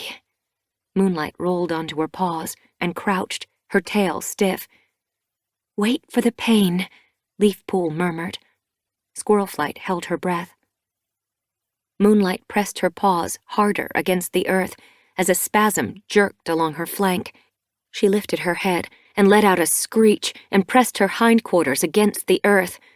With a shudder, the second kit slithered onto the ground behind her. Snow darted toward it and quickly lapped the membrane from its pelt. Squirrelflight's breath caught in her throat as silence gripped the den. It's not breathing. Snow looked desperately at the lifeless scrap of fur. Leafpool pushed past her. Take care of Moonlight. As Snow crouched at Moonlight's cheek, Leafpool stretched the kit out and hooked its mouth open with a claw. Squirrelflight flinched. What was she doing? Leafpool placed a paw on its chest and pumped with small, fierce jabs. Hawk stared at her with wide eyes. Be careful! Leafpool ignored her and nipped the kit's scruff, then lifted the kit's body and shook it. The kit jerked, lifted its head, and wailed. It's alive! Relief surged in Squirrelflight's belly. Quickly, Leafpool carried it to Tempest and put it beside its littermate. It's another she-kit. She's a fighter, like her mother. Tempest scooped the kit close to her belly and bent to wash her. As Leafpool turned back to Moonlight, the queen jerked and shuddered, and a third kit slipped onto the ground. Squirrelflight held her breath as Leafpool licked the membrane clear of its muzzle. The kit mewled, squirming at Leafpool's paws. A Tom! Leafpool's eyes shone. He's the last. She lifted him between her jaws and passed him to Squirrelflight. Put him with his littermates, she mewed. Squirrelflight's heart swelled as she breathed in the kit's scent. She padded toward Tempest and placed the kit gently between his sisters. She blinked at Leafpool, who was smoothing Moonlight's ruffled pelt with a paw, while Snow touched her nose to the queen's cheek. Squirrelflight tensed. Is she okay? She's tired, but she's fine. Leafpool sat back on her haunches. Squirrelflight's pelt rippled with pleasure. They had saved Moonlight and her kits. She blinked happily at Snow, a purr throbbing in her throat. Then she froze. Snow had stiffened. Ears pricked, the white she-cat stared toward the den entrance. Heart-lurching, Squirrelflight followed her gaze. Outside the camp, bushes rustled. Something was pushing between them. Muted paw steps scuffed the earth. Hawk's eyes glittered with panic. Are they here? Squirrelflight padded to the entrance and peered out. Creek, Furs, and Flurry had backed toward the center of the clearing, their hackles high. The air around them was thick with clan scents. As the bushes around the edge of the camp shivered, alarm shrilled through Squirrelflight's pelt. Leafpool, she mewed huskily. The battle patrol is here. Chapter 23. Leafpool pushed past her and looked out. We've got to stop them. Don't let them see you. Squirrelflight nosed her away. They mustn't know you're here. Outside, Sunrise had joined Fur's creak and flurry, and they were backing toward the birthing den, backs arched, growling softly. Their gaze was fixed on the shivering dogwood at the far side of the clearing. It twitched as warriors slid out. Slowly, cats crept like shadows from the bushes, their eyes flashing in the early morning light. Squirrelflight swallowed back panic. There was no way out. She was trapped here with the sisters. Tiger Star stalked into the clearing. His gaze flitted around the camp, then settled on Fur's. "Where's Moonlight?" Fur stared back wordlessly as Misty Star, Hair Star, and Bramble Star fanned out around the Shadow Clan leader. At the edge of the camp, their warriors bushed out their pelts menacingly. Fur's flexed her claws. "You're trespassing," she growled. Beside her, Flurry's hackles lifted. "Get out of our camp!" Hairstar flicked his tail. "We've come to speak with your leader." His eyes glittered with hostility. Squirrelflight's belly tightened. Please don't fight. Would the sisters try to defend Moonlight? They'd have to if the clans didn't back down. Moonlight couldn't defend herself right now. She ducked away from the entrance and nodded toward the stricken queen. "We have to get her out of here. If Moonlight was safe, the sisters would have less reason to fight." Moonlight lifted her head weakly. Her gaze flitted around the den. "Where are my kits?" Tempest nudged the kits toward her. With slow, stumbling steps, they found their mother and snuggled eagerly against her belly. Moonlight curled around them protectively. Her nose wrinkled. "What's that stench? Have foxes broken into the camp?" "The clans are here." Leafpool's eyes were dark with fear. Squirrelflight padded closer. "They want you to leave." Moonlight tried to struggle to her paws, but, weak from the birth, slumped helplessly beside her kits. "They shouldn't have come," she growled. "But they have," Squirrelflight told her. "We have to get you and your kits to safety." "I'm not going anywhere." Moonlight swished her tail. "If you stay here, you'll be putting your kits in danger, and your sisters will die trying to protect them, and you." Outside, the sisters' growling had hardened into warning yowls. Squirrelflight thrust her muzzle close to Moonlight's. "You're outnumbered. All the pride in the world won't save you." Before Moonlight could answer, she jerked her muzzle toward Snow. "We have to get Moonlight and her kits out of here." Snow stared at her. "She's just kitted. They won't harm her, surely." "Tiger Star wants this land, and he wants it now." Squirrelflight lashed her tail. "He's made it clear that he won't back down. You need to get Moonlight away while I try to stop them fighting." "We can't make Moonlight travel so soon." Hawk's eyes were wide. "It might kill her, or her kits." "You have to get her clear," Squirrelflight snapped. There wasn't time to discuss this. "If fighting breaks out, she won't be safe here." Daylight glinted through the branches at the back of the den. The wall was thin there. Squirrelflight hurried toward it and began to tear at the vines. "Make a hole here and take Moonlight and her kits out the back. Get them to somewhere safe." Her thoughts whirled. Was anywhere safe now that the patrol was here? It didn't matter. Right now, she must persuade the sisters to leave the den. "Find somewhere you can hide." Tempest glanced at Snow. "The cave," she mewed quickly. Snow's gaze hardened. "We can't let them drive us away without a fight." Squirrelflight turned on her. "Get Moonlight somewhere safe, then think about fighting," she snarled. Snow held her gaze for a moment, then looked at the narrow gap Squirrelflight had torn. "Okay."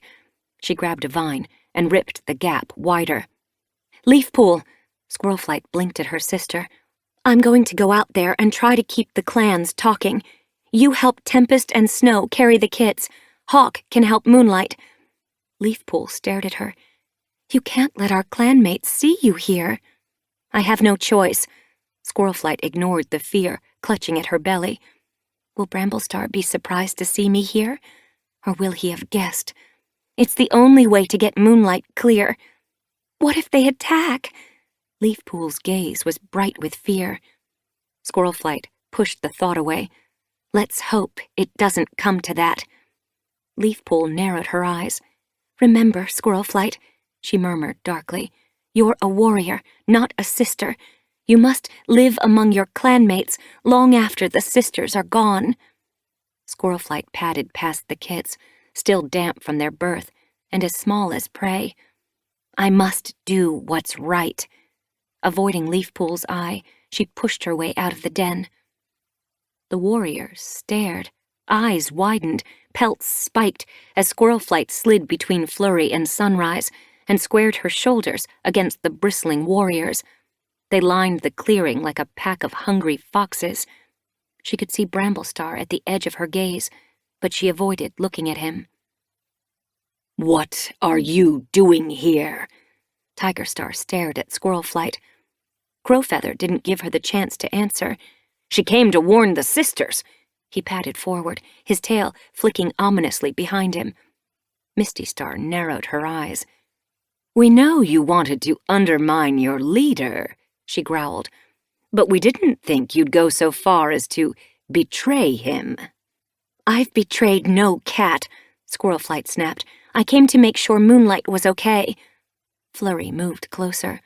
Don't tell them about the kits, she hissed under her breath. They mustn't know Moonlight is weak.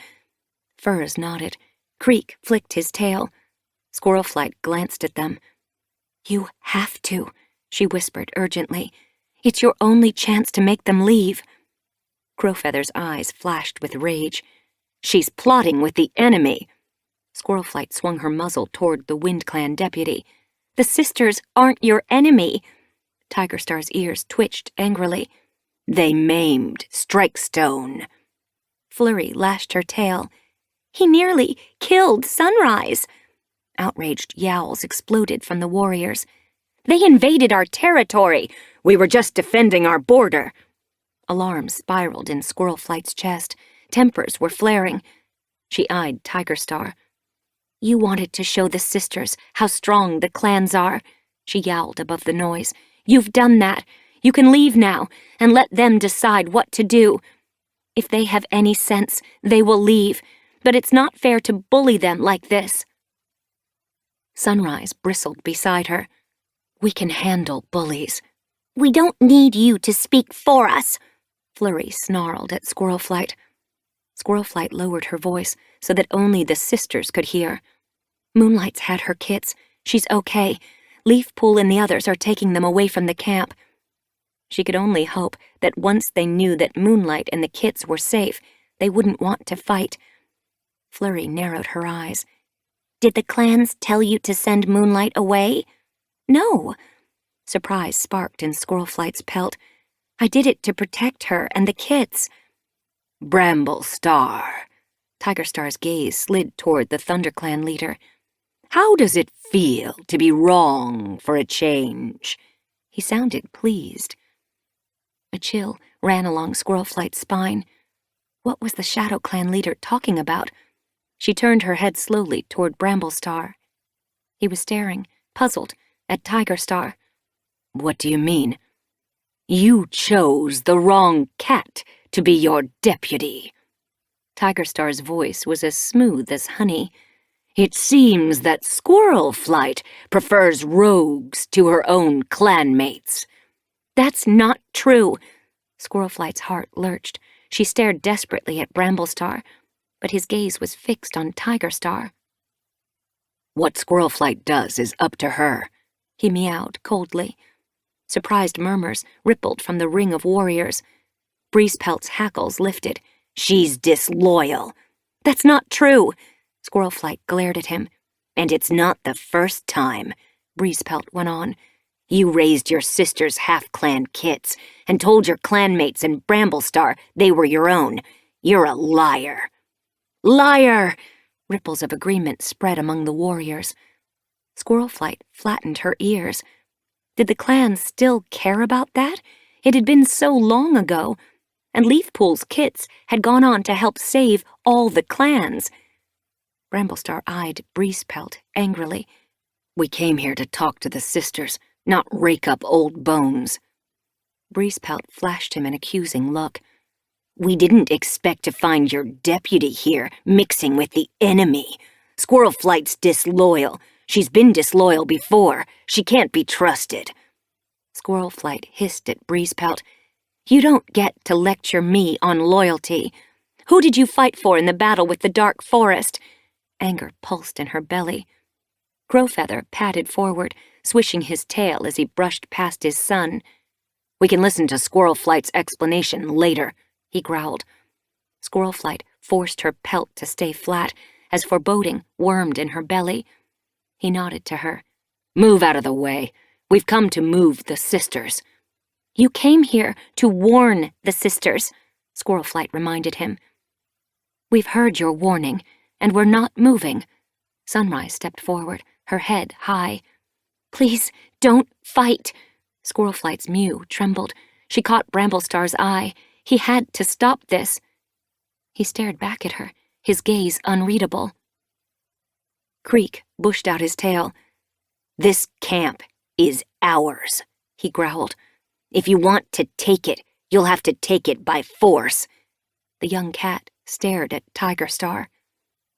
He's not even old enough to be an apprentice, Squirlflight thought desperately. He can't fight warriors. Furs lifted her broad head. She was almost twice as big as some of the warriors, and for a moment, Squirlflight wondered if the sisters could win this battle. How many cats would be hurt? Please, she stared desperately around her fellow warriors. Just go and let the sisters leave in their own time. A warrior never backs down. Hairstar flattened his ears and dropped into a battle stance. Sunrise narrowed her eyes to slits. Neither does a sister. With a snarl, she leaped for the Wind Clan leader. The clearing exploded into battle, shock pulsing through her pelt. Squirlflight backed away. Sunrise, Furs, Flurry, and Creek disappeared beneath a throng of writhing pelts. The stone tang of blood filled the air. I promised Bramblestar that I would support him, she remembered. But how could she?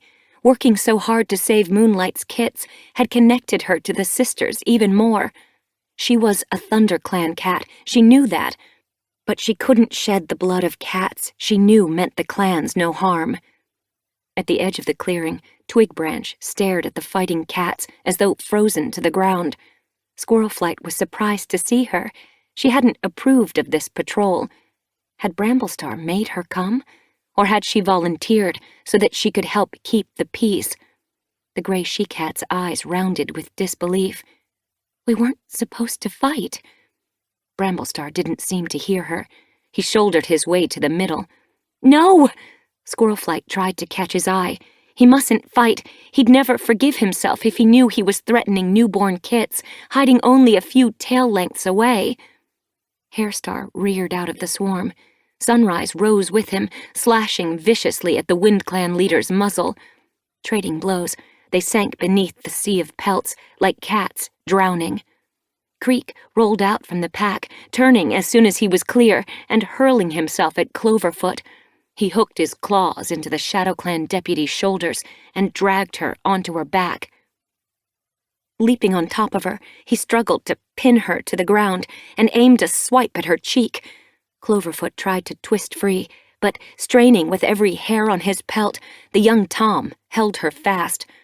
As his paw swung toward her, Crowfeather leaped from beside his clanmates and slammed into Creek's side. He sent Creek crashing into a bramble and leaped after him, paws flailing. Breezepelt, Scorchfur, and Gorsetail raced to help him. You'll kill him!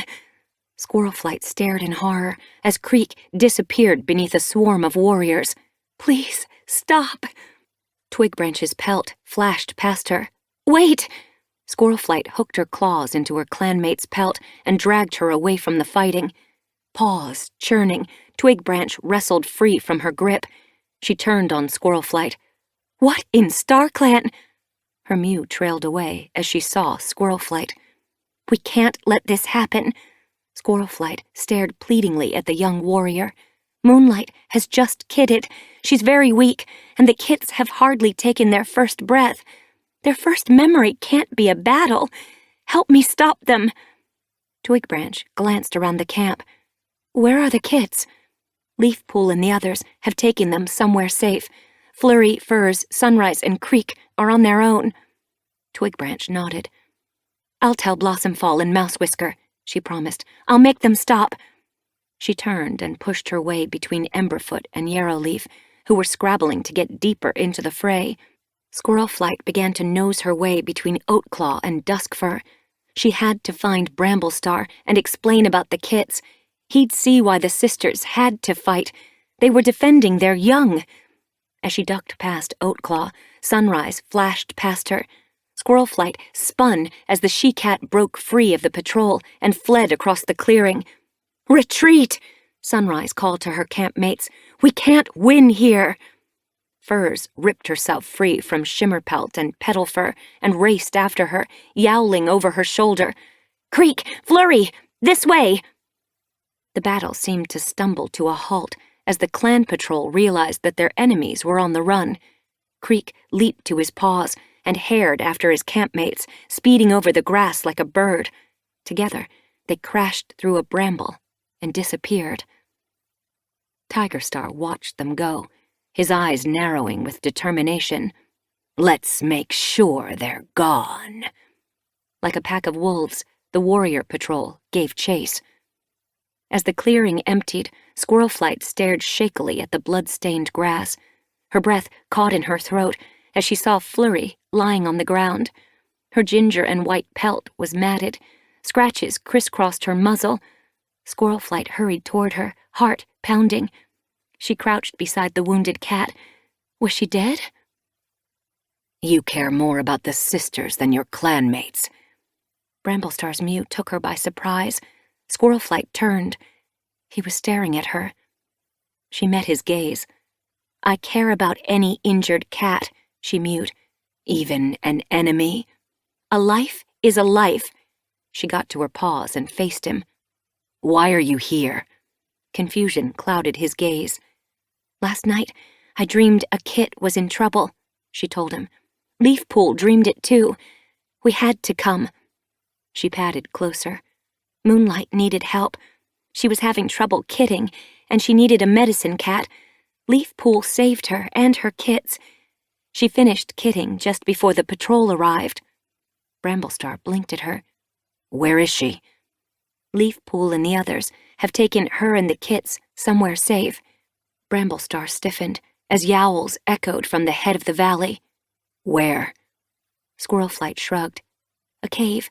I've never seen it before, but it can't be far. Bramblestar blinked at her. Do you think that's where the others have fled?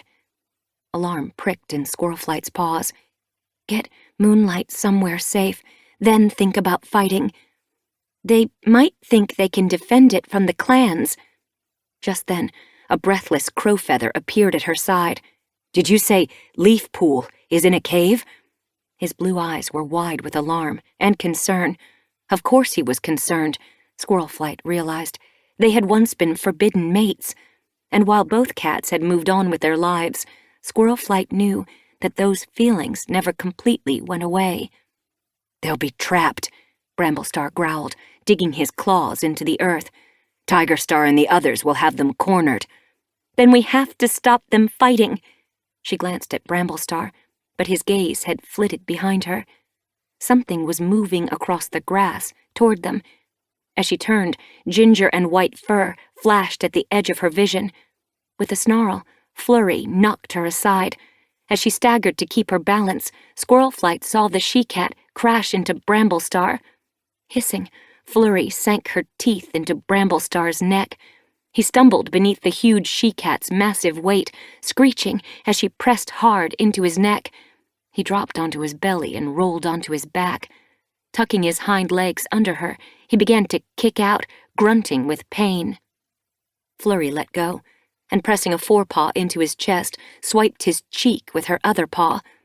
Bramblestar's muzzle was knocked sideways. He struggled to escape, but Flurry pinned him down and struck him again and again. Squirrelflight's pelt spiked with horror. Flurry was trying to kill him.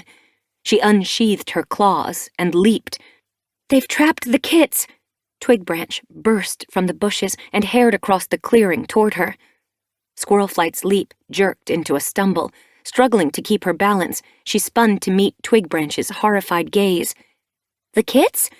Flurry jerked her muzzle toward the young warrior. In an instant, she was off Bramblestar and pelting across the clearing. Tail bushed, she plunged through the gap where the others had fled. Squirlflight darted to Bramblestar's side. "Are you okay?" Her heart seemed to miss a beat as he lay limp.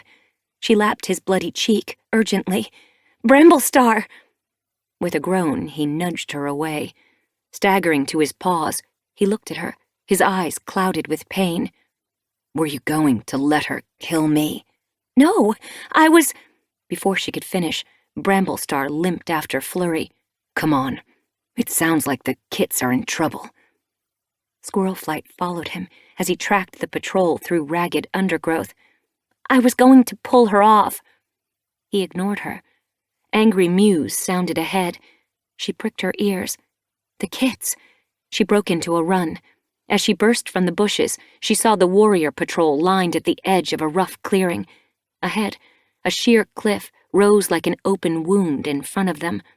A landslide had stripped away the stone, and now raw earth glowed red in the early morning light.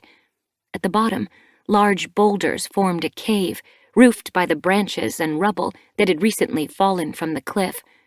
Flurry and Sunrise stood inside, staring out from the shadows. "That's no place to hide kits." Bramblestar stopped beside her. Twig Branch was with him. She followed his gaze. "It's no more than a pile of rubble." Bramblestar peered past Flurry and Sunrise. "Are the kits in there?" Twig Branch nodded. "With Moonlight and the rest of the sisters." "Where's Leaf Pool?" Squirlflight narrowed her eyes as she tried to see past Flurry. "She's in there too." Squirlflight glanced along the line of warriors. They were staring at Flurry and Sunrise, their hackles up. Tigerstar padded forward. "Are you ready to leave yet?" he snarled at the sisters. A shape moved in the cave behind them. Moonlight limped slowly from the shadows and stood between her campmates. Her eyes were hollow with exhaustion. Squirlflight's heart quickened. The gray she-cat was in no state to fight. Moonlight looked along the line of warriors and curled her lip. "We stay," she croaked. Hairstar narrowed his eyes.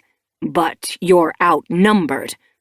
"We can defend this cave for as long as we have to," Moonlight hissed.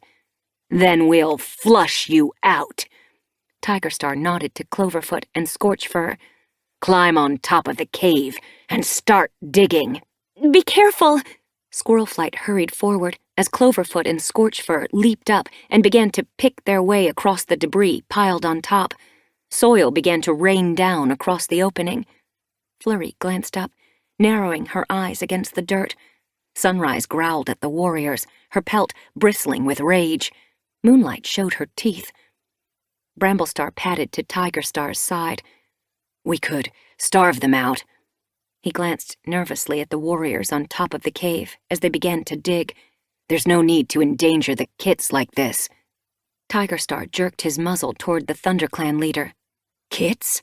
No one mentioned that the kits had been born." As he spoke, Moonlight lunged forward.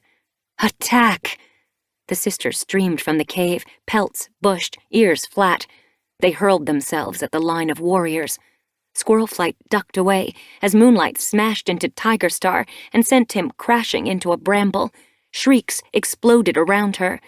Hawk leaped onto Duskfur's back. Flurry swung a heavy blow at Snaketooth.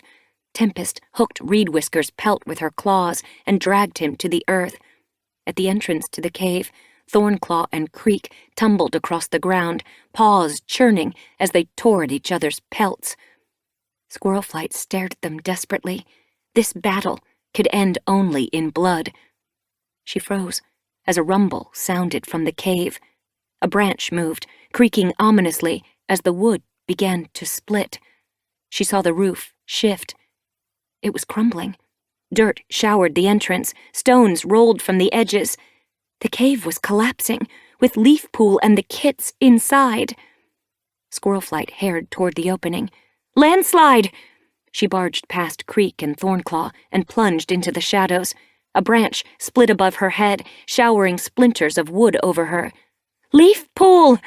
Her shriek echoed in the darkness. Blindly, she stumbled over stones. The roof's caving in! Over here! Leafpool's mew echoed from the back of the cave as pebbles showered onto Squirrelflight's back. Squirrelflight blinked, desperately trying to adjust her eyes to the dark. She could just make out Leafpool. Where are the kits? Leafpool lifted a small bundle and hurried toward her. She thrust it at Squirrelflight. The others are at the back. Earth was falling like rain. Stones tumbled, thumping and cracking onto the ground. Squirrelflight grasped the kit and turned. She smelled Hawk's fear scent in the darkness and felt the she-cat in front of her. Hawk must have seen the roof crumbling too. She swung the kit toward her. Hawk grabbed it, and Squirrelflight turned back for the next.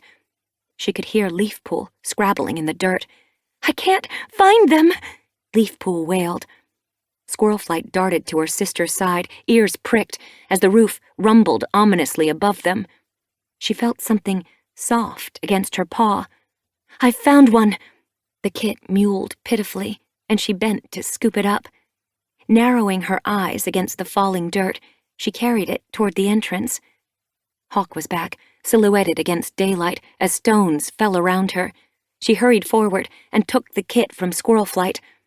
Leafpool's looking for the last one, Squirrelflight told her quickly, and turned back. Her pelt bristled in panic as she peered through the darkness. She could just make out her sister's pelt. Have you found it?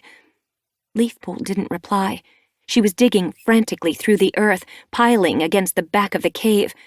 Squirrelflight glanced around, trying to see through the haze of falling dirt and stones. The acrid scent of wet earth filled her nose. Had the kit managed to find its way to the entrance? Perhaps one of the sisters had already carried it out. Blood roared in Squirrelflight's ears.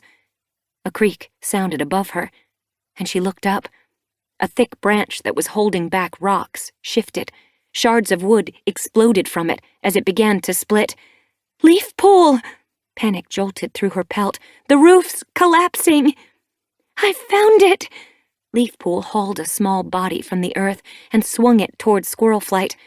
Let's get out of here! Squirrelflight took it from her and darted toward the entrance. Hawk was there. Squirrelflight jerked the kit toward her, relief swamping her, as Hawk took it and hared out of the cave. She turned back. Leafpool! Squirrelflight saw her sister's eyes flash in the shadows as a deafening crack split the air.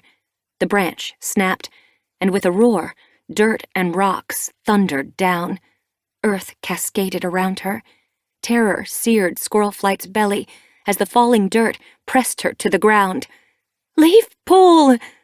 She strained to see through the deluge. Where are you? A hard blow slammed against the back of her head and flung her into blackness. Chapter 24. Squirrelflight felt soft grass beneath her. She half opened her eyes, remembering the landslide and expecting to feel pain. Hadn't something hit her head? Sunlight dazzled her. Was she still in the Sisters' Valley? She lifted her head, surprised that she felt so well. She scrambled to her paws and blinked at the flower-dappled meadow, rolling away into soft green hills. In the dip below her, a shining pond glittered in sunshine. Around it, willows draped branches toward the water. She shook out her pelt. Her head felt clear, her body strong. She glanced around. Where was everyone? Was the battle over? Leafpool lay a tail length away, curled into a small dip in the grass. Squirrelflight's chest tightened. Was she hurt? Her sister had been at the back of the cave when it had collapsed. She nudged Leafpool with her muzzle. Are you okay? Leafpool lifted her head blearily and blinked open her eyes. I think so? She glanced around, surprise flashing in her eyes. What are we doing here? Do you know where this is? Squirrelflight looked at her. Leafpool looked away without answering. She must still be groggy. Squirrelflight scanned the landscape. The others must have carried us here, she guessed. It's probably near the sisters' camp. It doesn't look like clan territory. Leafpool got to her paws. It's not, she mewed softly. Squirrelflight glanced at her sister. There was a faraway look in her eyes. Unease fluttered in her belly. How could Leafpool know this place? Leafpool's pelt rippled along her spine. Squirrelflight, we're in No! Squirrelflight froze. We can't be dead. There's too much left to do. We must be near the sisters' camp. She looked around frantically. We need to find some cat. Bramblestar will be nearby. He wouldn't leave me alone. Leafpool's gaze flitted past her. Squirrelflight followed it, dreading what she would see. Larksong. The black tom was padding across the grass toward them. Starlight rippled in his fur. Squirrelflight backed away. The ground seemed to shift beneath her paws. Did the landslide kill us? You're not dead yet. Larksong dipped his head as he reached them. Relief washed Squirrelflight's pelt. She glanced down at her own pelt and realized that she and Leafpool didn't sparkle as Larksong did. We aren't StarClan. Yet. Leafpool frowned, puzzled. Is this a vision? No. He met her gaze somberly. You were both hurt in the landslide, Larksong told them. Your bodies are in the ThunderClan camp. Alderheart and Jayfeather are trying to save you. While they try, you have paws in each world, 2 in the forest and 2 in StarClan. Squirrelflight stared at him. Trying to save us? Larksong met her gaze. We don't know if you'll live, but you'll stay here until we find out. I can't die. Squirrelflight's pelt bushed. Bramblestar thinks I betrayed him. Sparkpelt needs me. She stared urgently at Larksong, wondering why he was sent to guide them. Because he died so recently? Surely he'll understand. You must send me back. It's not in my paws, he told her. Leafpool tipped her head. Can I see my body? You can if you wish. Larksong glanced toward the shining pond. You can watch from there. Squirrelflight pricked her ears. Do you mean we can see ourselves in ThunderClan? Yes. Larksong headed down slope toward the pond. Squirrelflight hurried after him. Will I be able to see Bramblestar? She needed to know if he still believed she'd been willing to let Flurry kill him. You might, Larksong told her. It depends. On what? Leafpool followed, pricking her ears. I'm not sure. Sometimes the view is clouded. As they neared the pool, Larksong crouched at the edge and dipped a paw in. Squirrelflight gazed down. As he swirled the water, she saw, beyond the dazzling surface, a shadowy forest. She began to make out a hollow among the trees. ThunderClan's camp. She leaned closer. The scene seemed to open, cats and dens coming into focus, and she could see her clanmates moving around the clearing. Bramblestar was pacing outside the medicine den, his pelt matted and unkempt, still stained with the blood of battle. She tried to see his face. Was he angry? Betrayed? But a moment later, the vision darkened, and suddenly moved inside the medicine den. Is that me? Her paws pricked as she recognized flame-colored fur in a nest at the edge of the den. Yes, Larksong nodded. Her body lay limply on the bracken, while Alderheart leaned over her, his forehead furrowed with worry. Leafpool lay in the next nest, unmoving, while Jayfeather sat beside her. Squirrelflight backed away from the water. Numbness seeped beneath her pelt. Was this real? She glanced at Leafpool. Her sister was staring curiously into the pond. She lifted her face to Larksong. Do you watch us from here? His eyes darkened. I've been coming here to watch Sparkpelt and the kits. He looked at Squirrelflight. I miss her so much. If you go back, please tell her that I'll never truly leave her. if. The word filled Squirlflight with fresh dread. She pushed it away. Of course I'll go back. Alderheart won't let me die. Larksong held her gaze. Alderheart might not be able to keep you alive. But Sparkpelt needs me. Larksong didn't move. She needed me, too, he growled. Despite the sunshine, a chill ran through Squirlflight's fur. Leafpool reached a paw toward the water. Can I see anything I want to? She touched the surface, and the water shivered. The vision shattered, and the pool once more reflected sunlight. Disappointment clouded Leafpool's gaze. You still have paws in the waking world, Larksong told her. The view will be better when you are truly in StarClan. Leafpool gazed toward the rolling hills. Where is everyone? Squirrelflight suddenly realized that the meadows and hills were deserted. Do we have to wait until we're dead to see the rest of our clanmates? No. Larksong's eyes brightened. I came to welcome you. We didn't want to overwhelm you. As he spoke, Squirrelflight saw figures on the crest of the hill, silhouetted against the sky. She narrowed her eyes, trying to make them out. Familiar scents touched her nose. Cinderpelt, Sorreltail, Ferncloud. Her heart leaped. Then her father's warm scent touched her nose. It smelled just as it had when she'd been young. Firestar! She saw his flame-colored pelt, sparkling now with stars, and raced up the slope to meet him. Firestar wove around her when she reached him, purring loudly. I've missed you, he meowed. She blinked at him proudly. Bramblestar made me deputy. Did you see? Of course I saw. His eyes sparkled. And you're a great deputy. As he spoke, Cinderpelt, Sorreltail, and Ferncloud paced eagerly around them. Squirrelflight turned to greet them, overwhelmed as she glimpsed Hollyleaf. Joy flooded her pelt. Hollyleaf! The black she-cat slid between her clanmates and touched her nose to Squirrelflight's cheek. Hey, Squirrelflight! Hollyleaf's fur sparkled in the sunlight. You look great. Squirrelflight flicked her tail. For a moment, she hardly remembered the landslide and the battle. Hollyleaf! Leafpool reached them, purring. Eyes bright, she pressed her muzzle deep into Hollyleaf's neck fur. It's so good to see you. And you! As Hollyleaf nuzzled her mother, Cinderpelt blinked at Squirrelflight. We didn't expect to see you so soon.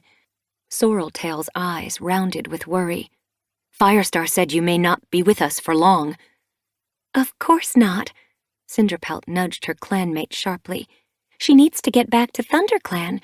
Bramblestar will be lost without her. Ferncloud wove between them. While she's here, I know 2 kids who'd love to see her. She pushed her clanmates aside, and Squirrelflight's breath caught in her throat. Dandelion Kit and Juniper Kit were staring shyly at her, their small paws buried in the thick grass. Squirrelflight's heart seemed to crack as she saw them. These were Alderheart and Sparkpelt's littermates, the kits who died before she'd had the chance to raise them.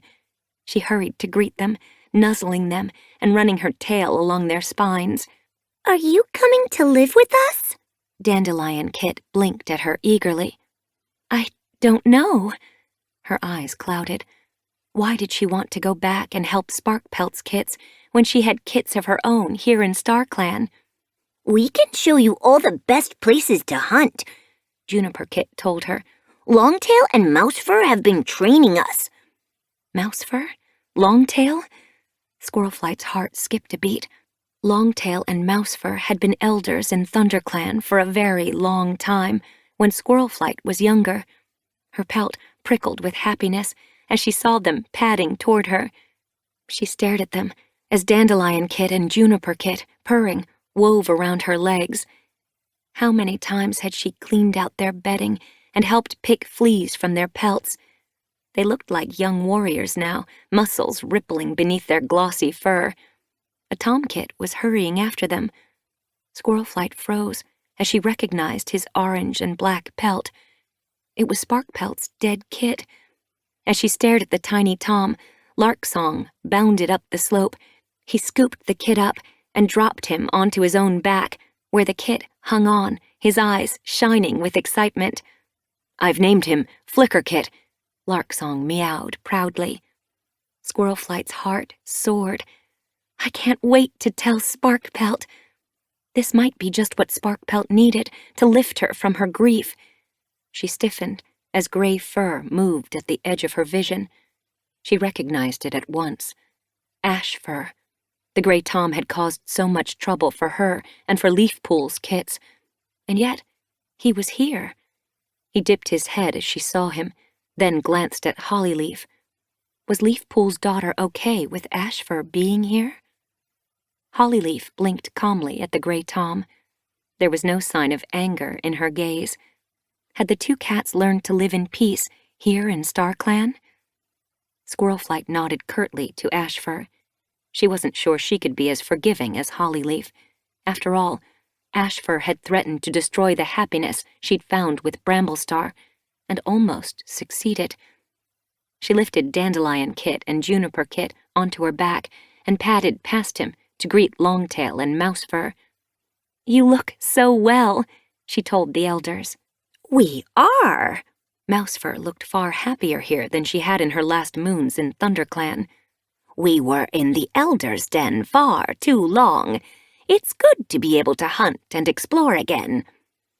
"Mousefur is the best hunter in StarClan," Dandelion Kit squeaked. "No, she's not." Juniper Kit plucked the fur between Squirlflight's shoulders with thorn-sharp claws. "Longtail's the best." Squirlflight could still see Ashfur out of the corner of her eye. She leaned closer to Hollyleaf. "It seems strange that he didn't end up in the dark forest," she whispered. Hollyleaf shrugged. "I guess, but he's apologized. I think he's changed." Longtail narrowed his eyes. "I wouldn't wish the dark forest on any cat. What's left of it?" Mousefur grunted. Squirlflight looked at her. "What do you mean?" "Since the great battle, the dark forest has been nearly empty," Mousefur told her. "Most of the cats who lived there were defeated and passed on. I think the forest is overgrown now, and the trees are crumbling." Squirlflight's eyes widened. "Then what happens to bad cats when they die?" She thought of Darktail. Surely he belonged in the dark forest, if any cat did. Longtail shrugged. "Who knows? They don't show up here." Dandelion Kit scrambled down from her back. "What's the dark forest?" "That's where the scary cats go." Juniper Kit leaped down after her. "Let's be scary cats." Dandelion Kit darted between Mousefur's legs. Growling excitedly, Juniper Kit chased after her. Flicker Kit leaped down from Larksong's back and joined in. Leafpool tore her gaze from Hollyleaf and blinked at the kits happily. "I feel so at home here," she purred. Squirlflight shivered. It was good to see so many old friends, but she wasn't ready to stay. ThunderClan's forest was home, not here. Her gaze flitted around her old clanmates. They were glancing anxiously at Leafpool. Had her sister said something wrong? Firestar's tail twitched. "I'm glad you're happy here," he meowed, "but I'm not sure you can stay." Squirlflight pricked her ears. "Does that mean we're not going to die yet?" She looked at him eagerly. Firestar's gaze darkened. "We don't know," he mewed. "But even if you do, you may not be allowed to stay in StarClan." His gaze flitted from Squirlflight to Leafpool. "Either of you." Shock sparked in Squirlflight's belly. "What do you mean?" Leafpool's eyes widened. "Does StarClan think we're bad?" Squirlflight stiffened. Had Bramblestar been right? Had she betrayed her clan by supporting the sisters? She was clan deputy, after all. Had StarClan seen her hesitate before defending Bramblestar against Flurry's attack? Oh, I was about to save him. Leafpool shifted beside her. "It's because I lied about my kits, isn't it?" She moved closer to Hollyleaf. I had to. I had no choice. Giving up my medicine cat duties would have been as much of a betrayal. It's not me, but the whole of StarClan you have to convince. Firestar stared at her gravely. They believe that you broke the warrior code. His gaze moved to Squirlflight. You both did. You lied to your clan. Squirlflight stared at him. Every cat makes mistakes, she blurted. Yes. He shifted his paws uneasily. But you must be held to account for yours before you're allowed into StarClan. How? Leafpool's question was barely more than a whisper. StarClan must review your lives. He turned to Mousefur. Take the kits away. They don't need to watch this. But we want to stay with Squirlflight. Dandelion Kit's eyes rounded with alarm. Juniper Kit stuck his fluffy tail in the air indignantly. Please let us stay. You'll see them afterward, Mousefur told him. She caught Firestar's eye. I hope. Ignoring their complaints, the dusky brown she-cat nosed them away and swept Flicker Kit after them with her tail. Squirrelflight's paws pricked with alarm. Where were they going? Follow me. Firestar led her across the hillside, while their clanmates trailed behind, and Leafpool padded at her side. What's going to happen? Squirrelflight whispered. Leafpool glanced at her nervously. I don't know. Firestar followed the meadow to a forest that reached down into a valley. He led them between trees and brambles to a wide, grassy clearing. As he stopped in the middle, Squirrelflight glanced around. Where are we? The place reminded her of Four Trees, where the clans had gathered every moon before the great journey to the lake. This is where StarClan meets to decide the fate of every cat, Firestar told her. As he spoke, starlight glittered between the trees. On every side, StarClan warriors padded from between the trees. Their pelts, sparkling with countless stars, lit the shadows as they gathered at the edge of the clearing. Leafpool moved closer.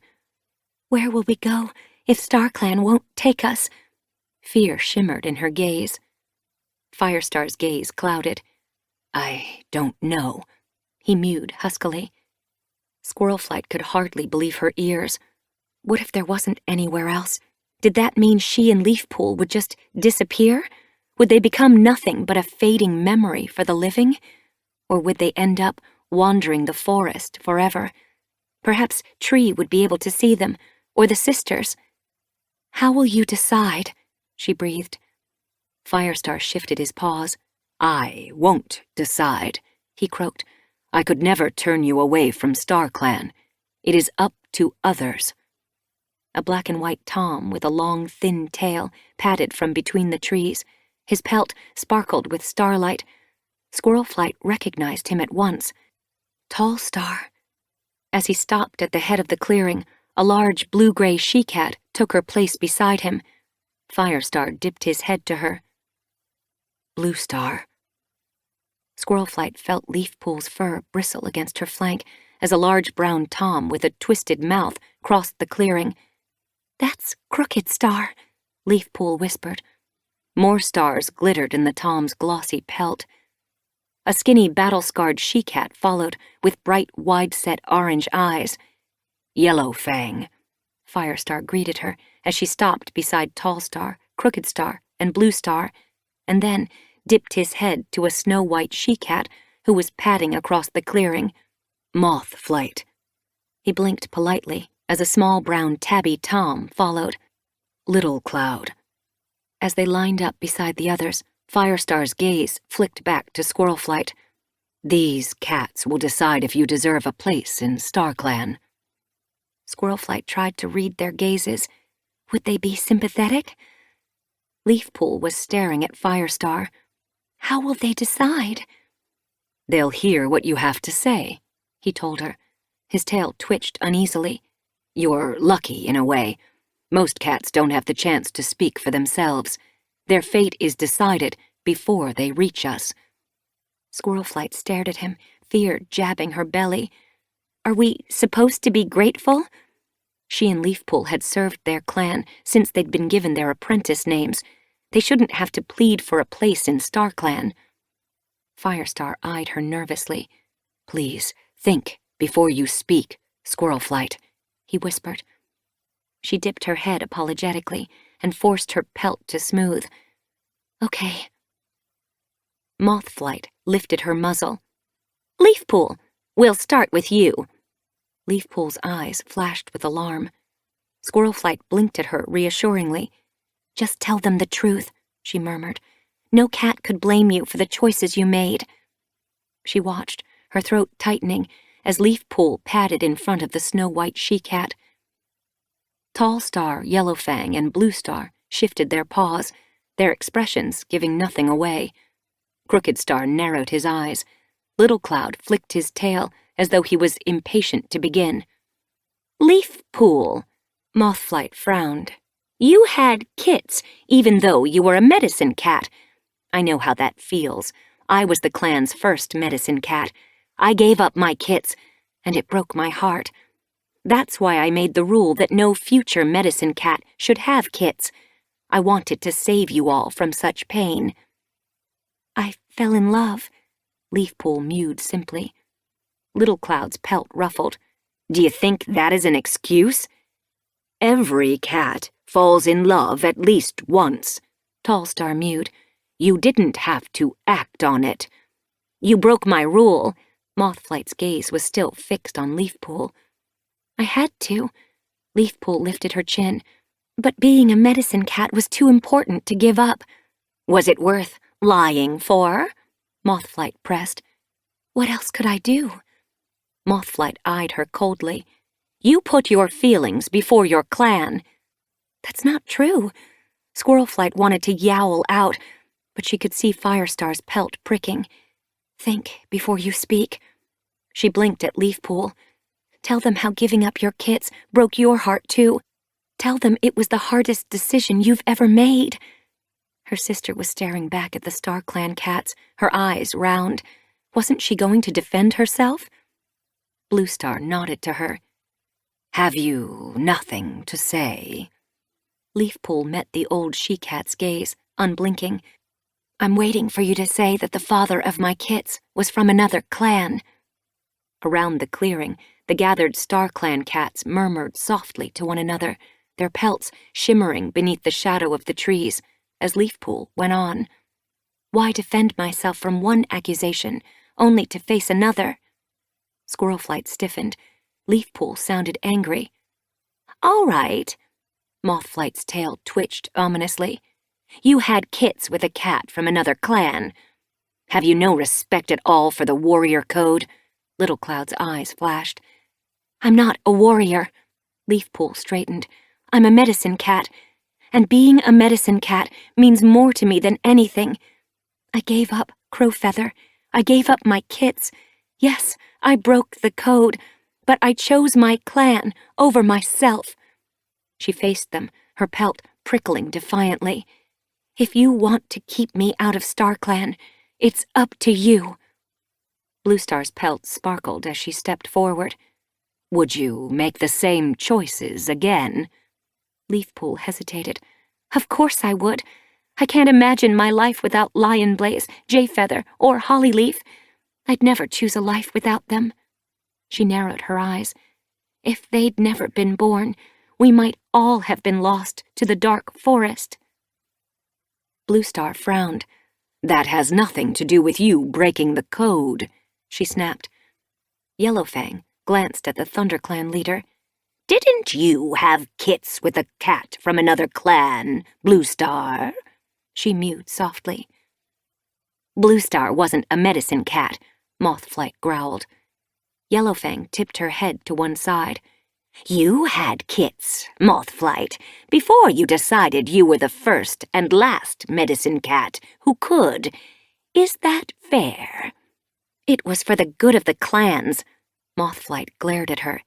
It seems to me, Yellowfang's ears twitched, that Leafpool sacrificed everything she loved to be a loyal medicine cat to her clan. Can we ask more than that? Of course we can. Little Cloud glared at his clanmates. What's the point in having rules if cats can break them whenever they like? Leafpool didn't just have kits, Crooked Star reminded them. She had kits with a cat from another clan and lied about it to every cat. Yellowfang flicked her tail crossly. She gave them up to be a medicine cat, just as Blue Star gave up her own kits to be a leader. I did the same in my time, and I am still a member of Star Clan. Blue Star held her gaze for a moment, then dipped her head. Yellowfang has a point. We can't condemn Leafpool for breaking rules we've broken ourselves. Longstar spoke for the first time. Leafpool is right about her kits. They helped save the clans from the Dark Forest. Only because we chose them, Mothflight snapped. We could have chosen any cat. Around the clearing, the Star Clan warriors shifted uneasily. Squirlflight's pelt pricked. Mothflight seemed determined to keep Leafpool out of Star Clan. Was her word enough to overrule the others? She looked anxiously at Leafpool.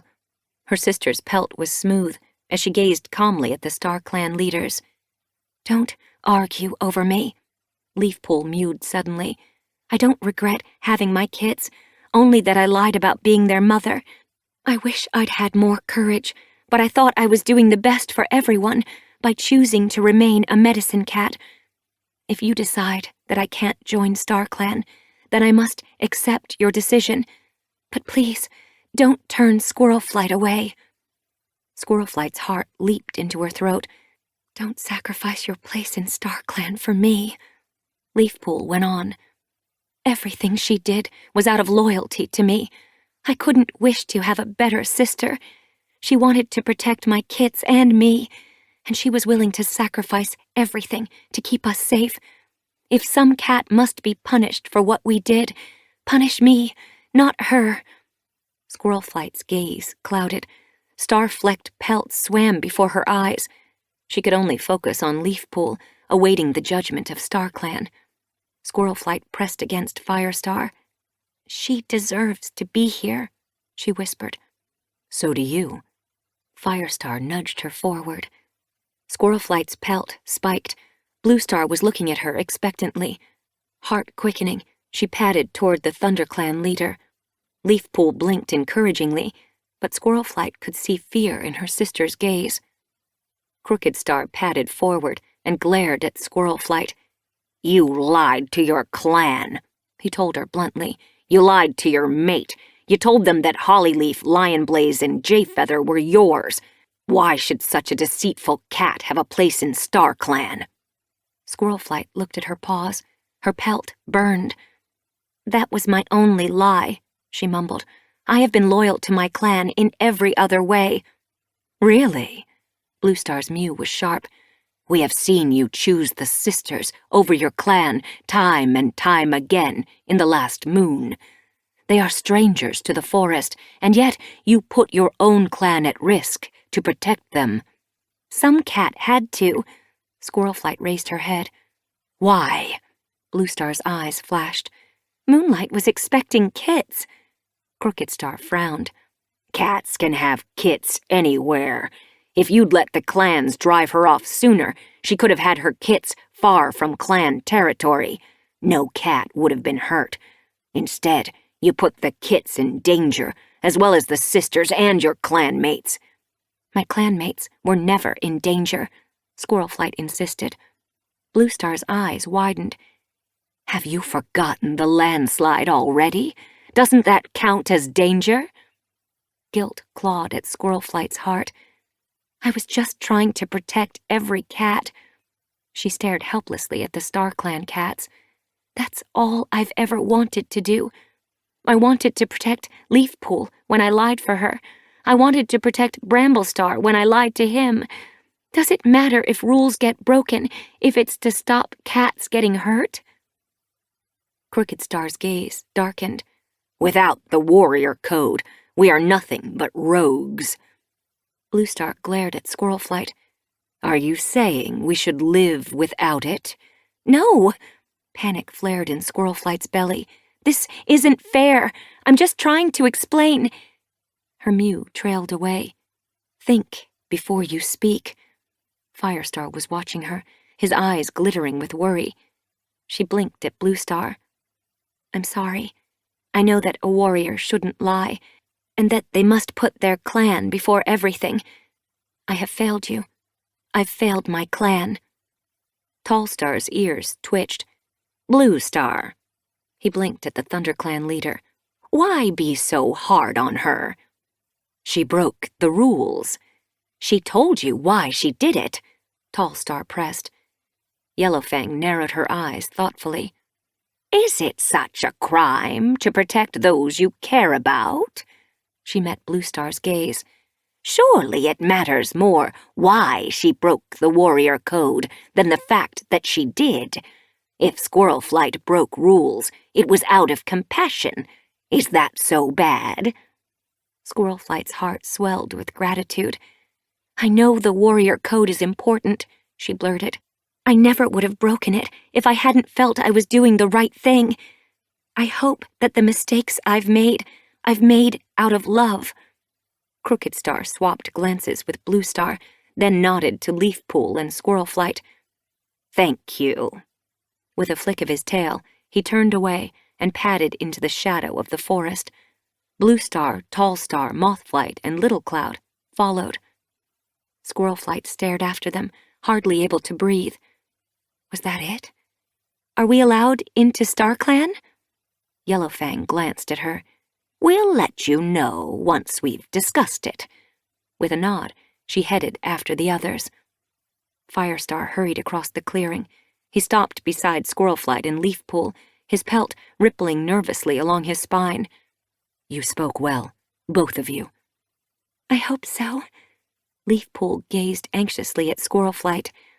If they stop you joining StarClan because of me, I'll never forgive myself. Squirlflight touched her nose to her sister's cheek.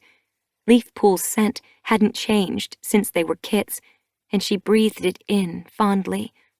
Whatever they decide, you're the best sister I could have asked for. So are you. Leafpool pressed against her, her breath warm on Squirlflight's neck. Pulling away, Squirlflight saw affection shining in her eyes. She purred. Whatever happens, we'll face it together. Squirlflight. Firestar's mew jerked her attention away. He was staring across the clearing. Bluestar, Crooked Star, and the others had returned from the shadows. We've made our decision. Crooked Star beckoned Squirlflight and Leafpool forward with a flick of his tail. Squirlflight's chest tightened. She felt her breath quicken. Staying close to Leafpool, she crossed the clearing and stopped in front of him. We've decided that both of you did more good than harm. If this is truly the end of your lives, you may remain in StarClan. The River Clan leader's eyes shone. But remember that we are still watching.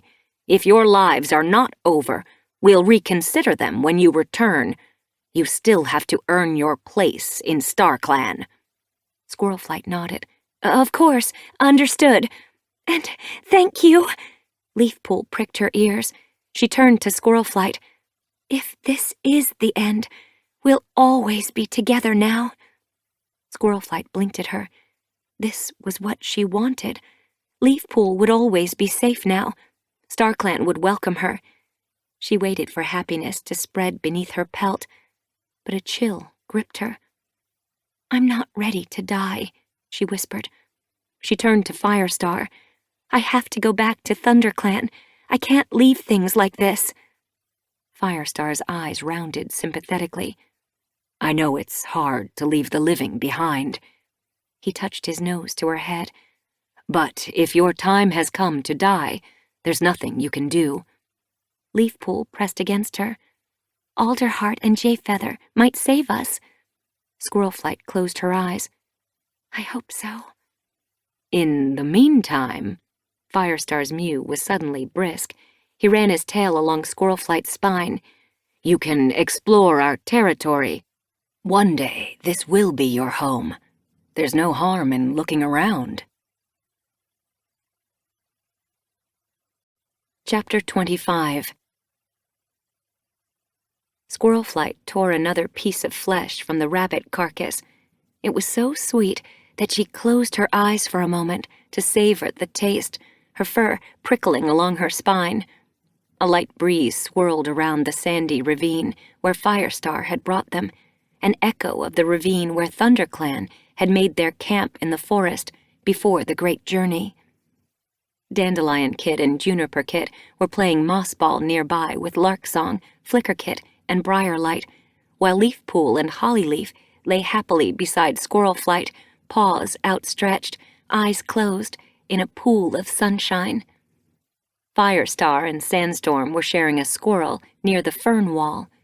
The scents and sounds of the ravine were so familiar that Squirlflight suddenly felt as though nothing had changed since she was a kid. Dustpelt sat beside her, his tail flicking contentedly. He gazed around the ravine. "Do you remember the old camp?" "Of course," Squirlflight purred. Leafpool lifted her head. "That's where we stood after we were given our apprentice names." Leafpool nodded to the edge of the clearing. Squirlflight remembered. "We were waiting for Dustpelt and Cinderpelt to take us into the forest for the first time." "You were always so impatient." Dustpelt's gaze flashed teasingly at Squirlflight. "But you were a quick learner." "I had to be." Affection for her old mentor warmed Squirlflight's heart. "You had so much to teach me." Cinderpelt lay a tail length away, sharing a squirrel with Longtail and Mousefur.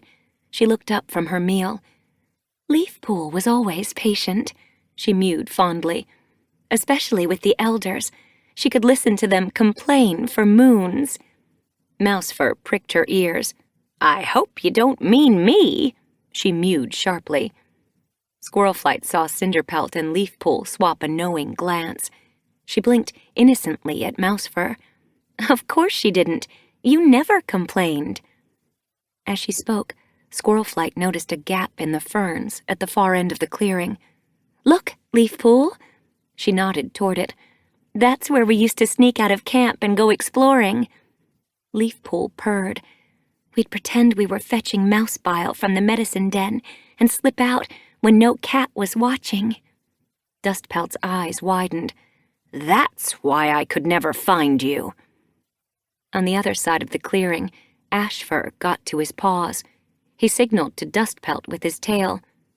"Do you want to come hunting?" he called. "I'm meeting Whitestorm by the river." "Sure." Dustpelt acknowledged the gray warrior with a nod. "I'd better go. Whitestorm will be waiting." Dustpelt dipped his head. "I'll see you when I get back." "Will you?" Squirlflight shifted uneasily. However nice it was to hang out with her old clanmates, she wanted to be back with the living. She watched as Dustpelt met Ashfur at the entrance. "Isn't it weird having Ashfur around?" she asked Hollyleaf. "Not really." Hollyleaf licked a paw absently.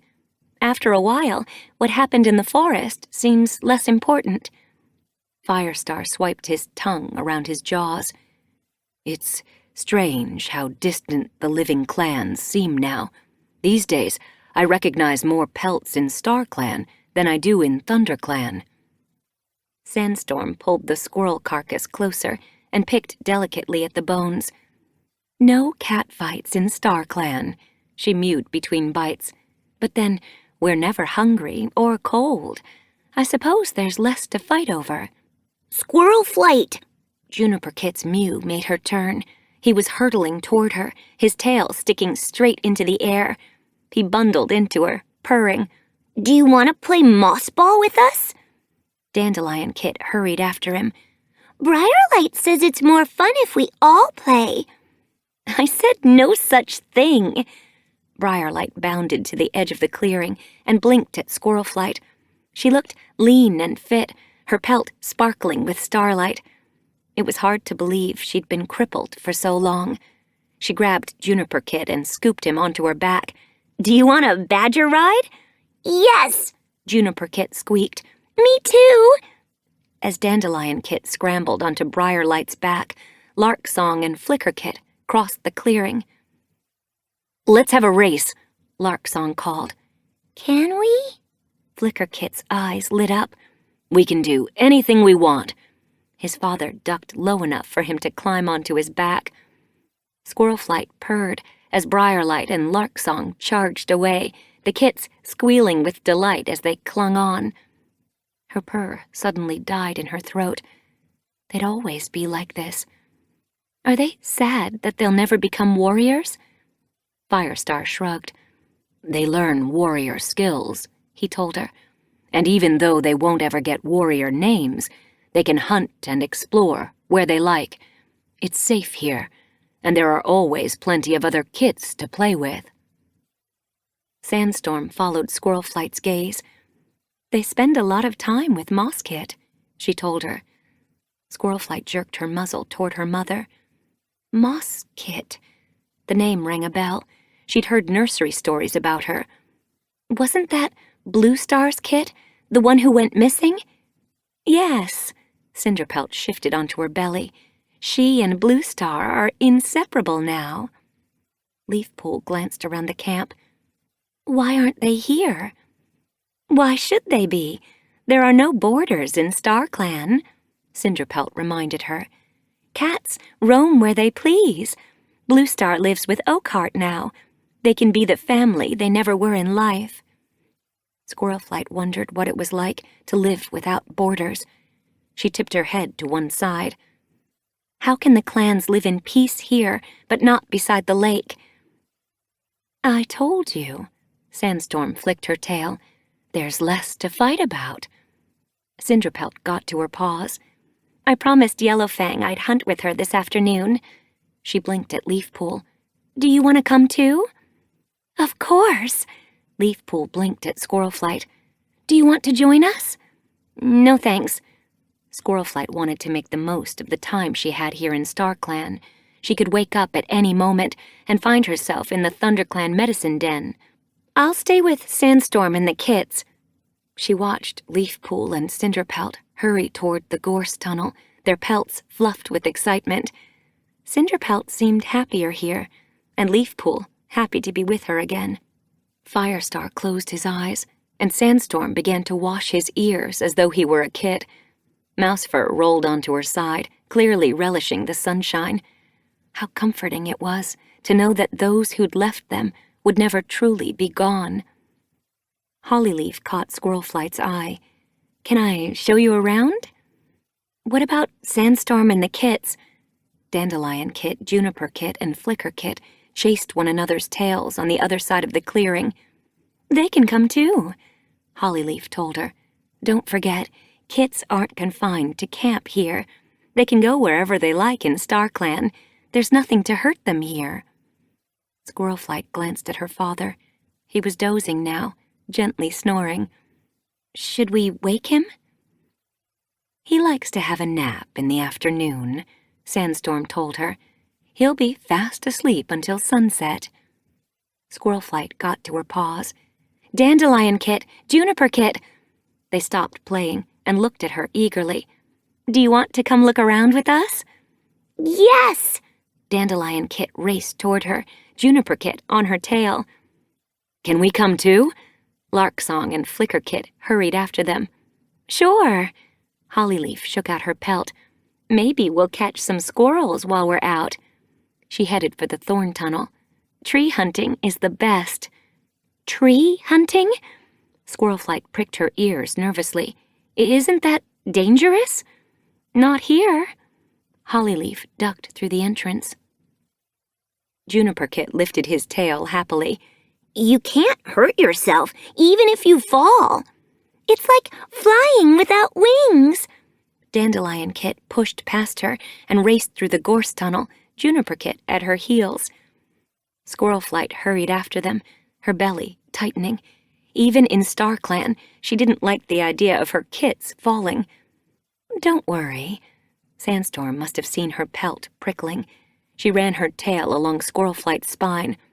They're perfectly safe. Squirrelflight raced along the oak branch. A ginger tail bobbed just ahead. As the ground blurred far below, she felt no fear. She reached the end and leaped. Air streamed through her fur. The tree beyond seemed to reach toward her, and she landed among its branches, breathless at the thrill. She hesitated, scanning the tree for the squirrel. There it was, swarming up the trunk. She hauled herself upward, her claws digging easily into the soft bark, and scrambled onto a crooked branch as the squirrel doubled back. Hollyleaf was watching from the branch above. As the squirrel neared her, she slithered down, blocking the squirrel's path. It turned, eyes widening as it saw Squirlflight. She leaped for it and hooked it up, then killed it with a single bite. Its blood sang on her tongue, and she sat back on her haunches, satisfaction pulsing beneath her pelt. Hollyleaf stopped beside her. "Good, huh?" Squirlflight purred. "Very." She peered down through the leaves. She could see Juniper Kit and Dandelion Kit running along a branch below. It was strange to see kits so young climbing trees. They weren't fast enough to catch squirrels, but they moved with such nimbleness they looked like tiny warriors. "Let's take this down and rest," Hollyleaf mewed. The sky was darkening as the sun dipped in the sky. "Firestar will be awake soon." She picked the squirrel up between her jaws and scrambled down the trunk. Squirlflight followed, the forest floor soft as she landed. Leaves rustled above her head, and Juniper Kit and Dandelion Kit dropped down beside her. They sniffed the squirrel excitedly. "Can we taste it?" Dandelion Kit asked. "Aren't you too young to eat fresh kill?" Squirlflight pricked her ears with surprise. Juniper Kit rolled his eyes. "This is StarClan," he told her. "We can eat anything we like." "Okay, then." As they padded around the squirrel, searching for the best place to take a bite, Squirlflight looked around the woods. "Where's Sandstorm?" "I'm here." Her mother padded from between the trees, Larksong at her tail. Flickerkit followed them, dragging a mouse by its tail. His catch was almost half his size. "Did you catch that yourself?" Juniper Kit sounded impressed as he hurried to sniff the mouse. Flickerkit let the mouse flop onto the ground. "Larksong flushed it out, and I killed it." Larksong stopped beside his son and puffed out his chest. "He learns quickly." Squirlflight's belly felt suddenly hollow. How would Sparkpelt feel when she heard that Flickerkit was learning warrior skills without her? She blinked at Larksong. "Should I tell Sparkpelt that you're happy here?" Larksong's gaze darkened. "I'm not happy, exactly," he murmured. "I still miss her." Grief glittered in his eyes. Flickerkit looked at him. "Will Sparkpelt be joining us soon?" "Not yet." Larksong touched his nose to Flickerkit's head. Guilt pricked Squirlflight's pelt. She'd forgotten about Sparkpelt and Bramblestar while she was hunting. They'd be sick with worry. She should be with them, not here. "I need to see my clanmates. Take me to the pond." She stared at Sandstorm. If there was a way to see her living clanmates, perhaps she could send them a message. "I need to go back." Sandstorm frowned. "I don't know if you can." "I have to try." Squirlflight padded past her mother and headed for the meadow where she'd woken. Sandstorm followed, Larksong, Hollyleaf, and the kits at her heels. Even the kits kept up as she broke from the forest and crossed the meadow to the pond. The surface shimmered in the fading light as she stopped beside it. She peered in, anxiety sparking in her belly, as she saw nothing but her reflection. "How do I see them?"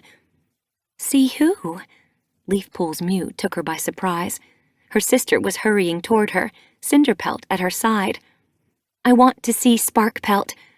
Squirlflight touched her paw to the water.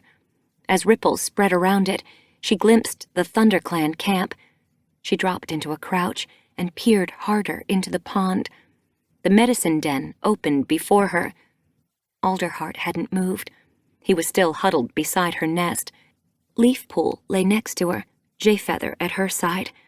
In the hazy shadows, she could make out Bramblestar. His eyes were hollow with grief. Her heart twisted inside her chest. I must get to them. I have to tell them I'm coming back. You can only watch. Sandstorm's flank brushed hers softly. There must be some way to send them a message. Squirrelflight looked again, her heart lurching as she realized that she couldn't see her daughter. Where's Sparkpelt? She's probably with her kits, Sandstorm murmured. Or she could be grieving, Larksong mewed. I can never see her when she's really upset. It's like she's swallowed by shadows. Foreboding trickled like ice water through Squirrelflight's pelt. She needs me. Her words felt thick. She sat up. They all need me. Leafpool padded closer. There's nothing we can do, she mewed gently. But you hear from StarClan all the time, Squirrelflight insisted. There must be a way to reach them. How do you share with StarClan when you're at the moon pool? Leafpool shrugged. I just touch my nose to the water and I'm there with them. Squirrelflight jabbed her nose into the pond. Water raced up her nose and made her sneeze. Leafpool ran her tail along Squirrelflight's spine. They'll be okay, she soothed. No, they won't. Panic fluttered at the edge of Squirrelflight's thoughts. I have to reach them. She stared urgently at Leafpool. Perhaps if you try too. We have 2 paws here and 2 paws beside the lake. If we try hard enough, we have to be able to find our way back. Leafpool shook her head. I don't want to go back yet. It's been so long since I've seen Hollyleaf, Sandstorm, and Firestar. I want to stay with them while I can. But Sparkpelt needs us. Squirrelflight blinked at her. Sparkpelt needs you, Leafpool murmured softly. Not me. Squirrelflight saw calmness in Leafpool's gaze. She's happy to be here. She shook out her pelt. Well, I'm not. I'm going to find my way back. She turned toward her kits. Dandelion Kit was chasing Flicker Kit around her brother. She stopped as she saw Squirrelflight padding toward them. Have you seen all your clanmates in the pond? Not yet. Squirrelflight ignored the guilt pricking beneath her pelt. I have to go back. Now? Juniper Kit's eyes widened. But you only just got here. Dandelion Kit mewed. I'll return, Squirrelflight promised. You just have to be patient a little while longer. She glanced at Flicker Kit and Sandstorm. And you have friends here, and kin. I'll be back before you know it. Don't you want to stay? Sadness glistened in Juniper Kit's gaze. I can't stay yet, Squirrelflight told him. There are cats I left behind. They still need me, more than you do. Okay, then. Dandelion Kit lifted her chin bravely. I can wait, she mewed. Juniper Kit glanced at his sister uncertainly. So can I guess. Squirrelflight touched her muzzle to his head, then nuzzled Dandelion Kit's ears. Be good, she murmured softly. Keep practicing your hunting skills. Juniper Kit flicked his tail.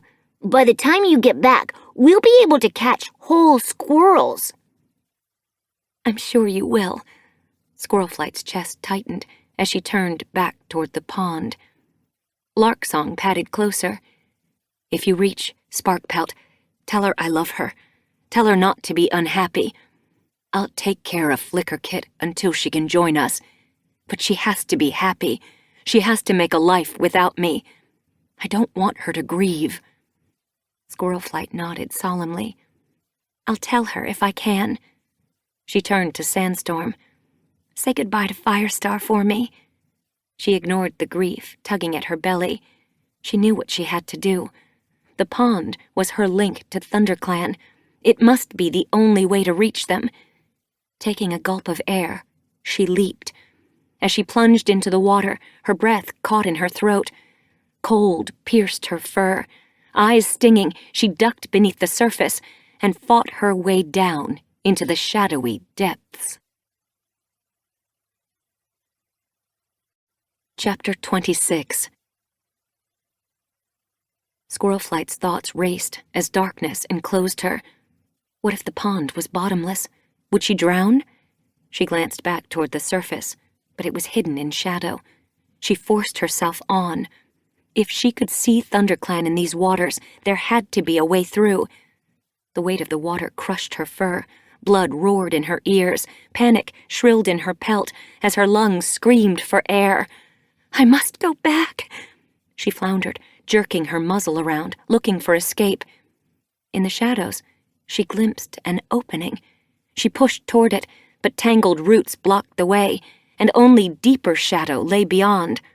She spun around, the weight of the water tugging at her limbs. Was there any way out?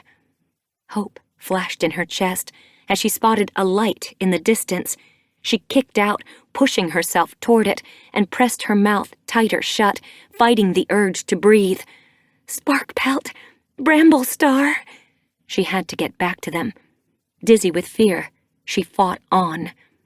Slowly, as though she were waking from a nightmare, the chill eased, and the water loosened its grip. She felt weightless. Her hunger for breath vanished as the water around her seemed to dissolve into air. She pushed faster toward the light glittering ahead, feeling its warmth as it embraced her. The shadows melted away, and she felt earth grow solid beneath her paws. She looked around. The ThunderClan camp. She was standing in the clearing. Afternoon sunshine washed her pelt as she watched her clanmates move around her. Berrynose picked a shrew from the fresh kill pile. Bristlepaw and Thriftpaw dragged old bedding from the elder's den, while Leafshade pawed fallen leaves into a pile at the edge of the clearing. They worked quietly, and Squirlflight could sense sadness like rain in the air, ruffling fur and shadowing gazes. She stood still, expecting at any moment to be seen, but her clanmates seemed unaware of her presence. Do you want the rest?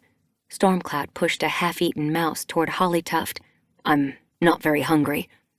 Neither am I. Hollytuft gazed dully at the mouse. Squirlflight felt suddenly far away. Loneliness rang like an echo in her chest. She pushed it away and hurried to the nursery. Inside, Sparkpelt lay in her nest, while Daisy played with the kits. Sorrelstripe and her kits were outside. Come on, Flame Kit. Daisy ducked down and encouraged the black tomkit to climb onto her back, where Finchkit was already sitting. Finchkit puffed out her chest. I got here first. Only because you pushed me out of the way. Flamekit flicked his tail indignantly and scrambled up beside her. Finchkit tried to bat him away as he barged past her. Hey, I want to go in front. No fighting, Daisy scolded. There's enough room for both of you. Squirrelflight glanced at Sparkpelt. Wasn't she going to tell her kits to behave? Sparkpelt didn't move, her gaze blank, as though she was hardly aware of Daisy or her kits. Squirrelflight hurried across the den and crouched beside her. Sparkpelt, your kits need you. Flamekit and Finchkit had a clan to take care of them, but they still needed their mother. Didn't Sparkpelt realize what she was missing? Don't give in to grief. Squirrelflight remembered the closeness she had felt with her kits. It had always made her heart sing. Sparkpelt! Sparkpelt's ear twitched, but her gaze didn't change. She doesn't even know I'm here. Frustrated, Squirrelflight backed away as Daisy rolled, purring, to the ground and sent Finchkit and Flamekit tumbling into the soft depths of her nest. They squealed with delight and scrambled out. Do it again! Finchkit clawed her way back onto Daisy's shoulders. Flamekit clambered after her. Sparkpelt didn't move. Heart pounding, Squirrelflight ducked out of the den. I have to live. Sparkpelt needs me. She hurried to the medicine den and pushed through the brambles. The small hollow was gloomy, despite the sunlight seeping down from the opening above the pool. Alderheart leaned into one of the nests, and as Squirrelflight padded closer, she could see him press his ear to the flank of the she-cat inside. Unease wormed through her pelt as she saw her body unmoving. Leafpool lay beside her, and Jayfeather crouched with his chin resting on the edge of the nest. His blind blue gaze seemed empty of hope. If only he knew that Leafpool was probably chasing Cinderpelt across meadows in StarClan now, energy pulsing through her paws. Is there any herb we haven't tried? Alderheart blinked at Jayfeather expectantly. Jayfeather stared ahead. We've tried everything. We can only hope now.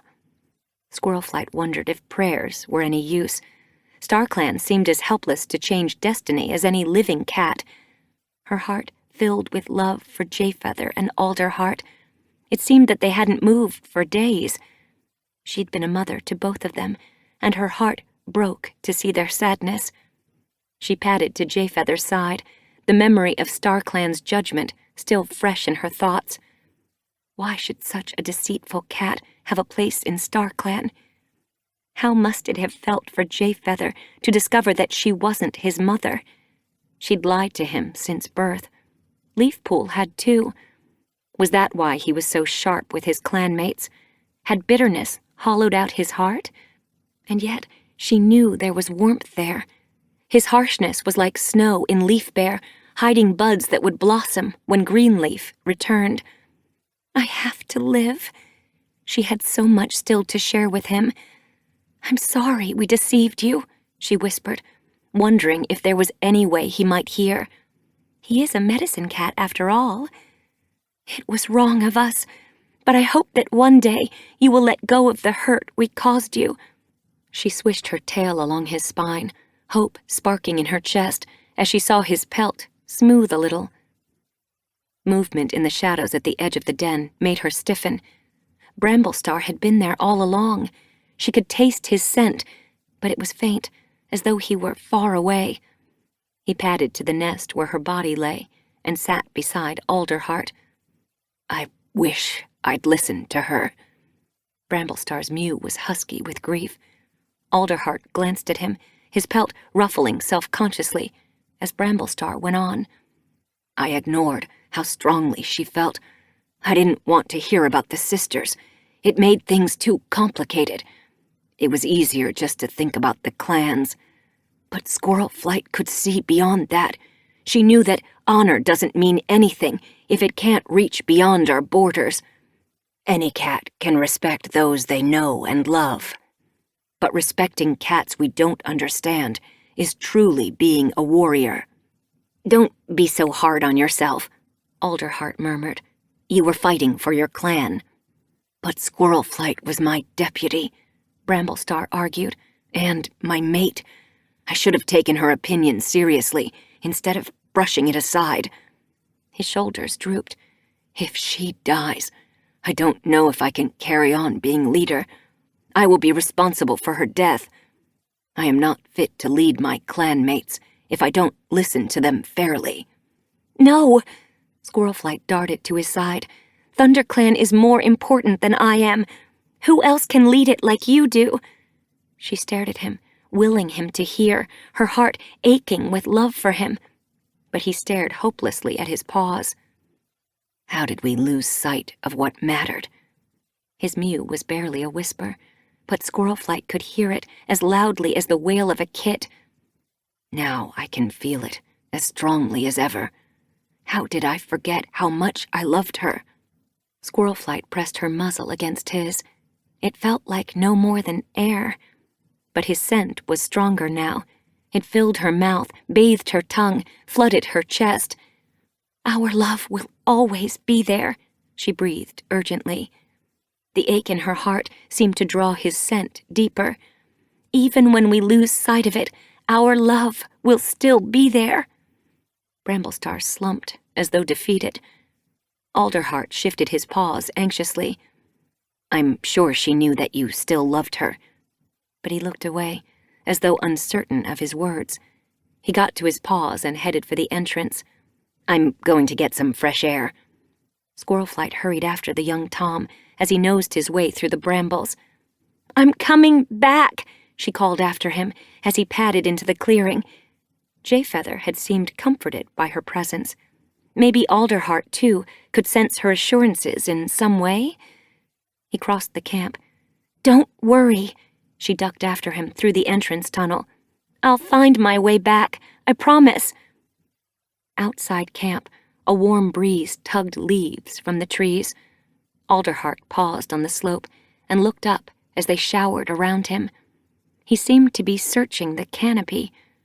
What was he hoping to see? Squirlflight's heart leaped. Was he looking for a sign from StarClan? A sign? That was how StarClan communicated with the medicine cats while they were awake, with an omen. Could she send him one? Something to tell him she was okay and was trying to get home? She looked around frantically. Could she effect anything in the forest? She darted among the trees and pushed through ferns, hoping to stir them. They didn't move, but a blackbird shrilled an alarm above her head. Could it sense her? She spotted it calling from the branch of an oak and raced toward the trunk. It fluttered away as she neared. She could scare prey.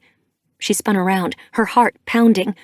Alderheart was still standing outside the camp, gazing upward. She had to be quick. She zigzagged between the ferns, hoping to flush out a mouse. Bark splinters sprinkled her back. She looked up. A squirrel was bobbing along the branch above her head. A squirrel! It was perfect. If she could send it running across Alderheart's path, he might see it and wonder what a squirrel was doing so close to the camp. Prey was usually wise enough to stay clear. He would have to realize it was a sign. She leaped for the trunk and hooked her claws into the bark. Not long ago, she'd been chasing squirrels in StarClan. This was far more serious. She had to let ThunderClan know that she was trying to get home. The squirrel looked over its shoulder as she hauled herself onto the branch. Confusion clouded its gaze, but its pelt fluffed in alarm. If it couldn't see her, it could sense her. It raced to the end and leaped into the branches of the next tree. Squirlflight chased after it, flinging herself from the oak, paws outstretched. Her heart leaped into her throat as she glided through the air. With a gasp, she caught hold of the flimsy twigs jutting from a branch and jerked herself forward, scrabbling onto the thicker wood beyond. The squirrel was near the trunk. It looked up. She couldn't let it climb higher. She had to chase it toward Alderheart. She pushed hard against the bark, driving herself forward, and leaped for the trunk. Startled, the squirrel turned, fear scent pulsing from it, and flung itself from the branch. It landed nimbly on the forest floor. Squirlflight jumped after it, landing as softly as a shadow. She darted in front of it, startling it into turning, then chased it toward the camp. Excitement fizzed through her pelt as it darted past Alderheart. His gaze flashed toward it, his eyes widening in surprise. She pulled up and blinked at him.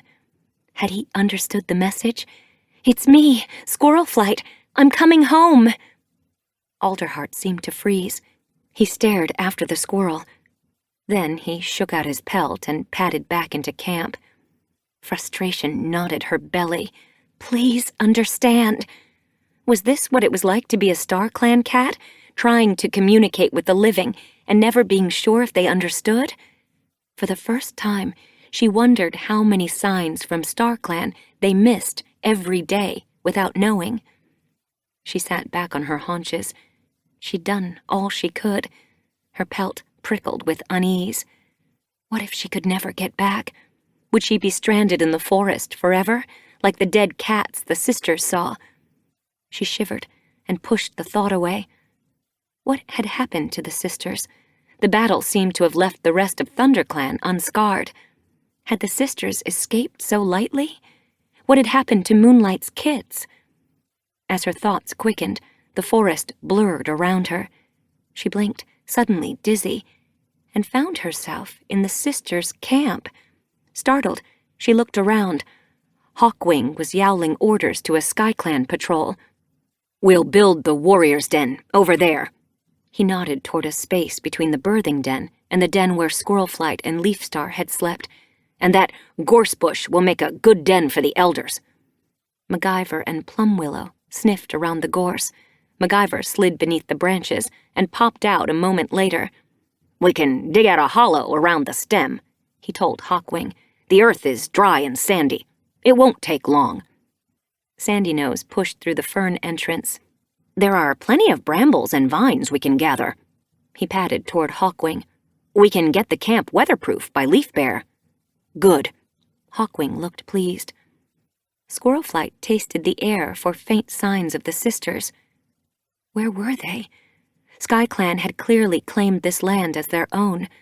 Her heart quickened. Had they driven the sisters away? She hurried across the clearing and followed the trail of tattered bushes to the site of the last battle. Her tail twitched as she saw the cave where the sisters had taken shelter. It was a pile of rubble and stone now, branches sticking out like bones from rotted prey. She could see where earth had been dug out. Was that where her clanmates had pulled out her body and leaf pools? Hey! A mew made her jump. She spun, unsheathing her claws, instinctively dropping into a defensive warrior stance. Then she realized some cat could see her. She blinked as she saw the ghostly shape of a tabby she-cat padding from beside the landslide. She could see through it. She shivered, her pelt spiking. This cat was dead. The cat lifted her tail in a friendly greeting. "You're new here." She dipped her head as she neared. "Did you die recently?" Squirrelflight bristled. "I'm not dead." She lifted her muzzle. "Really?" The tabby reached out a paw and swept it through Squirrelflight's forelegs. Squirrelflight leaped away. "Hey!" Energy buzzed through her paws like the sparks from dry grass. "You look dead to me," the tabby mewed. "It's just temporary," Squirrelflight told her, "while my body mends." "Sure," the tabby sniffed, clearly unconvinced. "My name's Blade." "I'm Squirrelflight." "Hi, Squirrelflight." Blade nodded politely. "How did you die? I mean," she corrected herself, "get injured." Squirrelflight nodded toward the landslide. "I was in there when it collapsed. I hope it didn't hurt too much." The tabby swished her tail. "I got hit by a monster. I was dead before I could feel anything." "Did you live around here?" Had this cat seen the sisters? "Close enough," Blade shrugged. "I lived with two legs, beyond the hills there." She nodded toward the cliff face. "You're a kitty pet?" Squirrelflight blinked at her. "Aren't you?" "I'm a warrior," Squirrelflight told her. "Really?" The tabby's eyes widened. "Is that why you have such a weird name?" She didn't wait for a reply. "I've never met a warrior before, especially not a dead one. I wondered where you went after you died. I've only seen the sisters since I died." Squirrelflight pricked her ears. "Do you know the sisters?" "Quite well." Blade sat down and began to wash her ears. "They can see dead cats," she mewed between licks. "I used to chat quite often with some of them." "Who?" "One was called Moonlight," Blade told her, "and I think another was Tempest?" She looked unsure. Squirrelflight leaned forward. "Do you know what happened to them?" "Those other cats," Blade jerked her muzzle toward the sisters' camp. "They're warriors too, right?" "Yes." Squirrelflight's pelt twitched. "When they came to look at the mess after the battle, they took the sisters away. They were pretty beaten up." "Did they take Moonlight away?" "I guess." "And her kits?" Squirrelflight stared desperately at Blade. "Yes." Blade tipped her head. "But no cat died, right?" Squirrelflight was too anxious to ask. She searched the kitty pet's eyes. She'd have said if any cat had died, surely. "Where did they go?"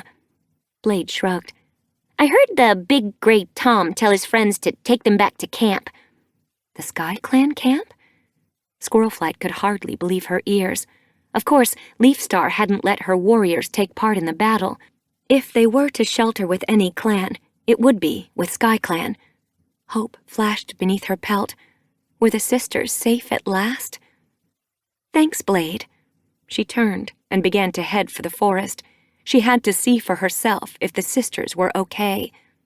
The valley became hazy around her, and the ground seemed to shift beneath her paws. A moment later, she found herself in the SkyClan camp. She flicked her tail. This instant traveling was useful. She wished she could do it while she was alive. Pain burst inside her head like burning ice. She winced, her paws trembling beneath her, as it hardened and grew sharper. Closing her eyes, she stood still, relief melting inside her, as slowly it eased. What was that? Foreboding welled at the edge of her thoughts. She pushed it away. Perhaps Alderheart was trying a new treatment. She forced herself to focus on the Sky Clan camp, startled as Fidget Flake brushed past her, oblivious as she sent sparks fizzing through Squirlflight's fur. Squirlflight shook her pelt out as Fidget Flake ducked into the medicine den. Quickly, she followed, blinking as her eyes adjusted to the shadows inside. Moonlight was lying in a wide bracken nest, while Frecklewish sorted herbs beside her. The gray she-cat's eyes were closed, and gashes crisscrossed her flank. Her muzzle was clogged with dried blood. Has she woken yet? Fidget Flake asked softly. Frecklewish shook her head. I wish she were doing better. She tore a bunch of dried marigold apart.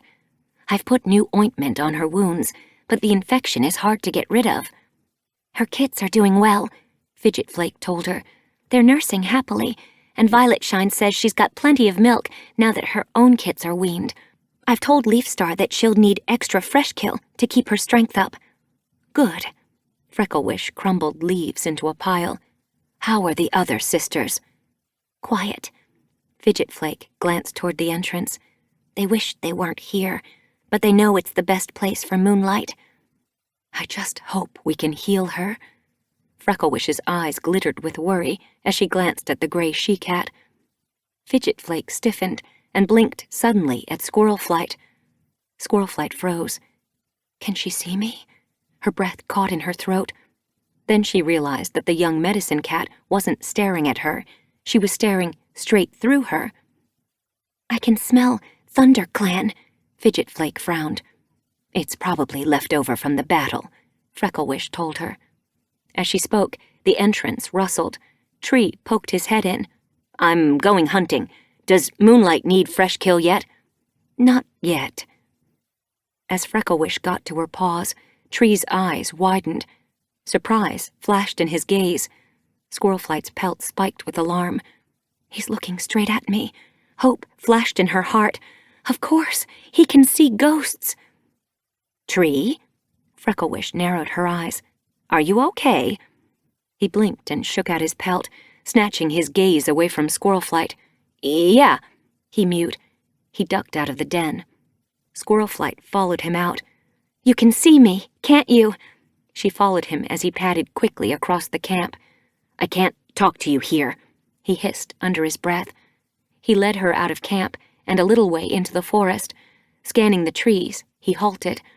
He stared at her, his eyes rounding with sympathy. I'm so sorry. Sorry?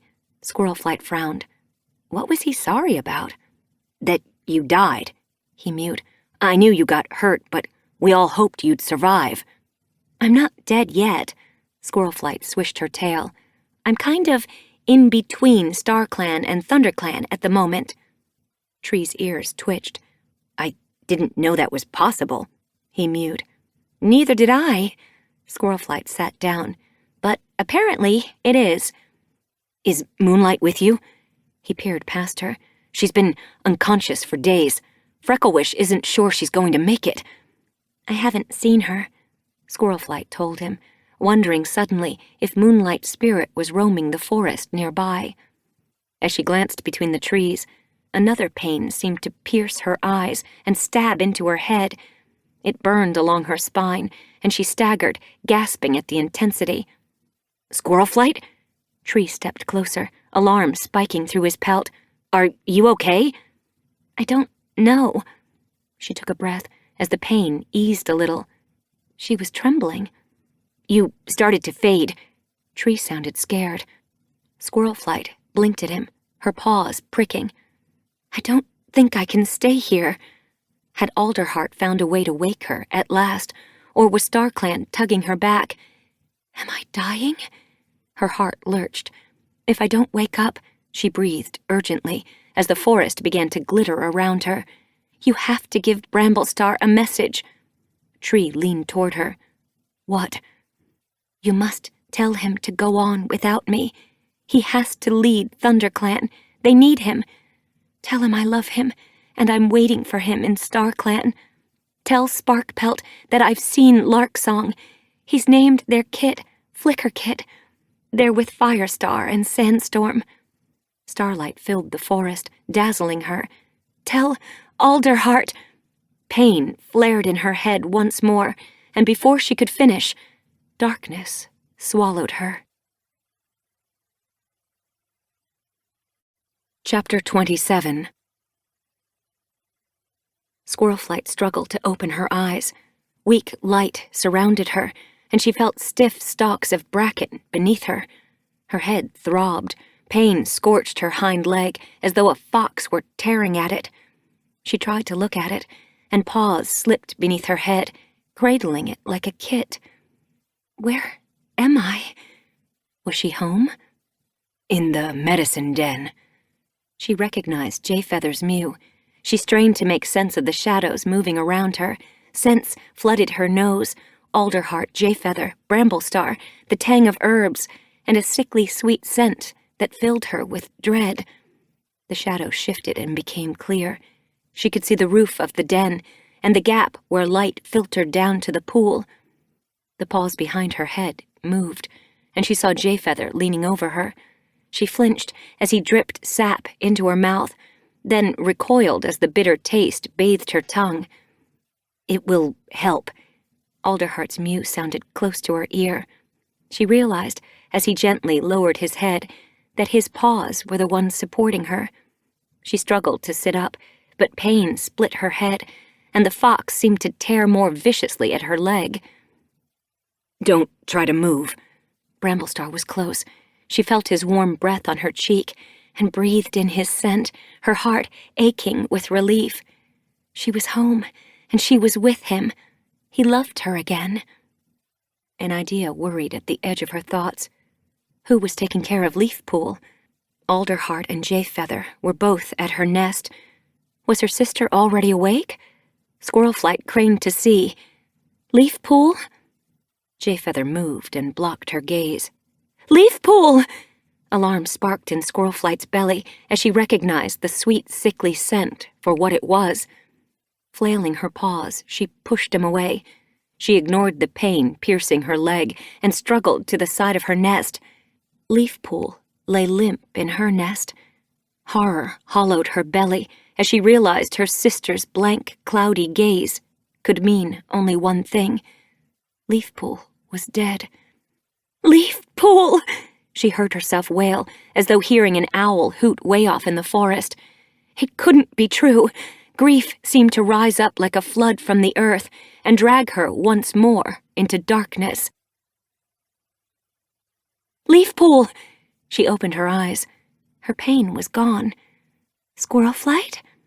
Leafpool was leaning over her. Sunshine sparkled around her. You came back. Relief swamped Squirlflight. She scrambled to her paws and pressed her cheek against Leafpool's.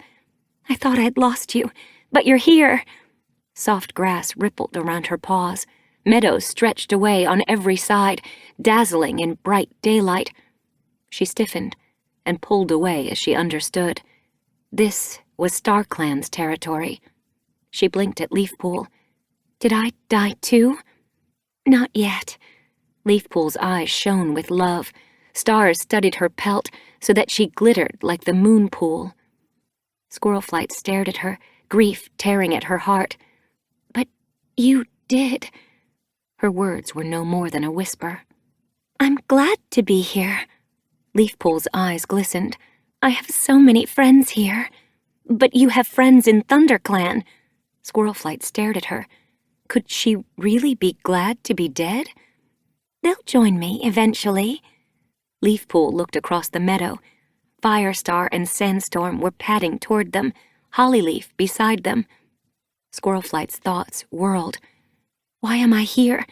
Am I going to die? Bramblestar's scent still lingered on her tongue. I want to go back. Be patient, Leafpool murmured. You can't change what will happen by wishing. Firestar reached them, Sandstorm and Hollyleaf at his side. She might be able to change this. He blinked calmly at Squirrelflight. Leafpool looked puzzled. What do you mean? Jayfeather and Alderheart's herbs are working. Firestar held Squirrelflight's gaze. She can live if she fights, but her spirit must be willing to go back. Of course I want to go back. Squirrelflight pricked her ears eagerly. Sandstorm's gaze was dark.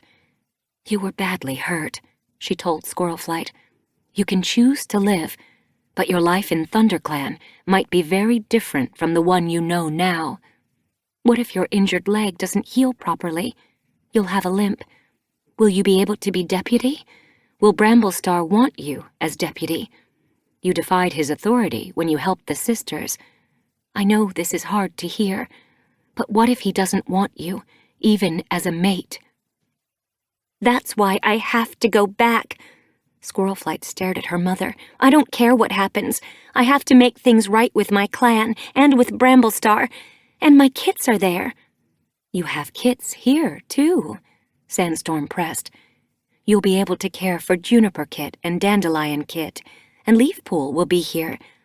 Don't you remember what I told you after your apprentice ceremony?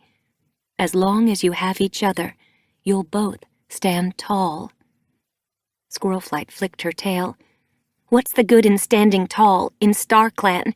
ThunderClan needs me. Lionblaze and Jayfeather need me. If Leafpool is dead, I can't let them lose me, too. Sandstorm's eyes glistened. I don't want you to suffer any more than you have. Look how happy Briarlight is here. You don't want to return to a life like hers, do you? Sandstorm's eyes rounded imploringly. Didn't you promise that you wouldn't let anything drive you and Leafpool apart? She glanced at Leafpool. Why not join her here? Then you'll always be together. You'll be safe. Firestar touched his nose to Sandstorm's cheek. Squirrelflight must make her own decision, he mewed softly, just as she's always done. Leafpool's star-speckled fur rippled along her spine. Death won't separate us. Squirrelflight's heart twisted as Leafpool met her gaze. We promised always to stick together, and it won't be any different now. If you go back, I'll watch over you, and one day we'll be together again. Squirrelflight's throat tightened. I'll miss you, she whispered. We've been apart before, Leafpool told her. It only made our relationship stronger. Squirrelflight closed her eyes for a moment. Leaving Leafpool would be hard. If I can go back, perhaps you can too, if you try. She blinked hopefully at her sister. Leafpool shook her head. ThunderClan doesn't need me. I know I'll be missed, but Jayfeather and Alderheart can take care of all the medicine cat duties. Jayfeather and Lionblaze will still have you. I'll be happy here. I feel like I've come home. She blinked lovingly at Firestar and Sandstorm, then looked at Hollyleaf and purred. I've been away from them too long. Firestar tipped his head to one side and blinked at Squirrelflight. Are you going back? Yes. I'm proud of you, he mewed. She lifted her chin. My clan needs me. They're lucky to have you. He narrowed his eyes. But you must tell them to turn toward StarClan, not away from us. We can help. Squirrelflight blinked at him. We're not turning away from StarClan. What did he mean? You've been quiet lately, that's all. We've been listening for messages that don't come. Perhaps you haven't been listening hard enough. Firestar flicked his tail. Squirrelflight frowned. Had the clans been missing the sign StarClan had sent them? She knew now how hard it was to communicate with the living. We'll try harder to hear you. She touched her nose to Firestar's muzzle. I must go now. Bramblestar will be wondering what happened. She brushed her mother's cheek with her own. Tell Dandelion Kit and Juniper Kit that I'll be back, and when Bramblestar joins us, we'll be a family. Take care. Sandstorm pulled away and blinked anxiously at Squirlflight. "Whatever happens, be brave." "I will." Squirlflight turned to Leafpool. "I'm sorry I have to leave you." "I understand why you do," Leafpool mewed. "Tell Jayfeather and Lionblaze that I always loved them with a mother's love, and I always will. Tell them I'm sorry for the lie. I was trying to protect them, not hurt them. I'll never forgive myself for the pain I caused, and I'll be watching over them. And you." She ran her tail along Squirlflight's spine. "Even when you feel I'm a long way away." Squirlflight gazed at her sister, fixing a picture of her in her mind, her eyes bright, her pelt sparkling, a purr in her throat. She wanted to remember this if she was going back to bury her body. "Okay," she nodded at Firestar. "I'm ready." She glanced across the meadow, looking for the pond. Firestar seemed to guess what she was thinking. "You don't need to swim back this time. StarClan is ready to let you go. Close your eyes." Squirlflight closed her eyes and saw brightness. The blue of the sky seemed to swirl down and wrap her in a dazzling embrace. The ground disappeared from beneath her paws. As she fell, memories flashed in her thoughts. "Squirrel Kit, come and play!" She was in the ThunderClan nursery, back in the old forest. Leaf Kit was calling to her from the entrance. "Be careful," Sandstorm called as Squirlflight raced into the clearing, chasing Leaf Kit. "You can't catch me!" Leaf Kit glanced over her shoulder, her pelt fluffed with excitement. "Yes, I can!" Heart quickening, Squirlflight hared after her, the wind in her fur. The camp seemed to shift, and suddenly Leaf Paw was standing beside her. They were apprentices again. Leaf Paw purred. "I can call you Squirrel Face if you like." Squirlflight blinked at her. "You haven't called me Squirrel Face in moons." Her heart ached with longing. "Come on!"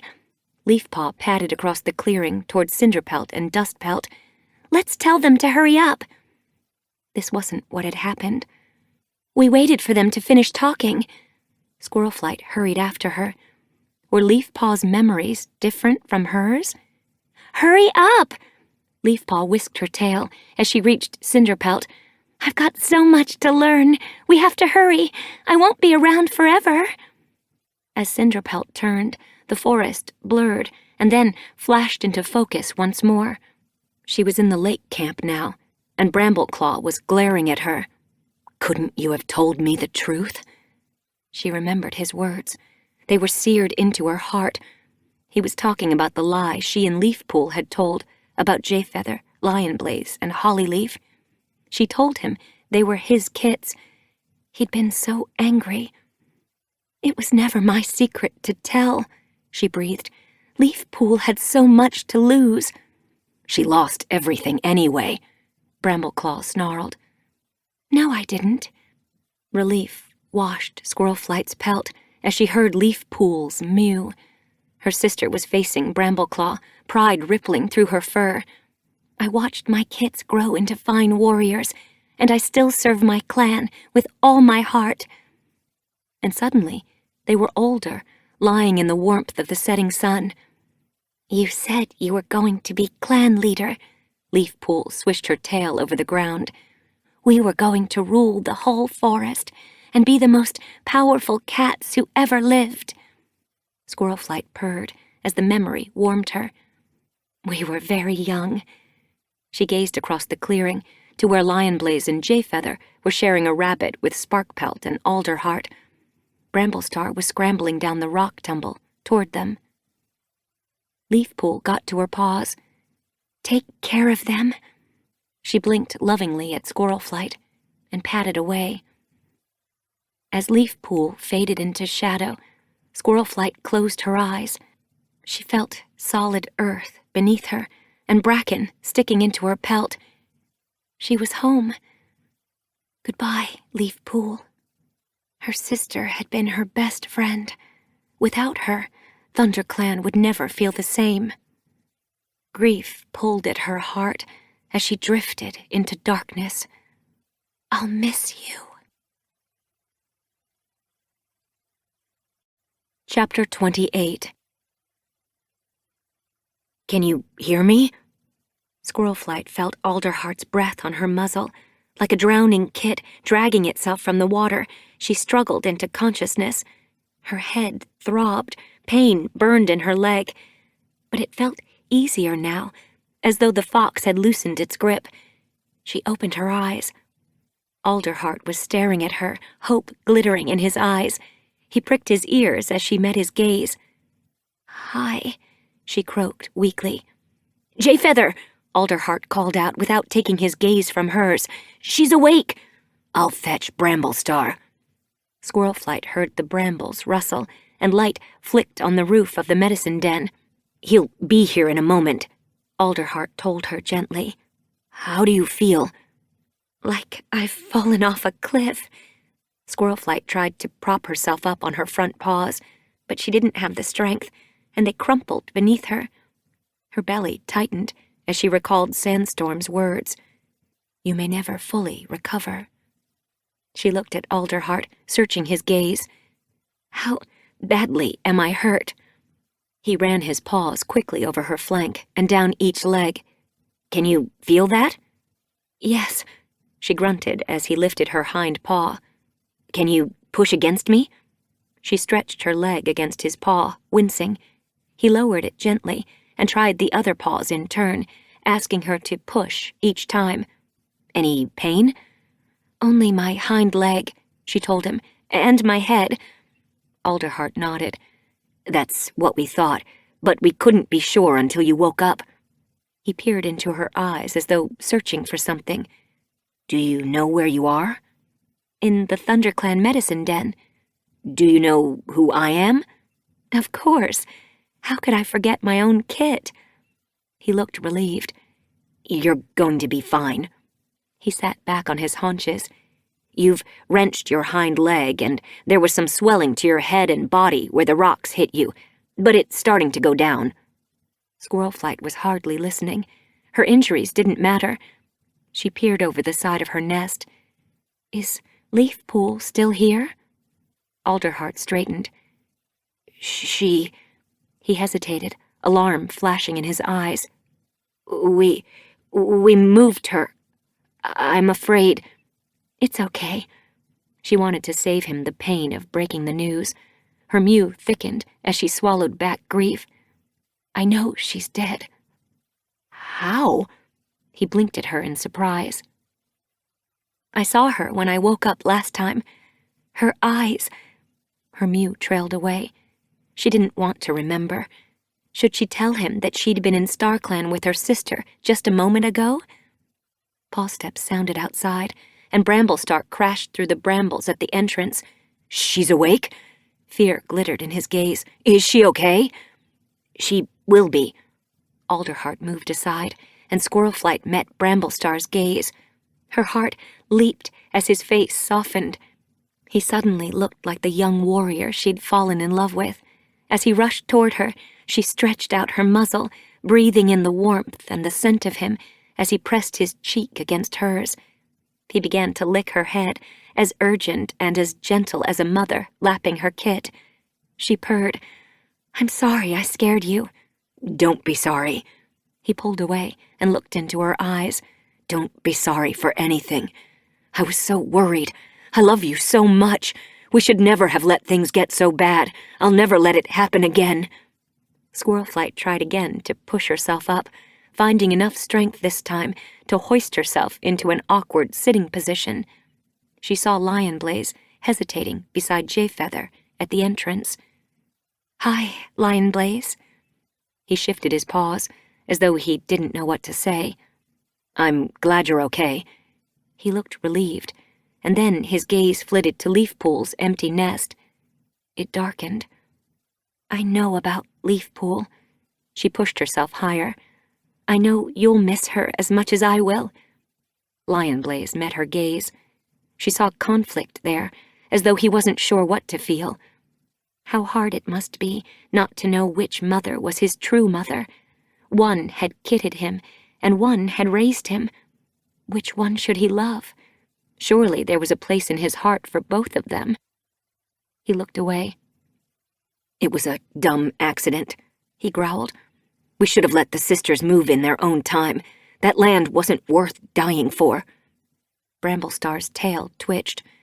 What's done is done, he murmured. Squirrelflight didn't want to think about it. Of course it was dumb. That was what she'd been telling them all along. But what was the point in saying so now? She glanced past Lionblaze expectantly. Did Sparkpelt come too? Jayfeather crossed the den briskly. She's feeding her kits. He avoided her gaze. Worry sparked in Squirrelflight's pelt.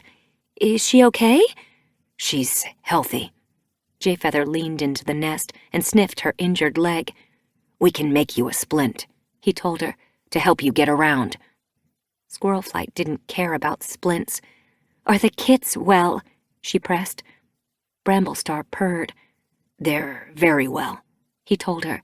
They want to explore outside the nursery already. Poor Daisy is exhausted.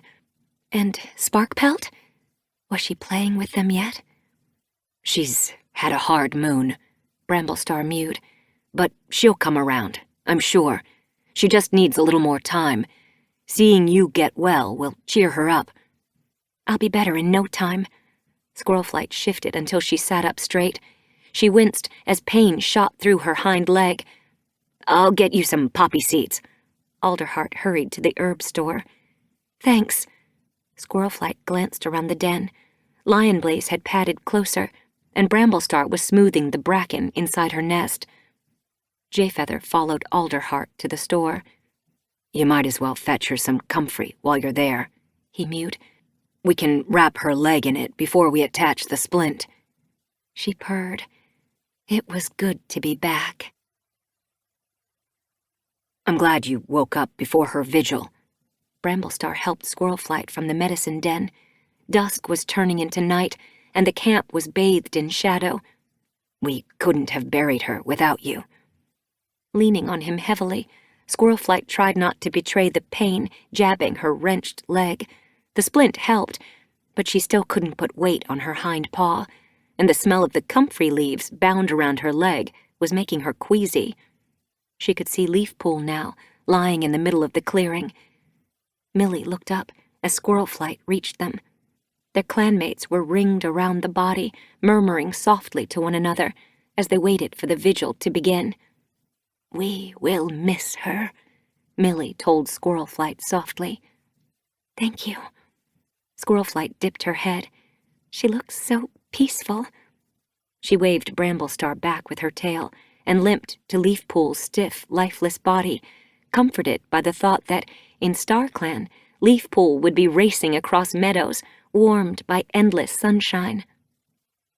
She felt the gazes of her clanmates flitting around her like moths, and wondered if they'd forgiven her for helping the sisters. No one had called her a traitor, but that was what they must have thought when she'd emerged from Moonlight's den. She looked at Bramblestar uncertainly, seeking reassurance. He gazed lovingly back, as though he could see only her. Graystripe caught her eye and nodded to her from the edge of the clearing. Thornclaw blinked at her fondly. They had forgiven her. Grateful, she sat down, carefully easing her wrenched leg to one side. The moon shone in a soft blue evening sky as Bramblestar padded forward and silenced the murmuring of his clanmates with a flick of his tail. Leafpool was a loyal and dedicated medicine cat. She helped her clanmates when they were sick and watched over them when they were well. She couldn't mother her kits, and so she mothered all of you. His gaze swept around the clan, and Squirrelflight saw her clanmates dipping their heads in agreement. She wouldn't sleep if she knew any cat was suffering, and would go without food or rest to care for her clan. She fought for what she believed in, and protected those who couldn't protect themselves. ThunderClan will miss her. We were lucky to have her. Millie padded forward and touched her nose to Leafpool's pelt. Leafpool cared for Briarlight better than any cat. She made sure her life was long and comfortable, despite her broken spine. She would sit up all night when Briarlight was in pain, talking to her and sharing stories to keep her spirits up. She thought up new exercises and games that would keep Briarlight healthy, and, at the end, Leafpool never left her side. Emotion glistened in the old she-cat's eyes. I hope they will hunt together in StarClan. As she stepped back, Alderheart padded to Leafpool's side. I was lucky to have Leafpool as a mentor. She taught me so much about herbs and how to care for my clanmates, not just their bodies, but their spirits. I'll miss her skill and wisdom, and I'll miss her friendship more. He looked expectantly at Jayfeather. Jayfeather pricked his ears as the clan fell silent. Jayfeather, Alderheart prompted, do you want to speak? Jayfeather huffed. Do you want me to say what a great medicine cat she was, or what a great mother she was? There was bitterness in his mew. It clawed at Squirlflight's heart, but she forced her pelt to stay smooth. Say whatever you want, Jayfeather. Jayfeather flicked his tail. She was a good medicine cat. She trained me well, and I loved her for it. He frowned. Then I discovered she was my mother, and that she'd lied to me since I was born. Hollyleaf died defending her lie, even though Leafpool had abandoned us. On the other side of the clearing, Lionblaze bristled. He glared at Jayfeather. What else could she do? Tell the truth? Then what? The Golden Warrior's eyes flashed. Did you want her to give up being a medicine cat for you? Would you give up being a medicine cat for anyone? He flattened his ears when Jayfeather didn't answer. No, I thought not. Jayfeather eyed him angrily. You didn't give me a chance to finish. I was about to say that I forgave her, eventually. Even though I could never love her as a mother after what she'd done, I respected her as a medicine cat and loved her as a clanmate. He narrowed his eyes. Don't pretend you loved her any more than I did. Lionblaze's eyes glittered with grief. I wish I'd loved her more. His mew was husky. She deserved to be loved. She was loyal and good and kind. Squirlflight's eyes pricked. She was loved. She got to her paws, wincing at the pain. I loved her. Her final act was to save a litter of kits. They were the kits of an outsider, a stranger to our land and to our code. But Leafpool saw every life as important, and she died saving something she cherished most of all. Kits. She glanced at Jayfeather and Lionblaze. She told me to tell you that she always loved you as your mother, and she always will. She only lied to protect you. Lionblaze looked at his paws. Jayfeather gazed blindly into the gathering darkness as Squirlflight went on. She said that she'd never forgive herself for the pain she caused you, but I hope she finds peace in StarClan because she deserves to be happy. Night hid her clanmates in shadow, but she could see their eyes glistening in the moonlight. Leafpool was the best littermate I could have had. I will miss her so much, but I know that she will always be with me, watching from StarClan. As she finished, a breeze sent leaves showering into the clearing. They drifted down, as pale in the moonlight as Leafpool's amber eyes. Is she sending me a message? Squirlflight looked at the stars, her heart pricking with hope. Even though Leafpool was in StarClan, Squirlflight knew she wasn't very far away. Chapter 29. Squirlflight nosed her way into the nursery. It had been a long night, and she was stiff from sitting vigil beside Leafpool's body. Bramblestar had sat with her, pressing close to protect her from the chill. It had felt good to spend the time with Leafpool, to breathe in her scent for the last time, and honor her memory with their clanmates. Bramblestar was helping to bury her now. Squirlflight had chosen the spot in a quiet grove where Leafpool had loved to gather thyme. Daisy sprawled near the nursery entrance, letting Flamekit clamber over her. Quivering with excitement, Finchkit pressed her belly to the ground and, like a warrior stalking prey, watched Daisy's tail flicking back and forth. Squirrelflight! Flamekit's happy mew jerked her from her thoughts. The black tomkit raced toward her and rubbed around her legs, purring. Finchkit looked up, pricking her ears. Are you better now? She asked. I am, Squirrelflight told her. Flamekit sniffed at the splint on her hind leg. Why have you got this? It's to support my leg while it heals. Does it hurt? Finchkit sniffed the splint, too. It's sore, but it'll improve in a few days. Squirrelflight glanced across the den. Sparkpelt lay in her nest, her chin hanging listlessly over the edge. Stormcloud was with her, pushing a mouse a little closer to her muzzle. Just try a bit, he murmured. It might help you feel better. Sparkpelt didn't look at him. Why would I want that? Your kits need you. Stormcloud edged the mouse a little nearer. I'm feeding them, aren't I? Sparkpelt pushed the mouse away. Which means you need more food, not less. Stormcloud's eyes darkened with worry. You must be hungry. You hardly ate yesterday. Daisy sat up. He's been coming every day, she whispered to Squirrelflight, trying to persuade her to eat and cheer her up. She sighed softly. I'm beginning to think he's wasting his time. Does she ever play with the kits? Squirrelflight asked quietly. She only gets out of her nest to make dirt. Daisy shook her head sadly. If she doesn't take an interest in the kits soon, they're going to think I'm their mother. Squirrelflight lifted her chin. What could she say to help Sparkpelt out of her grief? She crossed the den and stopped beside Sparkpelt's nest. I thought you might come to the vigil, she mewed softly, trying to catch Sparkpelt's eye. Sparkpelt stared at the ground. I've had enough of vigils, she growled. Let's hope it's the last for a while, Stormcloud meowed darkly. Vigils are a part of a warrior's life, Squirrelflight told him briskly. You can't wish them away. You have to deal with them as they come. She looked sternly at Sparkpelt. You can't let grief spoil what you still have. Sparkpelt didn't react. Your kits are a blessing, Squirrelflight went on. You should enjoy them while you can. They'll be grown before you know it. Sparkpelt stared ahead blankly as Flamekit and Finchkit chased each other between Daisy's legs.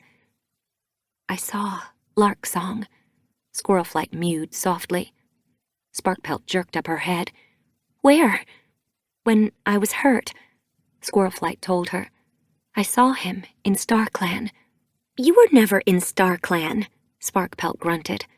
She circled in her nest, tramping the bracken into a fresh hollow before slumping heavily into it. You're making it up to make me feel better. He had Flickerkit with him, Squirrelflight pressed. Flickerkit? That's what he named your kid. Squirrelflight searched her daughter's gaze, searching for a glimmer of happiness. Sparkpelt lifted her chin. Interest sparked in her emerald eyes. That's the name we chose for him. No one knew it but me and Larksong. Larksong told me to tell you he loves you, and he's okay. He's going to look after Flickerkit until you join them, and he wants you to be happy. He wants you to make a good life without him. He doesn't want you to grieve. Sparkpelt stared at her mother, her gaze suddenly far away. Squirrelflight's heart ached as her daughter's eyes glistened. She wished she could make her pain go away, but she knew Sparkpelt must face it alone. Time would help, and love. She called to the kits.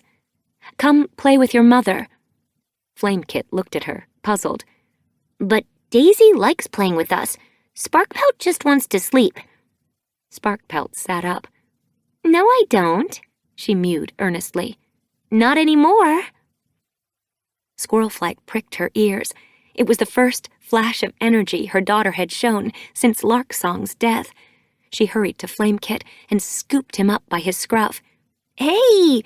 Flamekit churned his paws in the air as Squirlflight carried him across the den. I was playing with Finchkit. Squirlflight dropped him in front of Sparkpelt. Finchkit can come too. She beckoned his sister over. Sparkpelt blinked nervously at her kits, as though she didn't know what to do.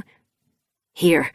Stormcloud quickly tore a lump of moss from her nest and rolled it into a ball. He bowled it past the kits. Flamekit leaped after it instantly, his pelt fluffing with excitement. Finchkit's eyes rounded with determination. She lunged for the ball and knocked it away. Squirlflight nodded to Sparkpelt. Go on, she encouraged. Sparkpelt hesitated, then reached out a paw and scooped the moss ball away from the kits. They turned on her, pelts prickling with indignation. That was ours, Finchkit told her. Then you'd better catch it. Sparkpelt knocked the moss ball across the den floor. Squeaking happily, Flamekit and Finchkit chased after it. Sparkpelt's eyes glowed. She hurried after her kits and hooked the ball away again, this time tossing it high above their heads. Flamekit leaped for it, spinning as he jumped. Great catch, Sparkpelt mewed as he snatched the moss ball from the air. Throw it again. Finchkit stared eagerly at her mother. I want to catch it too. Sparkpelt purred and threw the moss ball high, watching proudly as Finchkit batted it away before it hit the ground. You're going to be great hunters, she told them. Can we go and practice on real prey? Finchkit blinked at her. Not yet. Sparkpelt's eyes were bright now. But we can go outside if you like. It's a perfect day for chasing leaves, Stormcloud told her. Outside the den? Flamekit's pelt bushed with excitement. Finchkit stuck her tail in the air and marched to the den entrance. I'm going first. No, you're not. Flamekit hared after and tried to barge past as she reached the opening in the brambles. Finchkit pushed him away and scrambled out of the den. Be nice. Purring now, Sparkpelt hurried after them. And fluff out your fur properly. It's chilly outside. Stormcloud watched her go. Do you think she's going to be okay? It will take time. Hope glimmered in Squirlflight's chest. But with the help of her kits and her clan, she'll find a way to get over Larksong's death. She ducked out of the den. Flamekit and Finchkit were already chasing across the clearing as the wind whisked a leaf ahead of them. Sparkpelt bounded after them, her tail fluffed with excitement as a fresh flurry of leaves showered down, and the kits leaped for them, squealing with delight. Squirlflight sat down to rest her leg. Why had she wanted kits of her own so much? There would always be kits in the clan. It didn't matter that they weren't hers. The clan was like kin, and their kits would be her kits too. The sisters weren't the only cats to believe that a kit belonged to every cat. Had she forgotten that warriors had been helping to raise one another's kits for moons? She purred to herself. That would never change. A brisk wind swished through the branches above the camp. Fluffing out her fur, Squirlflight headed toward the entrance. For the first time since she'd left the medicine den, her hind leg felt strong enough for her to make the journey to SkyClan's camp. She wanted to see how Moonlight was doing. Had the sisters moved on? She quickened her pace. She hoped not. She wanted to speak to them one last time before they left. She waited at the border until she spotted Hawkwing, Sparrowpelt, and Blossomheart moving through the undergrowth a tree length away. Hawkwing! Her mew rang between the trees. Hawkwing turned his broad face toward her. He pricked his ears.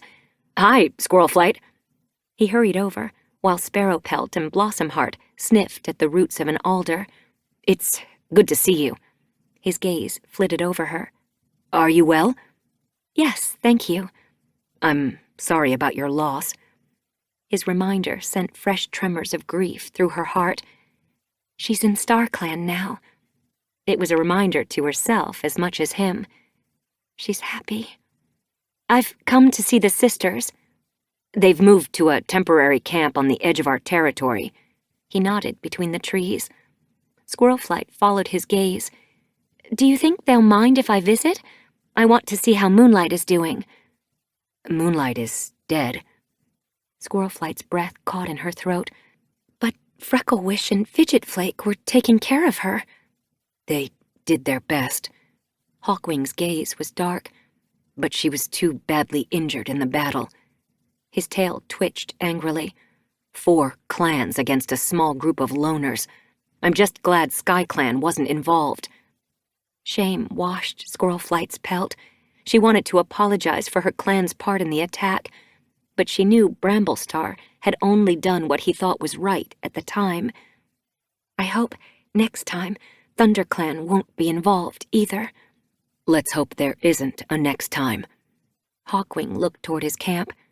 The sisters will be moving on once Moonlight's kits are weaned. Violetshine is feeding them, since none of the sisters can. We'll probably be in our new camp by the time they leave. Then the battle was for nothing. Squirrelflight blinked at him. We could have waited until they left, and Moonlight would still be alive. Anger surged beneath her pelt. You want to see them? Tempest and Snow are in our camp right now.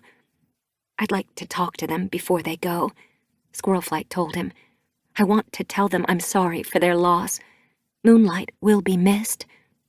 Hawkwing nodded her across the border. You can speak to them there and meet Moonlight's kits. They're growing fast. Squirrelflight blinked at him gratefully. Thanks. He called to Blossomheart and Sparrowpelt. Carry on hunting, he told them. I'll catch up with you once I've seen Squirrelflight to the camp. Blossomheart flicked her tail without looking up. She was stalking something between the brambles. Hawkwing led Squirrelflight toward the camp. Do you think you'll like your new territory? Squirrelflight asked. Yes. Hawkwing ducked under a low branch. It's fine land, and there's good hunting there. I'm looking forward to getting out of the forest. I never could get used to living in the dark. He purred teasingly. You and ShadowClan live like owls.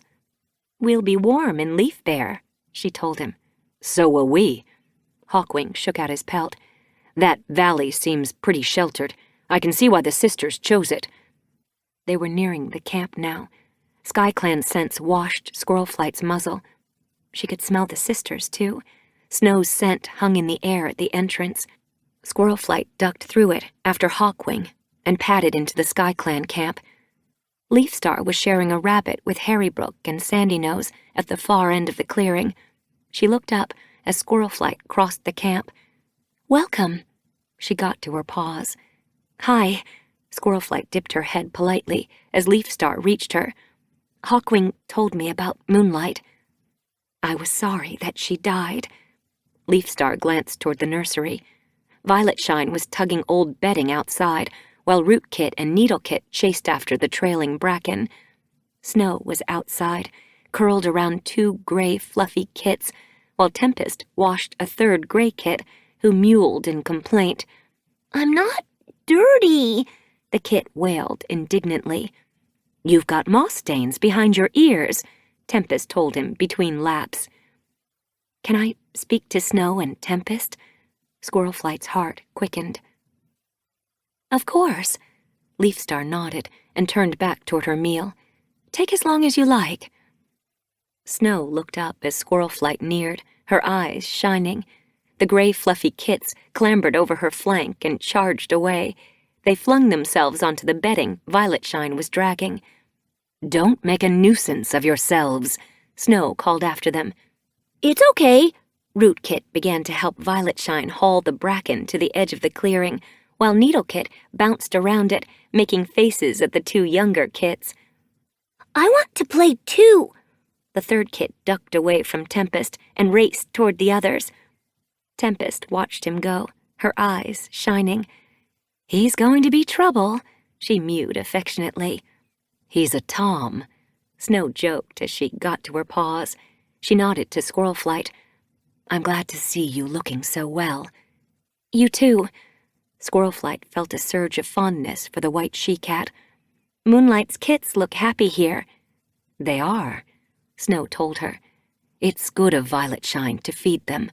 But we want to leave as soon as we can to make sure they don't become warriors, Tempest mewed. Squirrelflight understood. Warriors had killed their leader. I'm sorry to hear about Moonlight. Snow's gaze glistened with sadness. She died defending her kits, she mewed. It was an honorable way to die. Besides, we still see her. Of course. Squirrelflight's pelt prickled. The sisters could see the dead. Do you talk to her? Yes. Snow brightened. She wanted me to thank you for saving her kits from the landslide and for trying to save us from your clanmates. It was a courageous thing to do. I'm sorry it turned into a battle. Squirrelflight blinked at her earnestly. I wish I could have persuaded the clans to wait. You did what you could, Tempest shrugged. They have our land now, which is what they wanted. I just hope it brings them the peace that they're looking for. She looked doubtful. Snow shook her head. Toms never want peace, she sniffed. We're better off without them. Some Toms like to fight, Squirrelflight mewed quickly. But Bramblestar never wanted it to go so far. He was outnumbered by the other clans. At least you stood up for us, Tempest mewed. Even though you were outnumbered too. There was an edge to Snow's mew. We know what it cost you. Her gaze darkened. Tree told us about Leafpool. We're sorry she died. Our kits owe her their lives. Sunrise does too. She glanced toward the kits, who were chasing Rootkit and Needlekit across the clearing. Moonlight will always be grateful. Where will you go? Squirrelflight asked. Moonlight says we should head across the lake, Snow told her. Beyond the moors. We haven't been there before. Will she travel with you? Squirrelflight wondered if dead cats could wander wherever they pleased. For a while, Snow murmured, until the kits are grown. She'll move on then. Where will she go? Did the sisters have their own version of StarClan? Snow shrugged. Who knows? Her gaze flitted past Squirrelflight. Tree was approaching. Hi, Squirrelflight. He pricked his ears happily. It's good to see you looking well. Will you escort me to the border? Squirrelflight nodded to the camp entrance. It was time she got back to her clan. Sparkpelt was going to give Finchkit and Flamekit their first taste of mouse, and she wanted to be there to see if they enjoyed it. Sure. Tree whisked his tail. Travel safely. Squirrelflight dipped her head to Snow and Tempest. Thanks for everything you did. Snow blinked. Tempest shifted her paws. You didn't ask what we'd named the kids. Squirrelflight pricked her ears. What? Snow purred. Leaf, Squirrel, and Moon. Squirrelflight's pelt pricked self-consciously. I'm honored. She wondered if Leafpool was watching. Did she know that the sisters had named a kit after her? Thank you. She padded away, Tree at her side. As they ducked out of camp, he looked at her eagerly. I'm so glad I didn't have to deliver your message. His pelt prickled, as though remembering made him nervous. I didn't think you'd make it. I've never spoken to a ghost that wasn't dead before. Do you see Moonlight now? Tree fluffed out his fur. I don't want to, he grunted. She abandoned me in life. Why should I have to put up with her in death? Squirrelflight heard bitterness in his mew. But you're sorry she's dead, right? Of course. Tree followed the track around a swath of bracken. Her kits deserve to have a mother, even if only for a short while. They'll have the sisters, I guess. Tree stared along the trail. But Rootkit and Needlekit will have a father and a mother for as long as they need them, and if they're in trouble, they'll always have a clan to turn to. Squirrelflight purred. She was glad that Tree seemed to have finally learned to appreciate clan life. You're starting to sound like a warrior. Chapter 30. Squirrelflight gazed at the moon through the fluttering leaves of the great oak. In front of her, The clans murmured softly to one another as their leaders took their places on the lowest branch. She remembered the last gathering, where tempers had flared and the clans had bayed like foxes for war against the sisters. Now, Moonlight was dead, and so was Leafpool. Sky Clan had new territory, and the borders had been redrawn once again. Had those borders been worth 2 deaths? Of course not. She shook out her pelt. "How are Moonlight's kits getting on?" she whispered to Hawkwing, who sat beside her with the other clan deputies at the foot of the oak. "They're thriving." Hawkwing's eyes sparkled fondly. "They'll be ready to travel in a half-moon." "I expect Violetshine will miss them." "She will." Hawkwing shifted his paws. "But she'll be glad to lose the sisters. A new mother gets enough advice from her clanmates. She doesn't need extra help from outsiders." Squirlflight pressed back a purr. She could imagine that the sisters had strong opinions about raising kits, and they wouldn't be shy about offering them. "Have they helped you settle into their old territory?" "They showed us where we can find the best hunting and the freshest streams," Hawkwing told her. "That was kind of them, after what happened." "SkyClan didn't attack their camp." Hawkwing's gaze flashed reproachfully toward the ShadowClan and WindClan warriors moving in the moonlight in front of him. "I think the sisters respect us for it." Squirlflight followed his gaze, searching for a glimmer of shame in the eyes of the warriors. They had killed a queen who'd been protecting the kits she'd just given birth to. Her pelt prickled with fresh anger. They'd behaved more like rogues than warriors. "Do you think the clans will ever admit they were wrong to do what they did?" "I think it's best forgotten." Hawkwing swished his tail. "It can't be undone." Dust showered from the branch above as Leafstar stepped forward and addressed the clans. "SkyClan has moved to our new territory. We've almost finished building our camp. There is plenty of prey. We haven't seen any foxes or snakes inside the borders, but the clan is on high alert while we adapt to the new landscape." "What about the sisters?" Scorchfur called from among the ShadowClan cats. "Have they left yet?" Leafstar glared at the ShadowClan warrior. "How can they leave when you killed the mother of their newborn kits? Some cat must nurse them. We owe them that much after murdering their mother." "It wasn't murder," Strikestone bristled. "It was a battle." "A battle for land we could have had in a moon if we'd simply waited."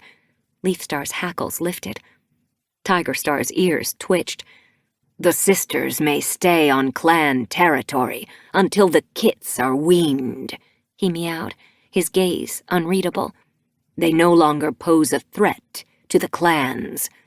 Squirlflight flexed her claws. "They never did." Tigerstar's gaze flashed toward her. "They managed to turn you against your clan." "That's not true." Shock sparked beneath her pelt. "Then why did you warn them about our patrol?" he snapped. "We found you in their camp." "I was worried about Moonlight's kits," Squirlflight shot back, "and with good reason." Squirlflight would never betray her clan. Bramblestar's yowl took Squirlflight by surprise. The ThunderClan leader stared at the gathered cats, his eyes glittering with indignation. Then he dipped his head. "But let's not argue. Each clan has enough territory to see them through Leafbear. We've done what we set out to do. We may never agree on how we did it, but it's in the past now. We can't change what happened."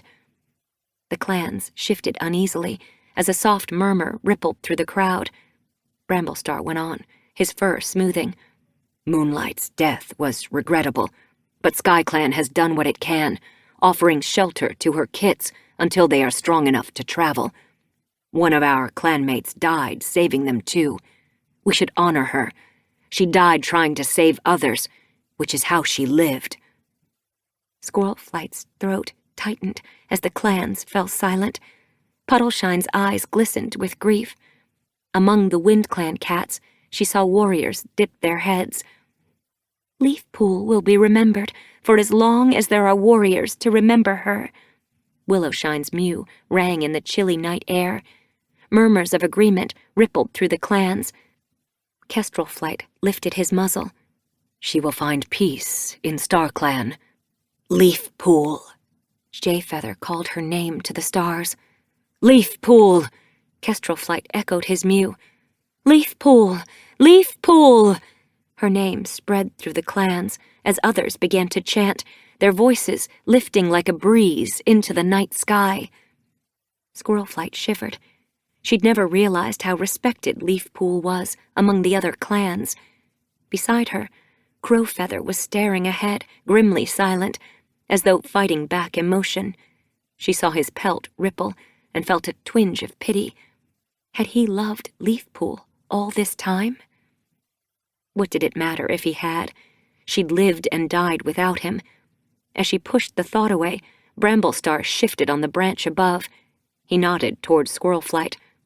My deputy has news to share from StarClan. Your deputy? Tigerstar pricked his ears. What news can she possibly have from StarClan? She's not a medicine cat. The medicine cats say StarClan is still silent. If you listen, Bramblestar grunted, she'll tell you. Squirlflight got to her paws and gazed around the gathered cats. When I was wounded after the landslide, I spent time in StarClan. Ears pricked and pelts prickled among the watching cats. She went on, trying to explain.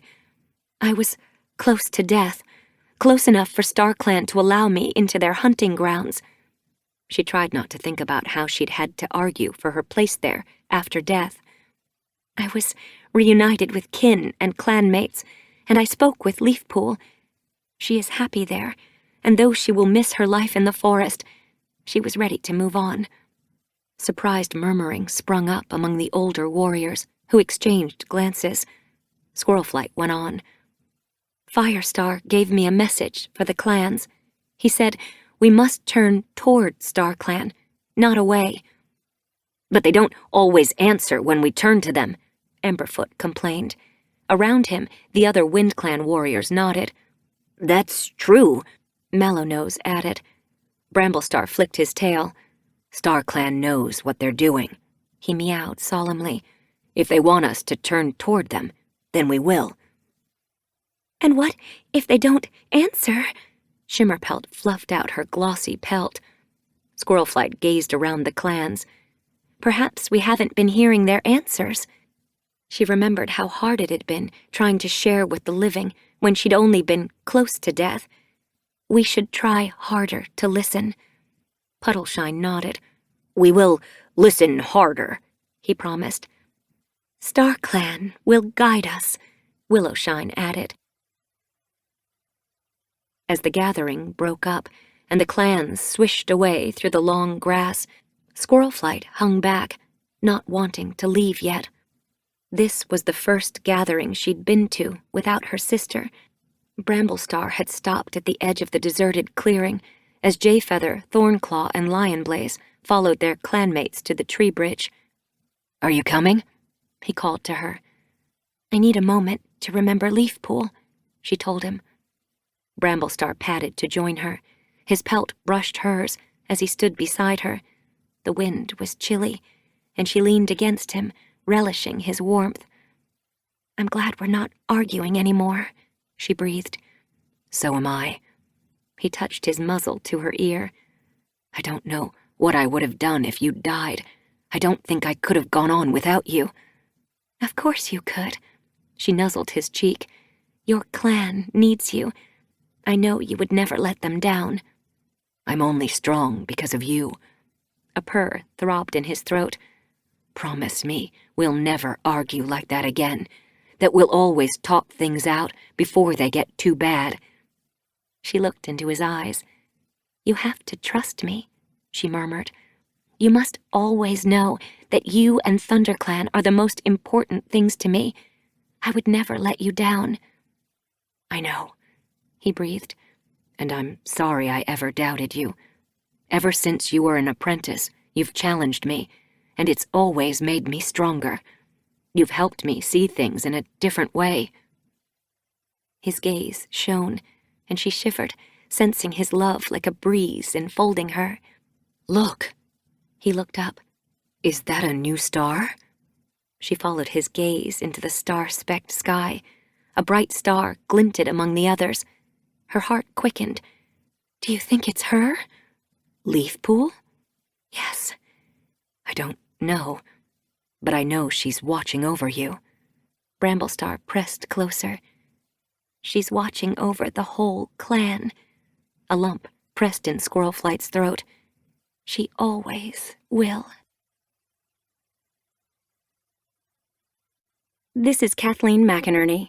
We hope you have enjoyed this unabridged production of Warriors Super Edition, Squirlflight's Hope by Aaron Hunter, presented by HarperCollins and Harper Audio. This program was produced by Elgin Productions. Executive producer, Caitlin Gehring. Text copyright 2019 by Working Partners Limited. Production copyright 2019 by HarperCollins Publishers. All rights reserved. Thank you for listening.